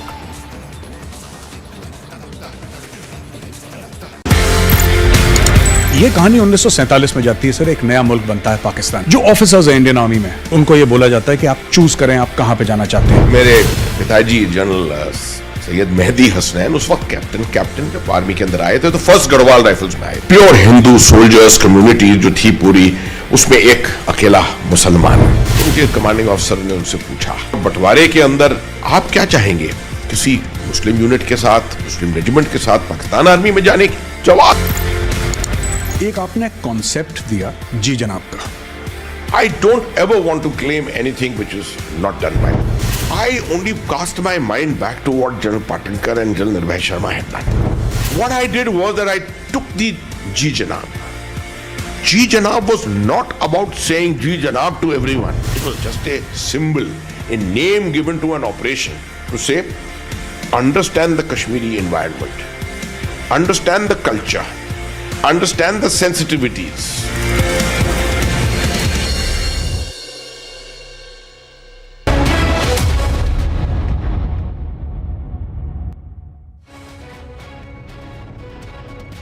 I'm reporting from Nursing Temple, which is also becoming one of affected area. First, let me give you a sense. There you can see the security of Chief Minister's Dhami. He has just done the puja over here and now meeting with some of the people over down over there only. And let me tell you that if we talk about the update, yes, he stayed overnight. He was in Joshimath itself. Yesterday also he had meeting with the locals. He had meeting with the administration, and today it is again going to be the meetings after meeting. The series of meeting is already lined up at the ITBP campus itself in Joshimath, where he stayed last night. And let me tell you that this is going to be the meeting with the local administration, with the local people also, because the local people has also made in the committee, and the representative of them is going to be there in this very meeting. This is going to be the district magistrate of Chamoli.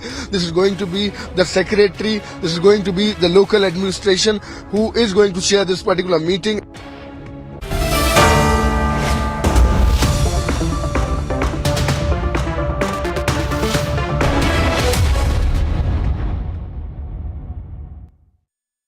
आग को फैलने से रोकना मुश्किल है पर नामुमकिन नहीं। अब फायरवॉल टेक्नोलॉजी के साथ सेंचुरी प्लाई क्लब प्राइम आग से बचाए।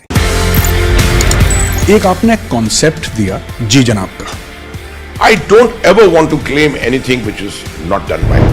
I only cast my mind back to what General Patinkar and General Nirbhay Sharma had done. What I did was that I took the Ji Janab. Ji Janab was not about saying Ji Janab to everyone. It was just a symbol, a name given to an operation to say, understand the Kashmiri environment, understand the culture, understand the sensitivities.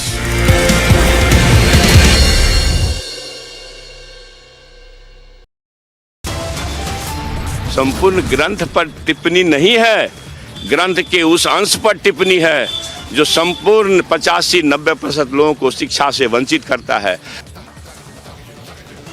Top headlines at 12:30. Republic confronts Bihar minister who insulted Ramcharitmanas. Minister says, in fact, remains defiant, justifies his remarks. Ramcharitmanas was a nafrat फैलाने वाला ग्रंथ. Was a grant that was spreading hatred. This is not a coincidence, it is a conspiracy.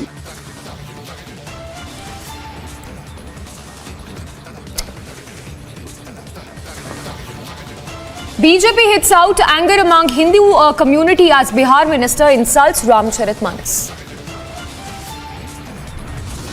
After UK and Canada, hate graffiti now scribbled on the walls of Hindu temple in Australia's Melbourne. Back-to-back 3 incidents of snake, lizard and rats found in midday meal. BJP alleges funds misappropriation. Overnight rains bring more trouble. Cracks now seen in more houses and even in Kanpriak.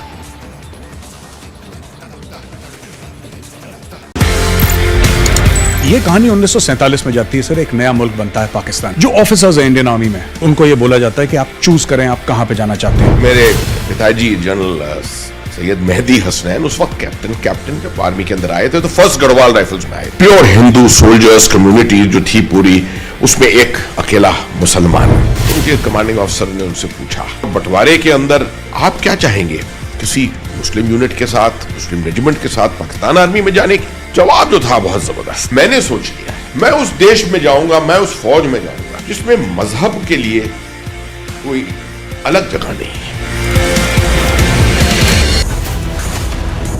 Hindu sentiments hurt, Ramcharitmanas insulted. Bihar minister insults religious sentiments. Pattern to insult Hindu deities and now texts. Debating tonight at 10 p.m.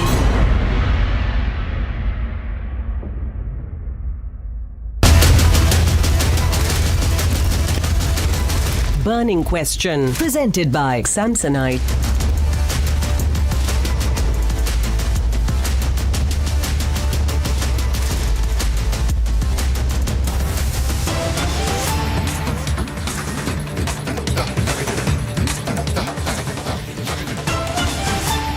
Let's begin with this breaking update that's just coming in. There are reports of a lot of ruckus right now at the IGI airport. What possibly we are learning is that there was a call for a bomb in a particular flight. This is a Delhi-Pune flight and there is a bomb scare on it. Even as we speak, the CISF and the airport officials are checking the flight. This is the Delhi-Pune SpiceJet flight right now that is being searched after a phone call claimed that there is a bomb on the plane. This is a story just breaking as we are bringing to you this broadcast. We'll also try to get across to our colleagues who are tracking that story closely. But like I said, this is a Delhi-Pune SpiceJet flight that is being searched after a phone call claimed that there is a bomb on the plane. Even as we speak, the search is continuing and we'll try and see if we can get in our reporters who are getting us this initial bit of information that's coming in right now. Both the Delhi police, the CISF is at the spot and a thorough search is being done. Harsha has shared these initial details. We'll try and see if we can also get her on the phone line. As these are just initial details right now coming in. This is at the IGI airport, a very, very busy airport. And right now we are learning that there was a phone call that was received that spoke of a bomb on the Delhi-Pune SpiceJet flight. After which, right now, there is a thorough search underway in that particular flight. Both the CISF, the airport officials are at the spot. The Delhi police also has been alerted. And Harsha, I'm told, is with us now. She has more details. Harsha, what do we know? Deepti, till now the initial information what we have got is that it was a Delhi-Pune flight, and before it could depart for Pune, before that there was a bomb call. There was a bomb call, and therefore the CISF and the international airport security, everyone is at alert. All airport officials are now. And it is the SpiceJet flight, Deepti. What we are learning is that it was SpiceJet flight, Delhi International Airport. It is, and it was going from Delhi to Pune. Now, Delhi police official and CISF are at the location, and they are checking the entire flight, as we have got to know, and we have also getting the details that whether it is a hoax call or from where the call has got. That also Delhi police officials are looking into. So the primary information is that only. The entire flight is being checked. None of the passengers have yet boarded the flight. The passengers were in the shuttle, and before that only there was a call, and now the entire flight is being checked. All right. So, Harsha, do keep us abreast of all latest developments. Harsha at the moment is telling us that right now that search is on, and sources indicating that till now nothing suspicious has been located. We will keep you on top of that story. For the moment, thank you. And from that breaking development, back to our burning question. Remember, it's been a day of high political activity, a lot of comments that continue to be made against the Sanatan Dharma. Now, in fact, it's a Bihar education minister. He's still a minister. This minister actually berates the Ramcharitramanas. He goes on to say that Ramcharitramanas spreads hatred. As expected, the BJP has launched a full frontal attack against the JDU, the RJD combined, and against this Bihar minister. They are asking, is there a pattern? Is there a pattern, and why is Sanatan Dharma has right now become a favorite punching bag? How can an elected representative really do this? And to top of it, when you ask the chief minister of the state of Bihar about this comment that has been made by his minister, he says, I'll check. I absolutely have no knowledge about it right now. So clearly there are questions that Nitish Kumar has to answer. This Bihar education minister has to answer, who's from the RJD quota. But more importantly, the big question, has it become just a pattern to attack Hindu gods, to attack Hindu texts, and why? Why is that happening? Let's quickly bring up the entire story, the reaction of this Bihar minister, his defense, and then we debate. आज से करीब 7 साल पहले 15वीं 16वीं सदी में रामचरितमानस लिखा गया। तुलसीदास जी ने लिखा रामचरितमानस। उसके उत्तरकांड में कितनी बात कही गई? अगर ज्ञान से परवीन भी बाबा भीमराव अंबेडकर है तो वह पूजनीय नहीं है। यह शिक्षा हमारा एक शास्त्र देता है जो नफरत बोता है। विवादास्पद आप कह रहे हैं, मैं कहाँ कह रहा हूँ? नफरत का ग्रंथ आपने मैंने नफरत का ग्रंथ नहीं कहा, नफरत का अंश कहा है। उस ग्रंथ में नफरत के अंश हैं। मेरा ये कहना है कि जो भी मैंने बात कही है, संपूर्ण ग्रंथ पर टिप्पणी नहीं है, ग्रंथ के उस अंश पर टिप्पणी है जो संपूर्ण 85-90% लोगों को शिक्षा से वंचित करता है।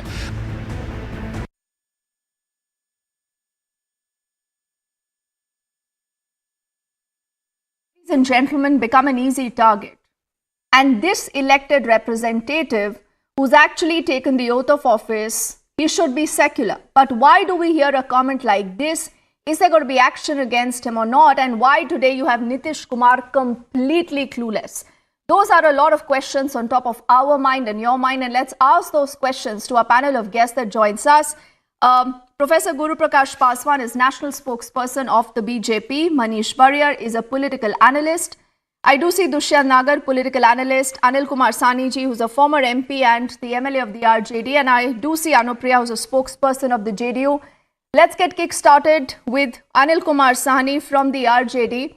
And before, in fact, we begin this debate, we also have Dr. Sanjay Kumar Jaiswal, who's the president of the BJP Bihar and member of parliament from the Lok Sabha, who's also joining us live right now. So with the permission of all our guests, let's quickly cut across to him and understand what really is happening in Bihar. Jaiswal ji, शुक्रिया हमसे बात करने के लिए। Sir, हमें ये बताइए कि क्या अब ये एक पैटर्न हो गया है? क्या हिंदुइज्म एक इजी टारगेट है? कुछ समय पहले नफरत की जमीन हमने सुना और अब नफरत की किताब। चंद्रशेखर जी को एक तो ज्ञान की कमी है। जो दोहा वो उद्धृत कर रहे हैं, वह भी दोहा को वो गलत ढंग से उद्धृत कर रहे हैं। वो दोहा जो है वो है एक आपस में वार्तालाप है काक भुषुंडी अर्थात कौवा का गरुड़ के साथ, और वह यह कह रहा है कि मैं अर्थात कौवा जो है मैं हर कहूँ हरि सेवक गुरु कहूँ सुनी खगननाथ हृदय मम देहु अधम जाति में विद्या पाए भवहु जथा अहि दूध पियाए। इन्होंने ठीक इसका उल्टा कर दिया। वह जो कह रहा था कि मैं, उसको इन्होंने मैं कर दिया, और उसके बाद ये जो कौवा और गरुड़ का वार्तालाप है और उसके बाद का चौपाई वो पढ़ना भूल गए। अगर उसके बाद की चौपाई वो पढ़ते तब उन्हें समझ में आता कि शिक्षा का क्या मतलब है।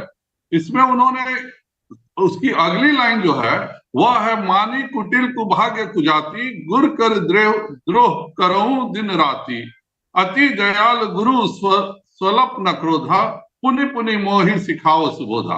अर्थात अभिमानी कुटिल दुर्भाग्य और कौवा जाति के सुजाति के होने के बावजूद कारण मैं गुरु से द्रोह करता था, फिर भी गुरु जी अत्यंत दयालु थे, उनको थोड़ा सा भी क्रोध मेरे ऊपर नहीं आता था और वह हमेशा मुझे उत्तम ज्ञान की शिक्षा देते थे। तो इसके अगले ही लाइन में उत्तम ज्ञान की शिक्षा की बात भी लिखी हुई है, और ये काग और गरुड़ के बीच के जो वार्तालाप है उसको जानबूझ करके सामाजिक विद्वेष पैदा करना, समाज में हिंदुओं के प्रति जो इनकी एक मानसिकता है कि चूंकि यह खुद मधेपुरा से है और वहां पर एक अच्छा खासा चंक अल्पसंख्यक मतों का है, और केवल उनको वो प्रभावित करने के लिए इस तरह का वक्तव्य दे रहे हैं। और सबसे मुझे आश्चर्य लगा, माननीय नीतीश कुमार जी कहते हैं कि मुझे यह बात मालूम नहीं है। यह एक हिंदुस्तान के एकमात्र मुख्यमंत्री हैं जिनके यहाँ BSCS एग्जाम देने वाले बच्चों पे लाठीचार्ज हो जाता है, वो कहते हैं मुझे मालूम नहीं है। जिनके यहाँ कल बक्सर में पुलिस रात भर किसानों पर डंडे बरसाती है, मुख्यमंत्री कहते हैं मुझे मालूम नहीं है। उनके शिक्षा मंत्री इस तरह का वक्तव्य दे करके पूरे सामाजिक सौहार्द को बिगाड़ने का काम कर रहे हैं, लेकिन नीतीश कुमार जी कह रहे हैं हमें मालूम नहीं है कि जब से महागठबंधन की सरकार आई है तो संजय जी आपको क्यों लगता है कि ये सब समाज को बांटने की कोशिश है? और जिस तरह मैंने आपसे सवाल किया कि क्या ये सिर्फ बिहार तक सीमित है, क्योंकि हम एक पैटर्न अगर देखें बीते कुछ सालों में लगातार इस तरह के कमेंट्स बार बार सामने आते हैं, और जब इस तरह के कमेंट्स को सामने मीडिया लाता है तो उनसे कहा जाता है कि आपने कॉन्टेक्स्ट ठीक से नहीं समझा। किसी भी इस तरह के व्यक्ति के ऊपर, नेता के खिलाफ क्या कभी कोई कार्रवाई हुई? और मैंने अभी जगदानंद सिंह जी का बयान के बारे में आपसे बात की, नफरत की जमीन, इस तरह का उन्होंने बयान दिया था राम मंदिर को लेकर, क्या उनके ऊपर कोई कार्रवाई हुई? बिहार में एक पूरे कहूं तो एक जानबूझ के समाज सौहार्द बिगाड़ने का, हिंदुओं को नीचा दिखाने का एक पूरा प्रायोजित कार्यक्रम चल रहा है। आप सबको ध्यान होगा कि भागलपुर में जिस तरह से एक महिला की हत्या हुई, और जहां एक चूंकि पर वह हत्या इतनी निकृष्टतम हत्या थी और एक खास समाज के द्वारा किया गया था, तो उस पूरे मामले को दबा दिया गया। सरकार की तरफ से ये जानबूझकर किया जा रहा है कि हिंदुओं को अपमानित करो, हिंदू प्रताड़ित रहेंगे तो हिंदू मेरे कंट्रोल में रहेंगे। और यह सोच जो है, यह नीतीश कुमार जी और तेजस्वी यादव जी की जो सोच है, उसी सोच को शिक्षा मंत्री बोल रहे हैं। यह शिक्षा मंत्री अगर रामचरितमानस के प्रति इस तरह का ओपिनियन रखते हैं तो आप समझ सकती हैं कि बिहार के शिक्षा की कितनी कुव्यवस्था है। अपने विभाग का काम करते नहीं है, शिक्षा हमेशा से जदयू के पास ना और आज राजद के पास है। 5 साल मगर यूनिवर्सिटी में क्या चल रहा है, कोई भी सेशन ठीक से नहीं चल रहा है। बिहार एकमात्र प्रदेश है जहां 1300 करोड़ बच्चों के गार्जियन दूसरे प्रदेशों में भेजते हैं केवल बच्चों की शिक्षा के लिए। बिहार में कोई शिक्षा ये बात आपकी सही है। संजय जायसवाल जी, आपसे आखिर में 2 सवाल पूछना चाहूंगी सर, समय थोड़ा कम है क्योंकि और भी हमारे पास गेस्ट हैं, तो आपसे आखिर में 2 सवाल। सबसे पहला ये कि ऑपोजिशन यहां पर ये कहता है कि बीजेपी जानबूझकर इस तरह के मामले उठाती है क्योंकि बीजेपी इस समय घबरा रही है, क्योंकि 40 लोकसभा सीट बिहार से आती हैं। दूसरा सवाल यह है कि एक मंडल वर्सेस कमंडल राजनीति करने की कोशिश नीतीश कुमार कर रहे हैं, तो ऐसे में आपको लगता है कि सनातन धर्म के खिलाफ जो इस तरह के बयान दिए जाते हैं, क्या वो किसी भी तरह ऑपोजिशन को मदद कर सकते हैं? पहली बात कि भारतीय जनता पार्टी ने यह नहीं कहा, यह आप लोग जानबूझकर हिंदुओं को छेड़ने के लिए, हिंदुओं को नीचा दिखाने के लिए करते हैं।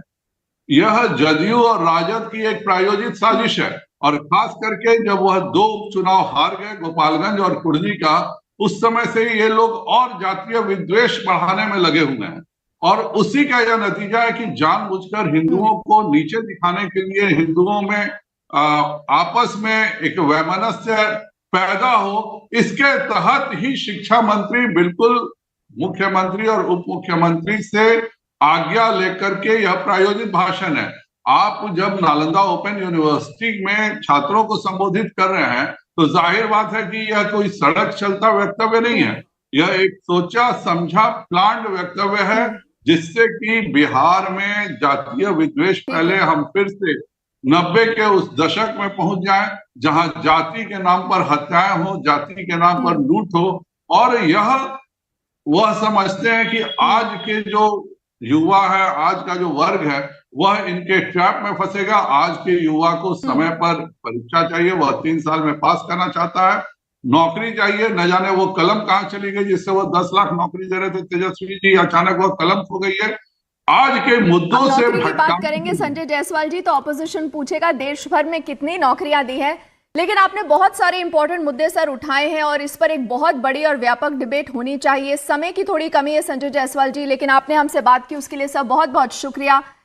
एकदम अब चलते हैं अपने पैनल के पास, who've been very patiently waiting and I thank you for your patience. Let's have them on the screens. Professor Prakash Paswan, also Manish Baryar, Dushyant Nagar, Anupriya, Anil Kumar Sahni. Sahni ji, मुझे सबसे पहले ये बताइए कि जो बिहार के education minister हैं वो रामचरितमानस को नफरत की किताब बताते हैं, क्या आप उनके इस कमेंट से एग्री करते हैं सर? देखिए, नफरत की जहां तक बात है, उन्होंने मनुवाद के संबंध में बोला है और कुछ अंश पर उन्होंने अपना जो है सो वक्तव्य जारी किए हैं कि जिस प्रकार से वो बोले भी हैं कि जिस प्रकार से मांझी जी को मंदिर में नहीं घुसने दिया गया और देश के राष्ट्रपति जो हमारे गोविंद जी थे उनको भी नहीं घुस, उसके संबंध में कुछ इशारा किए हैं। मगर राम का नाम जो है सो घट-घट में है। देखिए, वो ये कहते हैं कि Ramcharitmanas promotes caste division. Ram जो है सो सभी जाति, सभी धर्म, सभी, वो ये कहते हैं कि इस तरह की किताबें कास्ट रिलेटेड हेट्रेड फैलाती हैं। निषाद राज के साथ और निषाद राज ने उनको पार उतारा, तो राम तो घट-घट में आस्था का प्रतीक है। अच्छा, आप अपने एजुकेशन मिनिस्टर अगर चंद्रशेखर जी की बात से अग्री नहीं करते, मुझे एक और बात बताइए। नफरत की जमीन, ये कमेंट आपने सुना था सर? नफरत की जमीन, नफरत की जमीन कहां से नफरत की जमीन होता है? पूरा बयान दिया। धार्मिक उन्माद में राजनीतिक में नहीं लाना चाहिए, राजनीतिक में इसको लाना ही नहीं चाहिए था कि जिस प्रकार से राजनीति किया जाता है धर्म के नाम पर, तो धर्म के नाम पर राजनीति नहीं होनी चाहिए। कौन कर रहा है सर धर्म के नाम पर राजनीति? कौन कर रहा है? बीजेपी कर रही है धर्म का राजनीति। तो यही सा ना हो रहा है, जैसे हम जिस प्रकार से आज राम घट-घट में है, राम सभी के दिल में है, जिंदा रहता है उस पर भी राम का नाम और मरने के बाद भी राम राम सत्य बोला जाता है। तो राम तो हमारे सनातन धर्म में घट-घट में है और लोग उसे मानते हैं, हम लोग भी पूजा पाठ करते हैं, हम लोग भी आस्तिक हैं, कोई नास्तिक नहीं है। अच्छा देखिए, अब ऐसा है ना साहनी साहब, आप लोग टेलीविजन पर आ जाते हैं, आप ही के नेता है ना जगदानंद सिंह जी, उन्होंने क्या कहा था? नफरत की जमीन पर बना है राम मंदिर। क्या उनके खिलाफ कोई कार्रवाई हुई सर? आज एजुकेशन मिनिस्टर रामचरितमानस को लेकर इस तरह की टिप्पणी करते हैं और वो अभी भी मंत्री बने हुए हैं। उनके कहने का तात्पर्य को समझिए, उन्होंने कहा कि राम तो घट-घट में है, मगर नफरत का जहां पर होता है, मस्जिद बना, चाहे उसका जो हंगामा हुआ, कोर्ट से डिग्री हुआ, इसके और कहना है। क्या राम एक ही मंदिर में बैठे हुए हैं? क्या और सब मंदिर है कि नहीं भारत में? I know Guru Prakash, you want to come in, but just give me 30 seconds, क्योंकि I want to take this to Anupriya. We've heard the RJD. Let's also get the JD on the screen. Anupriya and also Dushyant on the screen, please. Anupriya, आप Janata Dal United से हैं. Tell me something. Do you agree with what the Bihar Education Minister has said? प्रथम आपके channel के माध्यम से जो बिहार के शिक्षा मंत्री जी ने कहा है, मुझे लगता है कि उनको पद पे है, उन्हें इस तरह की बयान नहीं देनी चाहिए, क्योंकि अनुप्रिया, आप अपने आप को आपको अनम्यूट करना पड़ेगा, मुझे आपकी आवाज नहीं आ रही है।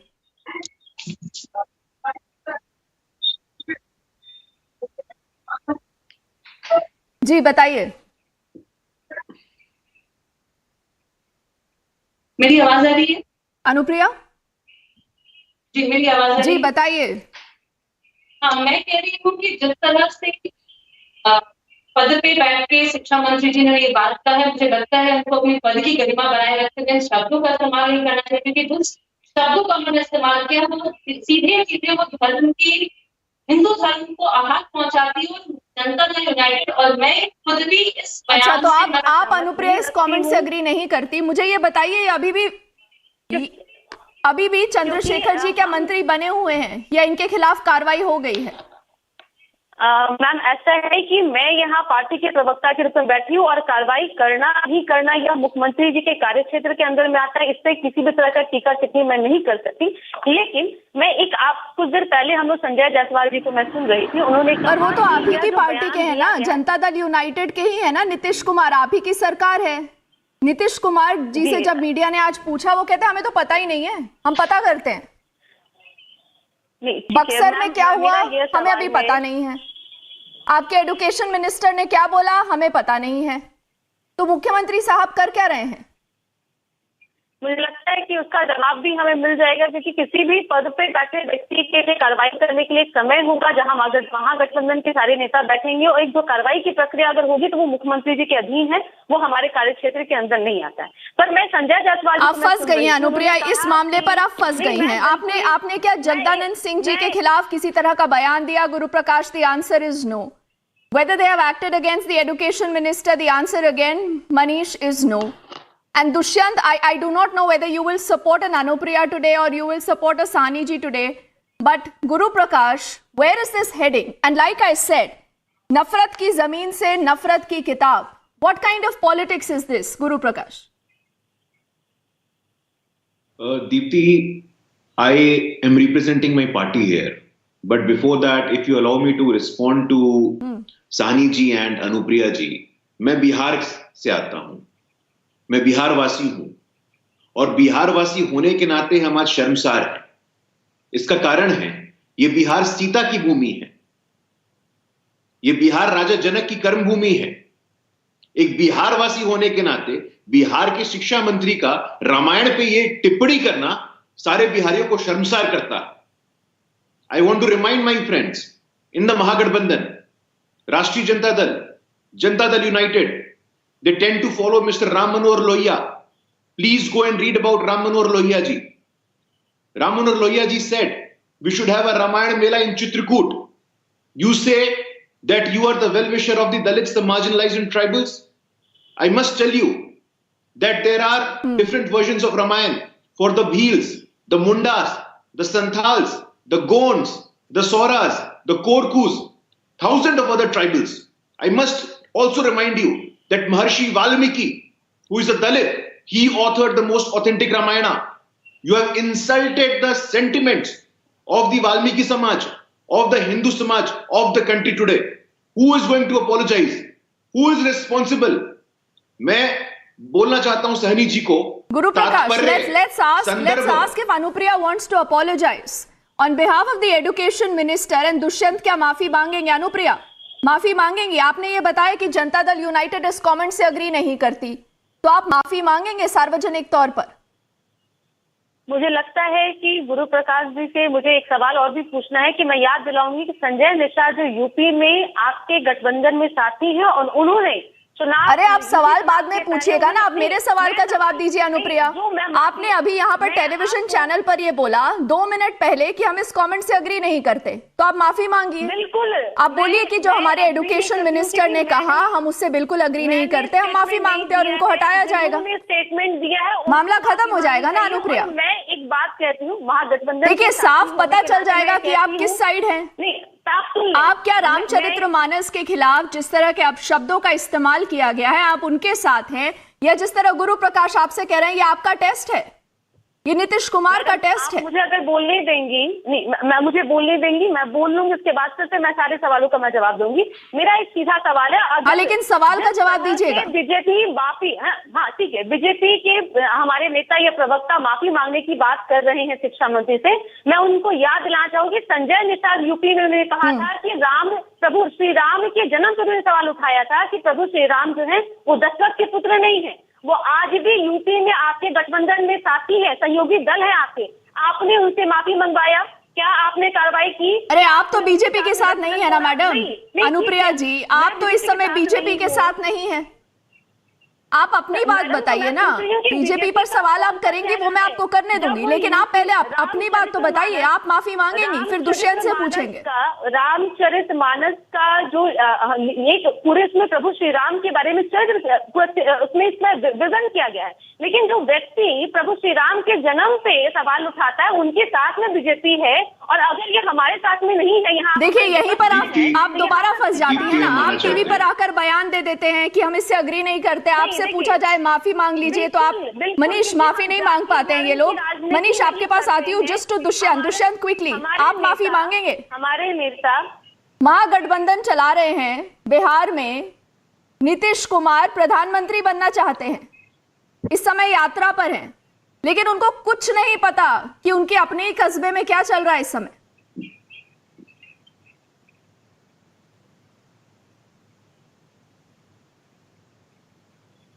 दुष्यंत आपने भी अपने आप को अनम्यूट, आपको अपने आप को अनम्यूट करना पड़ेगा। दुष्यंत आपकी आवाज नहीं आ रही। जी मैं ये कहना चाह रहा था मैडम, देखिए हमें विषय की गंभीरता को देखते हुए पूरी निष्पक्षता के साथ बात को आगे बढ़ाना चाहिए।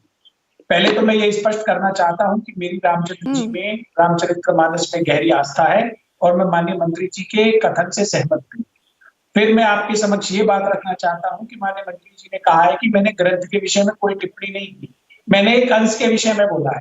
तो वो दो बातें जो उन्होंने कही, मैं भारतीय जनता पार्टी के सम्मानित प्रवक्ता के समक्ष बातों को इसको क्या कहते हैं ना, इसको कहते हैं कि आप एक आप संदर्भ की बात करने लग जाते हैं। आप मुझे ये बताइए दुष्यंत, क्या किसी भी राजनेता में इतनी हिम्मत है कि वो किसी और धर्म के टेक्स्ट को लेकर इस तरह की बात कह सकते? दुष्यंत सीधा सा सवाल है, आप जब इसको क्वालिफाई करने लगते हैं ना, यही लगता है कि दाल में काला। अगर आप इस कमेंट से दुष्यंत अग्री नहीं करते अनुप्रिया की तरह, तो आप माफी मांग लीजिए, मामला खत्म हो जाए। मेरा क्यों मांग लूं मैं माफी?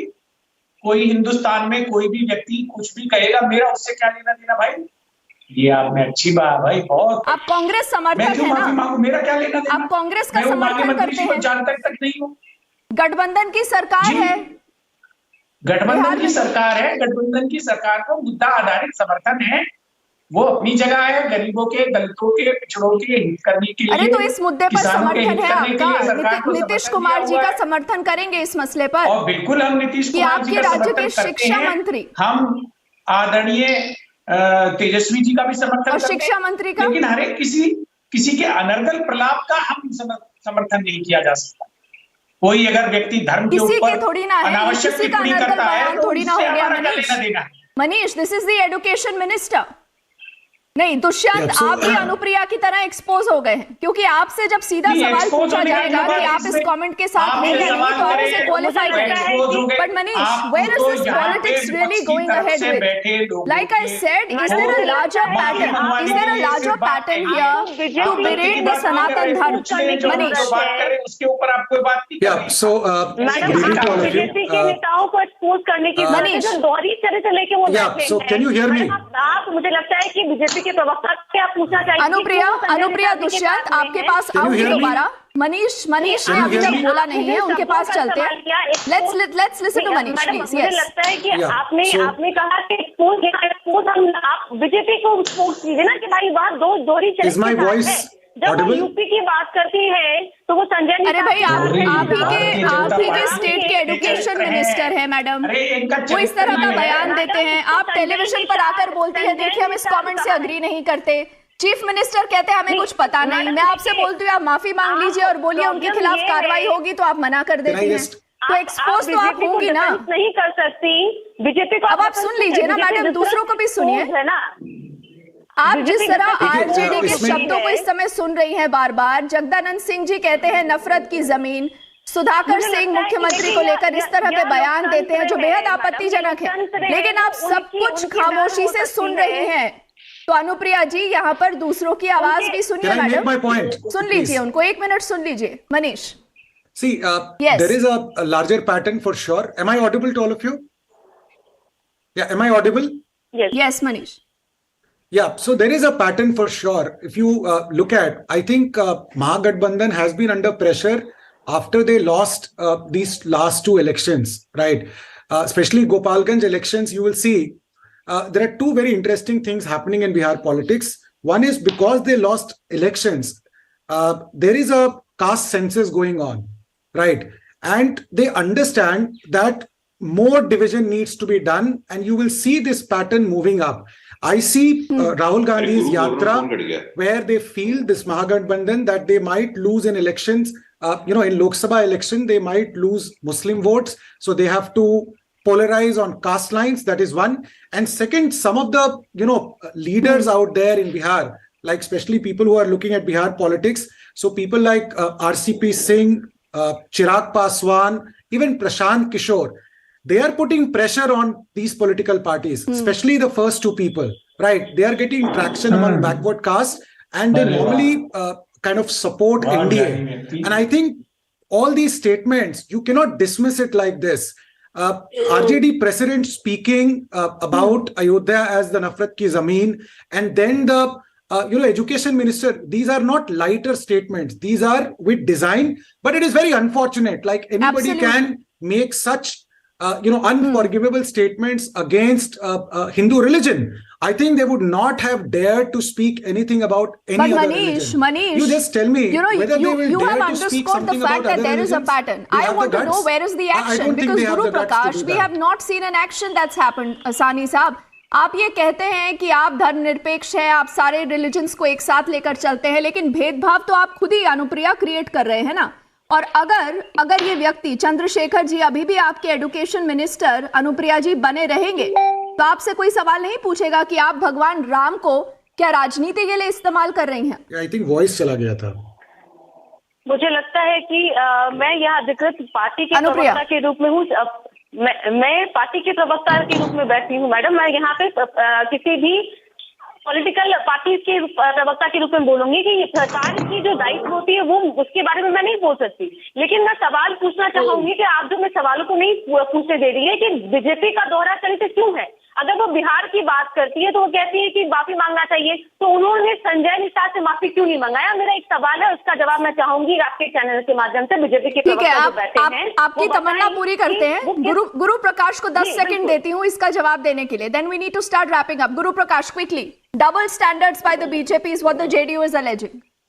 You are smiling, but you will have to answer. नहीं, देखिए, मैंने I have patiently listened to my sister from the Janata Dal United, and I'm happy that she distanced herself from this बयान. But I want to tell her, आज पूरे देश के हिंदुओं को पता है, पूरे दुनिया के हिंदुओं को पता है कि हमने प्रतिज्ञा ली थी कि मंदिर वहीं बनाएंगे, और वो भव्य राम मंदिर बन करके हमारे सामने खड़ा हो रहा है, और उस राम मंदिर के परिसर में भगवान वाल्मीकि का भी मंदिर बन के खड़ा हो रहा है। तो आपसे हमें कुछ सीखने की आवश्यकता नहीं है।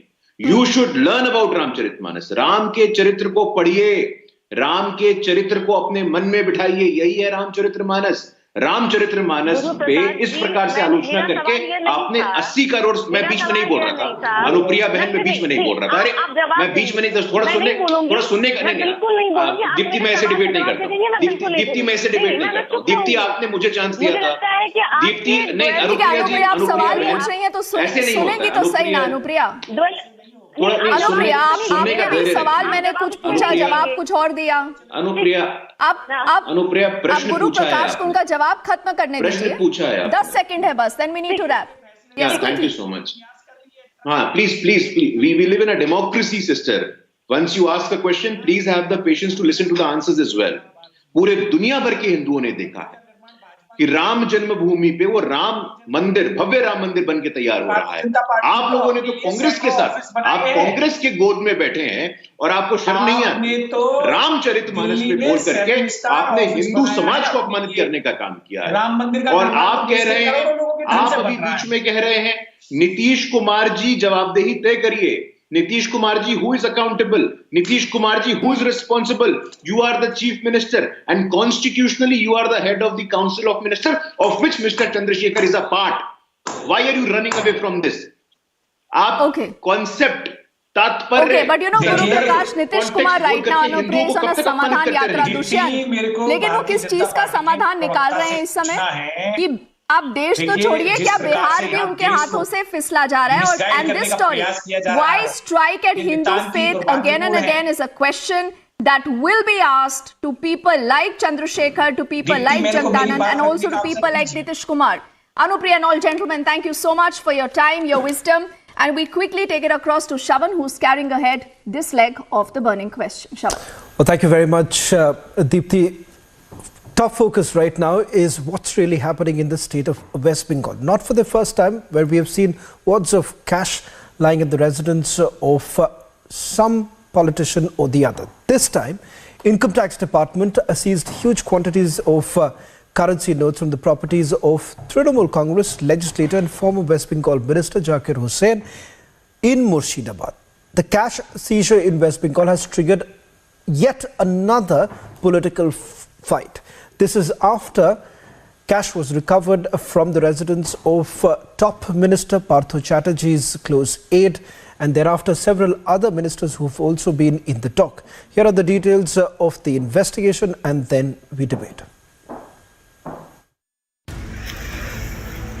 At 11 a.m. on Wednesday morning, Income Tax Department launched a raid on sitting TMC MLA Zakir Hussain. From his residence to his office to his mills, the raids went on for over 8 hours. And yet again, huge cash stash has been recovered. According to sources, about 15 crore rupees have been recovered in the raids, apart from the several incriminating documents. Sources say the documents are being examined. In his defense, the MLA says that the cash was for the salaries of the labourers of his mill. এবং আমি বলবো যে আমার বাড়ি আমাদের labour payment আছে, সমস্ত জায়গায় লেবার পেমেন্ট ঢুকে যাবে। কারণ হলো যে এই যে লেবার পেমেন্টের টাকা ছিল, তারা আমার বাড়িতে কিছুটা অল্প টাকা ছিল, সেই অল্প টাকাটা আমাদের দেখানোর ছিল এবং খাতা কলমেরই টাকা, ব্যাংক থেকে তোলা টাকা। তো ওনারা আর কিছু মহিলাদের টাকা ছিল, সেগুলো তারা অল্প স্বল্প নিয়ে গেছে এবং আমাদের রাইস মিলে এসেছিলেন। সেই রাইস মিলের চাষিদের পেমেন্ট আপনারা জানেন ক্যাশে হয় এবং আমার বিড়ির লেবারদের পেমেন্ট ক্যাশে হয় এবং তেল মিলের পেমেন্ট পুরো ক্যাশে হয়। But the MLA and the Mamta government has a lot to explain. Bureau Report, Republic TV.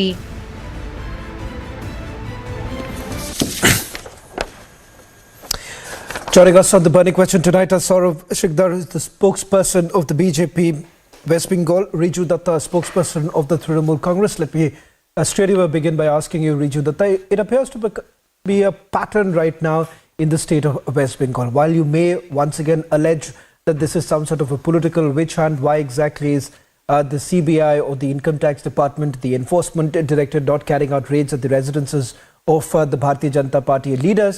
But the fact of the matter, Riju Datta, is this. First, it was Partho Chatterjee. Then you had another minister who was caught.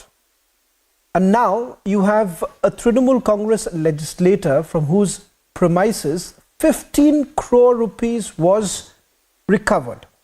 What are we to believe?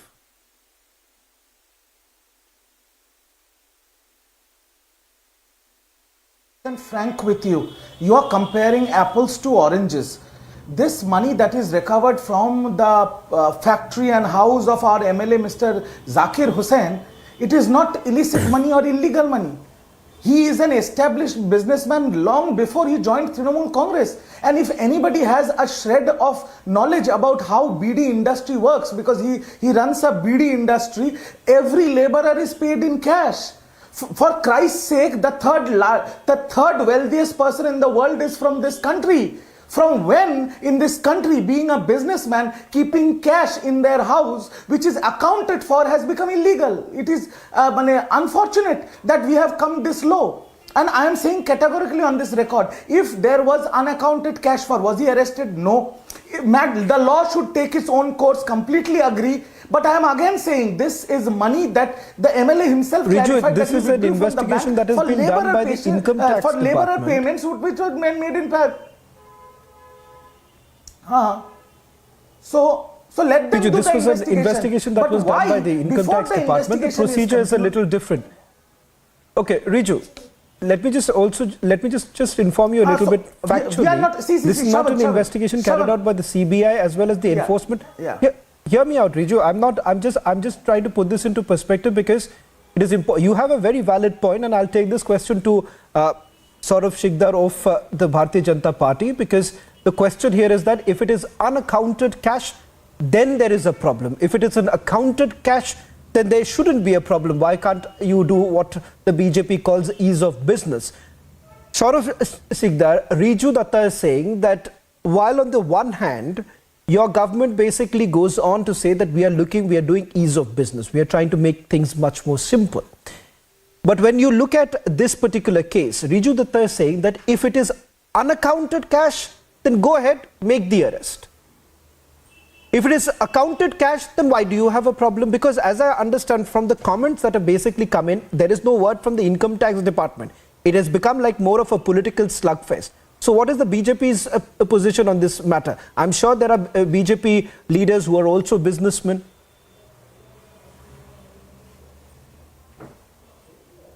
Well, fine. See, I'm a spokesperson of my party, not of income tax. So what income tax will do, they will do as a course of law. But what I want to say here, that is now Trinamool Congress is not known as Trinamool Congress, is now totally managed by corrupts. Every week some of any Trinamool persons, Trinamool Congress leaders or do you have any proof, Mr. Sikdar? Mr. Sikdar, when you make these comments about a political party, now, Mr. Sikdar, because what happens is that, I know what is the trajectory of this debate then.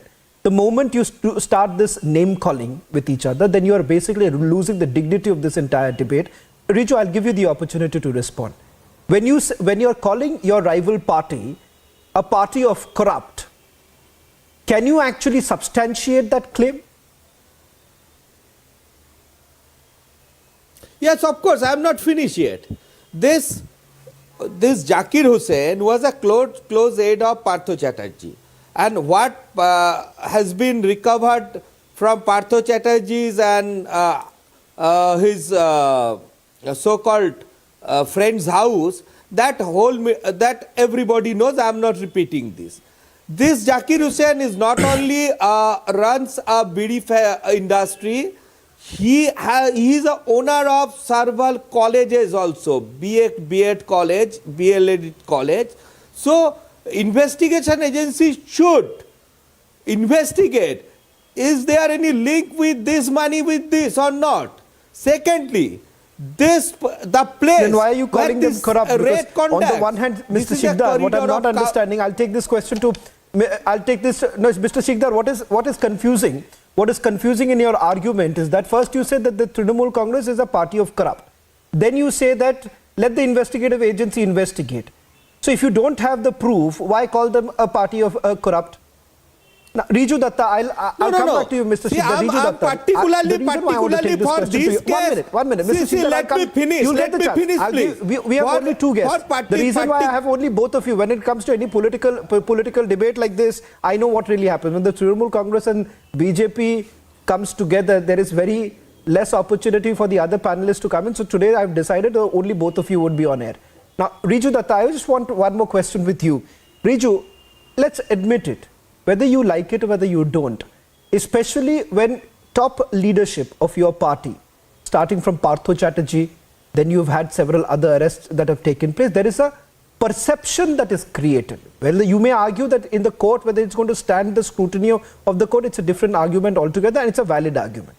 But understand one thing, the perception that is now being created in the state and created also by a political rival is that you are becoming a party of corrupt, as was Mr. Sikdar is saying, only because images of these wads of cashes lying around, especially in far-flung areas where people do not understand how does a legislator have so much money, there's a perception that is being created. How do you respond to that? Okay. Shravan, see, I'll make 3-4 very quick points. Number one, Partho Chatterjee, until and unless we have thrown him out of the party, but the court has still not taken a call whether he is corrupt, whether he is a criminal or not. The proceeding is still going on. But because Partho Chatterjee is being tarnished or maligned and he is in jail, that does not mean every college and every university owner will be linked to this. That is absurd statements, number one. Number two, whatever they are saying, BJP is saying, why don't you go and give these records to IT and CBI? Again, I am saying, I am reiterating my point. The law should take its own course. course. But it is not a crime to have accounted cash to pay your laborers in this country because it's a free country. Third point, tell me this, please tell me this, that when the IT has conducted a raid for 8 hours without an arrest, without a single comment by the income tax department, all these pictures are released to the media, and now I am having a debate on Republic, and our representatives are having a debate on other national channels as well, and there is already a media trial. You talked about perception. This perception is what we call as political vendetta, because people like BJP who are politically bankrupt, who do not have their base there, what they are trying to do is they are trying to find every opportunity. See how they did with Vande Bharat. The stone pelting happened in Bihar, but all their top leaders tweeted and said this is happening in Bengal. So it's a continuous conspiracy to malign Bengal and Bengal's leader Mamata Banerjee. Now if cash is recovered, if it can be recovered from my house, but if I can show accounts of it, I am not criminal. But over the course of that length, when I am proving that it is my accounted cash, already media has blamed me something and a perception is created. BJP is only relevant on big-hearted TV channels like Republic and other channels, that's not okay. on ground. No, that's, Riju, I think so. You need to be a little fair. I don't think so anyone is carrying out a media trial, lest of us. We are only asking you the questions. I have not labeled any of your leader corrupt. I am not who's saying. So it's very unfair on your part when I'm actually putting across both sides of the views. You call us saying that it's media trial. That's not fair. But having said that, it's okay. No, I'm not calling Republic. I'm not calling Republic. I'm just saying the IT department has released the pictures. Can I one quick thing? Shravan, let me make it very clear. I am not blaming Republic for conducting a media trial. No. I'm just saying, Shravan, please hear me out. Please, it's not a media trial. Don't call it a trial. I am just saying that Republic is doing absolutely what it is supposed to do. No, it is okay, fair enough. All I am trying to point out here is that the IT department, just before completing the raid, even the raid is not over, forget filing the charge sheet, have already leaked these pictures. These are central agencies leaking pictures to the media. Is that good practice? Is that good practice? Is that not political vendetta? Then what is? Okay. I don't know. You've made your point. That is all I'm saying. You've made 4 substantial points. Okay, Riju has made 4 substantial points, Mr. Shikdar, starting from the fact that before an investigation ends, there is an attempt that is made by the political rivals. He's also accusing us. It's okay, we don't need to do the answering here.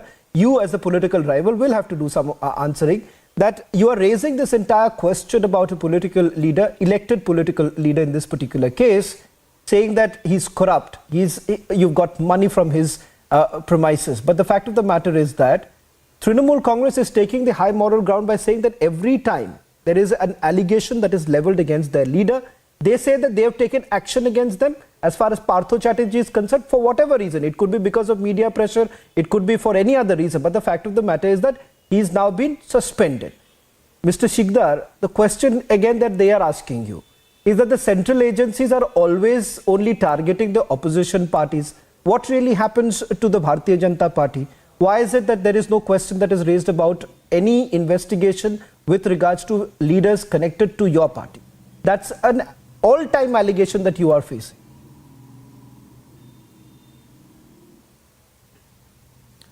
Well, I just want to ask a question to my friend Riju. Is there any statement has been issued from income tax yet? If not, if yes, I don't know. If not, then how come you are sure that this is accounted money or this is not unaccounted money? Let the statement come from income tax department. Then you make a conclusion. And number 2, if it's always, especially Trinamool Congress, they keep on saying that central agencies are partial. They are only targeting them and they are sparing the BJP leaders. So not only one time, many times you have knocked the door of court that agency is doing partial. And what is the result? Is there one objection, one observation, one order that any High Court, any Supreme Court says that agencies are partial? Please let me know. Okay. Riju, there is Riju and Mr. Shikdar. Sorry to interrupt both of you. I'm getting in some breaking news, but Riju, I'll want a reaction from you on this. The centre apparently has written to the West Bengal government seeking inquiry into the implementation of the PM Awas Yojana. In fact, the centre has now alleged irregularities. It seems that this is yet another face-off between the West Bengal government and the centre. Details now basically emerging with regards to irregularities in the PM Awas Yojana. Riju, you're there, so I'll take this question with you directly. Yet another face-off. Now the centre writes to the West Bengal government on the PM Awas Yojana. Do you have to say anything on this? Yes, absolutely. You know, in 2018, when the scheme was launched, we gave 56 lakh names. Then we found out that at the local level, at the lowest level, there has been some discrepancies. We have deducted 17 lakh names and we gave them a fresh chart. They said we will give money for 11 lakh houses now, and I'm giving you statistics. Now let me tell you, good that they have sent us a report. Thus, the state government will reply, but as the national spokesperson of the party, I am giving a quick reply to the central government and the BJP of just 6 names on Republic. Breaking on Republic, I'm giving 6 names who are involved, who are mentioned in the Pradhan Mantri Awas Yojana. Number 1, please note it down. Dibakar Ghorami, who is he? MLA Sonamukhi Bankura District BJP. Nishit Pramanik, the Deputy Home Minister of India, his father Bidhu Bhushan Pramanik. His name is there in Pradhan Mantri Awas Yojana, and Dibakar Ghorami's wife Pratima Ghorami's name is there. Tufan Mahato, BJP District President of Jhargram.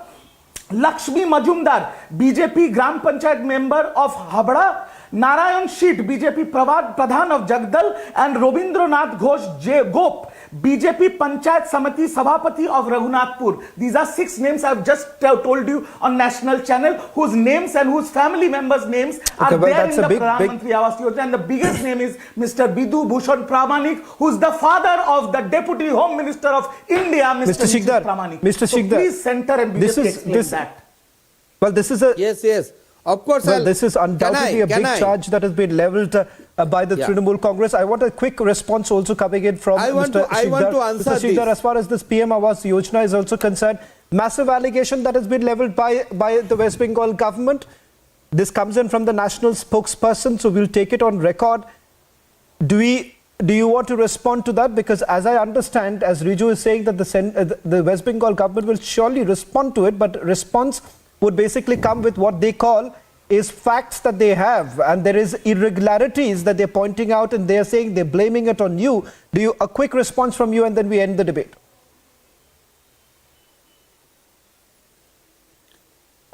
Any name left, Riju? You can mention if any name left. So I'm taking it's not left anymore. No. Now I want to answer you. I've just given the 6 big average 30. No. 30% average in every district. This PM Awas Yojana Ghotala has happened, and most of them are your party supporters. Unsubstantiated. And regarding this Nishit Pramanik's fathers. What proof you have? Yes, no. Yes, your Anchal Pradhan, your Panchayat Samiti, your Jela Parishad members. I can give you hundreds of them names, Baba, with the photos which have been already published in gentlemen, media. we can continue like this. Okay, you know, this is undoubtedly brewing to be yet another. Okay, gentlemen, both of you, Mr. Shikdar and Mr. Riju, it's always a pleasure to have both of you on our. Mr. Shikdar and Riju, I think so this is going to become yet another flashpoint, but thank you very much, gentlemen, for having an extremely dignified debate. Thank you very much, Riju Datta, as well as Saurav Shikdar, for joining us on the burning question tonight.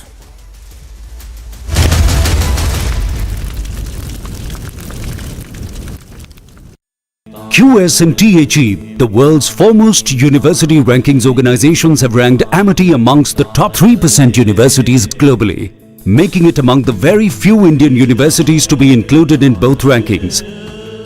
Yet another top ranking for Amity University. एक आपने concept दिया जी जनाब का, I don't ever want to claim anything which is not done by me. I only cast my mind back to what General Patinkar and General Nirbhay Sharma had done. What I did was that I took the Ji Janab. Ji Janab was not about saying Ji Janab to everyone. It was just a symbol, a name given to an operation to say, understand the Kashmiri environment, understand the culture, understand the sensitivities.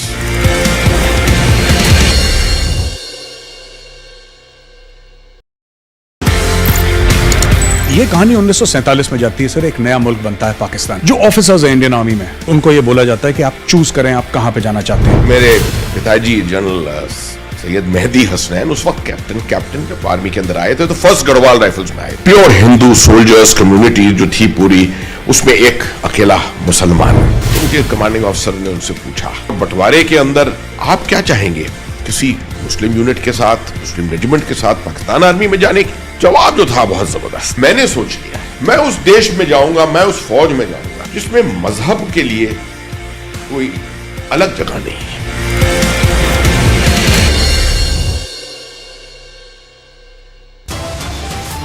संपूर्ण ग्रंथ पर टिप्पणी नहीं है, ग्रंथ के उस अंश पर टिप्पणी है जो संपूर्ण 85-90% लोगों को शिक्षा से वंचित करता है। Top headlines at 12:30. Republic confronts Bihar minister who insulted Ramcharitmanas. Minister says, in fact, remains defiant, justifies his remarks. Ramcharitmanas was a nafrat फैलाने वाला ग्रंथ, was a ग्रंथ that was spreading hatred. This is not a coincidence, it is a conspiracy.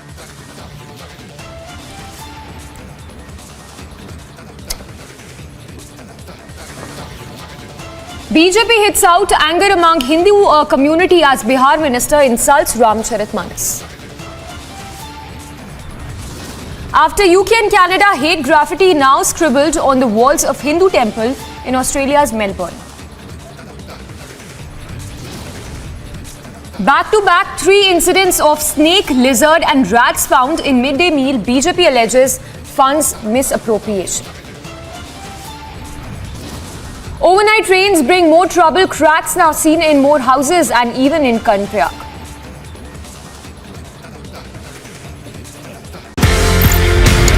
ये कहानी 1947 में जाती है sir, एक नया मुल्क बनता है पाकिस्तान। जो ऑफिसर्स हैं इंडियन आर्मी में, उनको ये बोला जाता है कि आप चूज करें आप कहां पे जाना चाहते हैं। मेरे पिताजी जनरल सैयद मेहदी हसनैन उस वक्त कैप्टन जब आर्मी के अंदर आए थे तो फर्स्ट गढ़वाल राइफल्स में आए। प्योर हिंदू सोल्जर्स कम्युनिटी जो थी पूरी, उसमें एक अकेला मुसलमान। उनके कमांडिंग ऑफिसर ने उनसे पूछा, बंटवारे के अंदर आप क्या चाहेंगे, किसी मुस्लिम यूनिट के साथ, मुस्लिम रेजिमेंट के साथ पाकिस्तान आर्मी में जाने की? जवाब जो था बहुत जबरदस्त। मैंने सोच लिया मैं उस देश में जाऊंगा, मैं उस फौज में जाऊंगा जिसमें मजहब के लिए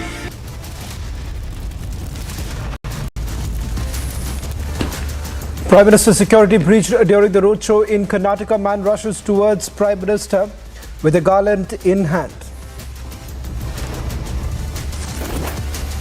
An 11-year-old minor was immediately pulled away by the SPG and apprehended. Sources suggest preliminary questioning is underway.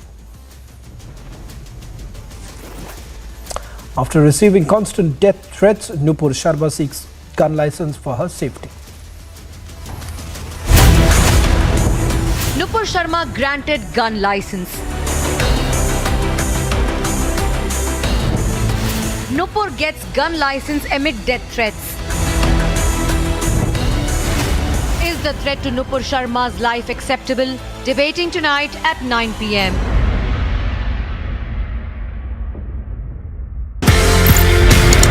एक आपने कॉन्सेप्ट दिया जी जनाब का। I don't ever want to claim anything which is not done by me. I only cast my mind back to what General Patinkar and General Nirbhay Sharma had done. What I did was that I took the Ji Janab. Ji Janab was not about saying Ji Janab to everyone. It was just a symbol, a name given to an operation to say, understand the Kashmiri environment, understand the culture, understand the sensitivities.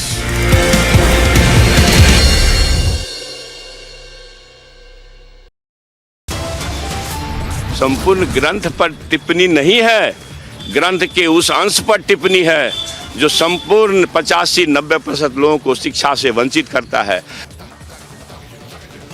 Top headlines at 12:30. Republic confronts Bihar minister who insulted Ramcharitmanas. Minister says, in fact, remains defiant, justifies his remarks. Ramcharitmanas was a nafrat फैलाने वाला ग्रंथ, was a ग्रंथ that was spreading hatred.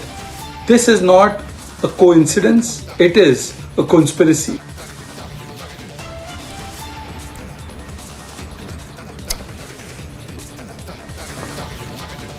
BJP hits out anger among Hindu community as Bihar minister insults Ramcharitmanas. After UK and Canada, hate graffiti now scribbled on the walls of Hindu temple in Australia's Melbourne. Back-to-back 3 incidents of snake, lizard and rats found in midday meal. BJP alleges funds misappropriation. Overnight rains bring more trouble. Cracks now seen in more houses and even in Kanpriak.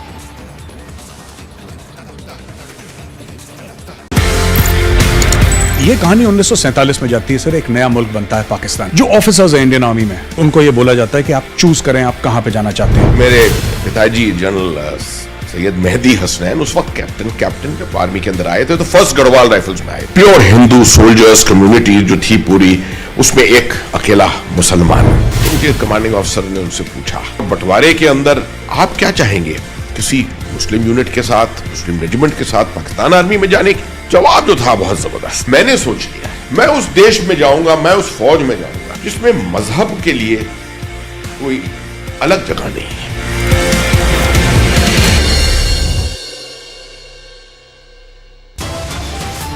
संपूर्ण ग्रंथ पर टिप्पणी नहीं है, ग्रंथ के उस अंश पर टिप्पणी है जो संपूर्ण 85-90% लोगों को शिक्षा से वंचित करता है। Top headlines at 12:30. Republic confronts Bihar minister who insulted Ramcharitmanas. Minister says, in fact, remains defiant, justifies his remarks. Ramcharitmanas was a nafrat फैलाने वाला ग्रंथ, was a ग्रंथ that was spreading hatred. This is not a coincidence, it is a conspiracy.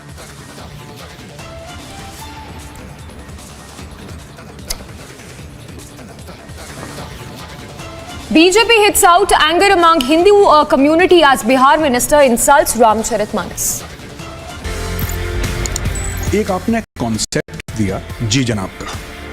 I don't ever want to claim anything which is not done by me. I only cast my mind back to what General Patinkar and General Nirbhay Sharma had done. What I did was that I took the Ji Janab. Ji Janab was not about saying Ji Janab to everyone. It was just a symbol, a name given to an operation to say, understand the Kashmiri environment, understand the culture, understand the sensitivities.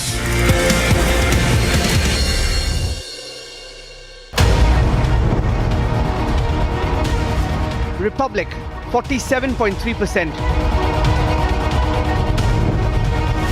394% more viewership for Republic TV than News 18 in super prime time.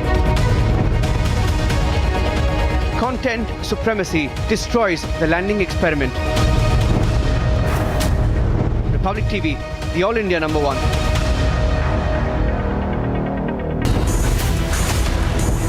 Nupur Sharma granted gun license. Nupur gets gun license amid death threats. Is the threat to Nupur Sharma's life acceptable? Debating tonight at 9 p.m. Hindu sentiments hurt, Ramcharitmanas insulted. Bihar minister insults religious sentiments. Pattern to insult Hindu deities and now texts. Debating tonight at 10 p.m.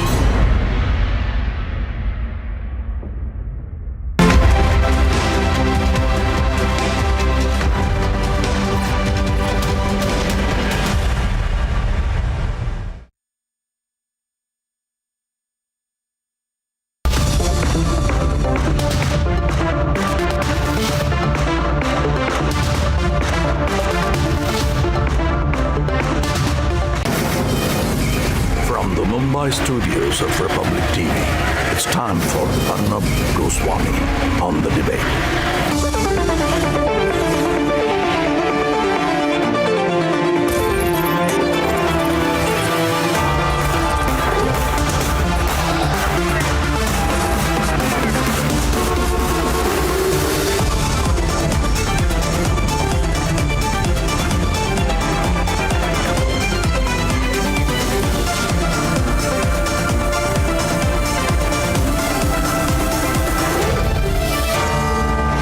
Arnab Goswami on The Debate at 9. Presented by Amity University. Powered by RP Sanjeev Goenka Group. Century Ply. MYK Laticrete Tile Adhesives. And Samsonite.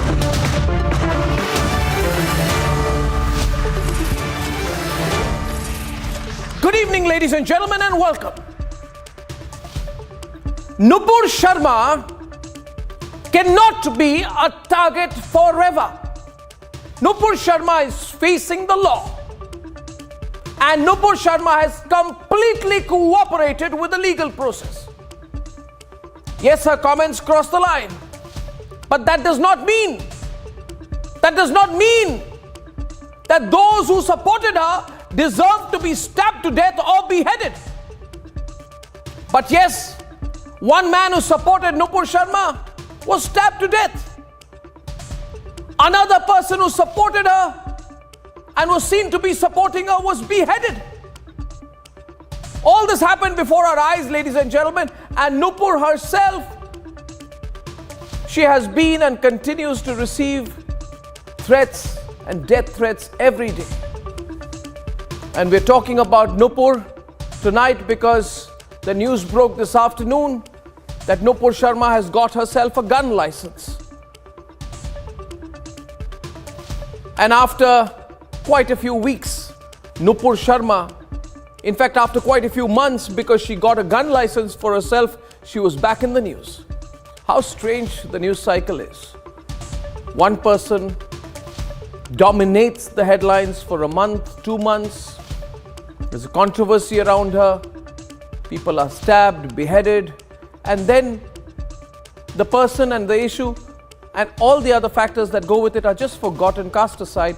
And along with that is forgotten the fact that terrorist groups and radicals around the world and in India have been competing to threaten her life, to threaten the life of Nupur Sharma. And ladies and gentlemen, tonight we must ask ourselves something. We must ask ourselves this question on a night when Nupur has been compelled to fend for herself. And this young lady has got herself a gun license now. After what happened to Umesh Kole, after what happened to Kanhaiya Lal, are we just going to watch and do nothing? When in a span of 2 months, there were numerous bounties announced on Nupur's head, what is the responsibility of those who maintain a conspicuous and deafening silence on the threats to Nupur Sharma's life? The broader question tonight is this: does Nupur Sharma have or not have a right to live? And associated with that is the other question: should Nupur be left to fend for herself when the Supreme Court has granted her relief? Why can't all organizations and all community leaders, Hindu leaders and Muslim leaders, all speak out for Nupur's right to live? Or does that not matter to the lobby and the left libs and their hypocritical silence? Do they feel now that Nupur, now fighting for her right to live with the sole protection of a gun license, does she not deserve our support in her unalienable, her undeniable right to live, ladies and gentlemen? Difficult questions which are only asked on Republic, sidestepped by all the other channels. But the fact is, our first headline tonight: Nupur Sharma being compelled to get a gun license after facing death threats. Is this acceptable? Should she be left to fend for herself? That's debate 1 tonight, and only on Republic. Debate number 2 tonight. They mock Hindu deities, they mock Hindu traditions, and now they mock the Hindu sacred text. Ramcharitmanas is being insulted. When will all this stop? That's debate number 2. And here are the headlines. This Thursday evening on the Debate Tonight. After constant threats for 9 months non-stop, suspended BJP leader Nupur Sharma has been forced to get herself a gun license. They fan the fire, but the lobby goes completely silent on the death threats to Nupur Sharma. Tulsidas ji ने लिखा रामचरितमानस। अगर ज्ञान से परवीन भी बाबा भीमराव अंबेडकर है तो वह पूजनीय नहीं है।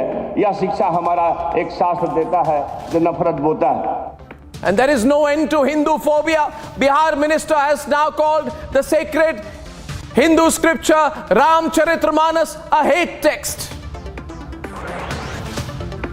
मैंने नफरत का ग्रंथ नहीं कहा, नफरत का अंश कहा है। उस ग्रंथ में नफरत के अंश हैं।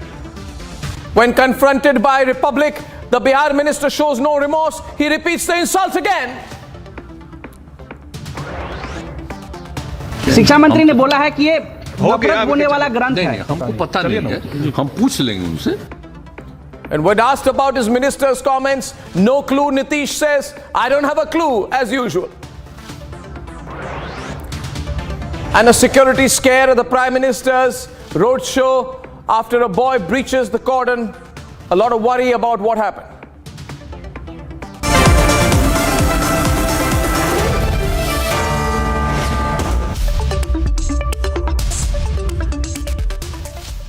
Ladies and gentlemen, Nupur Sharma is facing serious death threats.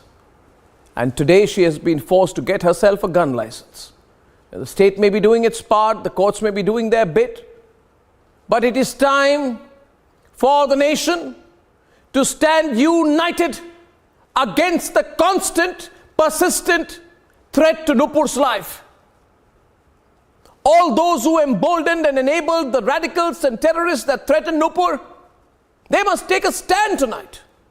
The process of law must preside, and the sartan se juda mentality must be punished. So let's speak up and condemn the situation of a constant threat to Nupur on a day when she's got herself, or should I rather say, been compelled to get herself a gun license. Ladies and gentlemen, let's debate. Nupur Sharma has got herself a gun license following constant death threats. Those who supported Nupur, like Umesh Kohli in Amravati, have been stabbed to death in what has been deemed a terrorist act. मेरे को लगा कुछ तो हो रहा है वहाँ पे, तो मैंने गाड़ी की स्पीड बढ़ाया, गाड़ी और दौड़ाई और वहाँ पे गाड़ी जाके छोड़ दिया। जब मेरे को ये सिचुएशन दिखा कि उनके हाथ में चाकू वगैरह है, तो उन्होंने गले में चाकू मार दिया था।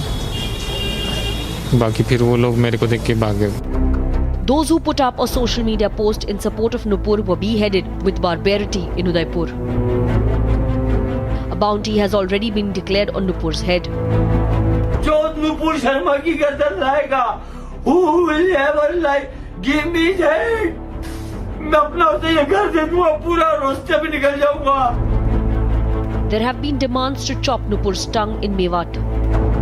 जय भीम ने ऑफर दिया था 1 करोड़ रुपए की। मैं मेवात पूरी की तरफ से दे रहा हूं। अगर जो नुपुर शर्मा की जीप काट के लाएगा, पूरी मेवात की तरफ से 2 करोड़ रुपए का ऑफर है। डेफिनेटली हमारी मल्टीपल टीम्स में लगी हुई है। मैं बहुत सारे डिटेल्स आपके साथ एग्जैक्टली शेयर नहीं कर सकता कि उसकी क्या लोकेशन है, कहाँ है, कैसे है। उसी एफआईआर में जो एफआईआर दर्ज करी गई, वो भी रेलेवेंट सेक्शंस के अंदर, उसमें हम 4 लोग अभी तक गिरफ्तार कर चुके हैं और हमारे पास है क्रेडिबल इंफॉर्मेशन। हम लोग प्रयास कर रहे हैं। There was Sar Tanj Se Juda slogans raised against her.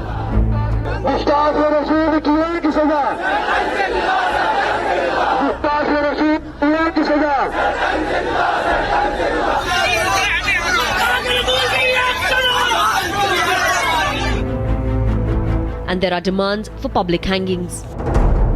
हम भी ये मांगनी करते हैं कि नुपुर शर्मा को फांसी की सजा मिलनी चाहिए करके, वरना अगर उसे आसानी से छोड़ दिया गया तो उसका कोई अंत ही नहीं रहेगा। Nupur Sharma is facing the process of the law for the comments she made. But can there be extrajudicial threats like these?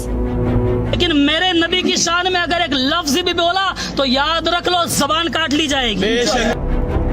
lobby that enabled the provocateurs won't acknowledge the threats.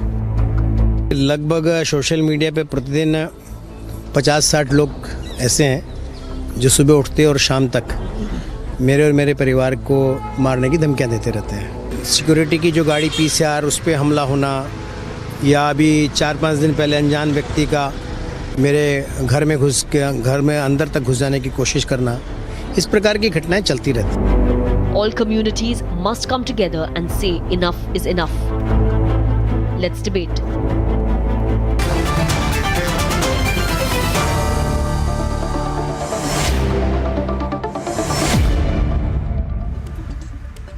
Viewers, Ratan Sharda, Subhrashta, Shalini Ali of the women's wing of the MRM, Sajid Yusuf, Atikur Rahman, Tala Ahmed Rashidi, Zubair Memon and Saida Falak.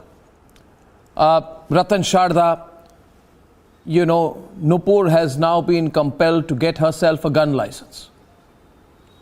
And there's a very serious threat on her life. She has said that I need to carry a gun round the clock for my self-defense. And she continues to get death threats. And it's persistent. She faces threats from known terrorist organizations like the Al-Qaeda and the TTP. She also faces threats from radicals and lone wolves. It's very difficult. One can imagine how difficult things are for Nupur. Now there's a group of people out there, Ratan Sharda, who believe good for her. Good riddance. Let her face this trouble. Let her pay the price. But I say she's completely complying with the legal process. We must say also that she's a trained lawyer. She believes in the law. She's been a Supreme Court advocate and she's complying with the law. And she's facing this process of the law for that. But it's almost as if Ratan Sharda and Subhrashta, everyone's washed their hands off and said, Nupur, this is your problem. And you must now face a constant, persistent, 365-day, 24-hour, 60-minute every hour threat to your life. And you deserve it. And I'm surprised, before you're nodding your head tonight, Atikur Rahman, I'm surprised that you don't realize what it would be like to be in her shoes or the shoes of her loved ones. After what happened to Umesh Kole. No, don't raise your hand right now, we got everyone on. After what happened to Kanhaiya Lal, after a beheading and a stabbing and a killing and the worst kind of threats, I think we are really hypocritical as a society today if we don't even debate Nupur or talk about what she's facing. Well, just imagine she's got herself a gun license and she's being punished for facing the law. So I'd like Ratan Sharda to open this debate. Even if nobody debates this, Republic will. Ratan Sharda. Arnab, those people who giggled and grinned when she was being threatened with Sartan se juda, who justified it saying that what she said was totally against Islam. Of course, Atikur was not among them. But those who giggled on this and grinned on this, those people, I would ask them to apologize today for making a young woman's life so difficult, making it such an isolated life that she's away from her family, away from society, away from everybody, just because they said something which even Zakir Naik says. Have those people sitting here who laughed, who claimed that what they said was right, all the threats you released, would they say that Zakir Naik should also have Sartan se juda? So to target one particular lady because she said something in a debate in which I was present, when continuously there was ridicule of our own God, Bhagwan Shiva, about the symbolism, and those people kept on creating this ruckus for at least 2 weeks before this happened. And now this lady, if she gets a gun protection for herself, it's a shame on our society. It's a shame on our secularism, shame on freedom of speech. And those who talk Constitution should hang their head in shame that a lady has to suffer confinement for life just because there were some madcap people. But you know, Ratan Sharda, people won't like what I will say next, but I will say it. The people, Subhrashta and Atikur Rahman, who spoke about the legal rights of Afzal Guru, a terrorist convicted by the Indian courts, you know, they are the ones, Subhrashta and Atikur, who are silent today. They said, oh, poor little Afzal Guru, innocent Afzal. He has a right to self-defense. And not just Afzal Guru, Atikur Rahman, they even fought these quote-unquote Subrashta eminent citizens who write impromptu letters with photoshopped signatures. They were pleading for the right to life of Yaqub Memon, who's faced death after a proper trial for his involvement in the 1993 Mumbai blast, a man who killed 250 innocent Mumbaikars. And people like Atikur Rahman were fighting for his right to live. They support the urban Naxals' right to live, but not Nupur. Incredible hypocrisy, incredible Subrashta, just incredible and unbelievable. Arnab, let us not forget, and I agree with Ratanji, that the show which ignited so much of confusion and so much of tension all throughout the country had a guest who continuously ridiculed Lord Shiva, and that guest, Taslim Rahmani, is being called to television studios even today. Let us forget about hate speech for a bit. A man whose words were so incendiary that it sent Nupur into fury and made her say what she said, continues to be legitimized by the grand old media establishment of India, not just Delhi, not just Lutyens Delhi, Arnab. So my problem with this entire debate and my problem with this entire controversy, not your debate, I mean debate in general, is why do we have double standards for a woman, and why do we have a double standards when it comes to Nupur and when it comes to Taslim Rahmani? I'm not saying that there should be, death threats on Rahmani's name. I'm not saying that. But what I'm saying is that if Nupur has been boycotted organizationally by so many, media houses and political party like the BJP, why should Taslim Rahmani be legitimized is a genuine question I ask. Also, I don't understand this brouhaha over Nupur getting a gun license. What is that young woman supposed to do? Her life is under threat. Her family lives under constant threat. She has a sister who has nothing to do with politics. She has parents who have nothing to do with politics. She fought her own way through to reach to wherever she did. What is the fault of her parents or her family or her relatives that she should not be allowed to have a point of view? Forget about right to life. I don't think, women like Nupur and I are comfortable living a life without any space to vent our opinions in public. What kind of a democracy are we talking about, Arnab? This is a problem that I have, and I don't think any woman in India is comfortable with the state of affairs today. Yeah, but there are some who are smiling today, like Saida Falak. She obviously enjoys what Nupur is going through, and I don't think this is a laughing matter.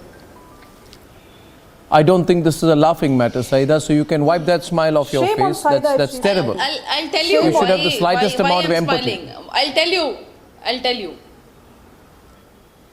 No, I'll tell you. Listen, Mr. Arnab, let's start from the beginning. Shame on you that you're not able to stand for a woman whose life is under threat. Because she's Shame getting on you. Even if you justify it justify it to wit's end, you are crying shame for women at large. Why she's getting threats? Why a gun license is required? Why? Yeah, because you don't know the back. Because women like you would never appreciate. Because women like you would never appreciate a fellow woman in public life who has risen from nothing and created a mark for herself. All you can do is snigger behind a burqa. That's all you can do. So continue doing that. She gets arm license. Instead of taking proper actions, she gets security. She gets arm license. Why? Now? Who knows if she misuses it? Why is taking arms license illegal in India? Is following due process of law and getting a gun license illegal in India? Saida, come on, hold on. Just hold on, Saida. Taslim Rahmani, who said such stupid words about Lord Shiva. Lord Shiva's wife Parvati has weapons in all her hands in the form of Durga. Not at all. Okay, my question here is now. 1 second, Saida and Subrashta. Okay, let's. Can I just bring in Shalini also for a minute? Just want to expand the debate. You see, when within a span of 2 months, I began by saying, Shalini, and it's a serious situation. First question we must ask ourselves is, are we law-abiding citizens of this country? Do we believe in the law, or do we believe in the sartan se juda mindset? One thing is clear for me, and it should be clear to you as well, Zubair and Tala, that those who believe in the sartan se juda mindset are against the law of India. Simple.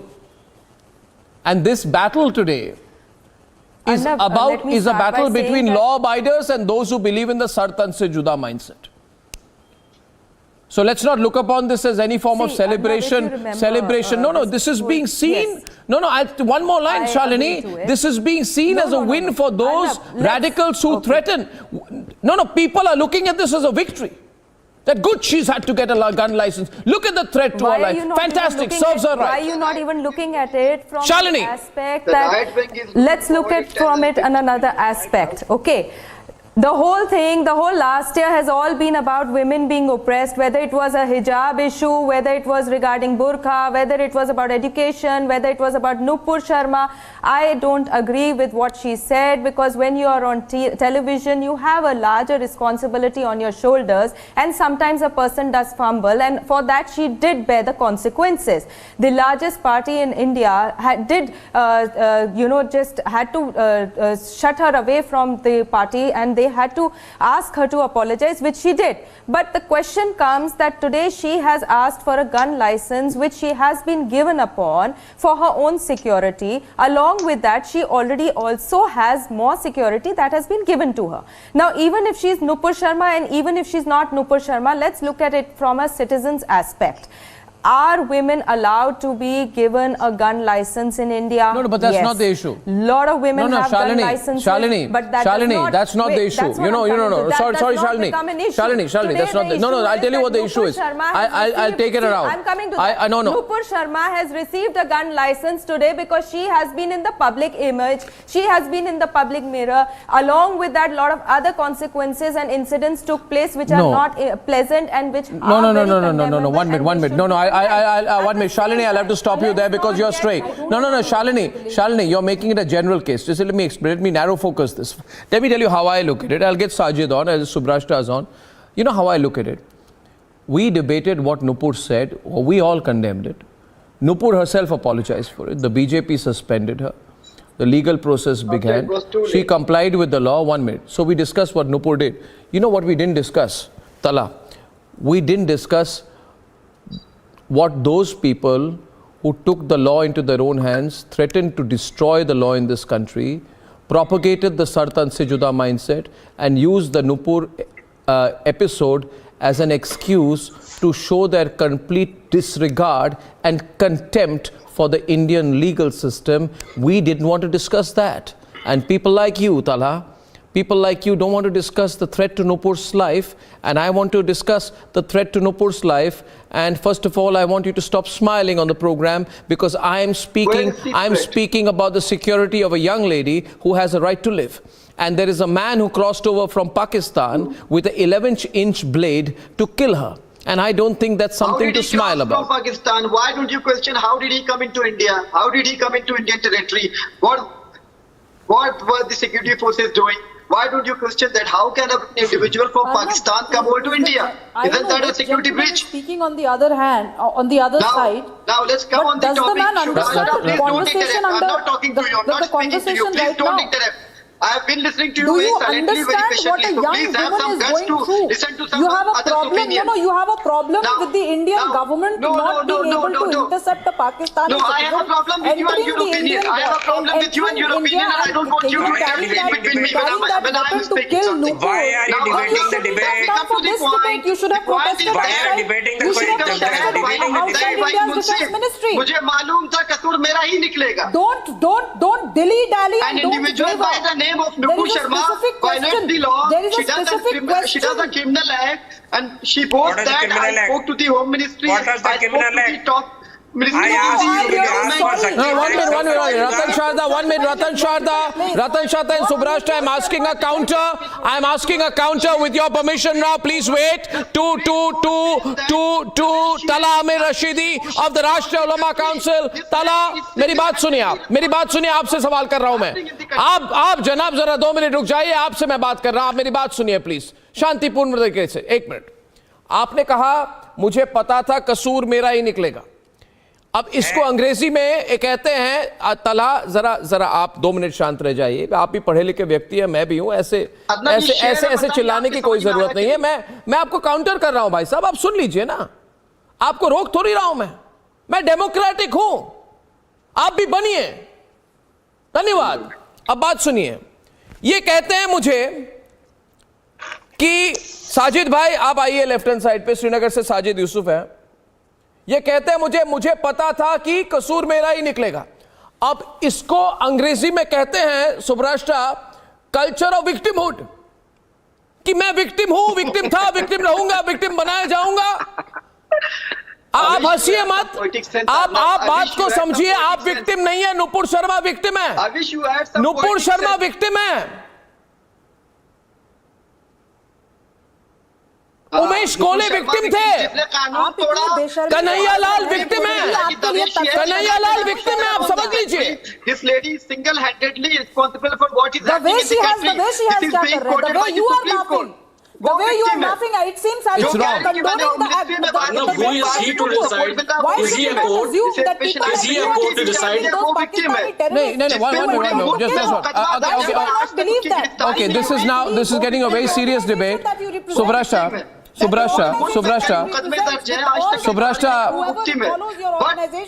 Subrashta, condoning attacks against Nupur. Why should you not assume that? Your smile and your laughter is a slap in the face of all the She is not ready to face the law. She does not have faith in Indian law. She is not ready to face the law. Come on, she has faced this is blatant lies which are being spread. She has multiple cases. Tell me one hearing that Nupur did not go to. She is not being arrested. Tell me one intellectual of this country who wrote a letter and Nupur condoned that letter and said that yeah, it's fine, I want all these people to support me. What is this gentleman talking?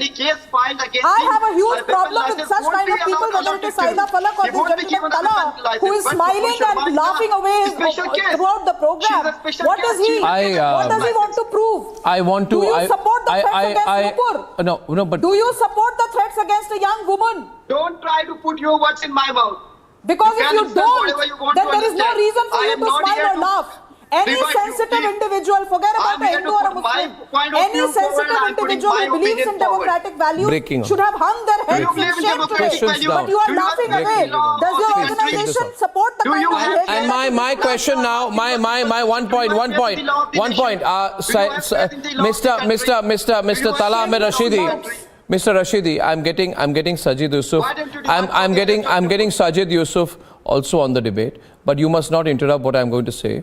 I said that you were indulging in the culture of victimhood, but I need you to remember one thing, very plain and simple, that there is a man called Umesh Kole.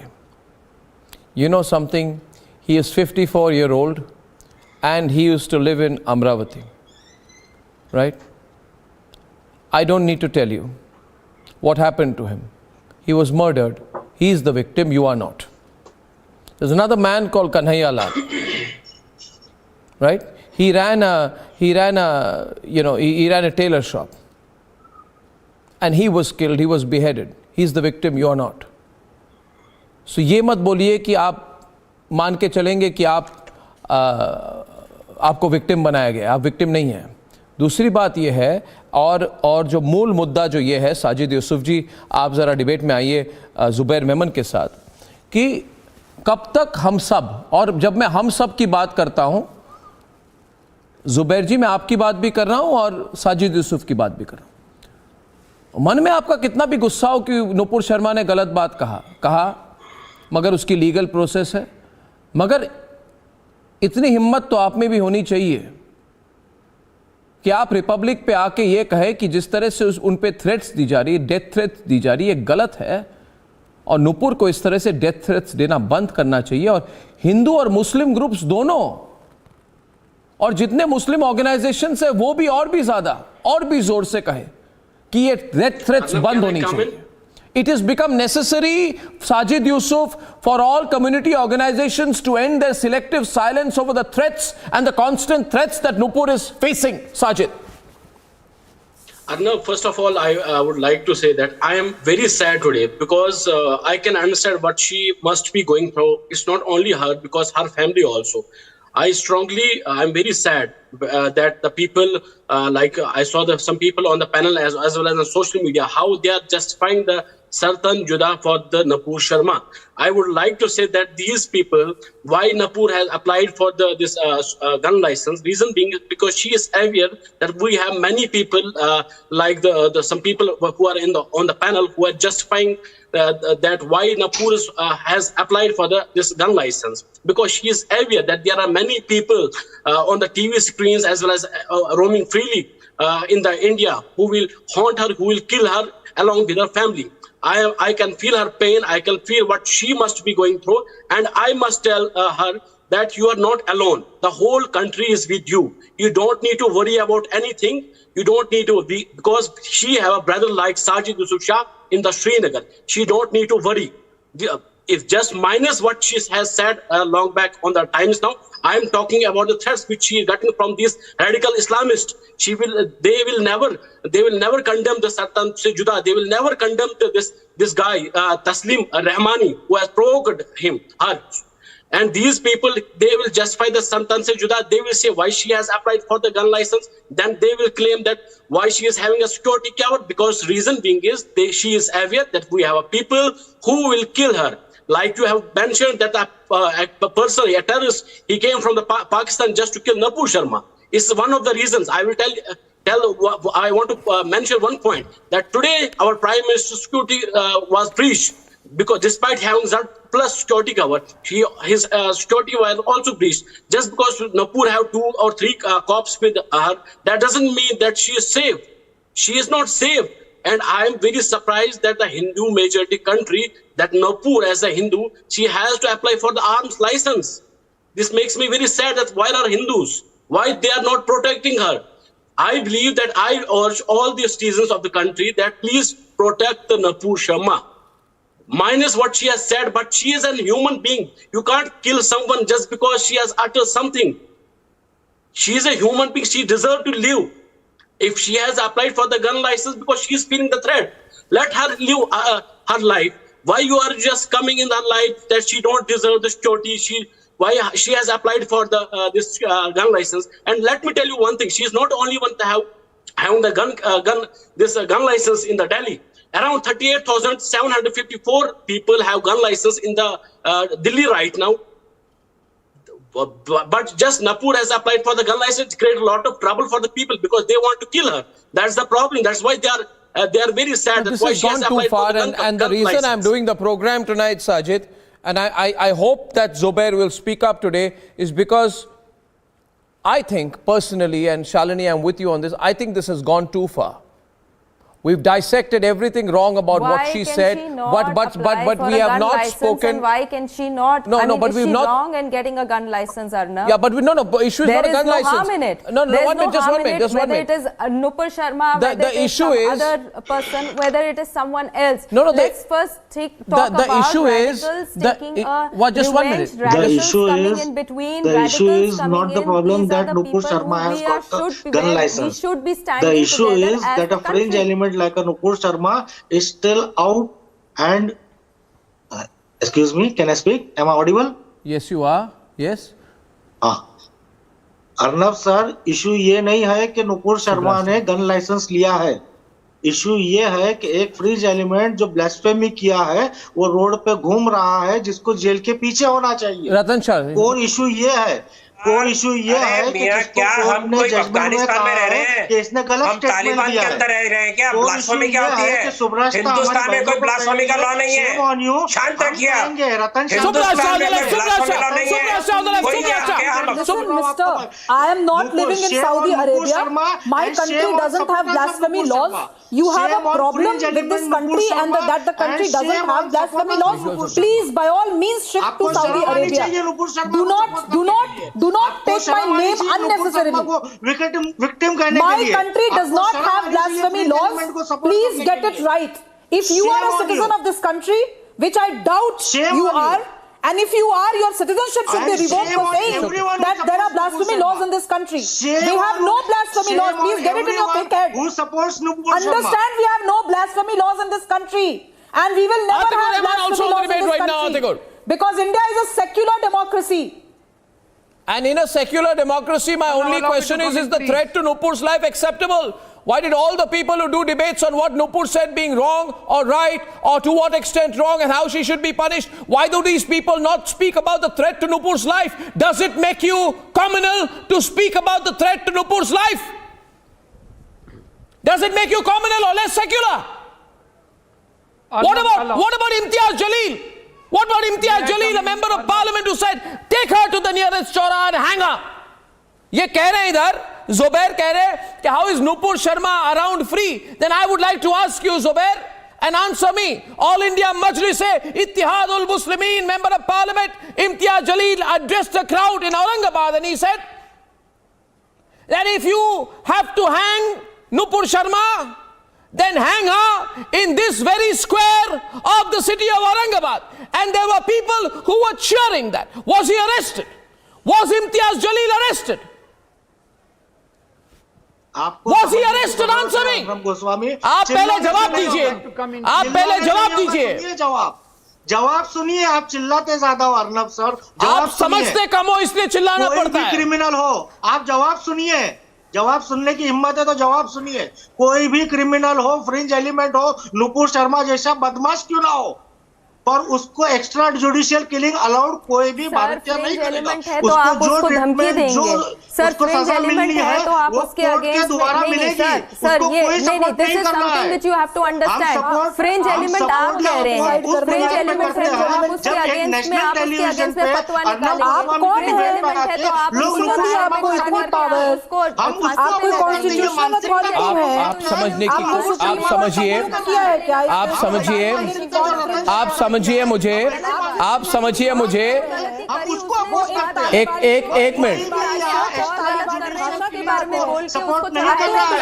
Now I need to make a point. No, 1 minute. I can't. ये चारों लोगों को मैं एक साथ नहीं सुन सकता. आप नहीं, 1 मिनट. आज आप मुझे आतिकुर Rahman, you are disappointing me. आतिकुर Rahman, एक मिनट. नहीं, शालिनी एक minute.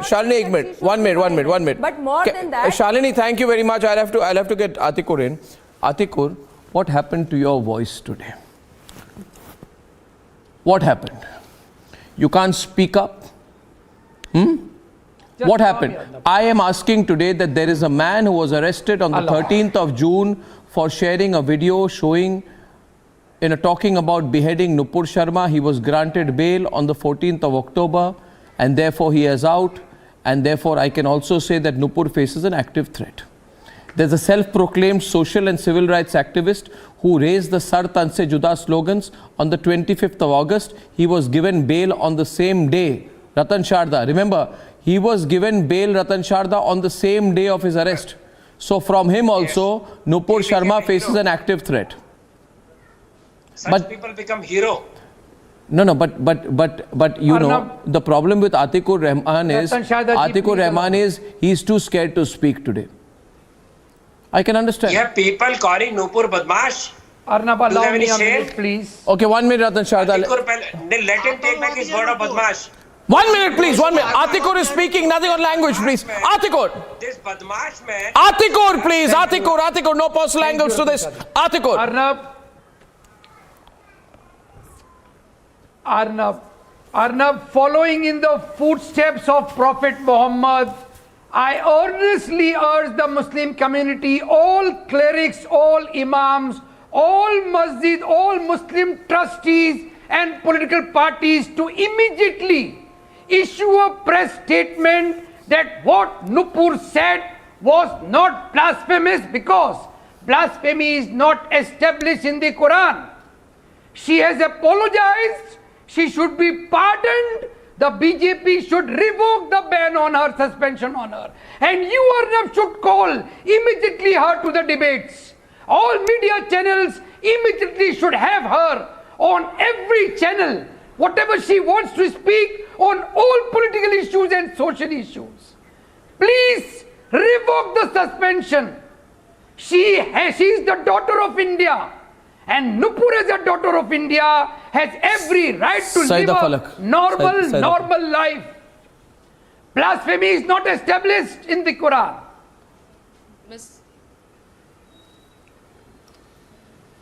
Mr. Arnab, you are a very famous anchor, and please, whenever you're talking about Syed from Hyderabad, Nupur Sharma, you're very wrong here. He hasn't given any threats to Nupur Sharma. And after getting bail, PD Act was invoked on him, and he's still in jail, even though Raja Singh got bail in 76 days, but he's in jail from 4 months. Please get your facts right. Now, just don't say anything. Saida, and why Saida, I was laughing, you know? Saida, one minute. Just one minute. I said, first of all, no you people, we people kind of thing on my program, all right?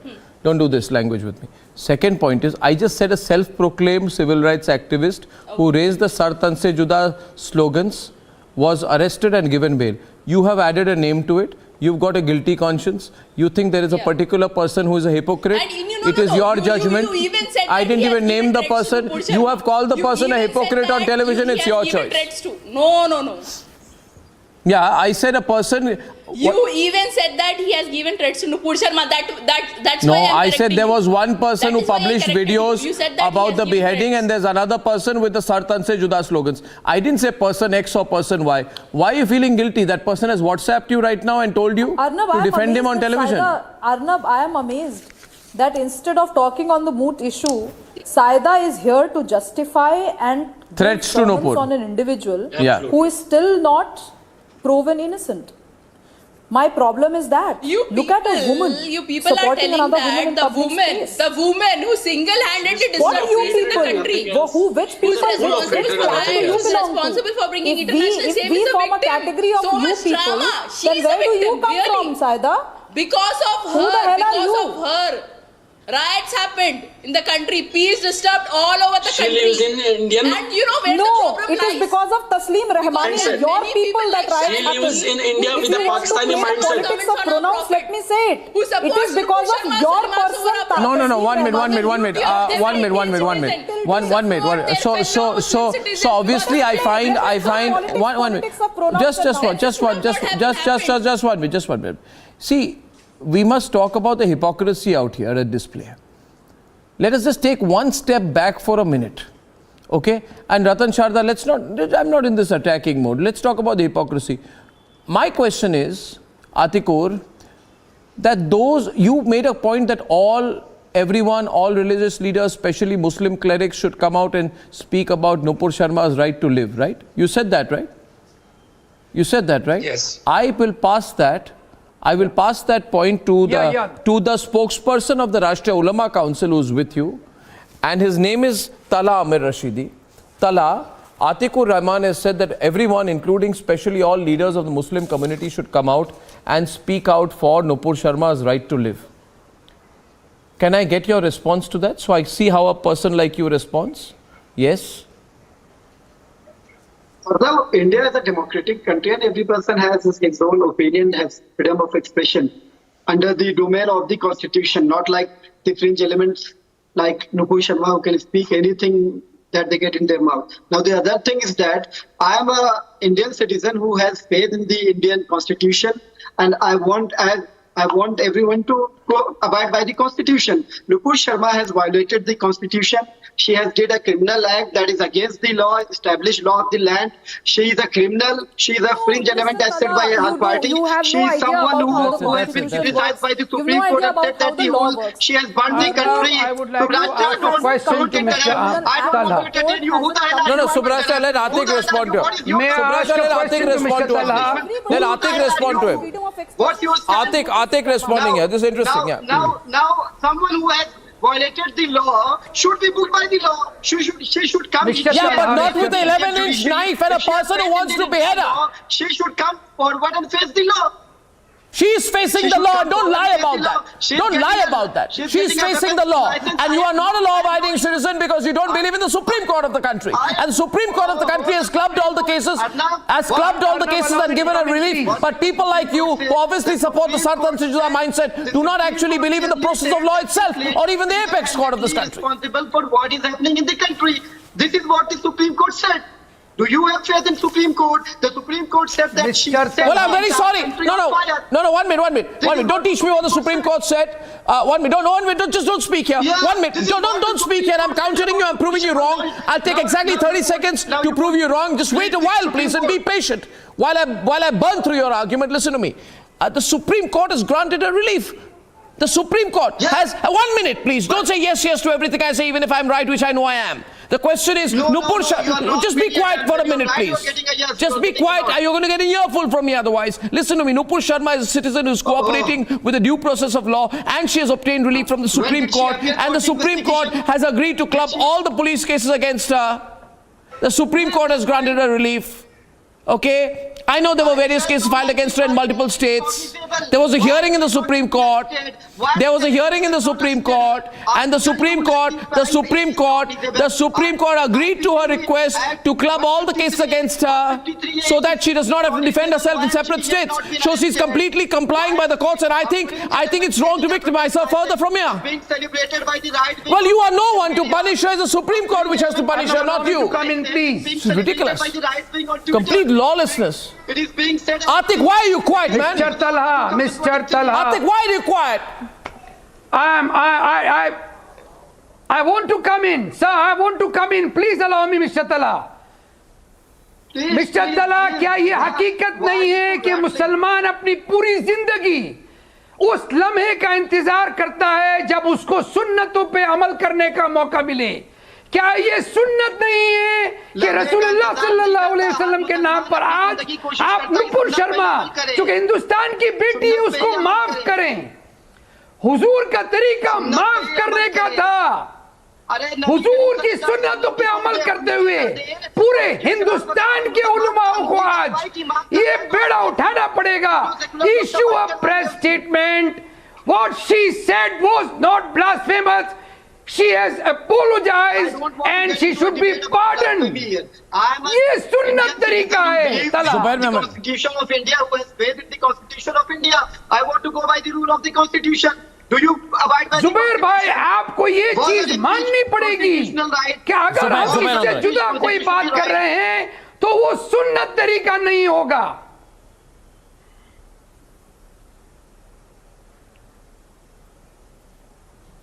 Yeah, this voice, Zubair. Don't remain silent. People are watching. जी, बोलिए. Don't remain silent. Ji. Don't remain silent. You know, you have heard Atikur, and I think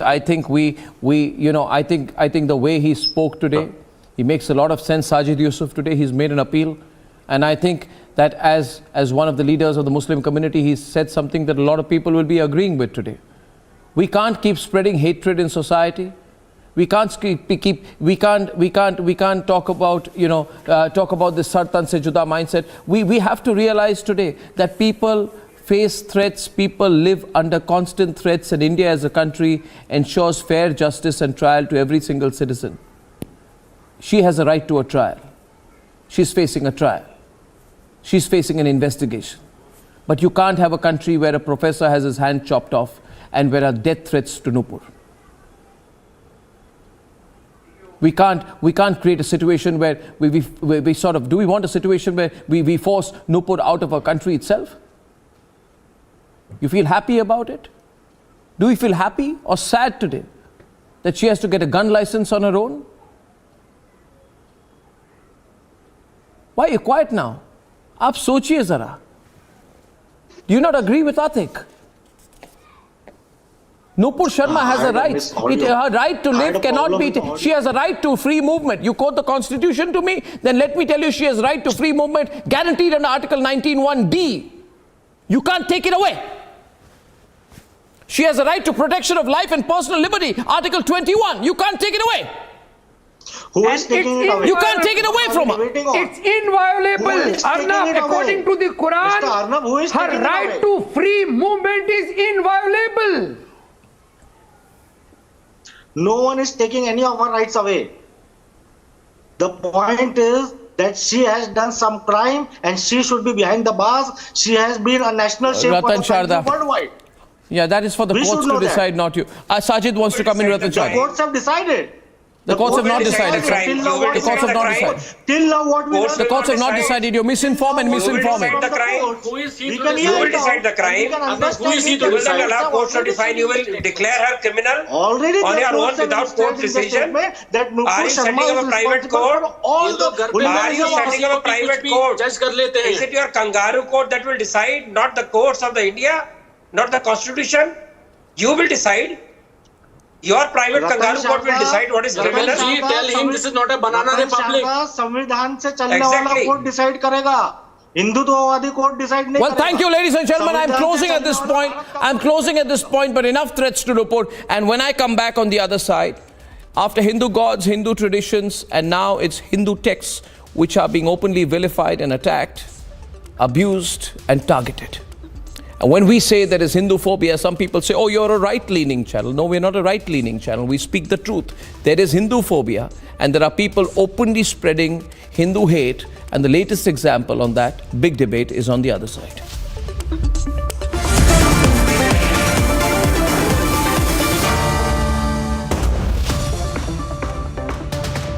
आग को फैलने से रोकना मुश्किल है, पर नामुमकिन नहीं। अब फायरवॉल टेक्नोलॉजी के साथ सेंचुरी प्लाई क्लब प्राइम आग से बचाए।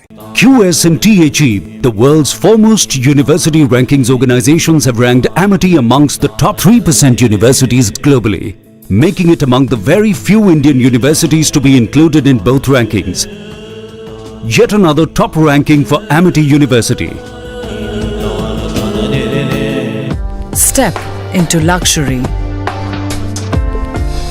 where grace blends with grandeur and design blends with innovation. As your stress is washed away and you're transported in the lap of luxury. Cure European bath lounges. Let time wait. आग को फैलने से रोकना मुश्किल है, पर नामुमकिन नहीं। अब फायरवॉल टेक्नोलॉजी के साथ सेंचुरी प्लाई क्लब प्राइम आग से बचाए। एक आपने कॉन्सेप्ट दिया जी जनाब का। I don't ever want to claim anything which is not done by me. I only cast my mind back to what General Patinkar and General Nirbhay Sharma had done. What I did was that I took the Ji Janab. Ji Janab was not about saying Ji Janab to everyone. It was just a symbol, a name given to an operation to say, understand the Kashmiri environment, understand the culture, understand the sensitivities.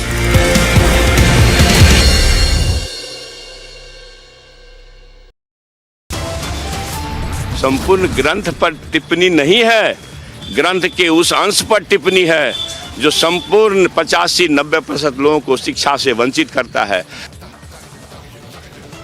Top headlines at 12:30. Republic confronts Bihar minister who insulted Ramcharitmanas. Minister says, in fact, remains defiant, justifies his remarks. Ramcharitmanas was a nafrat फैलाने वाला ग्रंथ. Was a grant that was spreading hatred. This is not a coincidence, it is a conspiracy.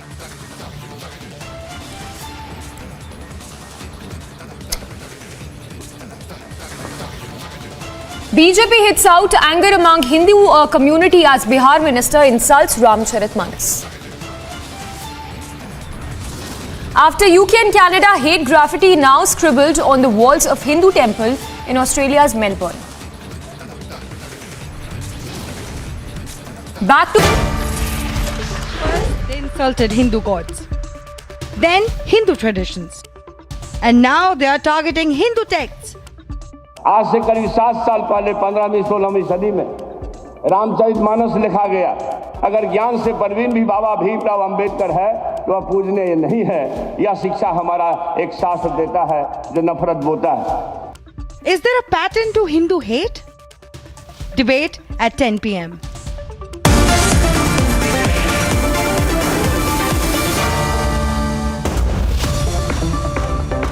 आग को फैलने से रोकना मुश्किल है पर नामुमकिन नहीं। अब फायरवॉल टेक्नोलॉजी के साथ सेंचुरी प्लाई क्लब प्राइम आग से बचाए।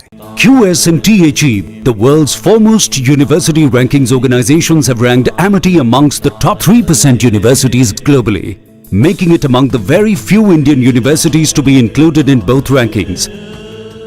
Yet another top ranking for Amity University. Step into luxury, where grace blends with grandeur and design blends with innovation. As your stress is washed away and you're transported in the lap of luxury. Cure European bath lounges. Let time wait. आग को फैलने से रोकना मुश्किल है पर नामुमकिन नहीं। अब फायरवॉल टेक्नोलॉजी के साथ सेंचुरी प्लाई क्लब प्राइम आग से बचाए। एक आपने कॉन्सेप्ट दिया जी जनाब का। I don't ever want to claim anything which is not done by me. I only cast my mind back to what General Patinkar and General Nirbhay Sharma had done.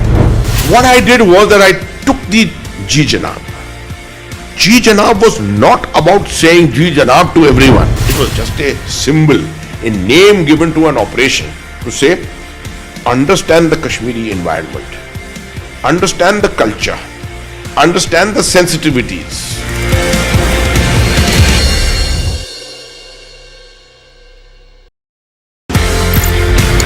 ये कहानी 1947 में जाती है सर। एक नया मुल्क बनता है पाकिस्तान। जो ऑफिसर्स हैं इंडियन आर्मी में, उनको ये बोला जाता है कि आप चूज करें आप कहां पे जाना चाहते हैं। मेरे पिताजी जनरल सैयद मेहदी हसनैन उस वक्त कैप्टन जब आर्मी के अंदर आए थे तो फर्स्ट गढ़वाल राइफल्स में आए। प्योर हिंदू सोल्जर्स कम्युनिटी जो थी पूरी, उसमें एक अकेला मुसलमान। उनके कमांडिंग ऑफिसर ने उनसे पूछा, बंटवारे के अंदर आप क्या चाहेंगे, किसी मुस्लिम यूनिट के साथ, मुस्लिम रेजिमेंट के साथ पाकिस्तान आर्मी में जाने की? जवाब जो था बहुत जबरदस्त। मैंने सोच लिया मैं उस देश में जाऊंगा, मैं उस फौज में जाऊंगा जिसमें मजहब के लिए कोई अलग जगह नहीं है।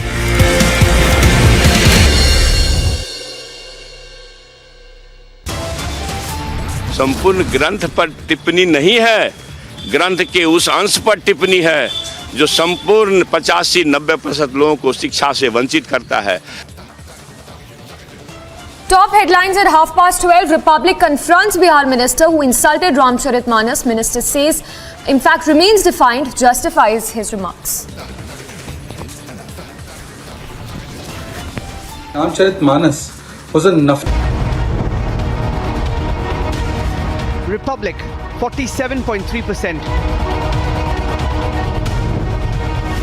394% more viewership for Republic TV than News 18 in Super Prime Time. Content supremacy destroys the landing experiment. Republic TV, the All India #1.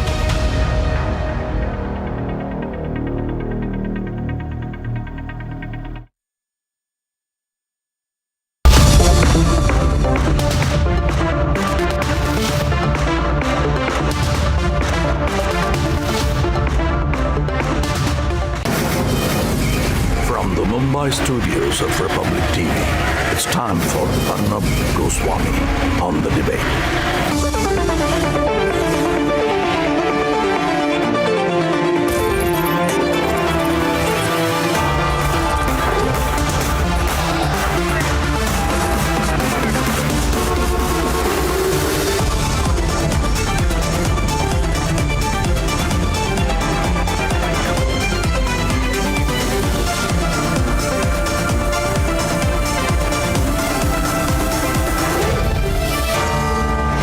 Arnab Goswami on the debate at 10, powered by Century Pro Wood.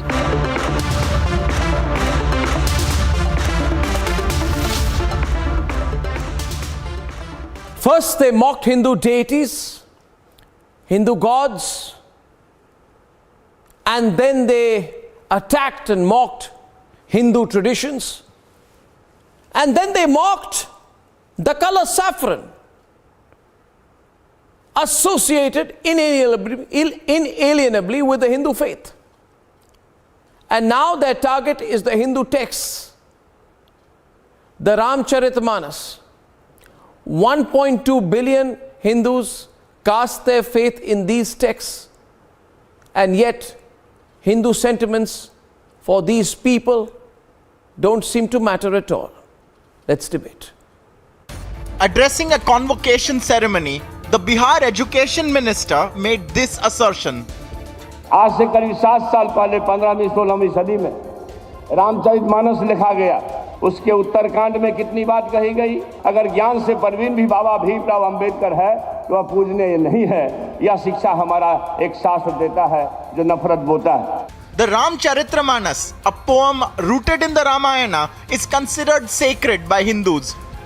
Ramcharitmanas has been the binding force for the Hindus. The Ram's story is the story of a closeness, of rising above the caste and other differences. I see it as an effort of dividing the Hindu society and to form an alliance with the Muslims, the Bhim and Meem. Such efforts had been going on for decades and have not been successful. Those of the Hindu faith are aghast. बहुत ही दुर्भाग्यपूर्ण है कि एक प्रदेश के शिक्षा मंत्री राम कथा को विद्वेष फैलाने वाला और जहर फैलाने वाला बताएं। नीतीश कुमार जी बहुत समरस व्यक्ति हैं, मैं उनका बहुत आदर करता हूं और मेरे प्रति उनका स्नेह भी है, और तेजस्वी भी मेरे भाई जैसे हैं। मैं उन दोनों से अनुरोध करता हूं कि ऐसे व्यक्ति को अपने संगठन से, अपनी सरकार से बाहर करें, उन्हें दंडित करें या उन्हें क्षमा मांगने के लिए कहें। Confronted, the Bihar Education Minister Chandrasekhar refused to apologize. टिप्पणी नहीं है, ग्रंथ के उस अंश पर टिप्पणी है जो संपूर्ण 85-90% लोगों को शिक्षा से वंचित करता है। And Nitish Kumar is feigning outright ignorance. शिक्षा मंत्री ने बोला है कि ये नफरत बोने वाला ग्रंथ है। हमको पता नहीं है, हम पूछ लेंगे उनसे। But there is a pattern behind the insults from Hindu texts. Mahabharat के अंदर जो गीता का जो भाग है उसके अंदर भी श्री कृष्ण की अर्जुन को भी जिहाद की बात ही कहते हैं। To Hindu deities. मैं ब्रह्मा विष्णु और महेश को कभी ईश्वर नहीं मानूंगा, और ना ही उनकी पूजा करूंगा। ऐसे प्रचार को मैं पागलपन और झूठा प्रचार समझता हूँ। To Hinduism at large. Hindu शब्द कहाँ से आ गया है? ये हमारा है? पर्शियन का है। पर्शियन का है? Iran, Iraq, Kazakhstan, Uzbekistan. फिर भारत का उधर का क्या संबंध है? फिर आपका कैसा होगा हिंदू? हिंदू का जो मीनिंग है वो बहुत गंदी है। It's time to say Hindu sentiments matter. The sentiments of 1.2 billion Hindus matter. Let's debate.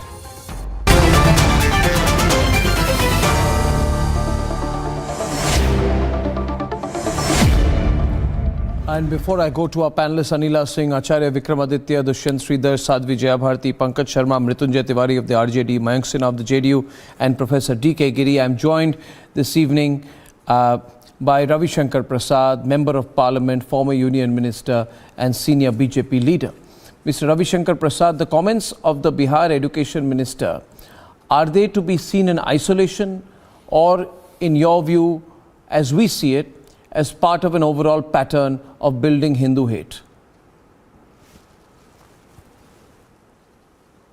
First of all, Arnav, I must tell you, the Education Minister of Bihar is most uneducated. He is utterly illiterate as far as India's civilizational, cultural traditions are concerned. Ramcharitmanas is not a document of hate as he says. Ramcharitmanas completely animates, inspires the whole psyche of India. Maryada Purushottam Ram is something universally applauded. be it Shabri, be it Nishad Raja, or the whole life of him. And let me tell you, I should ask a very fundamental question. I would like you to kindly expand it in a debate. Can any political leader, I repeat, can any political leader will be allowed to make these kinds of derogatory comments against the great, say, Granth of any other faith, which is their pious Granth or book, holy book? We respect all. But why this kind of public comment in an official function of convocation by the utterly irresponsible minister, and Nitish Kumar maintaining a conspicuous silence? I have said publicly, I am repeating with Arnab Goswami, he should be sacked immediately. And Mr. Nitish Kumar, please stop playing with the sentiment of Hindus. The essence of Sanatan Dharma, Lord Ram Maryada Purushottam, is something to be respected. Nitish not Kumar only said, in India, "Hame pata but nahi." globally. That's what he is. Nitish Kumar's comment when reporters asked him about the matter, he said, "Humko pata nahi, I don't have any idea what you're talking about." He's skirting it. He's skirting the subject. Arnav बहुत सही कह रहे हैं, मैंने भी यही सुना है. तो क्या वो हिमालय में नीतीश कुमार घूम रहे हैं कि बिहार में घूम रहे हैं? क्या वो कनाडा या अटलांटिक में है? कहाँ है वो? Today the media is everywhere. The social media is there. His minister is repeating it. He doesn't know about it. But let me put in a larger question. Yes, I quite see a pattern like this. Some kind of a Hindu hate sentiment. But I would like to convey very, very emphatically that Hindus' sentiment, Sanatan's essence, respect for their holy books, respect for their God, is a matter with which we take it very, very seriously. India is a country where all the gods are respected, all the holy books are respected. But it doesn't mean that Hindu gods and Hindu holy books should be singled out for this kind of public denunciation by irresponsible public leaders holding ministerial positions. That's the first thing I would like to highlight. The other argument Yes, you're right. the other argument being presented, Mr. Prasad, is this. You see, if you push the question too hard, they will say, Arnab, neither you or Ravi Shankar Prasad are true or good Hindus. Then you'll say, why are we not true or good Hindus when we question the abuse of this minister insulting Ramcharitmanas? They say a good Hindu must soak, hate, absorb, abuse and tolerate attacks. They will say a good Hindu should not be, these politicians, they will say a good Hindu must not question, must get slapped, attacked, insulted and must soak, absorb and tolerate abuse. This is, to say mildly, utterly nonsensical argument. What is this? In the name of tolerance, so-called, attributing tolerance to the Hindu community, you will stretch it so far to say, we'll keep on abusing Prabhu Ram, we'll keep on abusing Ramcharitmanas as a document of faith, and you tolerate it. Sorry, it is not acceptable. And just to say, or now again I will repeat, can these leaders, can Nitish Kumar, can all the allies, his allies, can say a word disparagingly about the holy book of other faiths or their gods? This should not be done because we need to respect all. But why this for Hindus? And when Mr. Nitish Kumar is trying to know, I don't know, this casual approach is utterly irresponsible. And therefore I said, it is enough, this kind of disparaging comment. And let me also put it on a larger narrative. I remember, I don't know, once you had said that in your one of your talk show, I remember that, on the advertisement, Lord Ganesh or Ma Kali is projected in every disparaging way in some foreign country. Can they do so for others? This respect has to be there. Ram Setu is a fictional character. The UPA said on affidavit that the story of Lord Ram is just a fiction. Then when we raised an outrage, I remember coming on your channel debating this. I remember when they ultimately recanted. I remember that. But there's also the politics of it, and that's my last question to you. Therefore, Yes. My question to you is on the politics of it. Thank you, sir. My question to you is on the politics of it. And I'll take a moment to expand on this and you can then tell me what you think. Mr. Prasad, the insult to Ramcharitramanas, which is a sacred book, you know, on par with Ramayana, is being insulted today. A few days back, a Kerala leader called Adi Shankaracharya an advocate and spokesperson of the cruel caste system.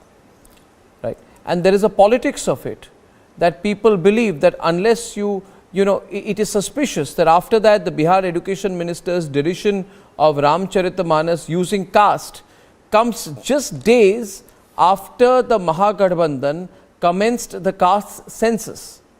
So is it possible that the RJD-JDU Congress alliance is scared that the Hindu vote will consolidate against them in the 2024 elections? इसलिए ये cast factor ज़रूरी है उसको public debate में लाना. My point being, ये जो education minister है कुछ सोच समझ कर कह रहे हैं. उनको लग रहा है अगर हिंदू वोट कंसोलिडेट हो तो उनके लिए अच्छा नहीं होगा. Or no, as a student of India's politics, and also with my privilege of having argued the Ram Janmabhoomi case in the Allahabad High Court, when he succeeded and then Supreme Court was there, I was the law minister. I can tell you the story of Lord Ram unifies India. It inspires India. Shabari के वो झूठे बेर खाते हैं और no, उनका संदेश देखें आप. निषाद राजा को राजा बनाकर सम्मान करते हैं. उनके पूरी सोच को समझने की जरूरत है. But I would also take it on a larger political issue. All the political ideologies which has sought to negate, belittle India's Sanatan Dharma and our spiritual civilizational heritage have been shown the door by the people of India. Where are the left friends, CPI, CPM? They used to have such big sway in the polity of India. Where are they? Trying to have compulsions of alliance for survival.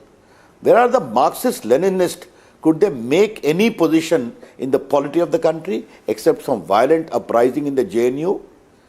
That is India. If you negate India's tradition, if you insult Lord Ram or Lord Krishna, the people of India will never appreciate it. And today I asked a question to that illiterate educated minister of Bihar. Please count the MLCs and MLAs of Bihar Vidhan Sabha and Legislative Council whose names begin with Lord Ram. Please count the voters' name in your constituency as to how many have name of Ram, the male or the female. Come on, don't play with this great psyche of India. Don't play with this great respect of India for its religious institution, for these extraordinary Lord Rama or Lord Krishna and the whole Hori tradition which is there. This is not acceptable, and I can only tell you, let them try all their dirty tricks in their game. 24 we will win, no doubt about it, but the issue is not of elections, the issue is of Indian identity. Yeah. And my last word to you, Arnav, is you cannot conceive of India without Lord Ram. You cannot conceive India without Lord Krishna. You cannot think of India without respect for Ramayana. You cannot think of India without respect for Bhagavad Gita. That is very, very fundamental. One should like to understand. And I think I totally agree with you. And this terrible attempt to talk so loosely about what matters to the Hindu faith is itself reflecting the fact that some people think Hindu sentiments don't matter. We say Hindu sentiment matters. Ravi Shankar Prasad, thank you. Thank you. And ladies and gentlemen, opening up the debate tonight, you heard that, Pankaj Sharma. Mrityunjay Tiwari ji, आप इनको बर्खास्त क्यों नहीं करते? आपको अच्छा लगता है क्या? आप मुझे मत बोलिए. आप अनिला सिंह भारतीय जनता पार्टी की प्रवक्ता हैं, इधर आचार्य विक्रमादित्य हैं और वैदिक स्कॉलर दुष्यंत श्रीधर हैं, साध्वी जया भारती जी हैं. आप उनको बताइए कि क्या आपका कद कम हो जाएगा अगर आप इस व्यक्ति को बर्खास्त करेंगे, निलंबित करेंगे पार्टी से, आपके महागठबंधन से, आपकी महागठबंधन मिनी गठबंधन बन जाएगी क्या? आप इनको निकालते क्यों नहीं हैं? आप जानते भी हैं पूरे भारत के लोग। अच्छा, एक सवाल पहले साध्वी जया भारती आपको करना चाहती है। जी साध्वी जी कुछ कह रही हैं पहले, साध्वी जया भारती। सब पहली चीज ना अर्नब, बाकी बाद में हम लोग बात करेंगे, लेकिन एक बात को मैं यहाँ पे सबसे पहले इस्टेब्लिश करना चाहती हूँ, और वो ये है कि ये जो मिनिस्टर है ये सिर्फ अनएजुकेटेड नहीं है, ये इग्नोरेंट है, इल इन्फॉर्म्ड है। जिस चौपाई को इन्होंने कोट किया है वो रामचरितमानस में है ही नहीं, उत्तरकांड में है ही नहीं।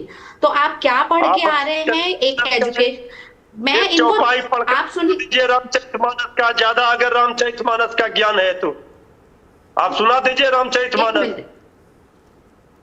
आप पूरी रामचरितमानस यहाँ सुनेंगे? मैं आपको चैलेंज करती हूँ सर, आप उत्तरकांड में से प्रमाणिक ग्रंथ में से ये निकाल कर दिखा दीजिए। आपको आप यहाँ आप रामचरितमानस सुनेंगे?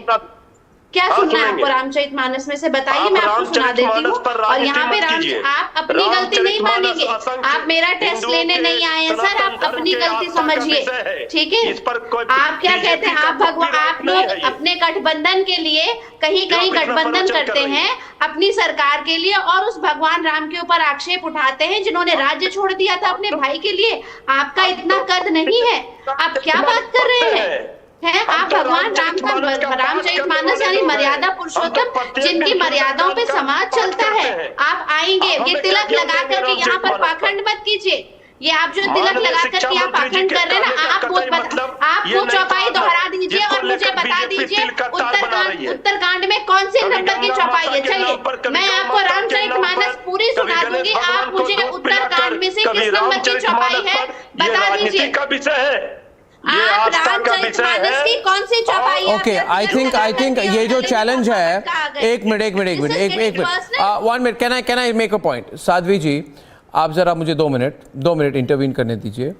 ये बहुत ही अच्छी सिचुएशन है क्योंकि हमारे यहाँ पे साध्वी जया भारती के हैं और उन्होंने कहा है, और इसमें मैं आचार्य विक्रमादित्य को भी इनवाइट करता हूँ, दुष्यंत श्रीधर को भी इनवाइट करता हूँ, जो दोनों वेल नोन स्कॉलर्स हैं, हिंदू स्कॉलर है, वैदिक स्कॉलर हैं।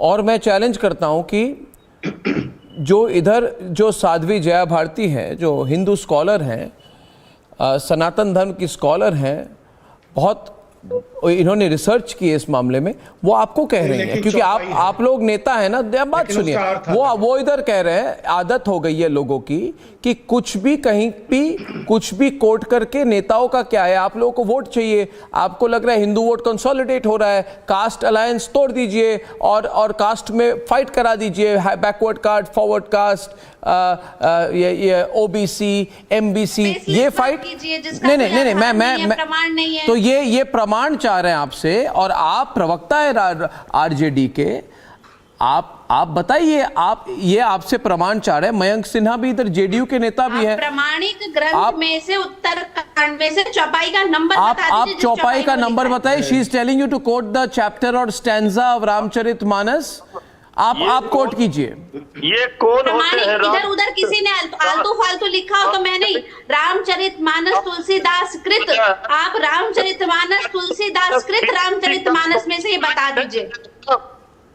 कॉपीराइट जब इसका बाद जवाब देंगे आगे बात तब होगी। राम भक्त है, ये रामचरितमानस पर कभी गंगा माता के नाम पर, कभी गौ माता के नाम पर, पता ही नहीं है, जवाब है नहीं, कुछ भी बोलेंगे अब आप, कुछ भी बोलेंगे। सबरी के यहाँ झूठे बैर खाते हैं, भाग क्यों रहे हैं? भाव देखिए, सबरी झूठे चख करके बैर राम को ये नेता की तरह बात कर रहे हैं। नंबर बताइए, चौपाई का नंबर। ये भाव है रामचरितमानस का, और ये रामचरितमानस उत्तरकांड बोला है ना आपने, उत्तरकांड में किस चौपाई में? सिर्फ Arnab, it is not the problem of people misquoting. It is not the problem people, you know, the Indian Hindu scriptures have been so much fiddled with. These नहीं, आप ये देखिए, मृत्युंजय जी, एक मिनट, मृत्युंजय जी, एक मिनट, साध्वी जी, आप ये बहुत बुरे फंसे आज हमारे प्रोग्राम पर। He is got really badly stuck and I want to say something to him. Mrityunjay ji, आप क्रोध भी मत कीजिए, गुस्सा भी मत होइए, भावुक भी मत होइए और कॉर्नर्ड मत फील कीजिए। आप मेरी बात सुनिए, आप मेरी बात सुनिए। आपको अनिला जी भी प्रोग्राम पे है, वो मुस्कुरा रही हैं। मैं कहूँ आपको जिस तरह से आज साध्वी जया भारती जी ने एक्सपोज कर दिया टीवी पर, आप नेता जैसा जवाब दे रहे हैं अभी।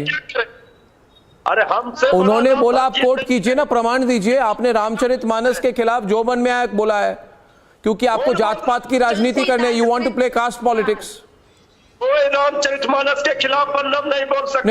नहीं बोला ना। व्हाट डू यू मीन कोई नहीं बोल सकता? Acharya now is saying, Acharya Vikramaditya now is saying कोई बोल नहीं सकता, पर बोल तो चुके हैं ना। आपके so called education minister Chandrashekhar तो बोल चुके हैं ना। कर दिया है उसके बाद माफी मांगने से भी मना कर दिया है। सर्टिफिकेट देंगे रामचरितमानस पर, वो क्या ज्ञान देंगे जो कहते हैं हिंदू को रक्षा के लिए घर में अपने हथियार में धार करना चाहिए। इन्होंने संस्थाओं पर क्या कार्रवाई की? भगवान कृष्ण ने सुदर्शन धारण किया है, माँ चंडी ने खड्ग धारण की है, भगवान राम ने भी धनुष और बाण धारण किया है। स्वरक्षा में सब धारण करते हैं। हम ये नहीं कहते कि किसी ने एक सवाल पूछ लिया तो चौराहे पे काट करके टांग दीजिए। आपसे जो पूछा जा रहा है उसका जवाब दीजिए। आप जब खंडन करने चलते हैं ना, तो एक पक्षी खंडन मत किया कीजिए। No. He has no understanding of Ramcharitmanas. No. 1 minute. One minute. But let me tell you, Sadhvi ji, Pankaj. couplet is there in Uttarakhand, but the meaning of this couplet is entirely different. What he is quoting is Adham Jati mein vidya paye. Actually, it is Adham Jati mein. You are defending him vidya paye. दुष्यंतन उसके पहले की पंक्ति भी है, हर खाऊं हरि सेवक गुर खाए हूं, आपको पता होगा। और उन्होंने जो ये ढोल गवार शूद्र पशु नारी सकल ताड़ना के अधिकारी, इसको भी इतना रूढ़ बना दिया है। सब लोगों ने उसका भी अर्थ अलग है। ताड़ना का अर्थ वहाँ है, जैसे कहते हैं ना कि हाँ अरे वो तो ताड़ गए, मतलब जस्ट प्लीज अंडरस्टैंड उत्तरकांड में प्रमाणित ग्रंथ, फेसबुक से नहीं। Don't say that this Chaupai is not there. नहीं, it is there. You are defending the now he is checking on the phone. Okay, so I'll just get one versus one. Mrityunjay ji आप एक minute, आप expose हो चुके हैं, Pankaj ji expose हो रहे हैं। इसको कहते हैं पास्ट टेंस और प्रेजेंट कंटिन्यूअस टेंस। आप रुक जाइए, आप पंकज ओके एक minute. Pankaj will debate with Dushyant Sridhar. Pankaj, whose contribution? Pankaj Sharma, let me introduce him first. Anila Jaya Bharti. His contribution to the research into the Hindu religion. Do you know what his contribution to the research of the Hindu religion is? When every time he tweets using street signs, he puts out memes abusing the Hindu religion at every opportunity. This is not allowed. This is not allowed. I am saying Sadhvi ji is wrong in saying that Chaupai is not there. Chaupai is there. So but quote Bihar Education Minister is twisting it. Quoting it out of context. He is saying mischief. No, Pankaj, it's like, I'll tell you one thing. She's going to respond to you now. Just be quiet. She's throwing a challenge to you. I give you 30 seconds to throw the challenge. And joining you will be Dushyant Sridhar. Dushyant Sridhar is a Vedic scholar from Bengaluru. And Dushyant, a challenge has been thrown by Sadhvi Jaya Bharti. Maybe you want to put it in the right context. And the so-called experts in Hindu religion should respond to you. Right? So over to you. Yes, please. Namaskaram Ornav and namaskaram to my fellow panelists. I salute this beautiful Bhumi of Magadha, which is Bihar today, which gave us two great women. One is Sita Devi, who is the mother of Lava and Kusha, and the other is Sumitra, who's called Magadhi, who gave us Lakshmana and Shatrughna. But I'm sure both these mothers, be it Sita Devi and Sumitra Devi, will hang their heads in shame after listening to these concocted words of the so-called education minister. Sorry to say this. I am not worried about the education minister. I agree with you on this. I am worried about the quality of education. What such a minister will be heading the ministry will be dispensing to the students. One. Second point, Arnab, with respect to the caste, there are two people who could be thought of people as not of the caste as same as Ram or any of the Brahmana. One is Guha, and second is Shabari. So she is called Nishadana Neta Kapikulapatihi Kapi Shabari. So when Valmiki's words have been followed to the T by Tulsidas ji in Ramcharitmanas, which we South Indians hold in such high respect, Guha says, Bharta chaiva sakha chaiva Ramo Dasharathir mama tasyartha kamaha sannadha gangan petra tishtata. Similarly, Shabari, who belonged to the tribal community, who was so hospitable to Rama consumed whatever she gave. So there is no question of caste discrimination or any kind of caste ridiculing here. So I honestly feel from the bottomest of my heart that an education minister of such an important state called Bihar, which has such great history of the Mithila region, should have a clear, unbiased understanding of the scriptures and then come on stage. Blabbering and blatantly saying things which are not mentioned in the Ramcharitmanas or misinterpreting it just shows the quality of education he's going to impart to the students. I feel very, very sorry for the state and the state of the students there. This is all I can say. And the question also is about the pattern. I mean, okay, let me be even more direct about this. And now we're taking the debate a little further. Could someone like, Sitaram Yechuri, for example, Sitaram Yechuri, who has attacked Hinduism and derided the sacred scriptures of Hinduism. He says Ramayana, Mahabharata, Hindus are violent, their books are filled with violence and battles. He does not understand the context. He does not understand the learning. He does not understand the message. And he does not understand the message because intrinsically Sitaram Yechuri is therefore a very shallow man, intellectually very shallow. He does not understand the message in these books, and therefore he makes these superficial, perfunctory, unresearched observations. But it's not just him. Yes, I see your hand go up. It's not just him, it's not just him. The Congress party said Krishna taught jihad to Arjun. The Congress party actually said through Shivraj Patil, he said Lord Krishna taught jihad to Arjun. And in this way, could they speak about any other religion? You see, for decades, Hindus were told ye gali denge, attack करेंगे, abuse करेंगे आपके ग्रंथों के बारे में, आपके भगवान के बारे में, आपके आस्था के बारे में, और आप टॉलरेट कीजिए, ऑब्जॉर्व कीजिए क्योंकि आप हिंदू हैं. अब हम कह रहे हैं, हम क्वेश्चन कर रहे हैं, हम अटैक नहीं कर रहे हैं, हम फिजिकल वायलेंस नहीं कर रहे हैं, ये जिहाद नहीं है. ये सिंपल सवाल है कि हम एक्सेप्ट नहीं करेंगे जिस तरह से इंटेलेक्चुअली रिस्पॉन्स दिया जा रहा है. DK, do you hear me? और जब इंटेलेक्चुअली रीजनिंग के साथ सवाल किया जाता है कि आप लोग ये सब कब तक कहेंगे और हम कब तक चुप रहेंगे, तब आप कुछ कह नहीं पाते क्योंकि आपकी स्टेरियोटाइपिंग नहीं हो सकती है अभी of the deep Hindu tradition. And अगर हिंदू हेट है तो बताइए, हिंदू हेट है, हम मौका मिलते ही हम हिंदुओं को गाली देंगे. ये कई कैंपसों में सिखाया जा रहा है आजकल. I don't think I will call. If you want to discuss, see, I am no expert, but I'll tell you, Ramcharitmanas, I am no expert, but any Hindu will tell you that Ramcharit, why do we idolize Lord Ram? Why do we idolize Lord Ram? Because of his sense of equality. Because जब हम राम राज्य के बारे में बात करते हैं, we are talking about equality, justice, fairness, law, benevolence, kindness. Sure. No. And you one sentence. Yes. No. I want to utter only one sentence. Please. I know you have many panelists.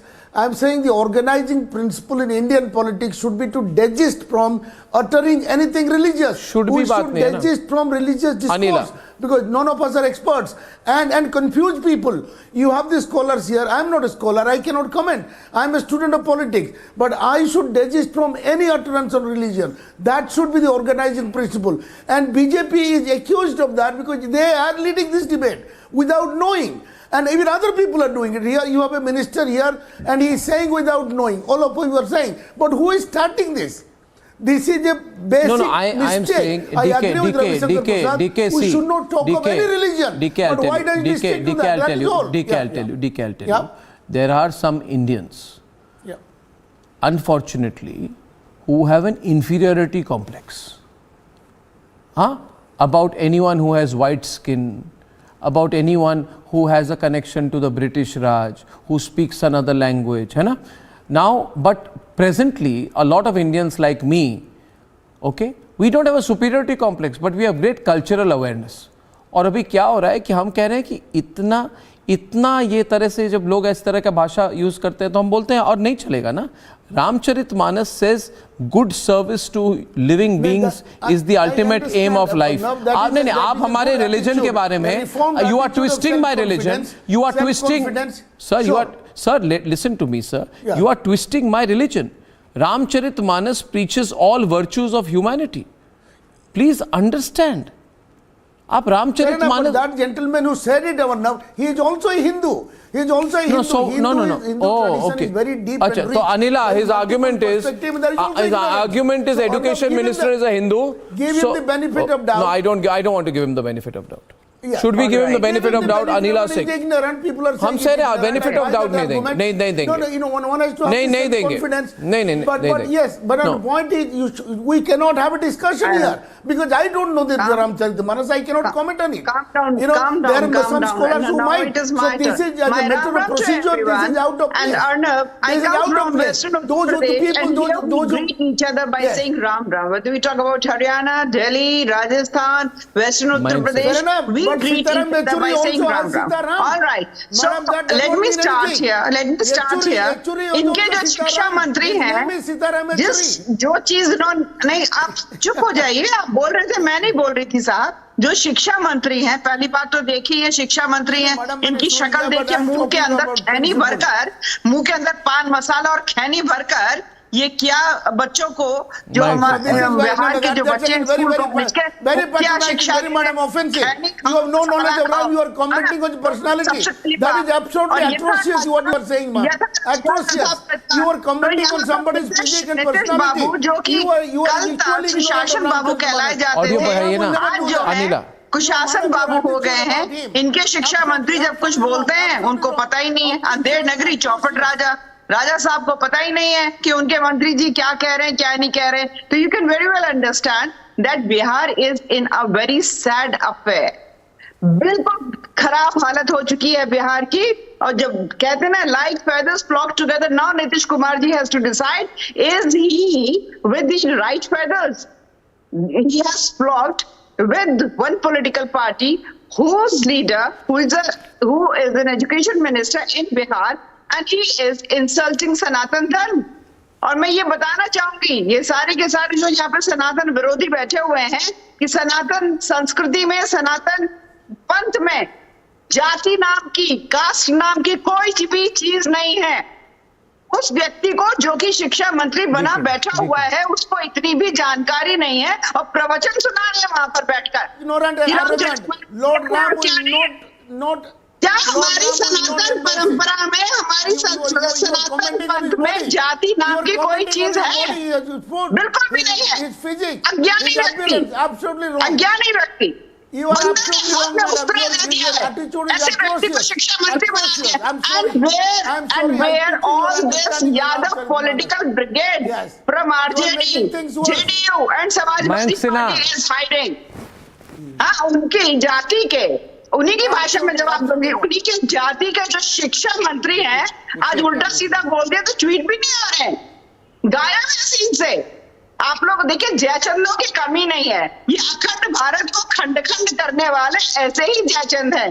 अपने ही संस्कृति पर प्रहार करो, अपने ही धर्म पर प्रहार करो, अपने ही लोगों को छोटा दिखाओ। यही कार्य किया है, तभी अफगानिस्तान से लेके इंडोनेशिया तक जो मेरा अखंड भारत था उसे खंड खंड कर दिया आप लोगों ने। ये भी एक और जयचंद है, और यहाँ पर बैठ के एडवोकेसी हो रही है उनकी। सीधी सी बात कह दी थी, बिल्कुल गलत कर, और नीतीश बाबू को सीधे सीधे कहना चाहिए था, आपको हटाया जाता है। अरे और भी लोग बैठा है, उनको भी समय दे दीजिए। आप लोगों की आस्था का अपमान किया हुआ है, हर घर में आपको रामचरितमानस दिखाई दे जाएगी। 130 करोड़ लोगों का प्रवचन आप दे रही हैं कि जाति ऐसी लिखी हुई है, तुलना करके बता रहे हैं।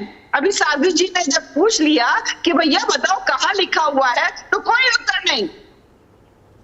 ये हालत चल रही है बिहार के अंदर, पर मैं भी नहीं सही कि कोई दूसरे लोगों को मौका दीजिए, और भी लोग बोलेंगे। आपके कॉल ड्रॉप मिनिस्टर भी बोल चुके हैं, कॉल ड्रॉप मिनिस्टर जिनको ड्रॉप किया गया था 8 साल से प्रधानमंत्री आज तक नहीं बोले हैं। किसानों पर अजय कुमार टेनी ने जो अजय कुमार टेनी के लड़के ने जो हमला किया, उस पर प्रधानमंत्री जी ने आज तक बोला क्या? कैलाश विजयवर्गीय ने जो महिलाओं पर लेके आधी आबादी पर बोला था, आपका प्रवचन सुन रहा हूं मैं, आपका प्रवचन सुन रहा हूं मैं, कुछ नहीं बोल रहा हूं। आप बोली जा रही हैं। आप जयचंद माननीय मुख्यमंत्री जी, आपकी कृपा से मुख्यमंत्री नहीं बनी है, भारतीय जनता पार्टी की कृपा से मुख्यमंत्री नहीं बनी है। बिहार की जनता ने उनको वोट दिया है, बिहार की जनता ने उनको चुनने का काम किया है। बताइए, कॉल ड्रॉप मिनिस्टर अपने भाषा पर तो मर्यादा नहीं रख रहे हैं। एजुकेशन मिनिस्टर वो एडवोकेट है, सुप्रीम कोर्ट और वहाँ के बच्चों को क्या उदाहरण दे रहे हैं कि खैनी खाओ, मसाला खाओ, तंबाकू खाओ। जिनको खुद भाषा का ज्ञान नहीं है, वो उपन्यास के आचार्य व्याख्या कर रहे हैं। नीतीश कुमार से राम तो सबके हैं। राम के पेटेंट लिया हुआ है क्या बीजेपी? राम का पेटेंट लिया हुआ है बीजेपी क्या? राम तो सबके हैं, राम तो कण कण में है, राम तो सब जगह है। पेटेंट राइट है क्या बीजेपी का? 8 साल से प्रधानमंत्री एक शब्द नहीं बोले, जब किसानों के ऊपर अजय कुमार टेनी का लड़का हमला किया, उसके ऊपर गाड़ी चढ़ाया तो आपने उसको बर्खास्त कर दिया। एक बात बताइए मयंक, आपके जो मुख्यमंत्री हैं उनका किस चीज पर पेटेंट है? मैं बताऊं, उनका पेटेंट इस चीज पर है, उनको कुछ भी पूछे तो बोलेंगे हमारा पेटेंट उनका। बात सुन लीजिए, आपके जो मुख्यमंत्री है उनका पेटेंट है, उनको अगर बोले आप कैसे हैं तो बोलेंगे मुझे नहीं पता। अगर आप बोलेंगे रामचरितमानस को जिसने गाली दी उसको आप क्या बर्खास्त करेंगे कैबिनेट से, वो बोलेंगे मुझे कुछ नहीं पता। 4 जनवरी को जब लाठीचार्ज होती है बीएसएससी के स्टूडेंट्स पर, तो वो कहते हैं ऐसा हुआ क्या, मुझे तो नहीं पता, है ना। और वहां पे जब बक्सर में जब फार्मर प्रोटेस्ट होते हैं तो उस पर सवाल पूछते हैं तेजस्वी यादव को, नीतीश कुमार को, तो बोलते हैं मुझे नहीं पता। तो हमें तो पता है आपको किस चीज का पेटेंट है, आपका पेटेंट इस चीज पर है। आपको अगर कोई बोले गुड मॉर्निंग तो आप बोलेंगे मुझे तो नहीं पता। आप तो मुझे तो नहीं पता मुख्यमंत्री है, मुझे तो नहीं पता उप मुख्यमंत्री है। अब जवाब दीजिए। आचार्य विक्रमादित्य हमारे साथ है प्रोग्राम पर, आचार्य विक्रमादित्य प्रोग्राम पे आपके साथ, आप उनको बताइए ना किसको खदेड़ने की बात कर रहे हैं आप। You tell me, you answer me. नहीं, रामचरितमानस पर जो सवाल किया गया उसको अवॉइड क्यों कर रहे हैं? आप पूछिए आज आचार्य विक्रमादित्य को कि उनको ठेस क्यों पहुंची। आप पहले उनको पूछिए। प्रदेश के मुख्यमंत्री से आपने कभी पूछा? मैं ये आचार्य विक्रमादित्य को खींच के नहीं लाया, खुद आए वो। उनको पूछिए उन्हें ठेस क्यों पहुंची है। और जो सवाल जया भारती ने कहा जो किया उसका तो जवाब दीजिए आचार्य विक्रमादित्य। सौंदर्य नहीं, हमारा तो अर्णव जी देखिए, इस डिबेट में आज वास्तविक तौर पर सत्य पूरे देश ने समझ लिया कि किस प्रकार का खेल चल रहा है। ये ऑर्गेनाइज खेल है, पॉलिटिकल खेल है, जो इस देश के मुसलमानों को और छोटी जातों को एक लाके जो भीम और मीम का जो खेल चल रहा है उसके लिए लगातार बैटिंग की जा रही है। आज हमारे साथ बैठी साध्वी जी ने एक बात समक्ष रखी, ये सारे के सारे चुप हो गए। उन्होंने एक बात रखी, ये सारे के सारे कितना रामचरितमानस पढ़ते हैं, उस बात को यहाँ पे सत्य कर दिया गया। ये नहीं बता पाए ये वो चौपाई कहाँ लिखी है। रामचरितमानस पर आक्षेप करने वाले लोग, अर्णव जी सुनिए, अर्णव जी सुन, इनको कहिए चुप हो थोड़ी पहले, इनको कहिए चुप होइए पहले, ये डिबेट में आए हैं या खाली बोलने आए हैं? जेडीयू के नेता मयंक सिन्हा जरा सुन लीजिए, आप लोगों की सब आज सत्य सामने आ गया है, करेगा उसके ऊपर दंड देने का काम करेंगे। मयंक जी सुनना सीखिए, आपको सब कुछ देखेगा, यही वास्तविक तौर पर है। सत्संग तो करते नहीं है, अब व्यंग करते रहते हैं, सत्संग भी कर लिया करो, बिना सत्संग में विवेक न होई, रामचरितमानस में कहा गया है। अरे रामचरितमानस सुन लो, यहाँ बैठकर केवल अपने अपने धर्म की जाति को लड़ने के अलावा कोई काम नहीं है, केवल वोट बैंक की राजनीति करते हैं। अर्णव जी, ये चौपाई के बारे में जो बात किया जा रहा है, रामचरितमानस के उत्तरकांड में 105 नंबर तीसरी चौपाई है जिसके अंदर ये बात कही गई है, लेकिन किस रेफरेंस में की गई है? अपने घर पर आइए, ठीक है? अरे सुन ले भैया, यहाँ पे ज्ञान हमको, अरे सत्संग कर लो भैया, बिना सत्संग विवेक ना हुई। तुलसी बाबा ने कहा है यहाँ पर सत्संग से विवेक होगा, यहाँ व्यंग से विवेक नहीं होगा। ये वही कारण है जिस देश में ऐसे ऐसे लोगों को शिक्षा मंत्री बना के बिठा दिया है, ऐसे ही भेड़ों में से निकालकर, ऐसे ही भेड़ों में से निकालकर यहाँ शिक्षा मंत्री बना दिए जाते हैं और इस देश को कहां से कहां पहुंचा दिया गया है, कैसी उत्कृष्ट संस्कृति को क्या हाल पहुंचा दिया गया है, ये वास्तविक तौर पर आज दिखाई दे रहा है। मांगना क्या, यहाँ बैठकर लगातार संवैधानिक व्यक्ति है, अरे सुनो, मांगेगा आप अरे सुनो बैठकर, यहाँ पर आप लोगों को नंगा कर दिया है आज मैं सच सांस कह रहा हूँ। आप लोगों के वास्तविक तौर पर साध्वी जी ने यहाँ पर आपको बिठाकर आप लोगों की वास्तविकता सामने ला दी है कि कितने बड़े बड़े हिंदू यहाँ बैठे हैं, ये तक नहीं बता पाए कि कौन सी चौपाई में लिखा है 105 नंबर चौपाई का। मृत्युंजय जी आप सुनिए, आपको कह रहे हैं कुछ। One minute first of all Mayank just be quite, आप अपनी बात आचार्य जी, आपकी भाषा कैसी है? आप अपने को पंडित कहते हो और ये कौन सी भाषा आप बोल रहे हैं? अरे आप जैसे लोग मूर्खों के साथ यहाँ बैठे हैं जो ज्ञान की बात कर रहे हैं, आप लोग जो वास्तविक तौर पे यहाँ बैठ के रामचरितमानस पे व्यंग कर रहे हैं, रामचरितमानस को आपने दर्शन तक नहीं किया है। पहले रामचरितमानस, मुझे विडंबना है कि आप लोग अपना को हिंदू कहते हो, आप लोग अपना को हिंदू कहते हो, रामचरितमानस का एक प्रश्न नहीं दे पाए, जवाब नहीं दे पाए। आपके सामने साध्वी जी ने यहाँ बैठे हुए मृत्युंजय जी कह रहे मैं रोज पढ़ता हूँ, रोज पढ़ता हूँ। अरे तो बता दो ना कहाँ लिखा है चौपाई में, बता देते जवाब देंगे। 105 नंबर तो है कि तीसरे नंबर की चौपाई है जहाँ लिखा गया है। Was an important part. I'm just going to. I'm between these two guests. Between these two guests, we are in a situation here. We are in a situation here. This is a very interesting situation. 1 minute. Acharya ji, 1 minute. We are in an interesting situation here. I want to get back Dushyant and Sadhvi Jaya Bharti. It's a very, very interesting situation on the debate, ladies and gentlemen. We have two politicians on the right and two scholars on the left. May I please bring Mayank back on the right, please? It's a fascinating position on the debate. Everybody is watching. The hashtag tonight is Hindu Sentiment Matters. And the only issue left to debate is this: did the politicians lie or misquote about the Hindu text? Following which, the follow-up question is, would they lie or misquote about any other religious text about any other religion? Or would they only target Hinduism? Sadhvi Jaya Bharti, who's an extremely knowledgeable scholar, and Dushyant Sridhar, who is extremely well versed in every Hindu scripture, is a very respected Hindu scholar and Vedic scholar, are challenging the politicians. कि भैया मृत्युंजय जी, आपको बहुत शालीनता के साथ हमारे जो बहुत इधर दो बहुत ज्ञानी स्कॉलर्स हैं, आप सुन तो पा रहे हैं ना? बाद में नहीं बोलेंगे ना अर्णव आपकी आवाज अब नहीं आ रही, आपको सुन नहीं पा रहा हूँ, आप सुन पा रहे हैं ना? पूरी आवाज आ रही है। हाँ, बहुत अच्छी बात है। तो आपको बहुत शालीनता के साथ हमारे दो जो इधर बहुत ज्ञानी स्कॉलर्स हैं, उन्होंने आपको कहा कि आप तो कह रहे हैं ना रामचरितमानस का ये स्टैंजा है, वो स्टैंजा है, ऐसा है, वैसा है। आप इनको बताइए, इनको ये कितने अच्छे हैं, बुरे हैं, उसके बारे में मत बताइए। आप पहले इनको बताइए कि देखिए साध्वी जी, दुष्यंत जी, मैंने इस स्टैंजा, इस पैरा, इस चौपाई के बारे में मैंने कहा था, आप जरा बताइए ना, क्योंकि आपने बोला आप हर सुबह उठ के रामचरितमानस का पाठ करते हैं। मैं तो नहीं करता, इसलिए मैं नहीं कोट कर सकता, मगर आप करते हैं, तो आप बताइए ना इनको, इनका ज्ञानवर्धन कीजिए। रामचरितमानस का पाठ करने वाले ये रामचरितमानस पर राजनीति करने वाले जो कहते हैं कि हमारा कॉपीराइट है रामचरितमानस पर, उनसे पूछिए कि रामचरितमानस का समझने का पात्र के लायक भी वो है।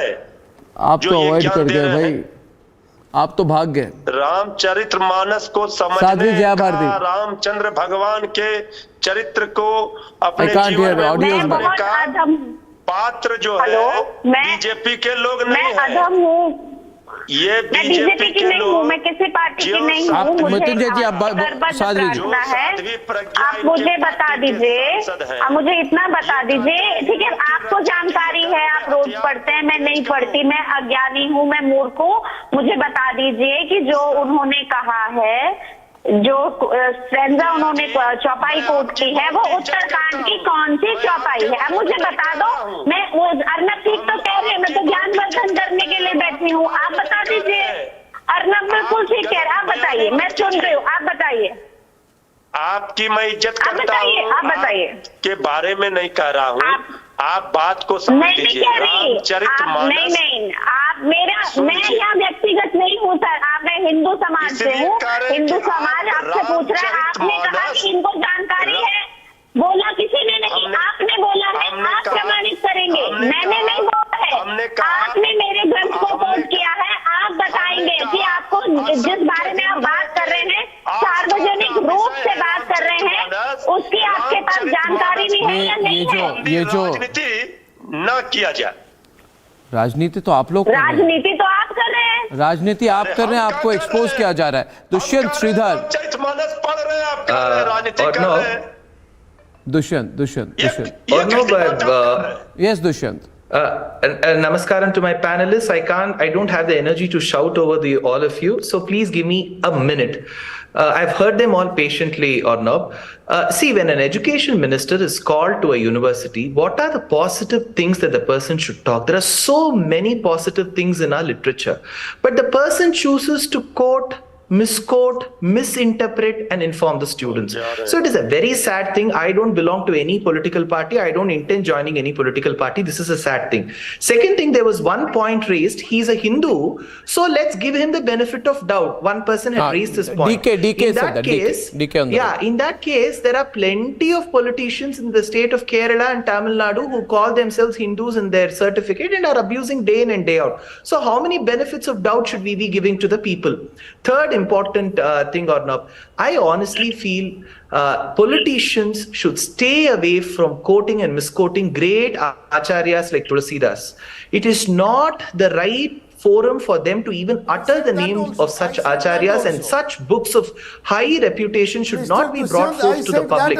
In fact, Abdul Rahim, in the 17th century, Arnab, he says, Ramcharitamanas Bimar Santana Jeevana Pran Hinduvan ko Bhed Sam Javanahi Pragat Quran. For like how the Muslims venerate the Quran, so do all the people in India venerate Ramcharitmanas, even people in the south. So it's a very sad day that instead of saying that the person is quoted or misquoted, people are just justifying it. This is all I can say, Arnab. It's a very sad day. One thing, Arnab, when you made a pretext to this debate, you said that why do people in the opposition keep hurting the Hindu sentiments? I think they have internally decided to bring the current central dispensation with a better majority in 2024. They are working towards it. I don't know, they are working for the ruling party, I feel. Why should they keep talking and they think Hindus don't listen to it? And there is a person. Now you are making. There is a person who. There is a person who thinks that. There is a person who thinks that. 1 minute. There is a person who thinks that not shampooing his hair and not shaving for 2 months makes him a Hindu. He should speak because he is part of this alliance. या आपके तो alliance के साथ है ना तपस्वी जी, जो अपने आप को तपस्वी कहते हैं, वो तो आपके अलायंस के साथ है ना मृत्युंजय जी, वो चुप क्यों है? क्या हो गया मृत्युंजय जी? हेलो, अभी बोलेंगे, सुन नहीं पा रहा हूं, बट जी हाँ सुन रहे हैं, बोलिए अपना जी। मैं कह रहा हूं कि आपके पार्टी के साथ जो अपने आप को सेल्फ स्टाइल तपस्वी हैं, वो चुप क्यों है इस पर?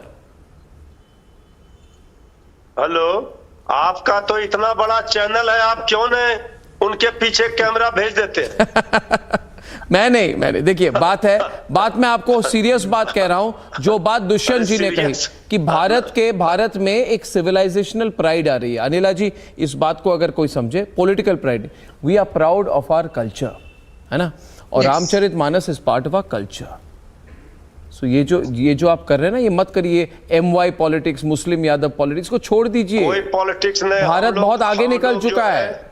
हम लोग जो है सभी को जोड़ने में विश्वास रखते हैं। OBC, MY पॉलिटिक्स बंद कीजिए। सभी धर्मों का सम्मान करते हैं। अनिला, सभी धर्मों के ग्रंथों का सम्मान करते हैं। जो लोग धर्मों को अपमान करते हैं दूसरे के धर्म को, आप बिहार की भूमि से आते हैं, मगध की भूमि पर इस प्रकार का कटाक्ष किया गया रामचरितमानस जी पे, उसी धरती से माँ जानकी आती है, ये दंगाई लोग भाजपा क्या ज्ञान देंगे? आप बताइए आज उनको क्या क्या लग रहा होगा, कैसा लग रहा होगा? फसाद और नफरत की राजनीति करने वाले लोग खड़े होकर आपके खैनी खाने वाले, तंबाकू खाने वाले शिक्षा मंत्री हैं, आप इतना बोल दीजिए, आज न केवल कोर्ट से मुर्दाबाद, आप बोलेंगे कोर्ट से मुर्दाबाद नहीं बोल सकते। अब 2024 में राम नाम सत्य होगा। तो आपने बताया कि कैलाश विजयवर्गीय को आपका राम नाम सत्य होगा 2024 में बीजेपी And के ladies and सरकार gentlemen, का। that's all the time this evening. But what a question put by Sadhvi Jayabharti. She really had everyone on the other side stumped. And I shall see you tomorrow evening with sharper debates and more questions, not aimed at stumping the other side, but extracting even an ounce of the truth. I'll see you tomorrow evening, sharp at 9. Good night and goodbye.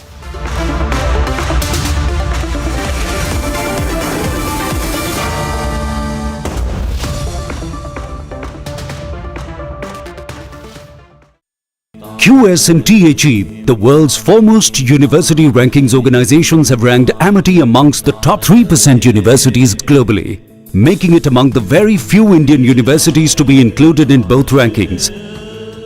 Yet another top ranking for Amity University. आग को फैलने से रोकना मुश्किल है, पर नामुमकिन नहीं। अब फायरवॉल टेक्नोलॉजी के साथ सेंचुरी प्लाई क्लब प्राइम आग से बचाए। एक आपने कॉन्सेप्ट दिया जी जनाब का। I don't ever want to claim anything which is not done by me. I only cast my mind back to what General Patinkar and General Nirbhay Sharma had done. What I did was that I took the Ji Janab. Ji Janab was not about saying Ji Janab to everyone. It was just a symbol, a name given to an operation to say, understand the Kashmiri environment, understand the culture, understand the sensitivities.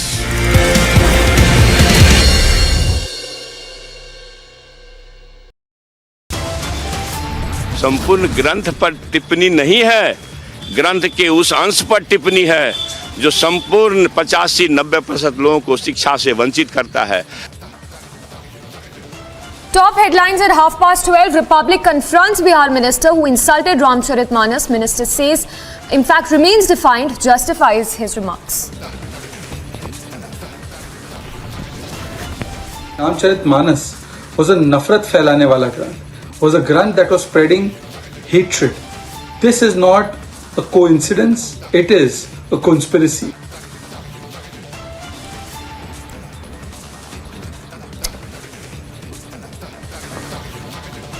BJP hits out anger among Hindu community as Bihar minister insults Ramcharitmanas. After UK and Canada, hate graffiti now scribbled on the walls of Hindu temple in Australia's Melbourne. Back-to-back 3 incidents of snake, lizard and rats found in midday meal. BJP alleges funds misappropriation. Overnight rains bring more trouble. Cracks now seen in more houses and even in Kanpriak.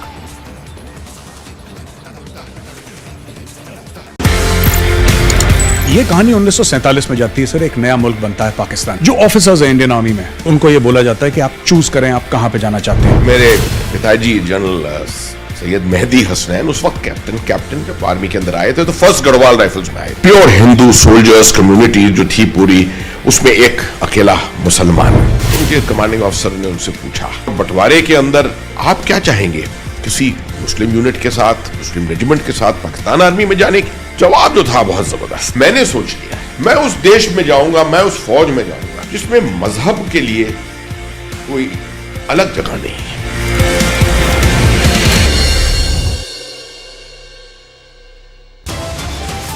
संपूर्ण ग्रंथ पर टिप्पणी नहीं है, ग्रंथ के उस अंश पर टिप्पणी है जो संपूर्ण in every domain a strong foundation has been laid in the last 8-9 years. The runway is ready. The runway is ready for your takeoff.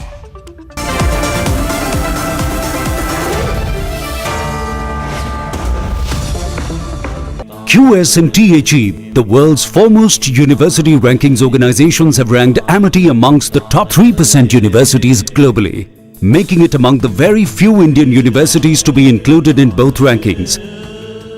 Yet another top ranking for Amity University. एक आपने concept दिया जी जनाब का। I don't ever want to claim anything which is not done by me. I only cast my mind back to what General Patankar and General Nirbhay Sharma had done. What I did was that I took the Ji Janab. Ji Janab was not about saying Ji Janab to everyone. It was just a symbol, a name given to an operation to say, understand the Kashmiri environment, understand the culture, understand the sensitivities.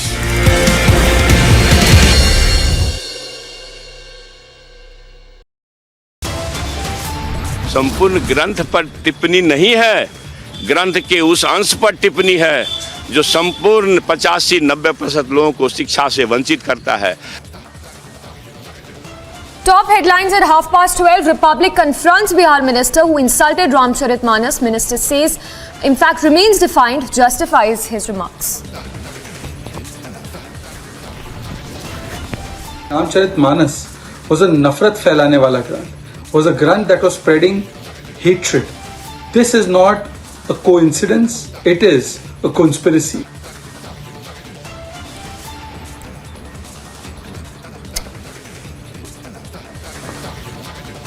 BJP hits out anger among Hindu community as Bihar minister insults Ramcharitmanas.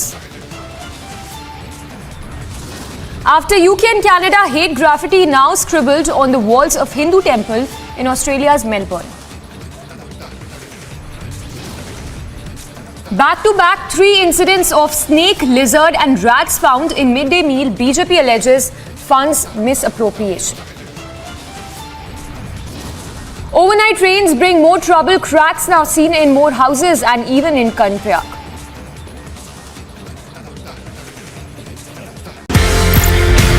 ये कहानी 1947 में जाती है sir. एक नया मुल्क बनता है पाकिस्तान। जो ऑफिसर्स हैं इंडियन आर्मी में, उनको ये बोला जाता है कि आप चूज करें आप कहां पे जाना चाहते हैं। मेरे पिताजी जनरल सैयद मेहदी हसनैन उस वक्त कैप्टन जब आर्मी के अंदर आए थे तो फर्स्ट गढ़वाल राइफल्स में आए। प्योर हिंदू सोल्जर्स कम्युनिटी जो थी पूरी, उसमें एक अकेला मुसलमान। उनके कमांडिंग ऑफिसर ने उनसे पूछा, बंटवारे के अंदर आप क्या चाहेंगे, किसी मुस्लिम यूनिट के साथ, मुस्लिम रेजिमेंट के साथ पाकिस्तान आर्मी में जाने की? जवाब जो था बहुत जबरदस्त। मैंने सोच लिया मैं उस देश में जाऊंगा, मैं उस फौज में जाऊंगा जिसमें मजहब के लिए कोई अलग जगह नहीं है।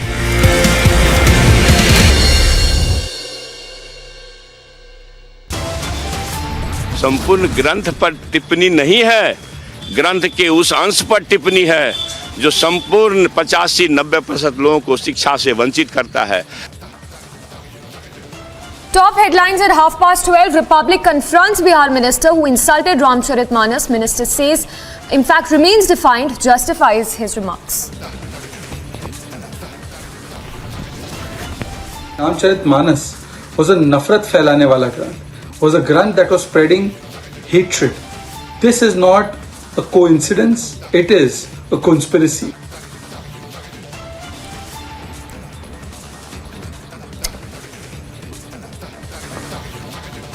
BJP hits out anger among Hindu community as Bihar minister insults Ramcharitmanas. After UK and Canada, hate graffiti now scribbled on the walls of Hindu temple in Australia's Melbourne. Back-to-back 3 incidents of snake, lizard and rats found in midday meal, BJP alleges funds misappropriation. Overnight rains bring more trouble, cracks now seen in more houses and even in Kanpriya.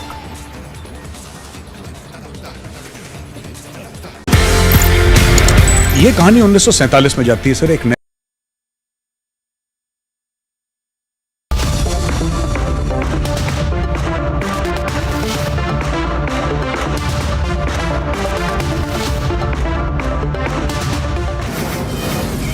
From the Mumbai studios of Republic TV, it's time for Arnab Goswami on The Debate.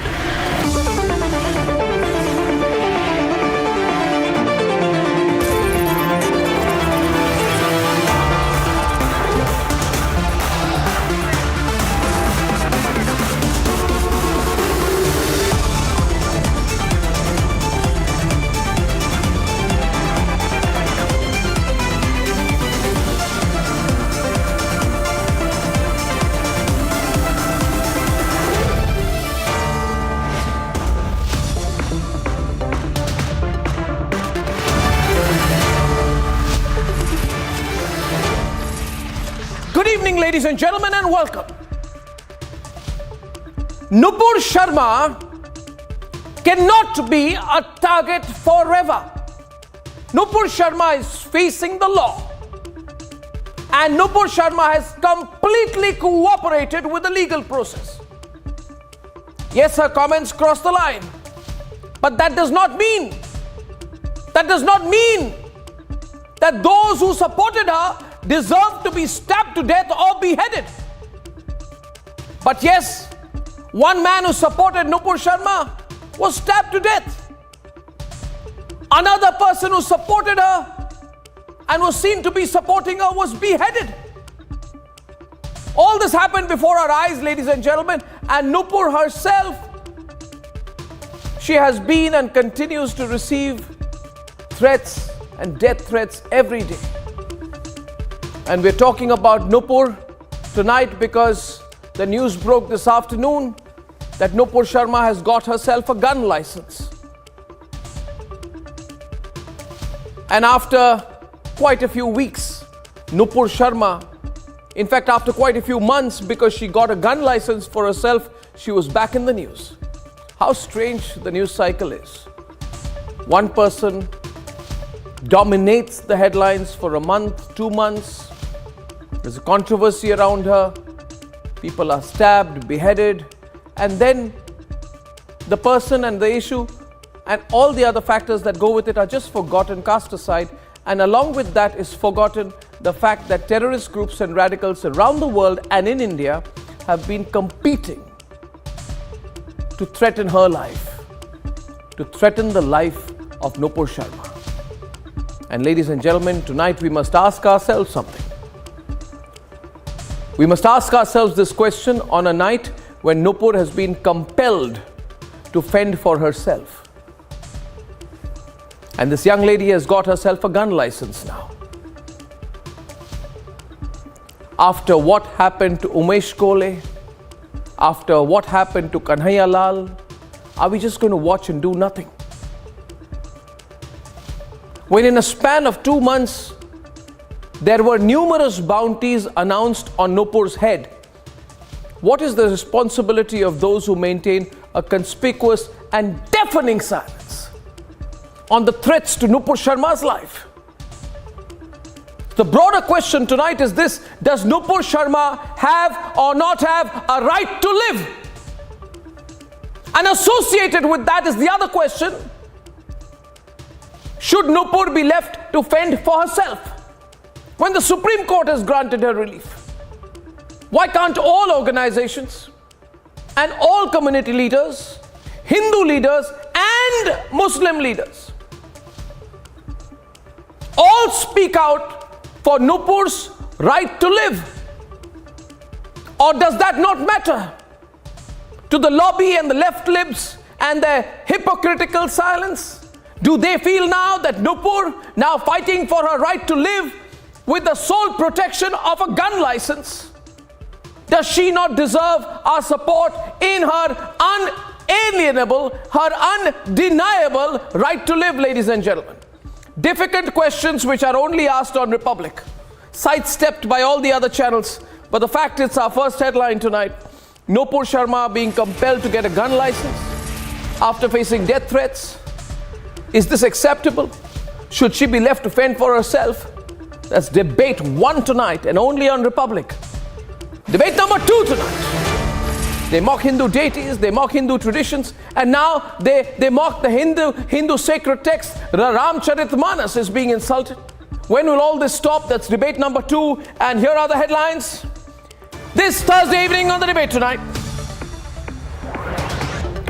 After constant threats for 9 months non-stop, suspended BJP leader Nupur Sharma has been forced to get herself a gun license.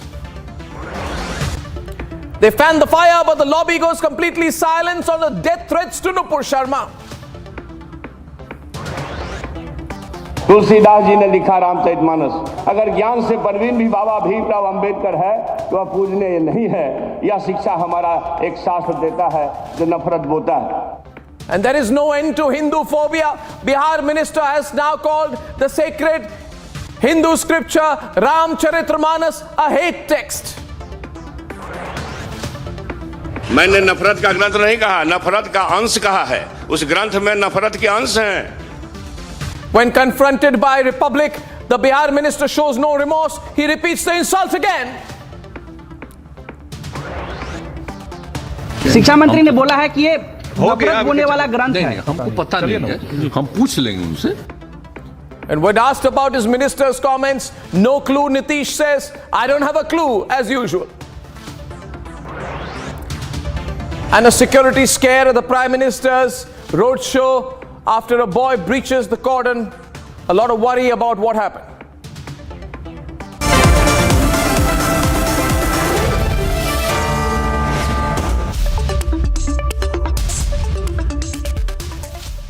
Ladies and gentlemen, Nupur Sharma is facing serious death threats. And today she has been forced to get herself a gun license.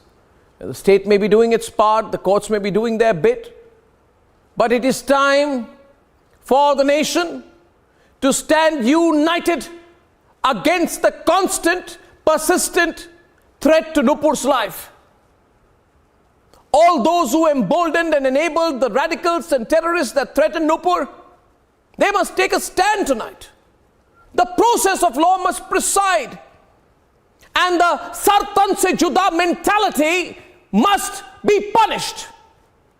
So let's speak up and condemn the situation of a constant threat to Nupur on a day when she's got herself, or should I rather say, been compelled to get herself a gun license. Ladies and gentlemen, let's debate. Nupur Sharma has got herself a gun license following constant death threats. Those who supported Nupur, like Umesh Kohli in Amravati, have been stabbed to death in what has been deemed a terrorist act. मेरे को से लगा कुछ तो हो रहा है वहाँ पे, तो मैंने गाड़ी की स्पीड बढ़ाया, गाड़ी और दौड़ाई और वहाँ पे गाड़ी जाके छोड़ दिया। जब मेरे को ये सिचुएशन दिखा कि उनके हाथ में चाकू वगैरह है, तो उन्होंने गले में चाकू मार दिया था। बाकी फिर वो लोग मेरे को देख के भाग गए। Those who put up a social media post in support of Nupur were beheaded with barbarity in Udaipur. A bounty has already been declared on Nupur's head. जो नुपुर शर्मा की गर्दन लाएगा, who will ever like give me that? मैं अपना उसे ये घर दे दूँगा, पूरा रोस्ते में निकल जाऊँगा। There have been demands to chop Nupur's tongue in Mewat. जय भीम ने ऑफर दिया था 1 करोड़ रुपए की। मैं मेवात पूरी की तरफ से दे रहा हूं। अगर जो नुपुर शर्मा की जीप काट के लाएगा, पूरी मेवात की तरफ से 2 करोड़ रुपए का ऑफर है। डेफिनेटली हमारी मल्टीपल टीम्स में लगी हुई है। मैं बहुत सारे डिटेल्स आपके साथ एग्जैक्टली शेयर नहीं कर सकता कि उसकी क्या लोकेशन है, कहाँ है, कैसे है। उसी एफआईआर में जो एफआईआर दर्ज करी गई, वो भी रेलेवेंट सेक्शंस के अंदर, उसमें हम 4 लोग अभी तक गिरफ्तार कर चुके हैं और हमारे पास है क्रेडिबल इंफॉर्मेशन। हम लोग प्रयास कर रहे हैं। There were Sar Tanj Se Juda slogans raised against her.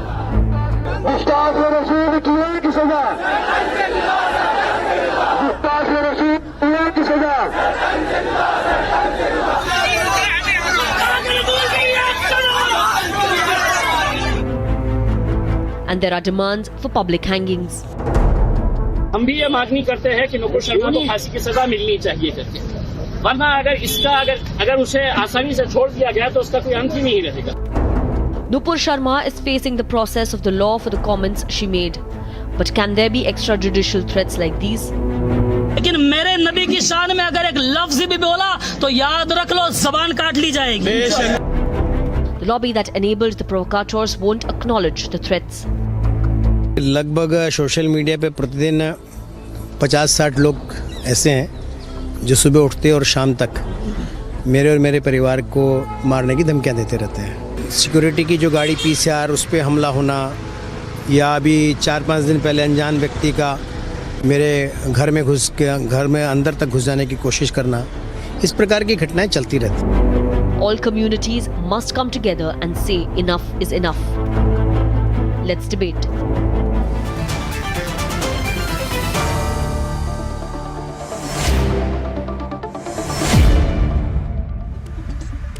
Viewers, Ratan Sharda, Subhrashta, Shalini Ali of the women's wing of the MRM, Sajid Yusuf, Atikur Rahman, Tala Ahmed Rashidi, Zubair Memon and Saida Falak. Ratan Sharda, you know, Nupur has now been compelled to get herself a gun license. And there's a very serious threat on her life. She has said that I need to carry a gun round the clock for my self-defense. And she continues to get death threats. And it's persistent. She faces threats from known terrorist organizations like the Al-Qaeda and the TTP. She also faces threats from radicals and lone wolves. It's very difficult. One can imagine how difficult things are for Nupur. Now there's a group of people out there, Ratan Sharda, who believe good for her. Good riddance. Let her face this trouble. Let her pay the price. But I say she's completely complying with the legal process. We must say also that she's a trained lawyer. She believes in the law. She's been a Supreme Court advocate and she's complying with the law. And she's facing this process of the law for that. But it's almost as if Ratan Sharda and Subhrashta, everyone's washed their hands off and said, Nupur, this is your problem. And you must now face a constant, persistent, 365-day, 24-hour, 60-minute every hour threat to your life. And you deserve it. And I'm surprised, before you're nodding your head tonight, Atikur Rahman, I'm surprised that you don't realize what it would be like to be in her shoes or the shoes of her loved ones. After what happened to Umesh Kole. No, don't raise your hand right now, we got everyone on. After what happened to Kanhaiya Lal, after a beheading and a stabbing and a killing, and the worst kind of threats, I think we are really hypocritical as a society today if we don't even debate Nupur or talk about what she's facing. Well, just imagine she's got herself a gun license and she's being punished for facing the law. So I'd like Ratan Sharda to open this debate. Even if nobody debates this, Republic will. Ratan Sharda. Arnab, those people who giggled and grinned when she was being threatened with Sartan se juda, who justified it saying that what she said was totally against Islam. Of course, Atikur was not among them. But those who giggled on this and grinned on this, those people, I would ask them to apologize today for making a young woman's life so difficult, making it such an isolated life that she's away from her family, away from society, away from everybody, just because he said something which even Zakir Naik says. Have those people sitting here who laughed, who claimed that what they said was right, all the threats you released, would they say that Zakir Naik should also have Sartan se juda? So to target one particular lady because she said something in a debate in which I was present, when continuously there was ridicule of our own God, Bhagwan Shiva, about the symbolism, and those people kept on creating this ruckus for at least 2 weeks before this happened. And now this lady, if she gets a gun protection for herself, it's a shame on our society. It's a shame on our secularism, shame on freedom of speech. And those who talk Constitution should hang their head in shame that a lady has to suffer confinement for life just because there were some madcap people. But Ratan Sharda, people won't like what I will say next, but I will say it. The people, Subrashta and Atikur Rahman, who spoke about the legal rights of Afzal Guru, a terrorist convicted by the Indian courts, they are the ones, Subrashta and Atikur, who are silent today. They said, oh, poor little Afzal Guru, innocent Afzal, he has a right to self-defense.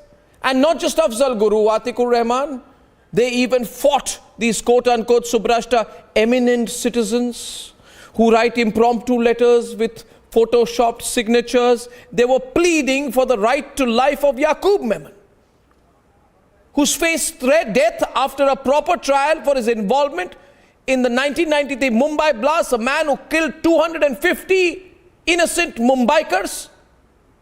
And people like Atikur Rahman were fighting for his right to live. They support the urban Naxals' right to live, but not Nupur. Incredible hypocrisy, incredible Subrashta, just incredible and unbelievable. Arnab, let us not forget, and I agree with Ratanji, that the show which ignited so much of confusion and so much of tension all throughout the country had a guest who continuously ridiculed Lord Shiva, and that guest, Taslim Rahmani, is being called to television studios even today. Let us forget about hate speech for a bit.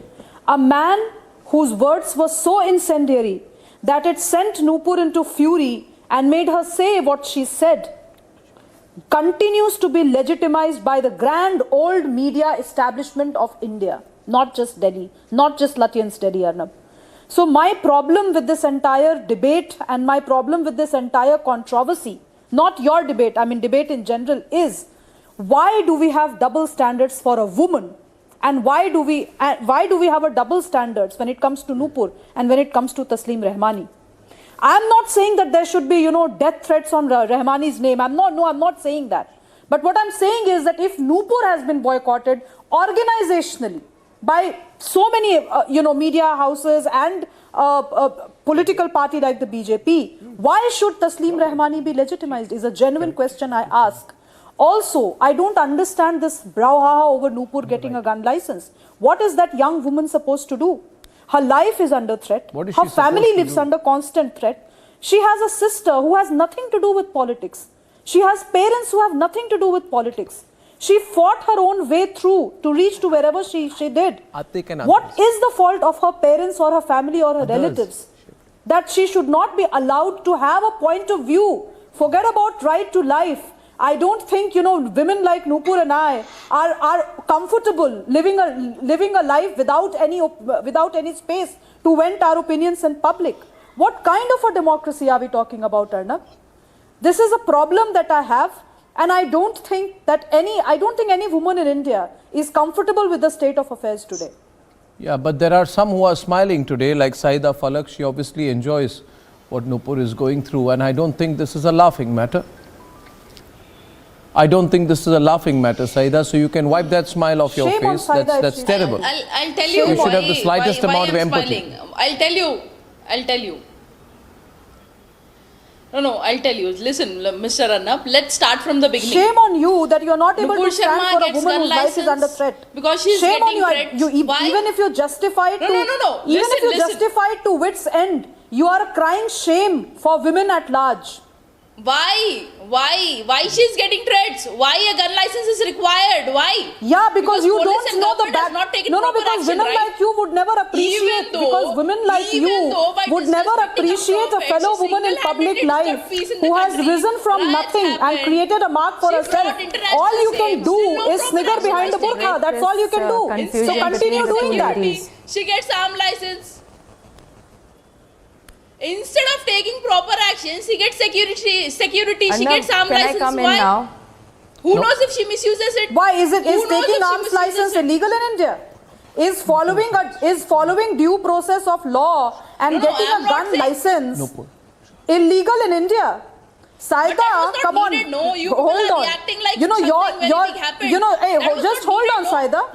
Tasleem Rahmani, who said such stupid words about Lord Shiva. Lord Shiva's wife Parvati has weapons in all her hands in the form of Durga. Not at all. Okay, my question here is now. 1 second, Saida and Subrashta. Okay, let's. Can I just bring in Shalini also for a minute? Just want to expand the debate. You see, when within a span of 2 months, I began by saying, Shalini, and it's a serious situation. First question we must ask ourselves is, are we law-abiding citizens of this country? Do we believe in the law, or do we believe in the sartan se juda mindset? One thing is clear for me, and it should be clear to you as well, Zubair and Tala, that those who believe in the sartan se juda mindset are against the law of India. Simple. And this battle today is a battle between law abiders and those who believe in the sartan se juda mindset. So let's not look upon this as any form of celebration. No, this is being seen. Yes. No, one more line, Shalini. This is being seen as a win for those radicals who threaten. No, people are looking at this as a victory. That good, she's had to get a gun license. Look at the threat to her life. Fantastic, serves her right. Why are you not even looking at it from Shalini. the aspect that... Let's look at from it in another aspect. Okay. The whole last year has all been about women being oppressed, whether it was a hijab issue, whether it was regarding burqa, whether it was about education, whether it was about Nupur Sharma.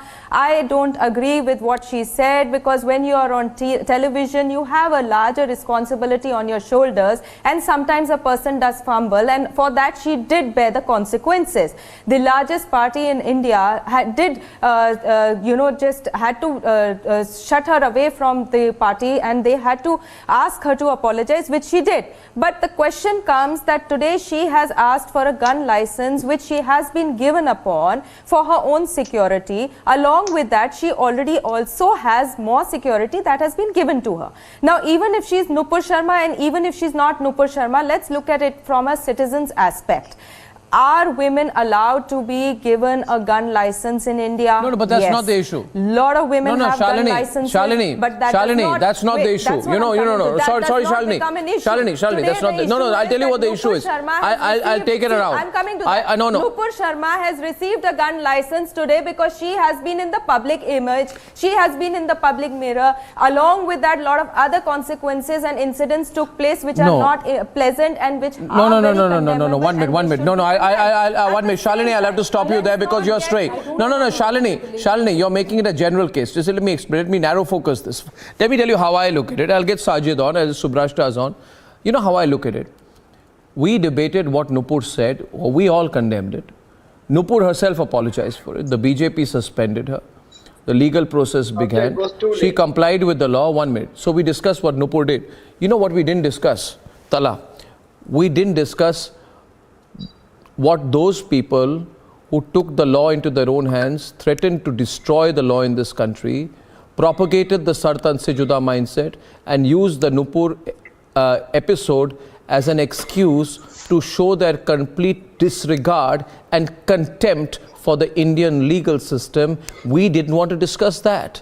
And people like you, Tala, people like you don't want to discuss the threat to Nupur's life, and I want to discuss the threat to Nupur's life. And first of all, I want you to stop smiling on the program, because I'm speaking about the security of a young lady who has a right to live. And there is a man who crossed over from Pakistan with an 11-inch blade to kill her. And I don't think that's something to smile about. From Pakistan, why don't you question how did he come into India? How did he come into Indian territory? What were the security forces doing? Why don't you question that? How can an individual from Pakistan come over to India? Isn't that a security breach? Speaking on the other hand, on the other side. Now let's come on the topic. Does the man understand the conversation I'm not talking to you. I'm not speaking to you. Please don't interrupt. I have been listening to you Do very you silently, very understand patiently. what a So young please have woman some is guts going to through? listen to You someone have a other's problem. opinion. You have a problem with the Indian government not being able to intercept a Pakistani No, I have a problem with you and entering your the opinion. Indian I have a problem with you and your opinion, and I don't want you to intervene between me when I am speaking something. Why are you debating the debate? Come to the point. You should have protested Why are outside. debating the You should have question? protested outside India's defense ministry. मुझे मालूम था कसूर मेरा ही निकलेगा. Don't dilly-dally An and don't individual give by up. the name of There Nupur is a Sharma specific violates question. the law. There is a She does specific question. a criminal act, and she boasts What is the that criminal I act? spoke to the Home Ministry. What is the I spoke criminal to the act? top minister. I asked you to ask for such. No, one minute. Ratan Sharda, 1 minute. Ratan Sharda and Subrashta, I'm asking a counter. I'm asking a counter with your permission now. Please wait. To Tala Amir Rashidi of the Rashtriya Ulama Council. Tala, मेरी बात सुनिए आपसे सवाल कर रहा हूं मैं.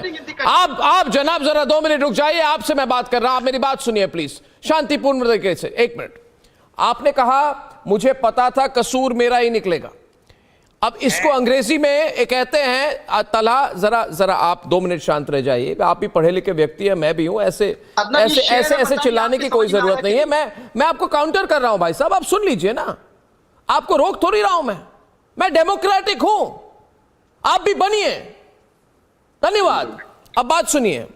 ये कहते हैं मुझे कि साजिद भाई आप आइए लेफ्ट हैंड साइड पे. श्रीनगर से साजिद यूसुफ है. ये कहते हैं मुझे पता था कि कसूर मेरा ही निकलेगा. अब इसको अंग्रेजी में कहते हैं सुब्राष्ट्रा कल्चर ऑफ विक्टिमहुड, कि मैं विक्टिम हूं, विक्टिम था, विक्टिम रहूंगा, विक्टिम बनाया जाऊंगा. आप हंसिए मत. आप बात को समझिए. आप विक्टिम नहीं है. नुपुर शर्मा विक्टिम है. नुपुर शर्मा विक्टिम है. उमेश कोले विक्टिम थे. कन्हैयालाल विक्टिम है. कन्हैयालाल विक्टिम है. आप समझ लीजिए. This lady is single-handedly responsible for what is happening in the country. This is being quoted by the Supreme Court. The way you are laughing, it seems as if you are condoning the act. Who is he to decide? Is he a court? Is he a court to decide? No, okay, this is getting a very serious debate.